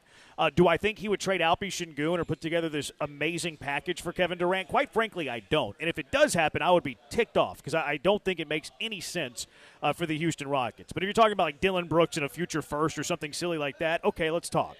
I don't think that's feasible. I don't think it's realistic. I don't think there's any chance that Kevin Durant is a Houston Rocket either. No, and when you look at it, too, from the perspective of everybody saying you're going to be so much better, are you really? Because if he comes to your team, you're going to be gutted in certain ways. Depends on what you give up. Yeah, if you get a bargain deal, it's one thing. But if you're looking at what the going rate is, no matter where he is in his career, of a guy that I'm with you. I fully believe, look, he can score in bunches. He can still get his whenever he wants. He has a unique advantage that not a lot of guys have to be able to have his ability to shoot the ball with his height and still put it on the floor to make defenders really be challenged. But he belongs on a playoff caliber, veteran caliber team. And when you add him, depending on what kind of package you have to give up to get him, I don't know that you're even better than you were a year ago because now you got a defense that's going to capitalize on trying to double him and really kind of take the ball out of his hands and dare whoever's left to beat you. Yeah. And I don't think that you're going to be much better. I think it depends on what you trade. Like if you're trading Dylan Brooks and a couple of draft picks for Kevin Durant, I think you're substantially better. But if you're gutting the team, you're Jalen Green, Alpi Şengün, one of those, and then other fillers and sweeteners, stuff like that. Yes, I think it depends on what the trade looks like. And now you're kind of operating from an expectation of what Phoenix would offer, and I agree with you that that's probably what Phoenix would be wanting to get back for Kevin Durant. But of course, we're not paying that price. 713-780-ESPN. So we had that texter saying that the Nets wouldn't have made the Mikal Bridges to the Knicks trade if the Rockets didn't send them their picks back for the Phoenix picks. Ime Udoka says the same thing. The Bridges trade doesn't happen unless the Nets get their picks back. So we bet on the Suns being bad later as well as more assets to trade with. How does this make any sense for the Rockets? Why would the Rockets facilitate Brooklyn by sending them their picks back for 4 other picks? Also worth noting, Jonathan Fagan said this was what Brooklyn and Houston were talking about all year long, that the pursuit of Mikal Bridges was greatly exaggerated.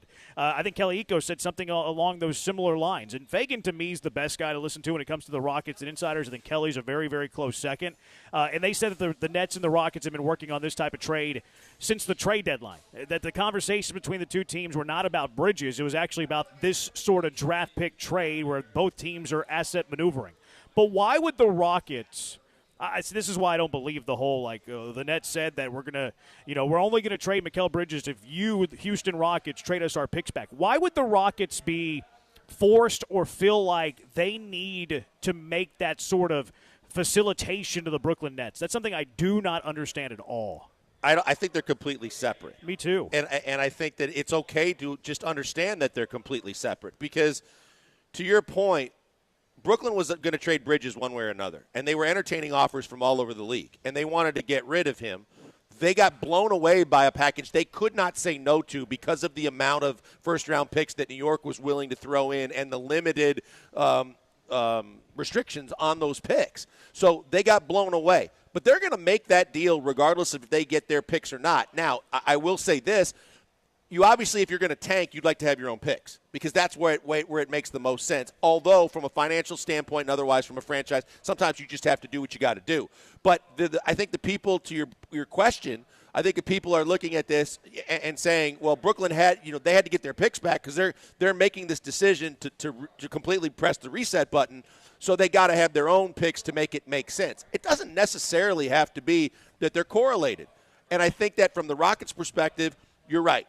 They are looking at the fact that it was starting to stockpile. Like, they didn't want all these picks coming up at a time when they were trying to get to that phase 3 and do some of the things. They don't want any more young players at that time. Or they wanted picks down the line where they were limited so that they could replenish some of those picks to make moves to kind of make the kind of move they're looking to get to phase 3 with if they're looking for a certain player. Yeah, see, if anything, Brooklyn has been hesitant. I believe what you're saying. I think it's two very separate trades. I don't think the Rockets were, like, incentivized to facilitate Brooklyn to trade Mikal Bridges. Why would they do that? Because trading Mikal Bridges enhances the draft picks that you currently have from Brooklyn. So why would you be like, yeah, here you go? Like, how is that holding you hostage at all? So I don't believe that take at all. I think it's a massive reach. I'm with you. Like, if anything, this offer has been on the table for quite some time, maybe since the trade deadline.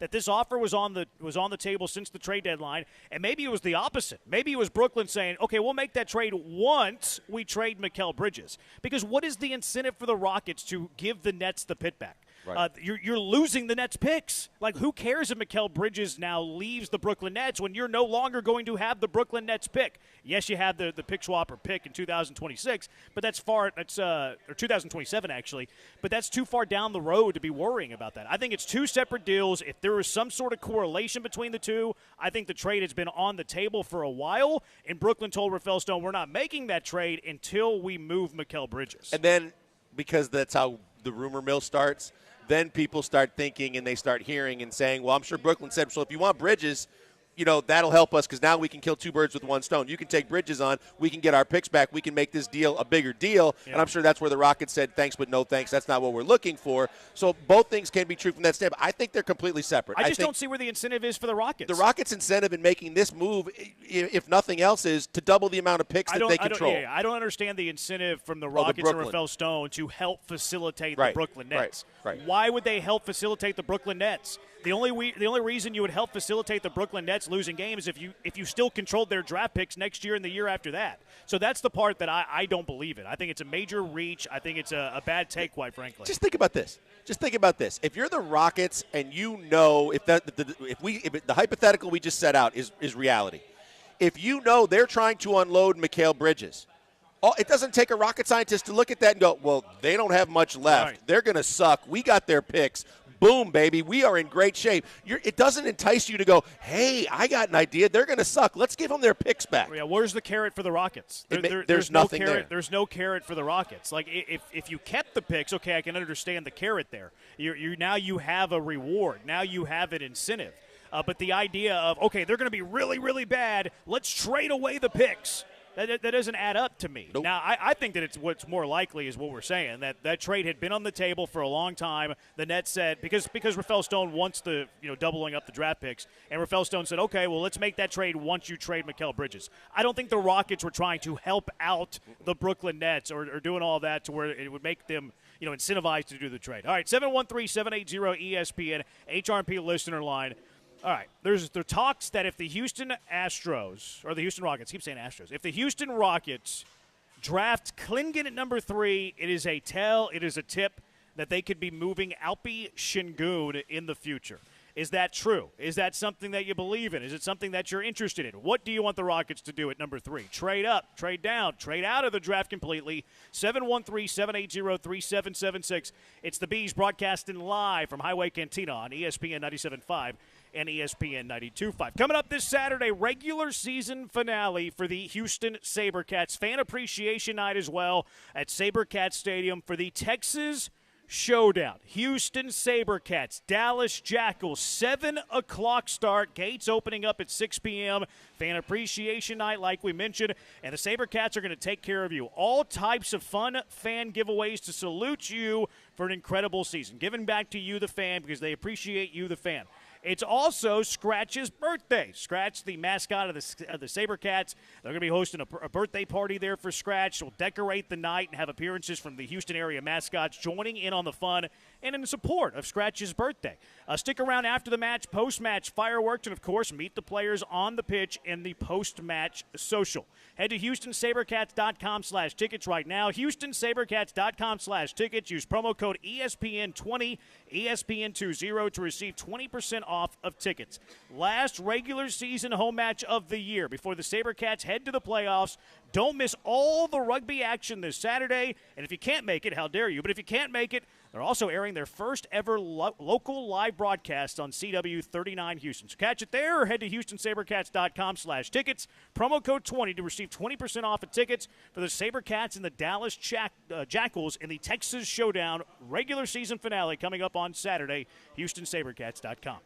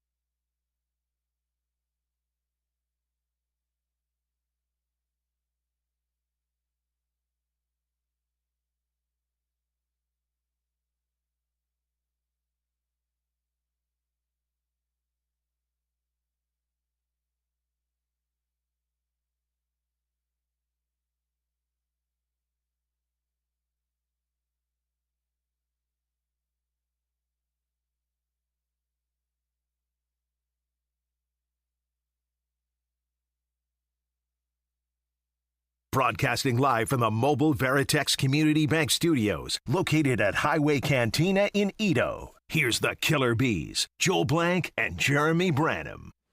Astros beat the Rockies 7 in a row for the Astros. Have climbed back to 500. It's crazy. This team's 500. They're going to hit the halfway point of the season with their next game. They have a chance to be above 500 if they win on Friday against the Mets. And to be above 500 with the start that they had would be pretty stinking impressive. We'll talk to Michael Schwab, czar of Astros Twitter, the admin of Astros Twitter, coming up at 4 o'clock. And we'll talk about them in greater detail at 4:15 as well. 713-780-ESPN. What do you want the Rockets to do at number 3 today? Move up, move down. Up's not really likely. Probably highly unlikely. Move down, trade out of the draft entirely, trade Alpi Şengün for Kevin Durant. Just kidding. But there has been that rumor out there about if the Rockets draft Klingon at number 3, that a trade could be, maybe not coming up, but they would be willing to listen to offers for Alpi Şengün. Do you think there's validity to that? Do you think it's something they would consider? I do, Jeremy. And there's been multiple people. Brian Windhorst, I saw, was on it as well.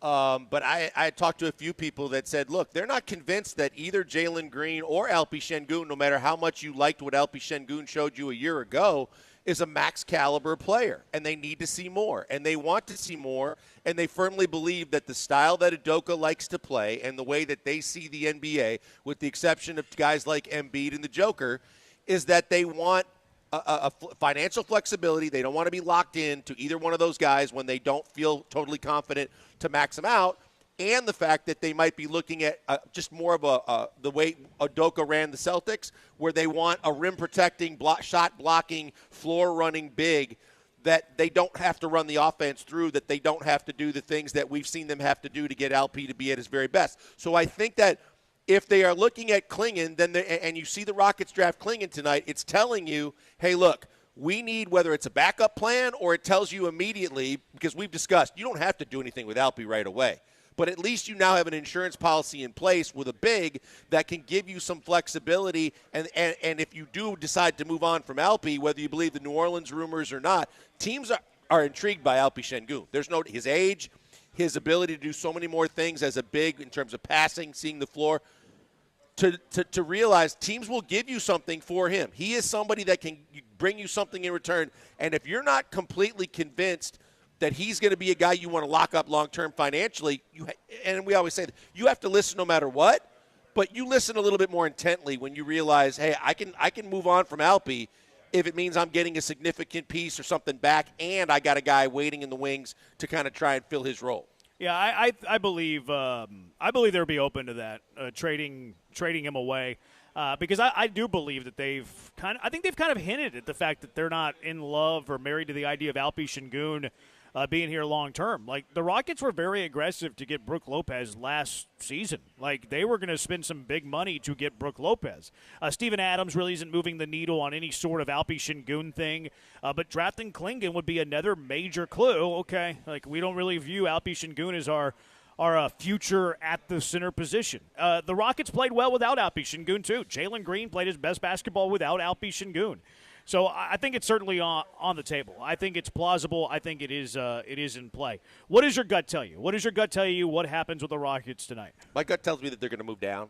I just think that there's too many. Down or out? I think they're going to move down. Okay. I don't think they're going to move out. I think that they're going to look for a possibility. You and I talked about this a month and a half, 2 months ago, and I thought that Connect was a guy that they liked as well as Reed Shepherd. If they have the ability to get one of those two guys, but they can get assets or get something else in the process of giving a team a chance to move up, there's too many teams right now, and I'm hearing and seeing a lot of over-enthusiasm for Clingan. So now because there's a demand on Clingan and because San Antonio would love to get one of the two guys at the top of the draft because they got 4 and 8, and they'd like to move up or get into 3 if they can or higher, especially when we talked about that there's a volatility with who's going to go 1, that if they get a chance to get closer or to take the 3 to get everybody that they want other than those two guys, there's a price tag. If you can get some extra assets, if you're not sold on anybody or you think I can still get at least one guy that can do what I want to improve my roster, I think that's what they're going to do. I think 7, 8, and 9 are all in play for the Rockets tonight. Yeah, I think so, too. My hunch is that they make a trade with Memphis. Like, I saw some reports that Memphis has been willing to trade up to, 3 future picks to move up in the draft because they love Clingan, which kind of aligns to the whole Rockets-Memphis thing, trade from 3 to 9, the incentive Marcus Smart there. I was like, who cares about Marcus Smart? Give me future draft capital. I think the Astros would be I keep saying Astros because I'm watching the Astros on the TV. I think the Rockets would be interested to do that because I still believe they're in draft pick collecting so they can trade it for a future star. I have the sense that they're going to trade down. I have the sense they're going to trade down with Memphis. 3-3-6-7, what if drafting Clingan is not to move Şengün but Clingan instead? Then you would trade that pick when you're on the clock because that's when it's going to have its maximum value. Big Art, I think the national media knows tonight's draft is going to be boring and basic, so Windhorst and others are just creating fake drama. Windhorst is the one reporter that I take the least I put the least amount of stock in. I'm more of a Fagan and Kelly Eco guy, and Fagan has been saying the Rockets are willing to run it back. So perhaps they do just stick and pick at 3. If they stick and pick Rashard 1, Sar 2, or Sar 1, Rashard 2, whatever the case is there, is it still Shepherd for you at number 3? It is. And the more that I've talked to some people that have kind of gotten the insight on some of his workouts and things like that too, they said that it's an elite level of three-point shooting. And I'll believe it when I see it. But if he's truly the best shooter in this draft, if you are going to stick and pick, that is exactly what you need. And that is the kind of young player that brings a very specific skill set, not that he doesn't have others, that blends with what you have already instead of repetitively gives you another guy that plays the same position the same way. Mm-hmm. And so that's what I would do. 8-3-4-1, I think go ahead and I'm with Shepherd too. I think go ahead and trade the number 3 spot, see if we can't pick up 2 good players, one late in the first round, one in the middle of the second round. I don't think the Rockets really want to collect players right now because their roster is pretty deep of young players. I think they're more in the mind of kind of combining those things and elevating one specific guy. Now, I do want Jamal Shead badly. I think that'd be a great ad, especially if you're going to move on Cougs. And aside from your personal bias, I just like the way he plays the game, and I think that if you're going to move on from Holiday, you could do a whole hell of a lot worse than bringing in a kid that has the toughness and he has a physical body that if he gets better at all at shooting the basketball, and there's nothing that convinces me that he won't because his mechanics still look pretty good, that you can work with him. I think that he could be a guy you develop that can give you minutes at the backup point, that can play defense, that sees the floor and shares the ball. That'd be great. But let's not get it twisted. The Rockets aren't in the market to stockpile second-round picks. That's the least of their concerns. If they can get multiples by moving down, like getting 2 picks, and then maybe they can package those or draft people, that's one thing. I don't think any GM these days is chasing second-round picks unless you have a certain player that you want to go get that you would make that move on draft night. And I think the Rockets want future picks. I don't really think they want many players in this year's draft. Instead of trading for Marcus Smart, why don't you just draft a better version of Marcus Smart who is younger and going to be better? Jamal Shed. 9206 Rockets are going to take store brand Mark Price with their first rounder. Pretty sure he's talking about Reed Shepard, right? IRS, yeah. 5079, I would trade the 4 picks from Brooklyn. Well, you don't have them anymore. From Brooklyn, plus Şengün for Booker, and keep our 3rd pick tonight and grab the center from UConn. There's been reports that Phoenix wants to run it back as well. Like those reports have come out today that they're not breaking up their big 3. The last report that I heard, which debunked Stephen A. Smith, was that Booker and KD don't have a problem at all. They're about to play for Team USA, too, and that they are on the same page.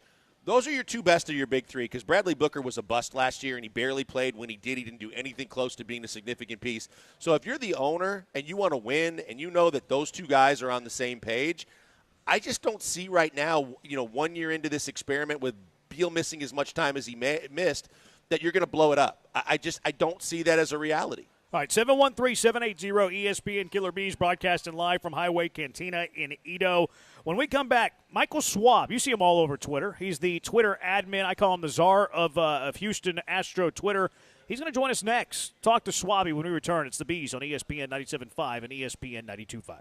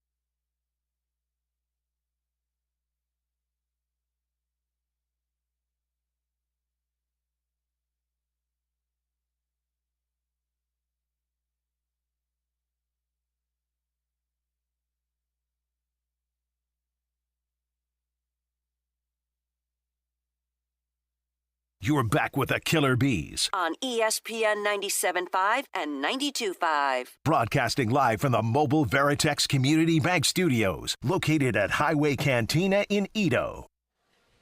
Let's go straight out to the HRP guest line. We're being joined by Twitter admin, Astro Twitter admin. I call him Astro Twitter czar, Michael Schwab. You can follow him on Twitter at Michael Schwab13. Michael, how about Spencer Arrighetti today, huh? Kind of didn't expect that at all. Career high in strikeouts. Best start, in my opinion, he's ever had in his career. And suddenly the Astros are back to 500. 80 games into this season. Quite the turnaround and a great start by Arrighetti today. Hey, Jeremy, thanks for having me. Thanks, guys. I mean, come on. How about that start for Spencer? I think that's what everyone expected from him, seeing him just tear it up in AAA. I don't want to say Rockies are a AAA team, though they look like it, but, man, he showed exactly how you pound the strike zone, and that's what the team is hoping he would be.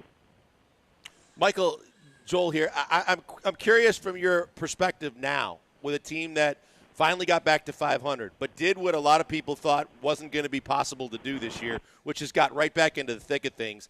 How do you see this team proceeding as we get closer to the trade deadline now? I mean, what do you think they're targeting? Obviously, it looks like they're going to be buyers, and Dana has given you every indication with the hints we've gotten. But where are they targeting areas to improve this ball club? Because a lot of things are working right now.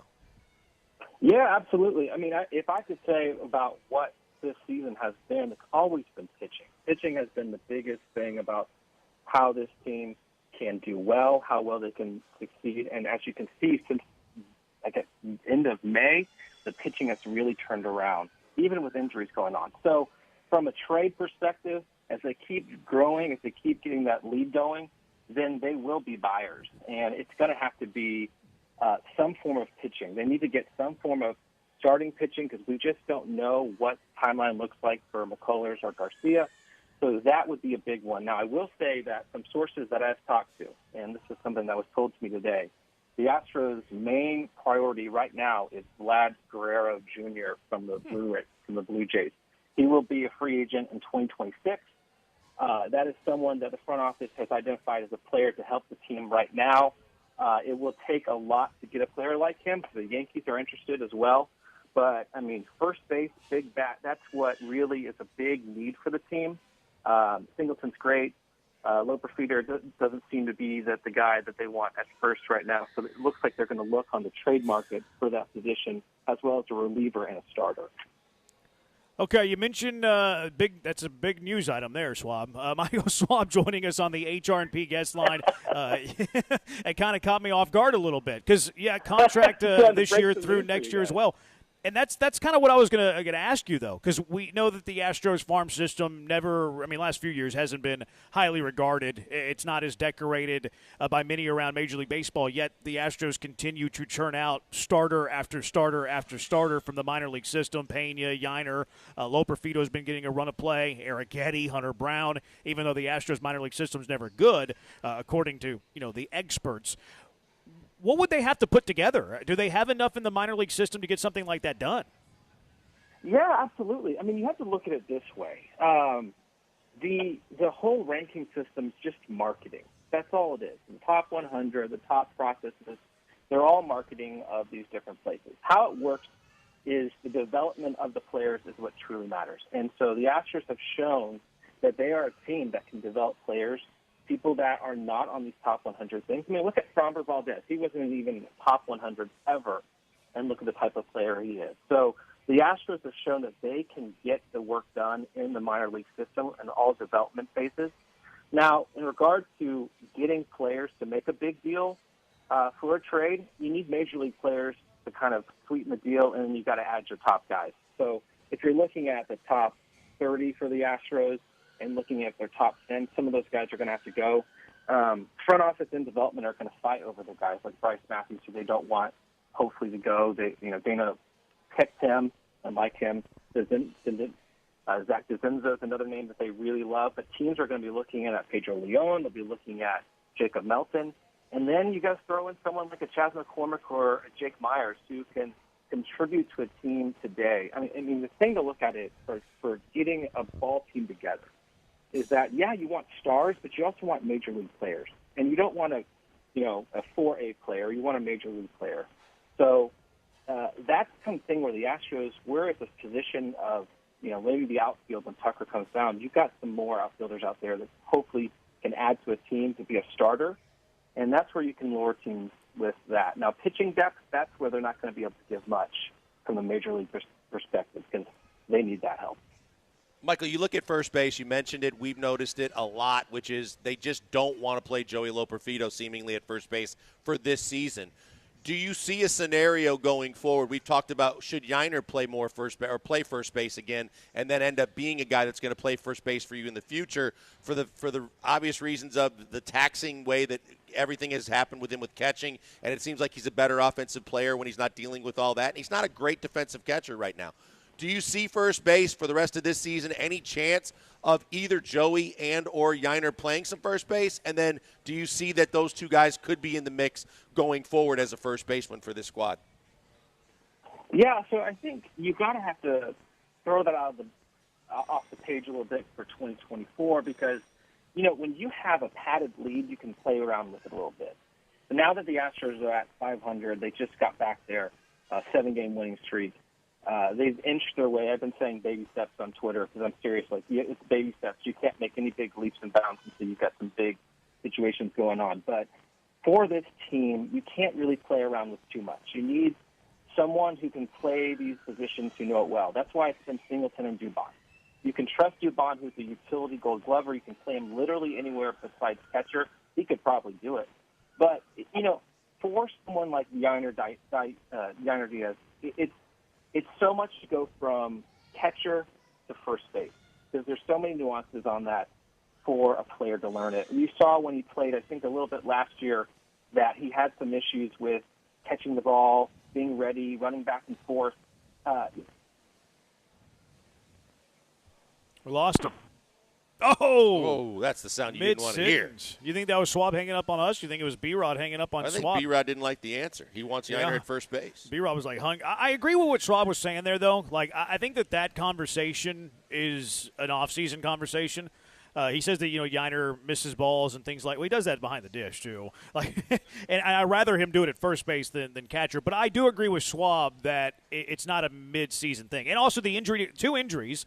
The injury to Caratini matters because if you don't have Caratini, you're not playing Cesar, the spark plug Salazar, as much as you would play Caratini. So Yiner has to catch. And then the Kyle Tucker injury doesn't – you're down an outfielder right now, so getting Loperfido into the lineup isn't difficult at the moment. Right, but that's why I threw out both guys because I think Joey's shown enough and he's played enough first base that he wouldn't make the mistakes that we're talking about with Yiner to where he could give you that a better offensive, complement to a guy like Dubon. Sorry about that, Swabby. Boston didn't like your answer to that question, so he hung up on you. If you wanted to touch on that, you can. But also wanted to ask you about the locker room morale. Where do you think that's at? I think the Abreu stuff can sometimes get overblown from a morale standpoint. Now, production standpoint, I mean, the proof's in the pudding there. But what have you heard about the clubhouse? Yeah, so I want to let you guys know. First, thanks for having me back on. It must have been your producer. What the heck is wrong with him? Yeah. Yeah, he didn't like you much. Just kidding. He's a part-timer. But, I will say on this, I asked, before I came on the show, I wanted to ask around the locker room and just got some good sourcing on it. And the truth is that guys are doing good. The vibes are doing really well. It was not great a couple weeks ago, but things are starting to build up pretty good because you've got, these belts that Dubon bought. This is the pitcher of the game. This is the player of the game. These are the culture things that they're really trying to work with each other. You've got the strength and conditioning coach who Chaz McCormick talked about who spoke up. This is what's so different about the Astros is that when they're down, other names and other leaders start speaking up. And Bregman is one of those leaders, too. So from a locker room morale, it was not going great. May was not good at all for this team. Early June was even starting to feel like people were asking questions on what's going to happen. And then it just seems like mid-June, something clicked, and all the guys are feeling much better about themselves. They feel like they're getting into it, even with these injuries happening. And that's what shows you is that when a team is feeling congruent and when they're feeling strong, when major obstacles like Tucker going out with the shin issue, or Verlander or anything like that, then they're able to kind of get together and say, hey, let's pull together. So you look at Spencer, who's a rookie who's been struggling all year. He's been okay. And then today he went out and did what he did. That's because the locker room, the morale's growing, everyone's feeling good, and now they're at 500. It only can go up from here as long as they can keep that strength. So, Michael, when you look at not just from the trade market, but we always cannot pinpoint when, but the if, and we assume McCullers and or Garcia are coming back. Garcia's scheduled to throw 2 innings down in Florida coming up, so at least we know. We don't see those same kind of updates with the exception of Lance McCullers' Twitter. What's the realistic approach to when and how much we can see Lance McCullers be a part of this team this year?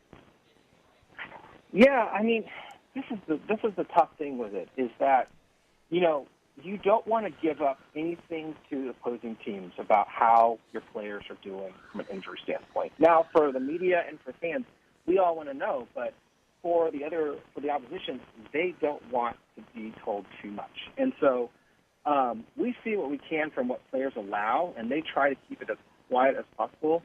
But the biggest thing is that I always add on to whatever you hear.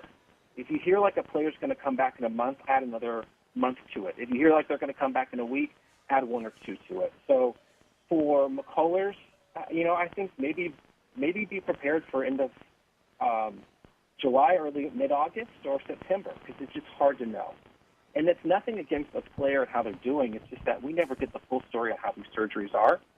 So that's where that is on that one. For Garcia, it's the same thing. It could be end of July. It could be mid-August. So I think what's hard with players coming back from major surgeries is you can't count on them too much to really contribute majorly without a spring training, without an off-season. They're rushing themselves back. That's why trades are so good. That's why building through, your development system and seeing someone like Arrighetti come up like that is big. That's why Hunter Brown's turnaround is huge, and that's why Blanco is huge, because those are guys who are pitching all year. So, yeah, I think we can expect both pitchers back in Garcia and McCullers. It's just that their contribution will be a little bit different compared to who's really pushing right now. Swab, we appreciate the time. Thanks for coming on. Great stuff, and look forward to catching up again very soon. By the way, I won that poll of who would win in a fight. You won it? Well, of course. I mean, you probably would win in a fight. I mean, let's be real. I'm a lover. I'm not a hater, okay? Yeah. Same. That makes 2 of us. All right, Swabby, be good. I'm sure we'll talk on the mean streets of Twitter. Michael Swab, the czar of Astros Twitter, the admin for Astros Twitter, and you can follow him on Twitter at Michael Swab. Make sure you follow him, give him a like, give him all that stuff. I mean, he doesn't need any help though. He gets tons of engagements. He's probably making tons of money. Michael Swab 13, by the way, at Michael Swab 13. All right, 713-780 ESPN. Astros win again today. They're 40-40. Spencer Arrighetti, best game of his career. A little bit of bad news. There is a pitcher for the Astros that will be undergoing surgery. So there is that. Who is it? What does this mean for the Astros now they climb back to 500? Are you bullish on the Astros in the second half of the year? 713-780-3776. It's the Bees broadcasting live from Highway Cantina on ESPN 97.5 and ESPN 92.5. I've been telling you for a while now that Gentle Bin is the best. It all starts with the finest ingredients, classic time-honored distilling methods. Gentle Bin uses their innovative process that removes the harshness that's found in most spirits. The result, unparalleled smoothness and an enjoyable drinking experience. You get all the flavor, none of the burn, and you'll love what's not in it, including undesirable acids. You don't want undesirable acids in your drink. These acids take the enjoyment out of your drinks. Gentle Bin gets rid of the undesirable acids so you can enjoy your drinks. Gentle Bin offers vodka, gin, straight bourbon whiskey, cask-strength bourbon. All are fantastic, all in my rotation. Look for Gentle Bin at the liquor store. Pick up a bottle on the way home today. If you're out to dinner, you're at the bar, ask for Gentle Bin. Head to the Gentle Bin tasting room if you're in the Alvin area. Great spot to hang out, have a drink. Astros games as well. I understand the Astros are done today. They won't be back home for a while, but next time they're back home and you're going to a game, make sure you stop by the Gentle Bin bar to the left of the Crawford boxes and pick up a little bit of Gentle Bin. If you want to go straight to the website, you can do that too. GentleBin.com. Add the drinks to your cart and have it delivered straight to your doorstep. Gentle Bin, smoothest, honest.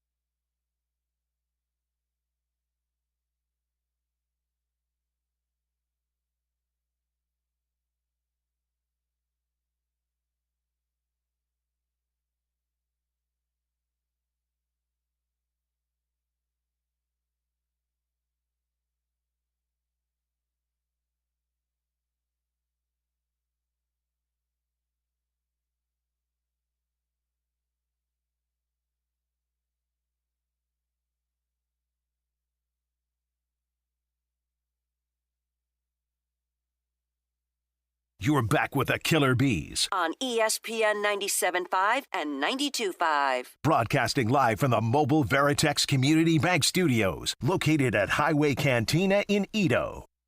I've seen it all. I've seen a Rocky fan walk into a bar in Houston. Just happened. Gentleman over there. That's where everybody hangs out, though. They all hang out at the Highway Cantina. Whether you're an Astro fan or whether you're a Rocky fan, if you're just a being, if you're a human being, you like to be here at Highway Cantina. I mean, they don't come across as a fan base that travels well. And I saw a jersey. I didn't really notice it, but that's a little random. Yeah. Rockies fans, huh? That shows you how popular Highway Cantina is, though. It's a great spot. Bring in Astro fans and bring in fans even from kind of obscure fan bases. 713-780-ESPN. Astros win a baseball game. The Astros continue their hot stretch. They win today 7-1. They've won 7 games in a row, and all of a sudden they've climbed back up to 500. They're 40-40. The next game will be the midway point. A chance to finish the first half of the season above 500, which would be, quite frankly, a bit miraculous. They trailed the division by 10 games after the game 1 of the series against the White Sox last week, but they've won 8 of their last 10. They've won 7 in a row. Mariners have won just 4 of their last 10. Mariners did win today, so the division lead still at 4.5. Now, the Astros have already posted today. They've already won today, so now the Astros are just 3 games back of the Boston Red Sox and the Kansas City Royals for the wild card. So another avenue to make the playoffs. Suddenly, the Houston Astros, again, are in the playoff race, and they're in both races, division and wild card alike. They are relevant, and now when we mentioned in the past, they have that checklist, and you're trying to do things. One, you got to get back to respectability. So the first thing on the checklist, can you get back to 500? And you're there. And now within reach are 2 of your other big goals, which are first place in the division and, of course, looking at just the chance to qualify for the playoffs. When you look at the fact that they've closed so much ground in such a short period of time, you have to be fired up that they're not only relevant, but there is a legit chance. I know that the odds went way up in the fact that there is now a realistic chance again for this team to be a playoff team, whether they win the division or not. And that's exciting for everybody involved because it would have been a long rest of the summer if they weren't. But there's enough talent on this team that they are capable of not just getting back into it. I think we all firmly believe that they're going to find themselves in first place before this season is over in this division. It's unbelievable what they've been able to do. No one said that they were going to be able to do it. The odds were stacked against them, but yet here we are, and they're winning these games without Kyle Tucker. So now, depending on what you do or don't do at the trade deadline, if you believe Michael Schwab and other people that say they're going to be focused on pitching, well, but you're going to get back one of the better outfielders in baseball, an all-star caliber right fielder at a certain point, and that's going to give you a big boost. And with that, you're going to get more depth with the bats you have to choose from in the lineup. This team has the potential to get even better as they continue to try and stay hot. Double rods, I admit, I thought they were done. King of Twitch, who is always is an eternal optimist. 500 is awesome. Fake Tony Stark, we finally have an average team, exclamation point. 713-780-ESPN. What do you think of the Astros in the second half of the season? Before we talk about Eric Getty and talk about today's game, I teased the surgery for an Astros pitcher. J.P. France will undergo shoulder surgery. It will end his 2024 season. His agent is the one who tweeted that out. Nate Heisler says that J.P. France will undergo surgery with Dr. Keith Meister will miss the remainder of the 2024 MLB season and probably a good chunk of the 25 season. You're probably looking at midpoint next year. Now, obviously, this is bad news. J.P. France hasn't pitched with the Astros in a while, and it's not bad news in that it lifts up your team because, he's at best a 4 or 5 starter, maybe even like the 6th starter right now with the way Eric Getty pitched today. But it does hurt your organizational depth. The Astros have needed spot starters. They're going to have a bullpen day on Sunday, maybe 2 bullpen days because Justin Verlander remains out. So this hurts from the organizational depth point of view. I don't know how much he lifts your team. The one silver lining here, though, is that he pitched the game in Sugar Land and landed on the minor league injured list. So the fact that he's on the minor league injured list, he won't accrue service time while he's on the IL, which wouldn't be the case if he got hurt whenever he was with the bigs, like Jake Bloss, for example. Bloss is currently on the 15-day injured list. He accrues service time while he is on the big league injured list. So this is, bad news, obviously. Astros lose another starter. Organizational depth is hit here. The one positive thing is that J.P. France won't lose a year of service time because he's on the minor league injured list. Yeah, and it also, I think, it gives you more clarity. Not that they were expecting him to come back, but now it's definitive that he's not going to be someone that you may consider in the mix going forward between now and the end of the regular season as a starting pitcher or any pitcher of any consequence for this team, which kind of enlightens you as you get closer to the deadline of what you need to do and what options you do and don't have. But you just want him to get right because last year – there was an epiphany. He pitched very well. He has the ability to get major league hitters out. You don't think he's going to be a top-of-the-rotation guy, but he could be a piece for you. And so the fact is you just want him to get right, and at the same time you now know what you got to do moving forward. The good news on the positive front was that Bloss is not as serious as they thought. They didn't think he was going to start throwing till next week or maybe at the earliest this weekend. He threw today in the outfield. He was playing catch, and they didn't want him to do that unless he was feeling good. So hopefully and maybe there's a guy that now factors in as a guy that they maybe will get some more use out of between now and the end of the regular season. So at least there's a positive there. But, yeah, I mean, I don't think either one of us were anticipating J.P. France to walk through that door and be an impact player for this team for the rest of the season. No, it gives you some options, but you're right, especially with the injury. King of Twitch, JP has average stuff at best. I agree. But the Astros have had a couple of times to the rotation where they could have used a guy with average stuff.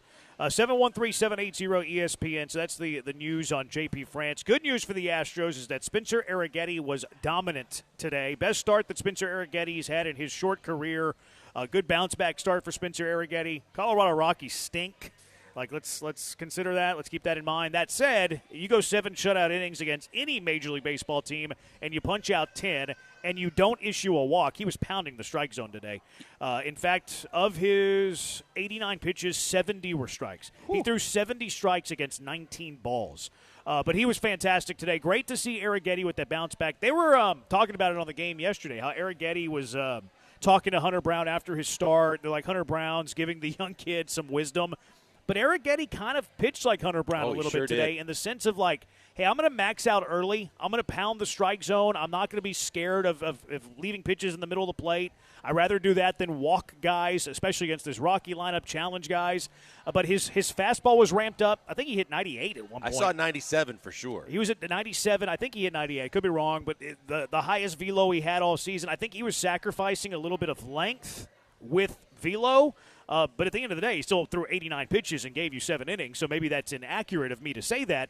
But the best that Arrighetti's looked in his big league career so far. Yeah, no, by a long shot. And when you look at it, that's what I noticed. Right from the jump, he was aggressive. He was in attack mode. He was not going to settle for long counts and trying to nitpick the corners and trying to get too cute with too many pitches. He was throwing the fastball a lot. He was locating the fastball. He was in control of his fastball, and he was basically saying, here it is, I dare you, go and hit it. And that's what we've seen a lot of Hunter Brown. Control the zone, pound it with strikes, dare them to beat you. And whether it's the Rockies or not, let's not forget about the fact that you were supposed to sweep another bad team in the Chicago White Sox. You lost the first game of that series, and then, oh, my God, the sky is falling, and everybody's panicked because that's not what you're supposed to do. Well, they did what they were supposed to do. Good, bad, or indifferent, they hammered the Rockies. They got a win, and Spencer Arrighetti did what he needed to do because he saw the rest of the pitchers in this rotation who are really starting to pitch well, knowing that he's got to try and solidify a spot for himself, and with injuries he probably would still be there.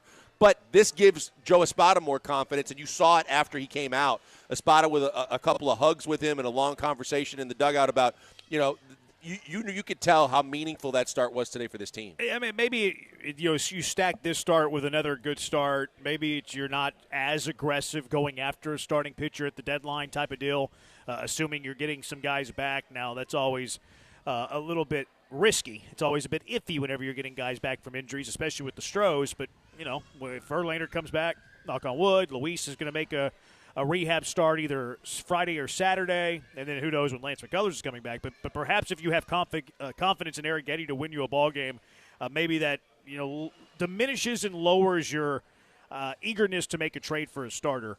Blaine says Joel's cash it or trash it from the other day is looking more like a cash now, huh? I would still trash it. And if you weren't listening, Blanker's cash or trash it yesterday was the Astros would be in first place by July 8th. Mm-hmm. I would still trash it, but yes, it is looking closer to a cash today than it did yesterday because the Astros gained a game yesterday.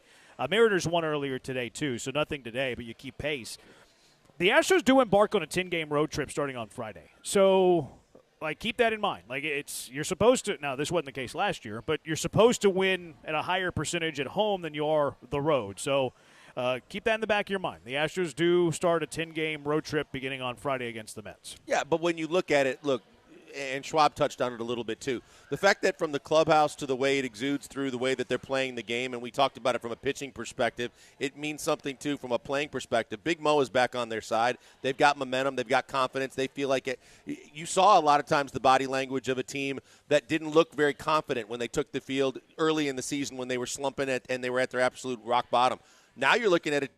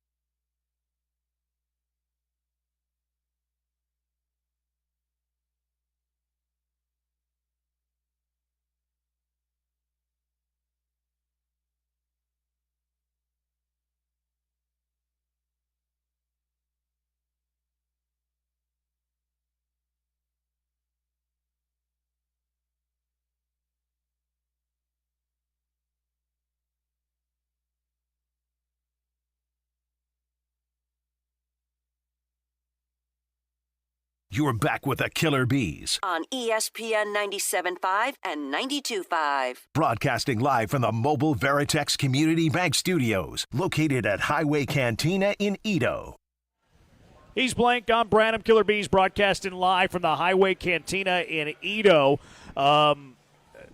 C.J. Stroud. Will C.J. Stroud be the first $60 million quarterback in the NFL? The highest it goes up to right now, Trevor Lawrence, 55, Joe Burrow, 55. Dak Prescott's going to get a contract. Jordan Love's going to get a contract. Tua's going to get a contract. Although, been some conversation that Miami might draw the line in the sand and say they're not going to give him more than Jared Goff money, which we'll see how that all plays out. But will C.J. Stroud, who is entering his second season, but we expect him to get a max deal, will he be the NFL's first $60 million man, talking about an average salary? I think so. I think so. When we saw the Trevor Lawrence deal, I said CJ's going to get 60. And I said that just based on the fact the way the market works and the way most teams play, which is, when my quarterback comes up, if he's my franchise quarterback, it doesn't matter if he's the best player in the league or not, he's going to get paid top quarterback money. And CJ is obviously worthy of getting the highest contract in the NFL for any position, let alone a quarterback. I think that he will. I think it'll only be dictated by how many guys come up before him and how teams can try to regulate staying under that number. There's going to be no control in it, and I think that he will get $60 million plus. That's where I'm at. I think he will get $60 million plus. But the question is, will he be the first guy to get $60 million per year? I think somebody gets there first. I don't think he'll be the first guy to get there. Now, you don't expect Dak Prescott or Jordan Love to blow the $55 million out of it. But I'll go Dak. I think Dak's going to get $60 million a year. I'll go Dak as the first $60 million a year quarterback. I think somebody's going to do it before C.J. Stroud, and my money would be on Dak. So, no, C.J. Stroud won't be the first $60 million quarterback. I do think he will get it, obviously, but I don't think he'll be the first. I think the big thing is who it is. I think it's Dak. Yeah, if it's Dak, I don't think so. And I think that Jerry Jones is starting to draw a little bit more firm line in the sand of saying, look, I've really compensated you well, and I know that he is, always hinting around about could he move on or what he's going to do and how he feels about Dak. I think he's going to give Dak another contract, but I think he's going to be a little bit more frugal in terms of how much he gives him. Well, he's not getting Dak then. Dak's not going to take $1 less than the largest contract in the NFL. You really believe that? Yeah. Dak will not accept a contract that pays him lower than the number one quarterback in the league. I mean, I think you also have to factor in as far as I think you're right, Joel, that Jerry Jones would like to be frugal. Unfortunately for him, he's played this wrong now twice with Dak. He's waited on Dak to extend him the last time around and ended up having to pay him more money when he could have just avoided the franchise tag, and now he's doing it again. I think when you look at Jerry Jones, though, he'd like to be frugal, but he's also in his 80s. He also does. I mean, there's no way Jerry Jones in his 80s is going to take a step back. He doesn't know how many more Cowboys seasons he's going to get to oversee. He's not taking a step back, walking away from Dak and starting over at the quarterback position. I think Dak holds all the power here, and if Dak tells him it's $60 million or I'm gone, he's going to pay him. I think the other thing too is going to be to watch the Miami situation play out to see if they're able to get Tua to relent and not go to be the next guy at the top of the mountain. I think those are two different tiers of quarterbacks, though. Like Dak is a tier above Tua. Dak led the NFL in passing last year. Yeah. That's going to play in negotiation. But on the open market, is someone else giving Dak that money? Probably, yeah. I think that whenever a quarterback hits the free agency markets, whenever they get overpaid. Yeah, but look at Kirk Cousins hitting the market twice and being overpaid twice. So, yeah, I believe that somebody would. A quarterback-starved team would. Yeah, I think anytime you have a player in a free agency, they're going to make more money than if they signed a contract with the team they're currently under contract for. I just think that you look at all the variables with a Dak. I'm just curious how many teams would be willing to throw, that kind of money at him and for how many years. I think that's the key. I don't think it would be long-term. Mm-hmm. I think they would pay him a higher annual salary than this huge long-term deal. Hey, Dak led the league in touchdowns, not yards, last year, but was second in MVP. Yeah. Well, yeah, it was Tua that led the league in yards, I believe. But C.J. Stroud led the league in yards per game, and obviously he missed the 2 games with injury. I think you could look. You don't have to look as far out as just in the division with the Giants. The Giants have been quarterback hell for a long time after Eli Manning, and certainly they can't believe that Danny Dimes is their guy. No, that's a team I thought about that would throw money at Dak. Yeah, and you just drafted Malik Neighbors. I think you got what they hope to be their future wide receiver 1 in the future. I could see them making the play to add Dak and trying to immediately jump back into relevancy, especially with Brian Daboll in a situation where if he doesn't win soon, he's going to get the axe. Yeah, I could see Jerry stay under 60, but it's kind of like when Verlander and Scherzer were going back and forth, but go $1 million over. But, to get to 60, to me, that's got to be a good young quarterback that's going to be there for a long time. Like and Jordan Love. No, please don't. Jordan, I mean. Please don't. That's an interesting situation. See, I did that mostly to prod you a little bit. So I'll get back on Love in a moment. But, like, the Dak thing, like, that's where you could be right. Like, that's where we both could be right. Because I think that Dak's going to want more money than Burrow and Lawrence. Like, how can you be Dak Prescott and not demand more money than Trevor Lawrence? Like, Dak Prescott's had a way better career to this point than Trevor Lawrence has had. Yep. So his agent's not going to allow him to sign for less than $55 million.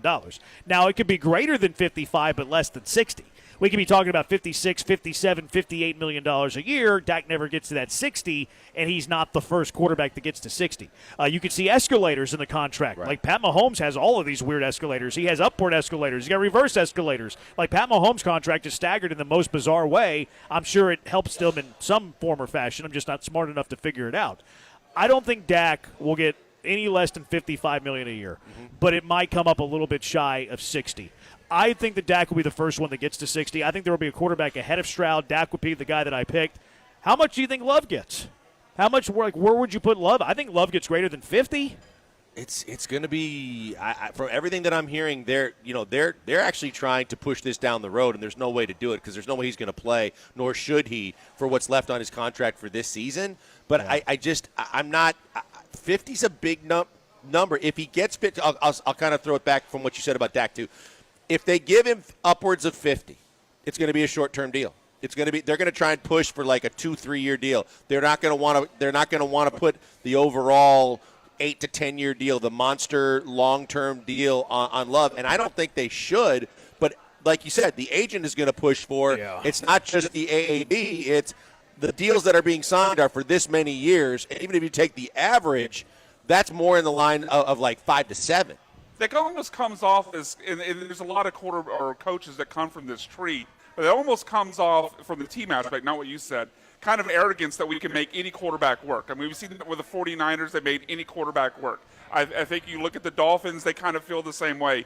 That kind of comes off to me as like LaFleur thinking, well, we made Jordan Love, we can make the next guy. They're all under the same Shanahan tree, too. Possibly. I mean, it's hard to argue with Purdy going from Mr. Irrelevant to playing at an MVP caliber.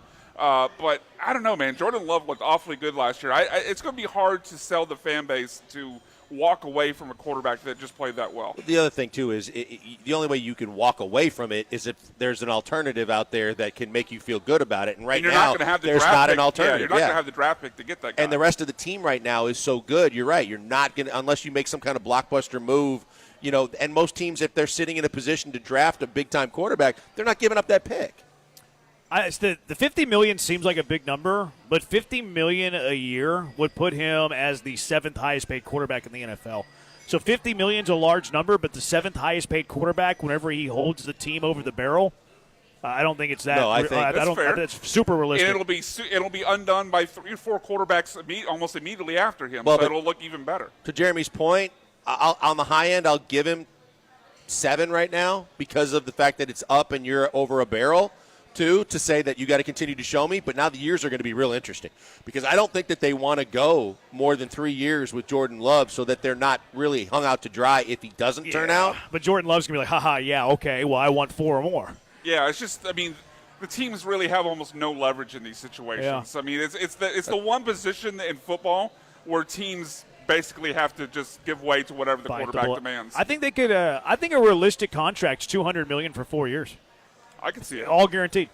He'd sign that. All guaranteed. $50 million a year, $200 over 4, guaranteed money. He signs. 3.667. Dak is such a great playoff QB. He's not. Dre saying, in what world does Dak Prescott have as much success as Trevor Lawrence? They both have not been great in the playoffs, but, I mean, go look at Trevor Lawrence's career versus Dak Prescott's career, and you tell me which of the two have been just better. Look regular season. Not close. Just look at the regular season. That's all you got to look at. It's not pretending like we only pay quarterbacks based off playoff success. I mean, Kirk Cousins has made $500 million on what playoff success? I challenged Dre to a bet. I said, Dre, do you want to bet that Dak Prescott will get more than Trevor Lawrence? He's ghosting me. Well, you know you're not going to get paid either way. I know. I kind of trust Dre. I would trust Dre more than others. I would trust. I actually have seen Dre in person. Dre shows up for remotes. I've seen Dre in person. I haven't seen these other jabronis in person. All right, 713-780-ESPN HRP listener line, 713-780-3776. Which teams? Last year there were 8 teams that finished last place in their division. Everybody likes to talk worst to first. We're not doing that. We like to look at things the other way. Which teams are the most likely to go from first in their division to worst in their division? 713-780-3776. It's the Bees on ESPN 97.5 and ESPN 92.5.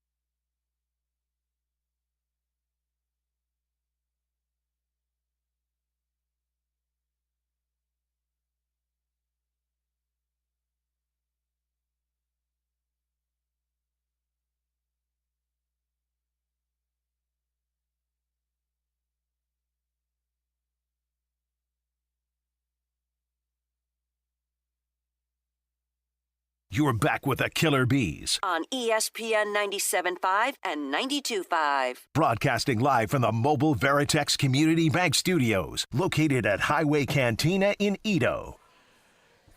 3270 says Mahomes should be the first quarterback to get $60 million a year, not Dak. I would agree. I just feel like Mahomes has been super team friendly, willing to help the team. Does the team take care of him and then bump him up to $60 million at some point? I think it's in play. Like, I think it could be in play before Stroud gets his $60 million a year. So I would throw Mahomes into the There's mix a name that absolutely warrants it. That I could see that happening and him becoming the first. I agree with you though. He just, whether he took a page out of Brady's book or not, he really likes winning too, and he knows that the relationship and the synergy that's rare in terms of him and the organization. Like, scratch my back, I'll scratch yours. I think that he knows down the road they'll still always take care of him. Maybe more so later when he's not as Patrick Mahomes. But at the same time, I think that just when you were talking about some of the details of the contract he currently has, you don't make deals like that if you're chasing every dollar you can bring in. Yeah. I think there's several contenders that get $60 million a year before Stroud. I think Dak is one. I think Mahomes restructures, any restructure for a top quarterback would be in the mix here too. I think Jordan Love is at least somewhat in play. Would you rather do 200 for 4 or 180 for 3? Yeah. I think the risk reward in me, and because I doubt him, as you guys know, that it might be worth it to me to spend more but get less, knowing that I can get out a year early if I find out he ain't the guy. But I think Green Bay would rather just know the security of 4 years at 50 and wrap him up. Yeah, I think 200 for 4 is more realistic than 180 for 3 as well. I think Love would take 180 for 3 over for 200 because then he gets that on himself. Yeah, he sacrificed $20 million to get out a year early and make even bigger money for that. What would have been that fourth year? Yeah, it would be a no-brainer for him. Even if he goes back to a $40 million a year quarterback, he's making $220. Still on the plus side. Yeah, that would be more. It'd be a no-brainer. It would be better for Jordan Love than the team. 713-780-ESPN, HRP listener line. All right, 8 teams last year, of course, finished in first place in their division in the NFL. Which teams are the most likely to go from first to worst? Your division champions last year, Bills in the East, Ravens, Texans, Chiefs, and then in the NFC you had the Cowboys, Lions, Buccaneers, and 49ers. Which team is most likely to go from first to worst? I honestly, I think it's. I wouldn't have it any other way. Okay, I think it's the Bills. I think that the Bills, having won that division a year ago and knowing how tough that division has gotten, if Rodgers stays healthy and with the Jets as a team being loaded and the Dolphins and even the Patriots could get better. I think the Bills and the Buccaneers would be the two that I would choose from, and I think Buffalo, as much as I know you're not a Josh Allen guy, Josh Allen still has to have weapons to throw to. I don't believe in what they have around him either, and I think they could tumble. Yeah, I just don't see any way they finish below the Patriots. Like, I just don't see a chance that they finish dead last in the AFC East. I ranked them. You want me to go 8-1 or 1 through 8? 8-1. Okay.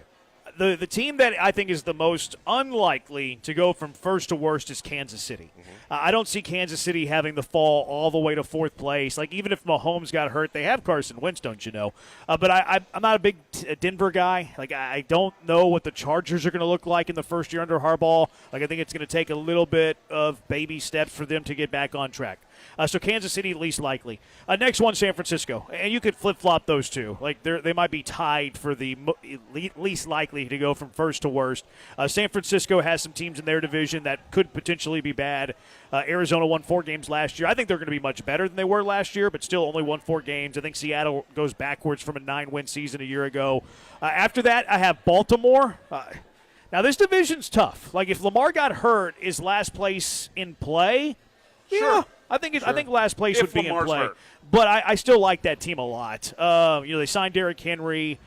Yes, you lose Odell Beckham, but I don't think that's a great loss. And their defense is really good. After that, I have Buffalo. And Buffalo, like, I like your points, Blankers. I just don't like the Patriots. Like, That's I just fair. don't see any way that the Bills finish with a worse record than the Patriots. The fourth most likely team to go from first to worst, the Detroit Lions. Like, all these teams are very good.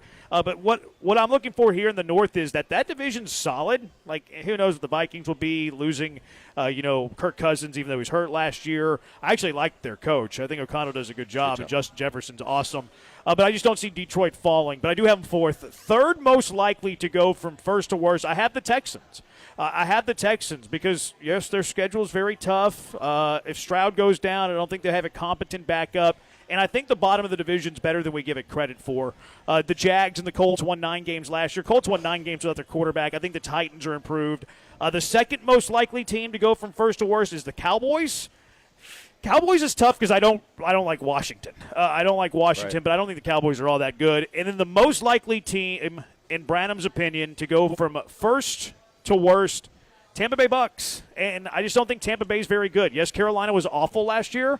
I expect Carolina to be a lot better. I think Carolina can get to 6 or 7 wins, and I could see a scenario where Tampa, who won 9 games last year, only wins 6 games. I kind of use your logic with the Patriots, just with the Buccaneers and the Panthers. I just feel like the Buccaneers have enough talent that they're not going to slip below Carolina for this year. But like I said, they were in my mix to be in the top 2. I could see Baker Mayfield crumbling a little bit, and I could see Mike Evans, who's a little older, and with what they're trying to work with, I could see them tumble. I just can't see them falling into last place because I think Atlanta's going to win that division, and New Orleans is going to be better. I really think there's 3 choices here, and you guys you had them. 2 of mine in your top 2, and Joel's pick was my other. Let me one. guess the one that you didn't. The Texans. No. I would have the Texans about halfway. Like That's you what I'm did. saying. That's one team. Yeah. Because you're a homer. Clearly. It's the Bills, but the problem is the Patriots. I mean, it's just no way, whether it's Drake May or whoever they're starting at quarterback, that they could possibly pass up the Bills. So I scratched the Bills off.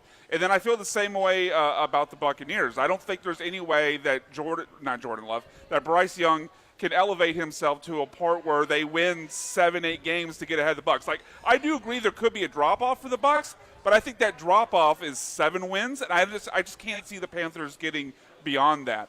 So I think it's the Cowboys. And obviously the Commanders aren't a great team, but you see, I think, some places where there could be some upside with the drafting of Jaden Daniels. If Jaden Daniels hits his, C.J. Stroud, his or like 75% of them. Right, his RG3 rookie season before he gets hurt. If he hits that sort of season, suddenly you got guys like Jahan Dotson had a pretty good rookie year. Terry McLaurin's a pretty good wide receiver. They hired a defensive head coach who maybe can bring that side of the ball along.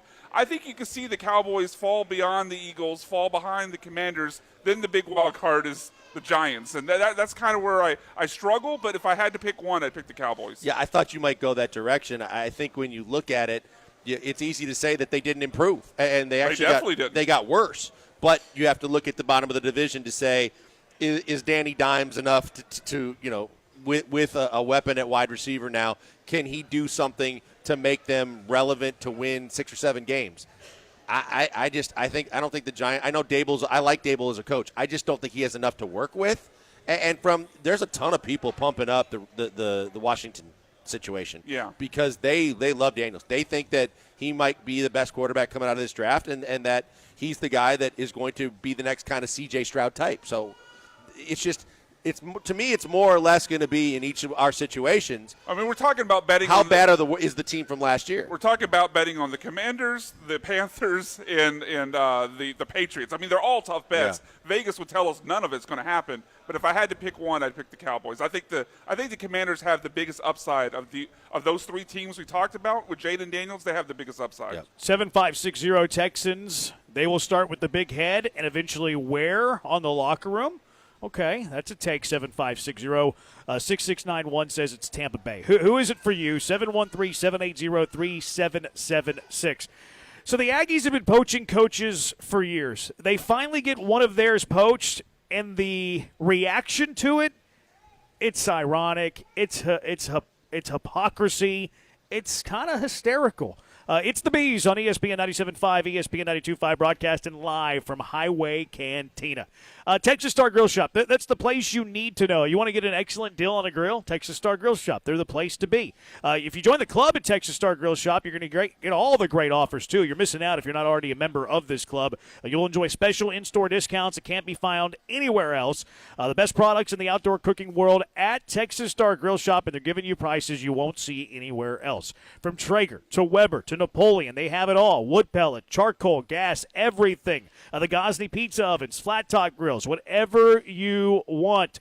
You need to stop falling for the trick, by the way, of walking into these big box stores and buying the first grill that you see. No, you need to shop at Texas Star Grill Shop. You need to educate yourself in the game. The friendly representatives at Texas Star Grill Shop, they're there to educate you. They're going to tell you everything you need to know about buying a grill. Even if you don't buy a grill at Texas Star Grill Shop, pick their brain. Pick their brain. If you're buying a grill in this town, you need to talk to them first. Full free installation. Don't have to worry about 100 pieces in assembly. That's always good news. Assembly is annoying. Whenever they just deliver the box in your driveway, you got to break open the box, put it all together. No one likes doing that. You don't have to worry about that when you buy a grill from Texas Star Grill Shop. Full free assembly and delivery for club members. From start to finish, Texas Star Grill Shop will be there. And their outdoor kitchens, by the way, best in the game. They basically take your indoor kitchen, put it outside. It's fantastic. What they can do is incredible. Head over to 97grills.com or just visit them. Texas Star Grill Shop. Get an idea of what the custom outdoor kitchen would look like. Get free consultation. Get special pricing, too, when you mention ESPN 97.5. Join the club, 975grills.com, 975grills.com for the best barbecue grills at the best price.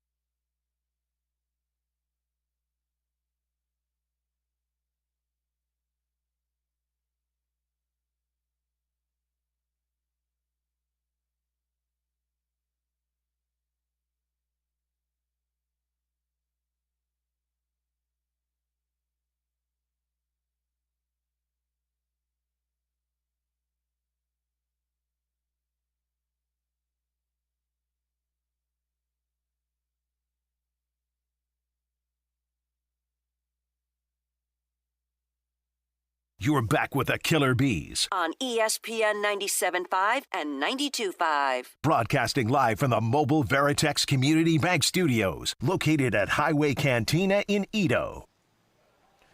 We are at the Highway Cantina in Edo. Everybody's looking at us and saying what a great job we're doing as they eat their delicious food and have their terrific drink. Highway Cantina just blocks away from Minute Maid, blocks away from Toyota Center, about a block away from the Dynamo Dash Stadium. Your perfect pregame spot, your perfect postgame spot. There's even a Rocky fan at the bar. He's drinking away his sorrows. He's got tears in his beer because he's very sad that the Rockies got swept by the Houston Astros. But Highway Cantina, great spot pre, post, great spot to watch the game like we were. Fantastic drink, fantastic food as well. Join us for Space Cowboy game tomorrow on ESPN 97.5, ESPN 92.5. It's ESPN 97.5, 92.5 night. Our listeners can get tickets for just $9.25 by entering promo code 925. Come watch the future of the Astros with us, and then see if Gallant or myself embarrass themselves throwing out the first pitch like Brad Kellner did last year. My arm's been hurting. I lifted some groceries from the car to the inside on Monday, and my elbow has been shot ever since. Soft. I woke up in the middle of the night, Monday, Tuesday, with a throbbing pain in my elbow. I still can't extend it 100%. It is not feeling good. It is sore. It is tender. I would be placed on the 15-day IL. I would not throw a ball in 15 days if I was a member of the Houston Astros. But because I'm a gamer, because I'm a gamer, I'll be throwing out the first pitch tomorrow at the Space Cowboy game. Far less than 100%. If you're an Astro, though, that we would say you had discomfort. Said, we would not discomfort. specify your injury. No, I'm just very honest and transparent. I do have discomfort. I thought you gave up video games. What? You said you're a gamer. I am. Oh, great. The joke. I mean, I thought that's how you got hurt. You hurt the elbow getting back into the game. Well, I said I was bringing in the groceries. What video game are you playing where you're getting the elbow involved? It doesn't matter. I mean, just it's matters like carpal what tunnel syndrome. You don't have to get it. It's just thumbs. Does carpal tunnel affect the elbow? Ask my wife. Yes. If you're an Astros pitcher, it would. Does the wife play games? No. Yeah. But carpal tunnel she had, and then it ended up getting all the way to her elbow. 3338 says literally no one said good job. That's not true. Brian compliments us at each and every segment. At segment in, Brian says great job, guys. But yeah, great the joke. 713-780-3776. So yesterday, the big news. Not too often is college baseball like the news item of the sports cycle. But yesterday, we saw an elite backstab. We saw one of the best backstabs we have seen in quite some time as Jim Schlossnagle stabbed the back of the 12th man en route to the state's capital in Austin, which no one should really be surprised by this. The old saying is that if he's willing to cheat on her with you, he's willing to cheat on you with her. That's what Jim Schlossnagle did. When Jim Schlossnagle left TCU, he said, I'm not interested in the Texas A&M job. Oh, he took it. He was there for 3 years, and he went to 2 College World Series and got the Aggies a game away for their first ever national championship in baseball. And then he left to go to Texas. Rumors were that this has been agreed upon since April. A lot of the Aggie fans are upset, say, oh, this cost us the national championship. That is a terrible take. The Aggies swept through the postseason. They were up 1-0 in the College World Series, and they led 1-0 after 6 innings in Game 2 of the College World Series. In no way was the performance and the production of the Aggies influenced at all by Jim Schlossnagle taking the Texas job. But I find the irony of this hilarious. I find the bickering and the crying of this, and I probably shouldn't be saying this on ESPN 97.5, the home of the Texas A&M Aggies, gig 'em. The amount of Aggies I've seen, like message board rumors, they're grabbing like the Aggie baseball players' mothers on Facebook's quotes because they're upset at Jim Schlossnagle. They're making up these rumors, and maybe they're not rumors. Who cares? But the fact that the Aggies are so hurt by having one of their coaches poached when they've been poaching coaches from other universities for decades upon decades is not lost on me. No, I mean, look, it's the game that within the game these days, and now with NIL and all the things that players can do where they can just leave. We've always talked about the fact that it used to be the players that were left in hardship whenever their coach, who they agreed to come play for, left to get a bigger, better deal, and then the players were left to fend for themselves. Well, now the coaches are doing the same thing that the players now can do too, and you know, it depends on what you hear, too. But the fact is he didn't handle the press conference well after the last World Series game. But aside from that, this is something that you should expect all the time because whether it's you don't like the whole environment that you're in or for whatever reason it's not sitting well with you, there's going to be another opportunity for you. And if they come calling and it's got, you know, a better city or more money and or a longer-term deal and all the things that you want amenity-wise or otherwise that kind of floats your boat, it's something that's going to happen more frequently. I think that A&M fans are completely got their underwear in a wad because of the fact that not only did it happen to them, but it happened to them with their biggest, most hated in-state rival with Texas. Well, it's not only that it's Texas, it's also Texas who is now 5 days away from joining the SEC. They left the Big 12 because they are upset about the Longhorn Network and whatever number of things you could say about how the Longhorns treated the Big 12.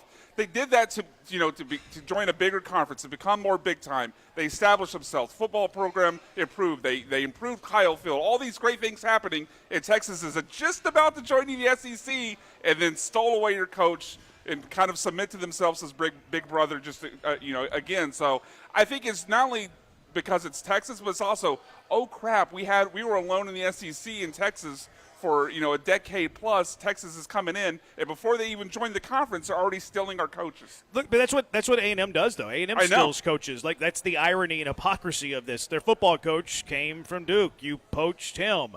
prior to that, you poached Jimbo Fisher. Yeah. So, it's fair Kevin when Sumlin. You do it. Yeah, I was getting there. Because, yes, I am a Cougar. Go Cougs. And Texas A&M cost us a New Year's Six bowl game. Kevin Sumlin had agreed to take the A&M job and cost the greatest college quarterback of all time statistically, Case Keenum. I think it was the Sugar Bowl. I can't quite remember. Sugar Bowl or Orange Bowl. And they lost to Southern Miss in the Conference USA Championship. Why? Because Sumlin had 2 feet out the door and was already on his way to College Station. So, the whole, oh no, woe is me. You've been doing this for decades. How are you mad that somebody else finally did it to you and you've been doing it for decades? And you know why they're mad? Because they have this, superiority complex where they feel like they're greater than all. So, we're the team that poaches. We're the school that poaches. We have more money than anybody. And then now that somebody did it to them, they hit reality and they're like, oh, man, we aren't the giant that we think that we are. Which is timed with Texas joining the SEC. Yeah, that's the realization. We thought we were big brother, and oh, crap, we're not. Yeah, and the whole thing with Texas just throws more salt and other things into the wound than just having it happen to them. And now the fallout is going to be that you're going to see a ton, and you already seen a lot of the best players on A&M are going to hit the transfer portal, and they're going to end up looking to see if they can join their coach at Texas, and then it's really going to hit them hard because not only do they lose their coach, but the best players on their team are going to be playing on that team that's going to be playing in the same conference as well. And that's the other thing. The ones that are spreading rumor, all the players hated Schloss anyway. So then why are all the players entering the transfer portal and probably going to go to 40 acres with Schloss if they all hate him? 0002, coaches leaving for another job is the same as the players portal, or is it different? Thanks, and y'all holla. No, it's not. If the players can leave, why shouldn't the coach be able to? It works both ways. 5044, is it coincidence of the timing of coach leaving, players hitting the transfer portal? No, it's never a coincidence. 6813, I don't think Aggie fans want to admit that they aren't a top-tier job that no one ever leaves. I will disagree there. I do think the A&M baseball job relative, and I think this across the board. I think this with football. I think this with basketball. I think this with baseball there. I would consider the Texas A&M job in those any sport, as an elite job. Now, it doesn't make them immune to getting poached, but I would argue against the texture. I do think that the A&M job at any sport is elite. You start with looking at the salaries for those coaches and the fact they're not afraid to pay. And like you said, their boosters believe they can come up with any dollar figure that's needed for any kind of coach, whoever it is in whatever sport they coach, but particularly the big three. But when you start looking at it, too, their facilities are unbelievable. When you walk the campus and you see what, as an athlete or a coach, what they have to deal with and the facilities that are at their disposal, it's a pretty easy sell in terms of just a pure athletic standpoint. If you're a coach or a player, you are going to have the world laid out for you in a first-class way. It's just a matter of can you keep them and some of the things that might be drawbacks that might be maybe you can't ever change too. Where you hear some of the people out there on social media and people in the media saying that maybe Schlossnagle just didn't like College Station. And that he was looking to get out because he didn't like the environment. I've heard a couple of things. I haven't heard that one. I've heard that whenever they had the administration turnover, that they fired a right-hand man that Schloss really entrusted in, and that didn't sit well with him. And then you can't ignore the fact that Chris Del Conte and Schloss spent many years together at TCU. They've said that they're very good friends, and he probably has high support of the AD office. Now, NIL money and stuff like that, I think both of them play very highly in that game. Is Texas more than A&M? Maybe. I don't know. I would believe it if somebody told me that was the case. I'd believe it if somebody told me A&M had more NIL money than Texas. They're both players in the NIL game. There's no doubt about that. 6630, you guys don't know what you're talking about. It was a total backstab. I agree it was a backstab. I agree it was a cold blood move. A&M doesn't poach a coach from your biggest rival and leak the hiring on the eve of your first national championship in a sport. This is college sports. This is Brian Kelly leaving. That's the SEC. It's the SEC. That's the SEC. What are you talking about? I mean, this happens all the time nowadays. A 9291, every school who hires a coach, except for the ones who hire a first-time coach, poach a coach from another school, not just the Aggies. I think part of the problem, part of the outrage stems from when the announcement was made and how it detracted from the baseball players, what they did in the season that they had. When did you expect it to happen?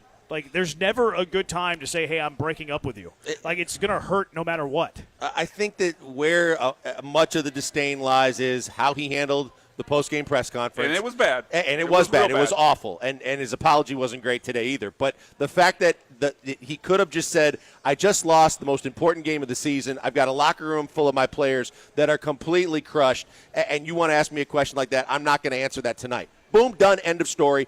It doesn't matter now. And now, as he moves forward, I think it's still going to be you're going to be upset because it's Texas and all the things we mentioned. But I think that it isn't as big of an outrage as it is he said he was staying. He said he was staying for life, and people buy into that. That line, he said, I took this to be my last job. And I think there are Aggie fans out there, and as you guys have said, they have a lot of elite attributes, and there are very few universities who could take from A&M, who could poach from A&M. And when they hear him say, I took this to be my last job, they believe that because they also believe there's very few universities who could take from us. Yeah. Problem is, one of the universities who can decided they wanted that guy. I agree that Schloss didn't handle the pressure right, and we made fun of him yesterday, and we're going to continue making fun of him all week. But I don't think there's a right way to answer that. No. Oh, I'm going to deflect that answer till tomorrow. Well, that's a dead giveaway. Like the only thing that you can say there where Aggie fans are going to like is that you're like, I'm not leaving, and then you don't leave. Like whatever you say there and you leave, they're going to hate you. Like it's the fact of the matter. There's nothing you can say that's going to cover up them not hating you because you're leaving them for their bitter rival. There's nothing that you can say that's going to win them over. Right, but to handle it better. But what does that do? What does it do? He's made fun of less. Temporary Band-Aid. That's all it is. It's made fun of less. And it's not even. It's maybe nationally, but not from Aggie fans. No, Aggie fans are always going to be upset, but I don't think they're going to. I think they're going to. We have this whole thing about now that they're going to be on attack mode to not trust him and attack because of the quotes that he made that kind of made it worse. Yeah, it's always going to be bad that he left. You're right, and Aggie fans are never going to get over it. It's going to really sit in their craw. But at the same time, if he doesn't say what he says, and he's just focused on his team, you can deflect that for that night, and then understand that hey, at a certain point going forward, I feel like I need to move on. Yeah, I just don't think that minimizes the disdain from Aggies. Like, we wouldn't make fun of him as much. Like, he wouldn't get the national angst. They wouldn't make fun of him on Twitter. But when it comes to the 12th man, it doesn't matter what he said. They're going to despise him forever, which makes it fun. That's what makes rivalries fun. Like, I like the drama in sports. I like that this happened because, yes, it enhances and it magnifies whenever they meet on the diamond next year, which I do believe is at Bluebell Park. 9499 honestly just makes me more excited to play Texas. Winning against them would feel even better. Not surprised he left, but kind of salty he's going to Texas of all places. I think that's the way to handle it. 9499. Big keys if they want to do that is, one, because you're probably going to lose a lot of players, you better get a coach back, another coach in place pretty quickly that's good, that can recruit so that you can compete, because Texas is going to load up. Yeah, I would put more emphasis on good than quick. If you're hasty in this and you hire the wrong guy, I think that does like permanent damage. I would err on the side of the right coach versus erring on the side of being quick. And there's a lot. They're going to get a good coach. I mean, they're going to be just fine. A&M will be just fine.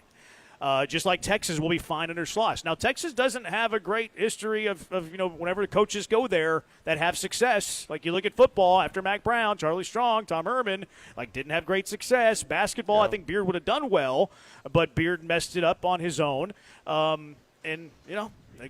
Texas is a weird job, man. Like Texas is a difficult it's not for job. everybody. The power dynamic of Texas is a lot different than most universities. You did mention one name that I thought was going to be the most absolute home runs of home runs. Shaka. That's Shaka Smart. When that hire was made, I thought let's go ahead and put championships in the trophy room. But obviously it's not for everybody. No, and now he's doing well at Marquette, too. Yeah, exactly. 2585, I've heard they're going to get the coach from Oklahoma. That'd be a good hire. I'd hire Rob Vaughn. Rob Vaughn would be the first call I made, and I would make sure Rob Vaughn's the next coach of the Aggies. And if he is, you're not going to miss a beat. You might be better. 5044, he's at Alabama. 5044 is Aggies. We just need to put our big boy pants on. Look forward to seeing them next season in the SEC. So hire somebody that's going to bring players with him to Aggieland. That's the attitude right there. All right, but this was a backstab. There's no argument there. It's one of the great backstabs we've seen in recent sports memory. I will concede that, which leads to the question, what are the biggest backstabs in sports history? 713-780-3776, your biggest backstabs in sports history with the Bees, broadcasting live from Highway Cantina on ESPN 97.5 and ESPN 92.5.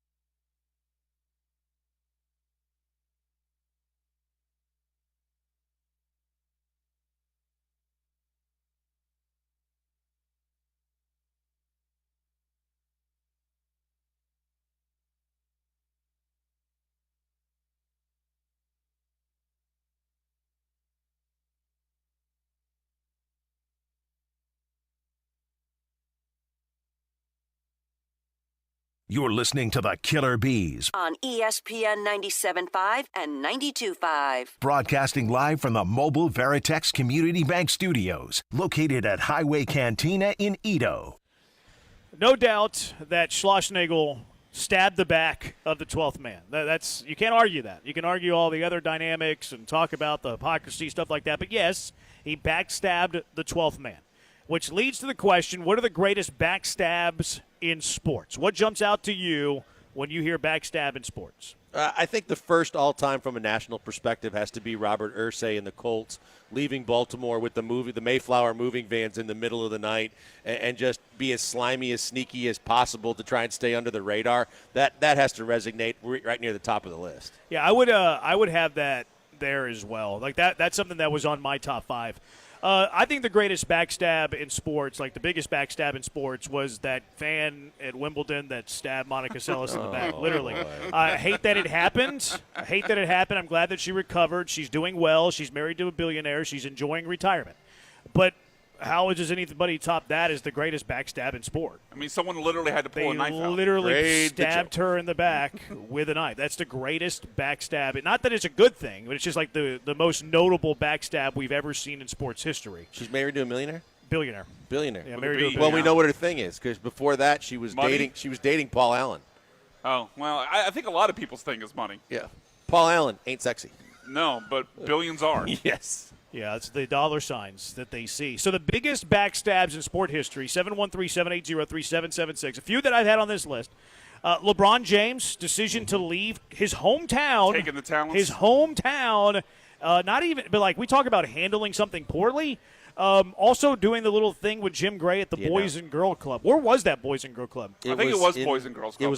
It was absolutely a Boys and Girls Club. I think it was an acronym. But no, it was not. That would have made it even worse. Yeah, no, I think it was on the East Coast somewhere or something Was like it? that. Okay. Yeah, that they did that. But what did they call it, the announcement? Was it the announcement? decision. The decision. There you go. Yeah, Yeah, when he LeBron took his James' talents to decision. South Beach. Yeah. The Tanya Harding on Nancy Kerrigan. Tanya Harding didn't do it, but her hired gun that nailed Nancy Kerrigan on the leg with a rod. Shawn Michaels super kicking Marty Jannetty. Throwing him through the barbershop window. Backstabs. How about Garrett Cole signing with the Yankees? Leaving the Astros, signing with the Yankees, putting on the hat in representation the hat of his own makes self. it worse, yeah. The local one that came to mind, there's a couple, but the one that came to my mind was when Beltran went down to the final minutes of the last hour, Mets, and had an agreement with Drayton, and then 5 minutes later changed his mind before the deadline. Yeah, the Cole one sucked, but I understood it. Like I never had any expectation that Cole was ever going to. No, you kind of knew it was coming. No surprise there. But the Beltran one, I had fooled myself into believing that there was a chance, and then, like you said, Joel, it was last minute. It felt like it was announced just before midnight or something like that. And that one stung quite a bit. The Cole one felt like it was coming for like a year. Yeah, It didn't have that build up like he was going to stay. 6691 says OJ question mark. Well, it wasn't in the back though. It was more. Wow. That one's alleged. That one's alleged. The glove don't fit. Exactly. Rest in peace, everybody.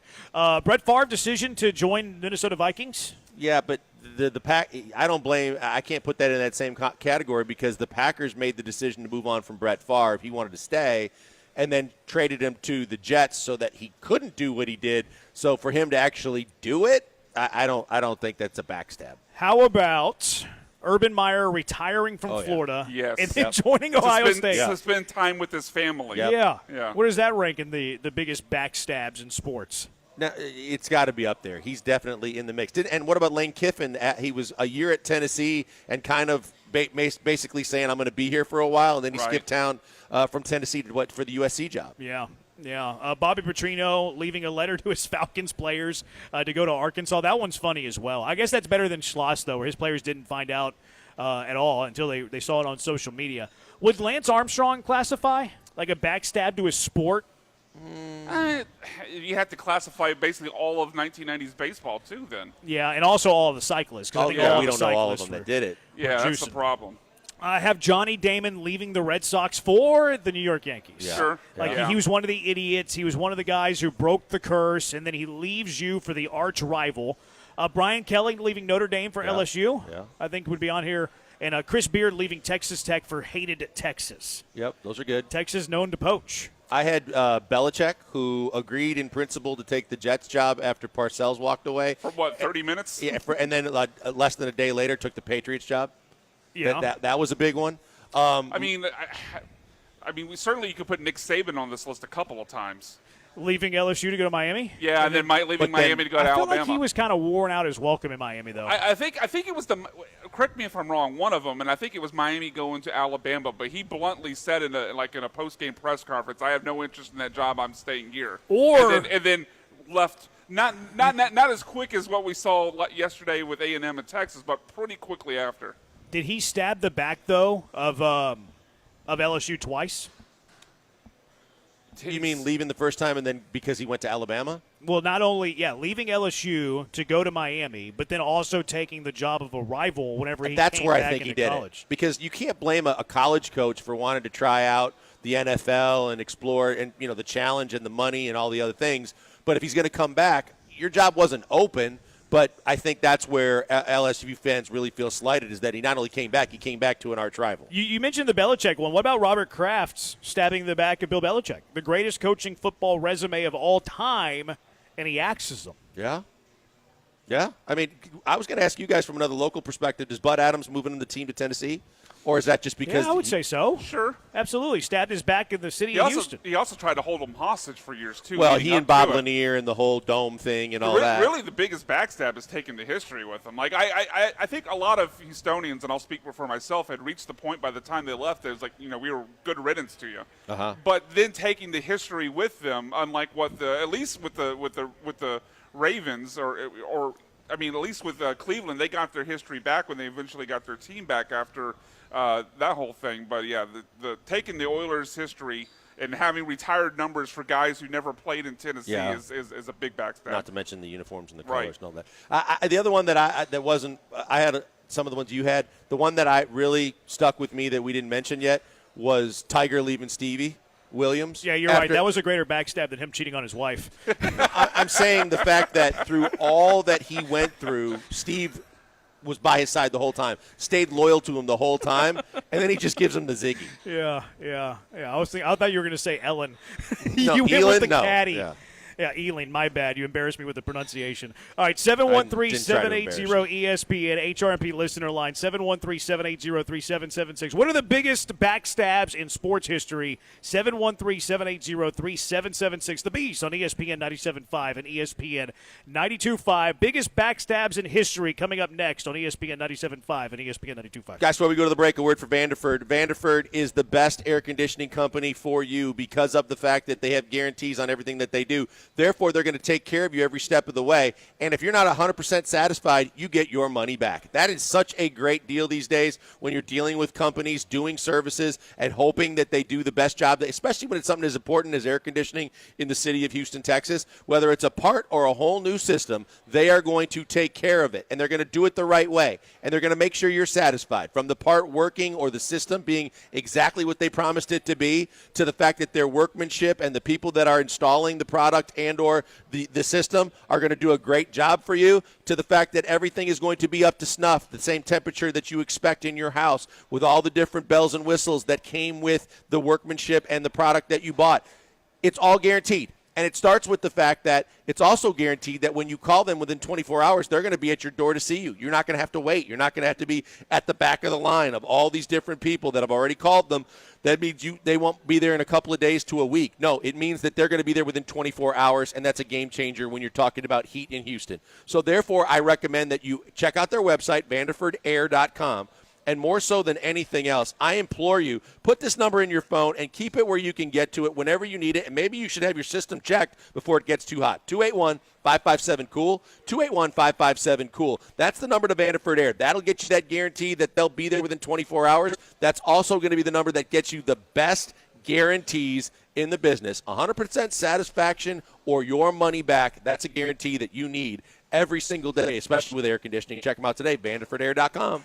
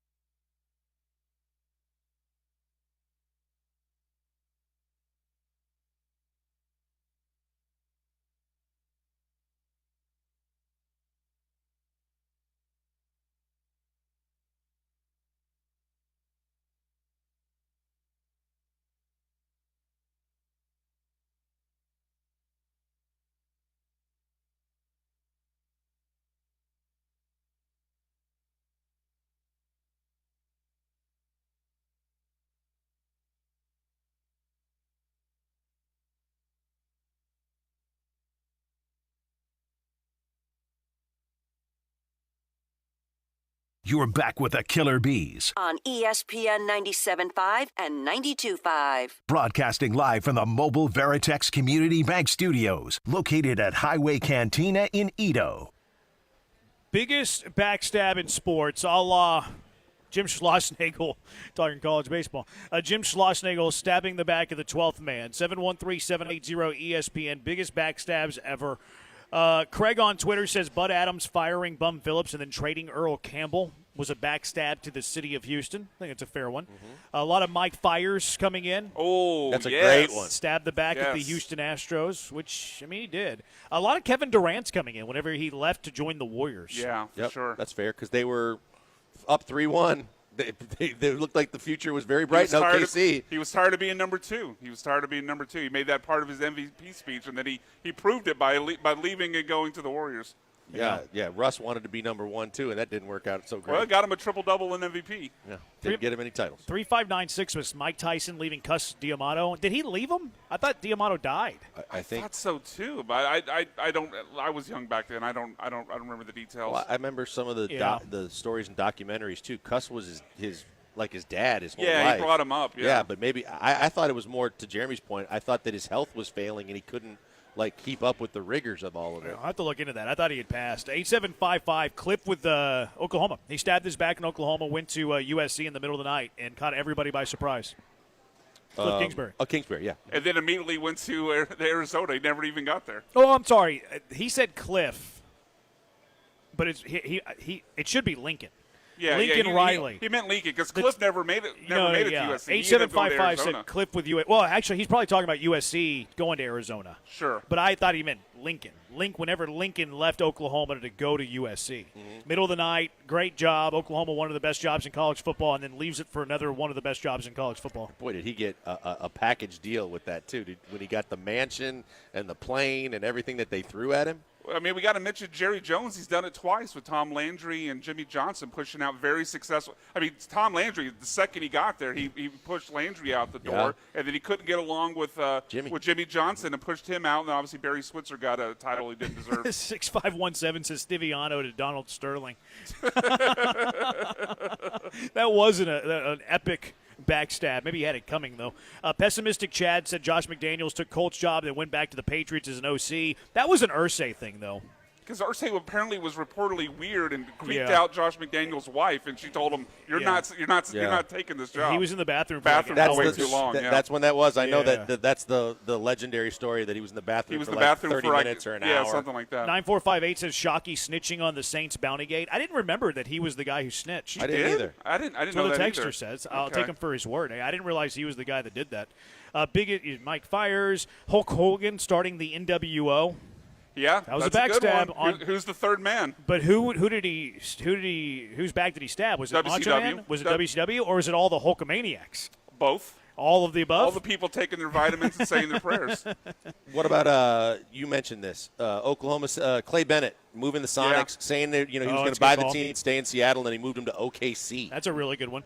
That's a good one. Any owner moving the team, especially if there's lies involved, is a huge backstab because they literally take away your team. Yep. Like A&M's going to be just fine. Like A&M's going to hire a great baseball coach. They didn't lose their team. They didn't lose their team. It didn't up and leave College Station and move across the country. Bill O'Brien to Brian Gaine. That's a pretty good one. Yeah. Easterby to anybody? Easterby pretty much, except everybody. for Cal, right? Everybody but Cal. Everybody in the building except for Cal. Did Deshaun Watson? There's texters saying Deshaun. Did Deshaun Watson stab the Texans in their back? I think he did, but it didn't matter whenever he was everything already going to came be out. out. When everything came to the surface, the backstab it no longer mattered. Yeah, because they were already breaking up regardless. So they're right, but it didn't actually affect anything. Any Ohio-born five-star that chooses to go to Michigan, big rivalry up there. 8950 says Tom Herman. The Twitch was asking me, what was the bigger backstab, Sumlin or Herman? I think it was Sumlin.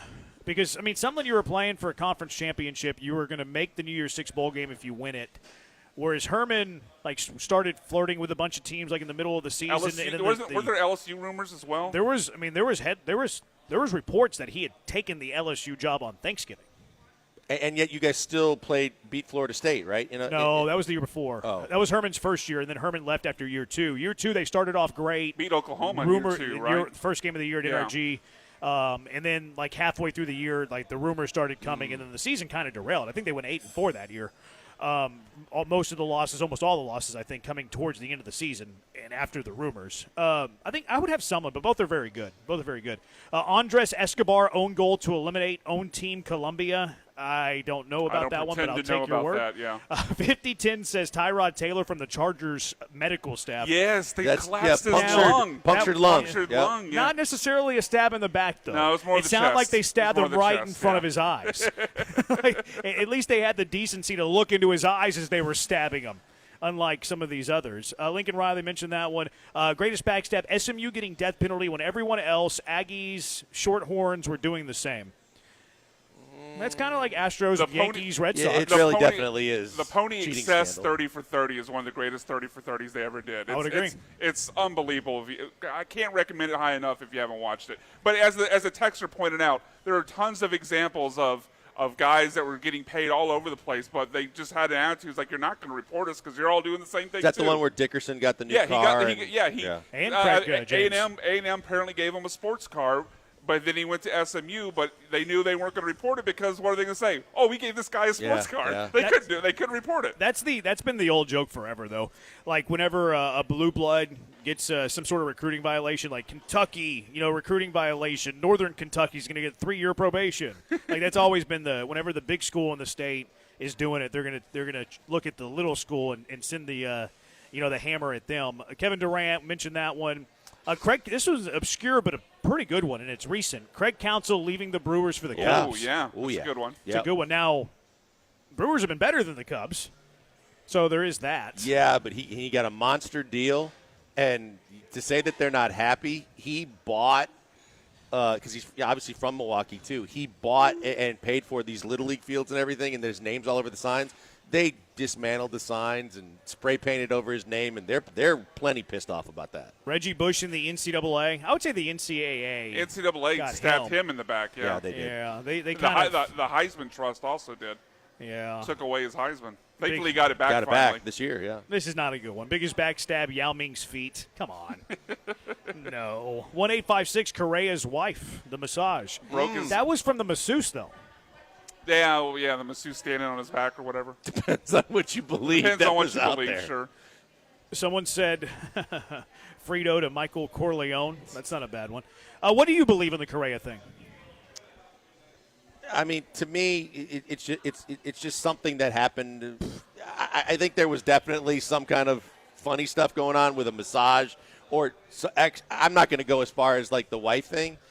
I just think that he was doing his own something happened at the house, and I'm in the minority here where I actually don't think there was any funny business. I think it was actually his masseuse gave him a massage, was too rough, and broke Correa's fragile bones. I tend to believe it as well because to me, when you tell us an embarrassing story as the truth, then it's probably the truth. Because if it was a lie, you wouldn't tell us something embarrassing as the lie. But that's what I'm talking about. The fact that he was a certain way, the masseuse. But the thing is, the team frowns upon all that because they want you to use their masseuses and the people that are on their payroll because it happens the biggest case was Tom Brady. But that'd be less likely to believe. Like if he's admitting fault there, that he's using a masseuse that's not on the team payroll. I guess. It's just that, you know what, maybe she did something or had him in a certain position to do something a certain way that it's not something that their team masseuses would do. Ray Allen to the Heat. Yes, Celtics fans feel that way, but they don't know the backstory.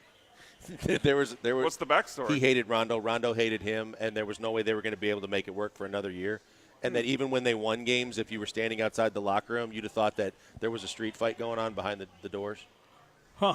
Didn't know that. I like Rondo's chances there. Yeah, I do too. Yeah. Rondo's done some damage in parking garages Rondo in his seems lifetime. likes to fight guy. Parking garages? Yeah, I think there's a deal with Rondo in a parking garage. I think it was his wife. I think his wife might have been involved. Huh. Oh. I think actually I think it was Rondo's wife and some other female. Saquon Barkley to the Eagles. Yeah. No. Bertman to the Cardinals. That's the Giants. Leaving from the Giants. It's in division.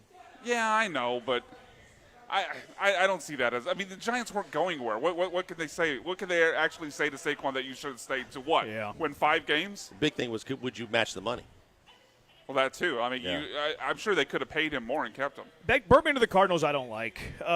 They traded him. Yeah. They traded Berkman. Berkman did want to be traded though. They were on the way down. Yeah, they were rebuilding. 3632 says Kelly Stafford. Now, who did Kelly Stafford backstab though? Did she backstab her husband, or did she backstab that backup college quarterback that hasn't been in the news for 20 years, and then suddenly everybody's covering up or uncovering everything up on it? He and his family. I think she backstabbed Matt by bringing it up now and I wouldn't making want it a big deal when I wouldn't want that out there. Like, what husband wants the wife telling those stories? Right. Yeah. I think it's more the backup quarterback. True. Like, it is embarrassing for them. but they've been living like in obscurity their whole life. They've had like this perfect marriage. Oh. What if the wife didn't know? Like, and all of a sudden your the business backups is out knew, there. right. Like, I don't know if that's the case, but like, what if? What if he like didn't withheld that information, which isn't a smart thing to do, but. I think it was more of a backstab to that guy than it was that his name's Matthew Stafford. people are looking it up, and now Yeah. his name's relevant again. And now, yeah, you're right. He gets a lot of attention he didn't ask for. Shohei's interpreter, if you believe that. Ooh, that's good. If you believe the story, that might be top That's 5. massive betrayal. Top 5. I Yep. mean, it's millions and millions of dollars. 9458 says Joe George getting his own show and then bashing on y'all like he's something.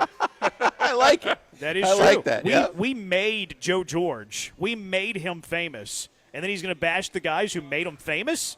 I like that one. You kidding me? What's up with that? Yeah, that's gonna be something we talk. Tanya Harding mentioned that one. I'm not going to read that one. Andre Johnson to the Titans. That marriage was over. Yep. That marriage was over. All right. And Bill O'Brien, to his credit, Bill O'Brien was right. And he also played for the Colts. Yeah. Was Titans or Colts first? I can't remember. Colts. What? I thought it was Titans first, Colts last. Sounds like a margarita I bet think to it was me. Colts first because he played with Matt What do you- Hasselbeck, and he had the 2-touchdown game against him on a Thursday night. I'm gonna go with Brian. Okay. he just talked me into it with that description there. But I mean, he sounds like he has a little bit of conviction. Bill O'Brien told me he was going to catch 41 passes, and then he caught like 40 passes. So I mean, I don't remember that. Yeah, that was part of the story about when Andre got pushed out. He told him, "Hey, like I see you as on the way out. Hopkins is in the second year. He's going to be the alpha. You're going to be like 41 catches." And then Andre went to the Colts and caught 40 passes. O'Brien told Keenum that he was never going to be more than a third string. I remember that he quarterback put when in his cut book. Yeah, I asked O'Brien about it. And O'Brien was like, I don't remember that. I'm going to have to order his book from Amazon. All right. You don't remember that. You want to play dumb. All right, 713-780-ESPN. What's the car wreck of the day? 713-780-3776. What are you nominating for the car wreck of the day? It's the Bees on ESPN 97.5 and ESPN 92.5.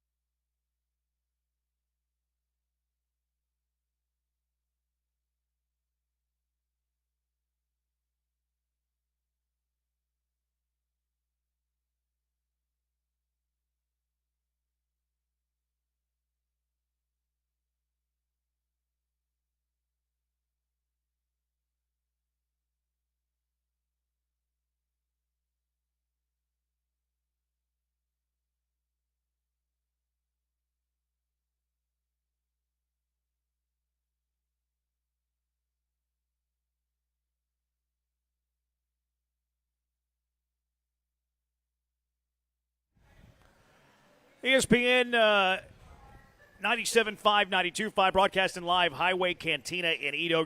Perfect spot to come out, hang out, have a drink before, after the game, during the game, watch the game. They always treat us so well. Food is fantastic.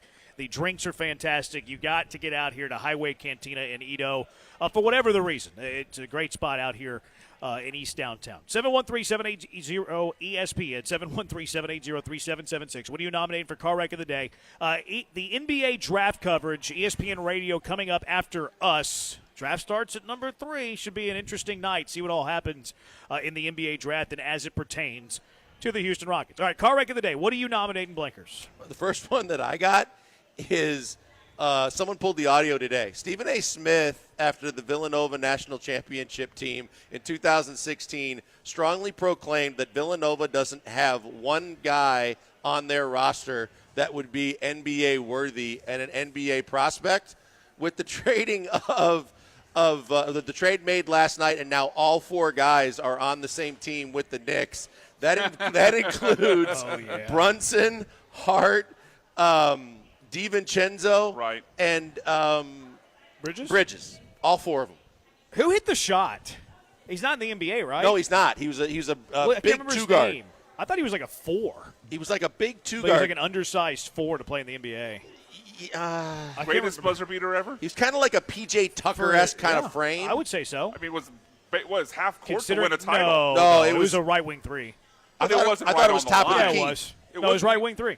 It was right on the line? It was. I mean, he was behind the line, but yeah, it was a normal 3-point range. Arkin, it doesn't matter. Arkin Franco or whatever was the guy that handed it off. Yeah, they ran that little I don't know what you would call it. Like a rub play? Yeah. Okay. Yeah. Chris Jenkins was his There name. you go. Yep. Yeah, Chris Jenkins. The half court shot was Gordon Hayward. That almost went in for Butler. Yeah. Maybe it was slightly further than like a normal 3. But it's not half court. I mean, okay, yeah, it's not half court. He's probably about 3 feet behind the 3-point line. He's a good few steps behind it. It's close to top of the key too. It's right of top of the key. Yep. I was in the building that night. I was gonna say right here. Yep. I was in the. Did you go to that? I did mean, not. that was awesome to be in the building that night. Because the North Carolina 3 was so improbable too. Like it was a double clutch desperation heave to tie it. That's right. And that was incredible. And then Villanova, Chris Jenkins hit that 3. Really, really fun game. But yeah, it was Stephen A. that said that? Stephen A. said that. And then when you think about it, Arkin Franco has played for multiple teams in the NBA as well. So there's 5 guys from that team that played in the NBA, and I think Jenkins played a year or 2. Well, the good news for Stephen A. Smith is what we've learned is he won't know who's on his own team anyway. Yeah. So I mean, trades can happen 4 months ago, and he still thinks those players are on his team. So even though they have all the Villanova players, he might not know it until next season. Well, he also was famous for saying that Mike Scioscia was going to make a whole bunch of moves for the Angels, and he had gotten fired at the end of the season. Wow. Yeah, Stephen A's had – I mean, he talks so much, though. You're going to make some bad takes. Yeah. I'm certainly guilty of that myself. Alex Morgan being left off the U.S. women's national team. This is the end of an era. Cannot believe that they left off the GOAT from the U.S. women's national. I, for one, am ashamed. I'm ashamed.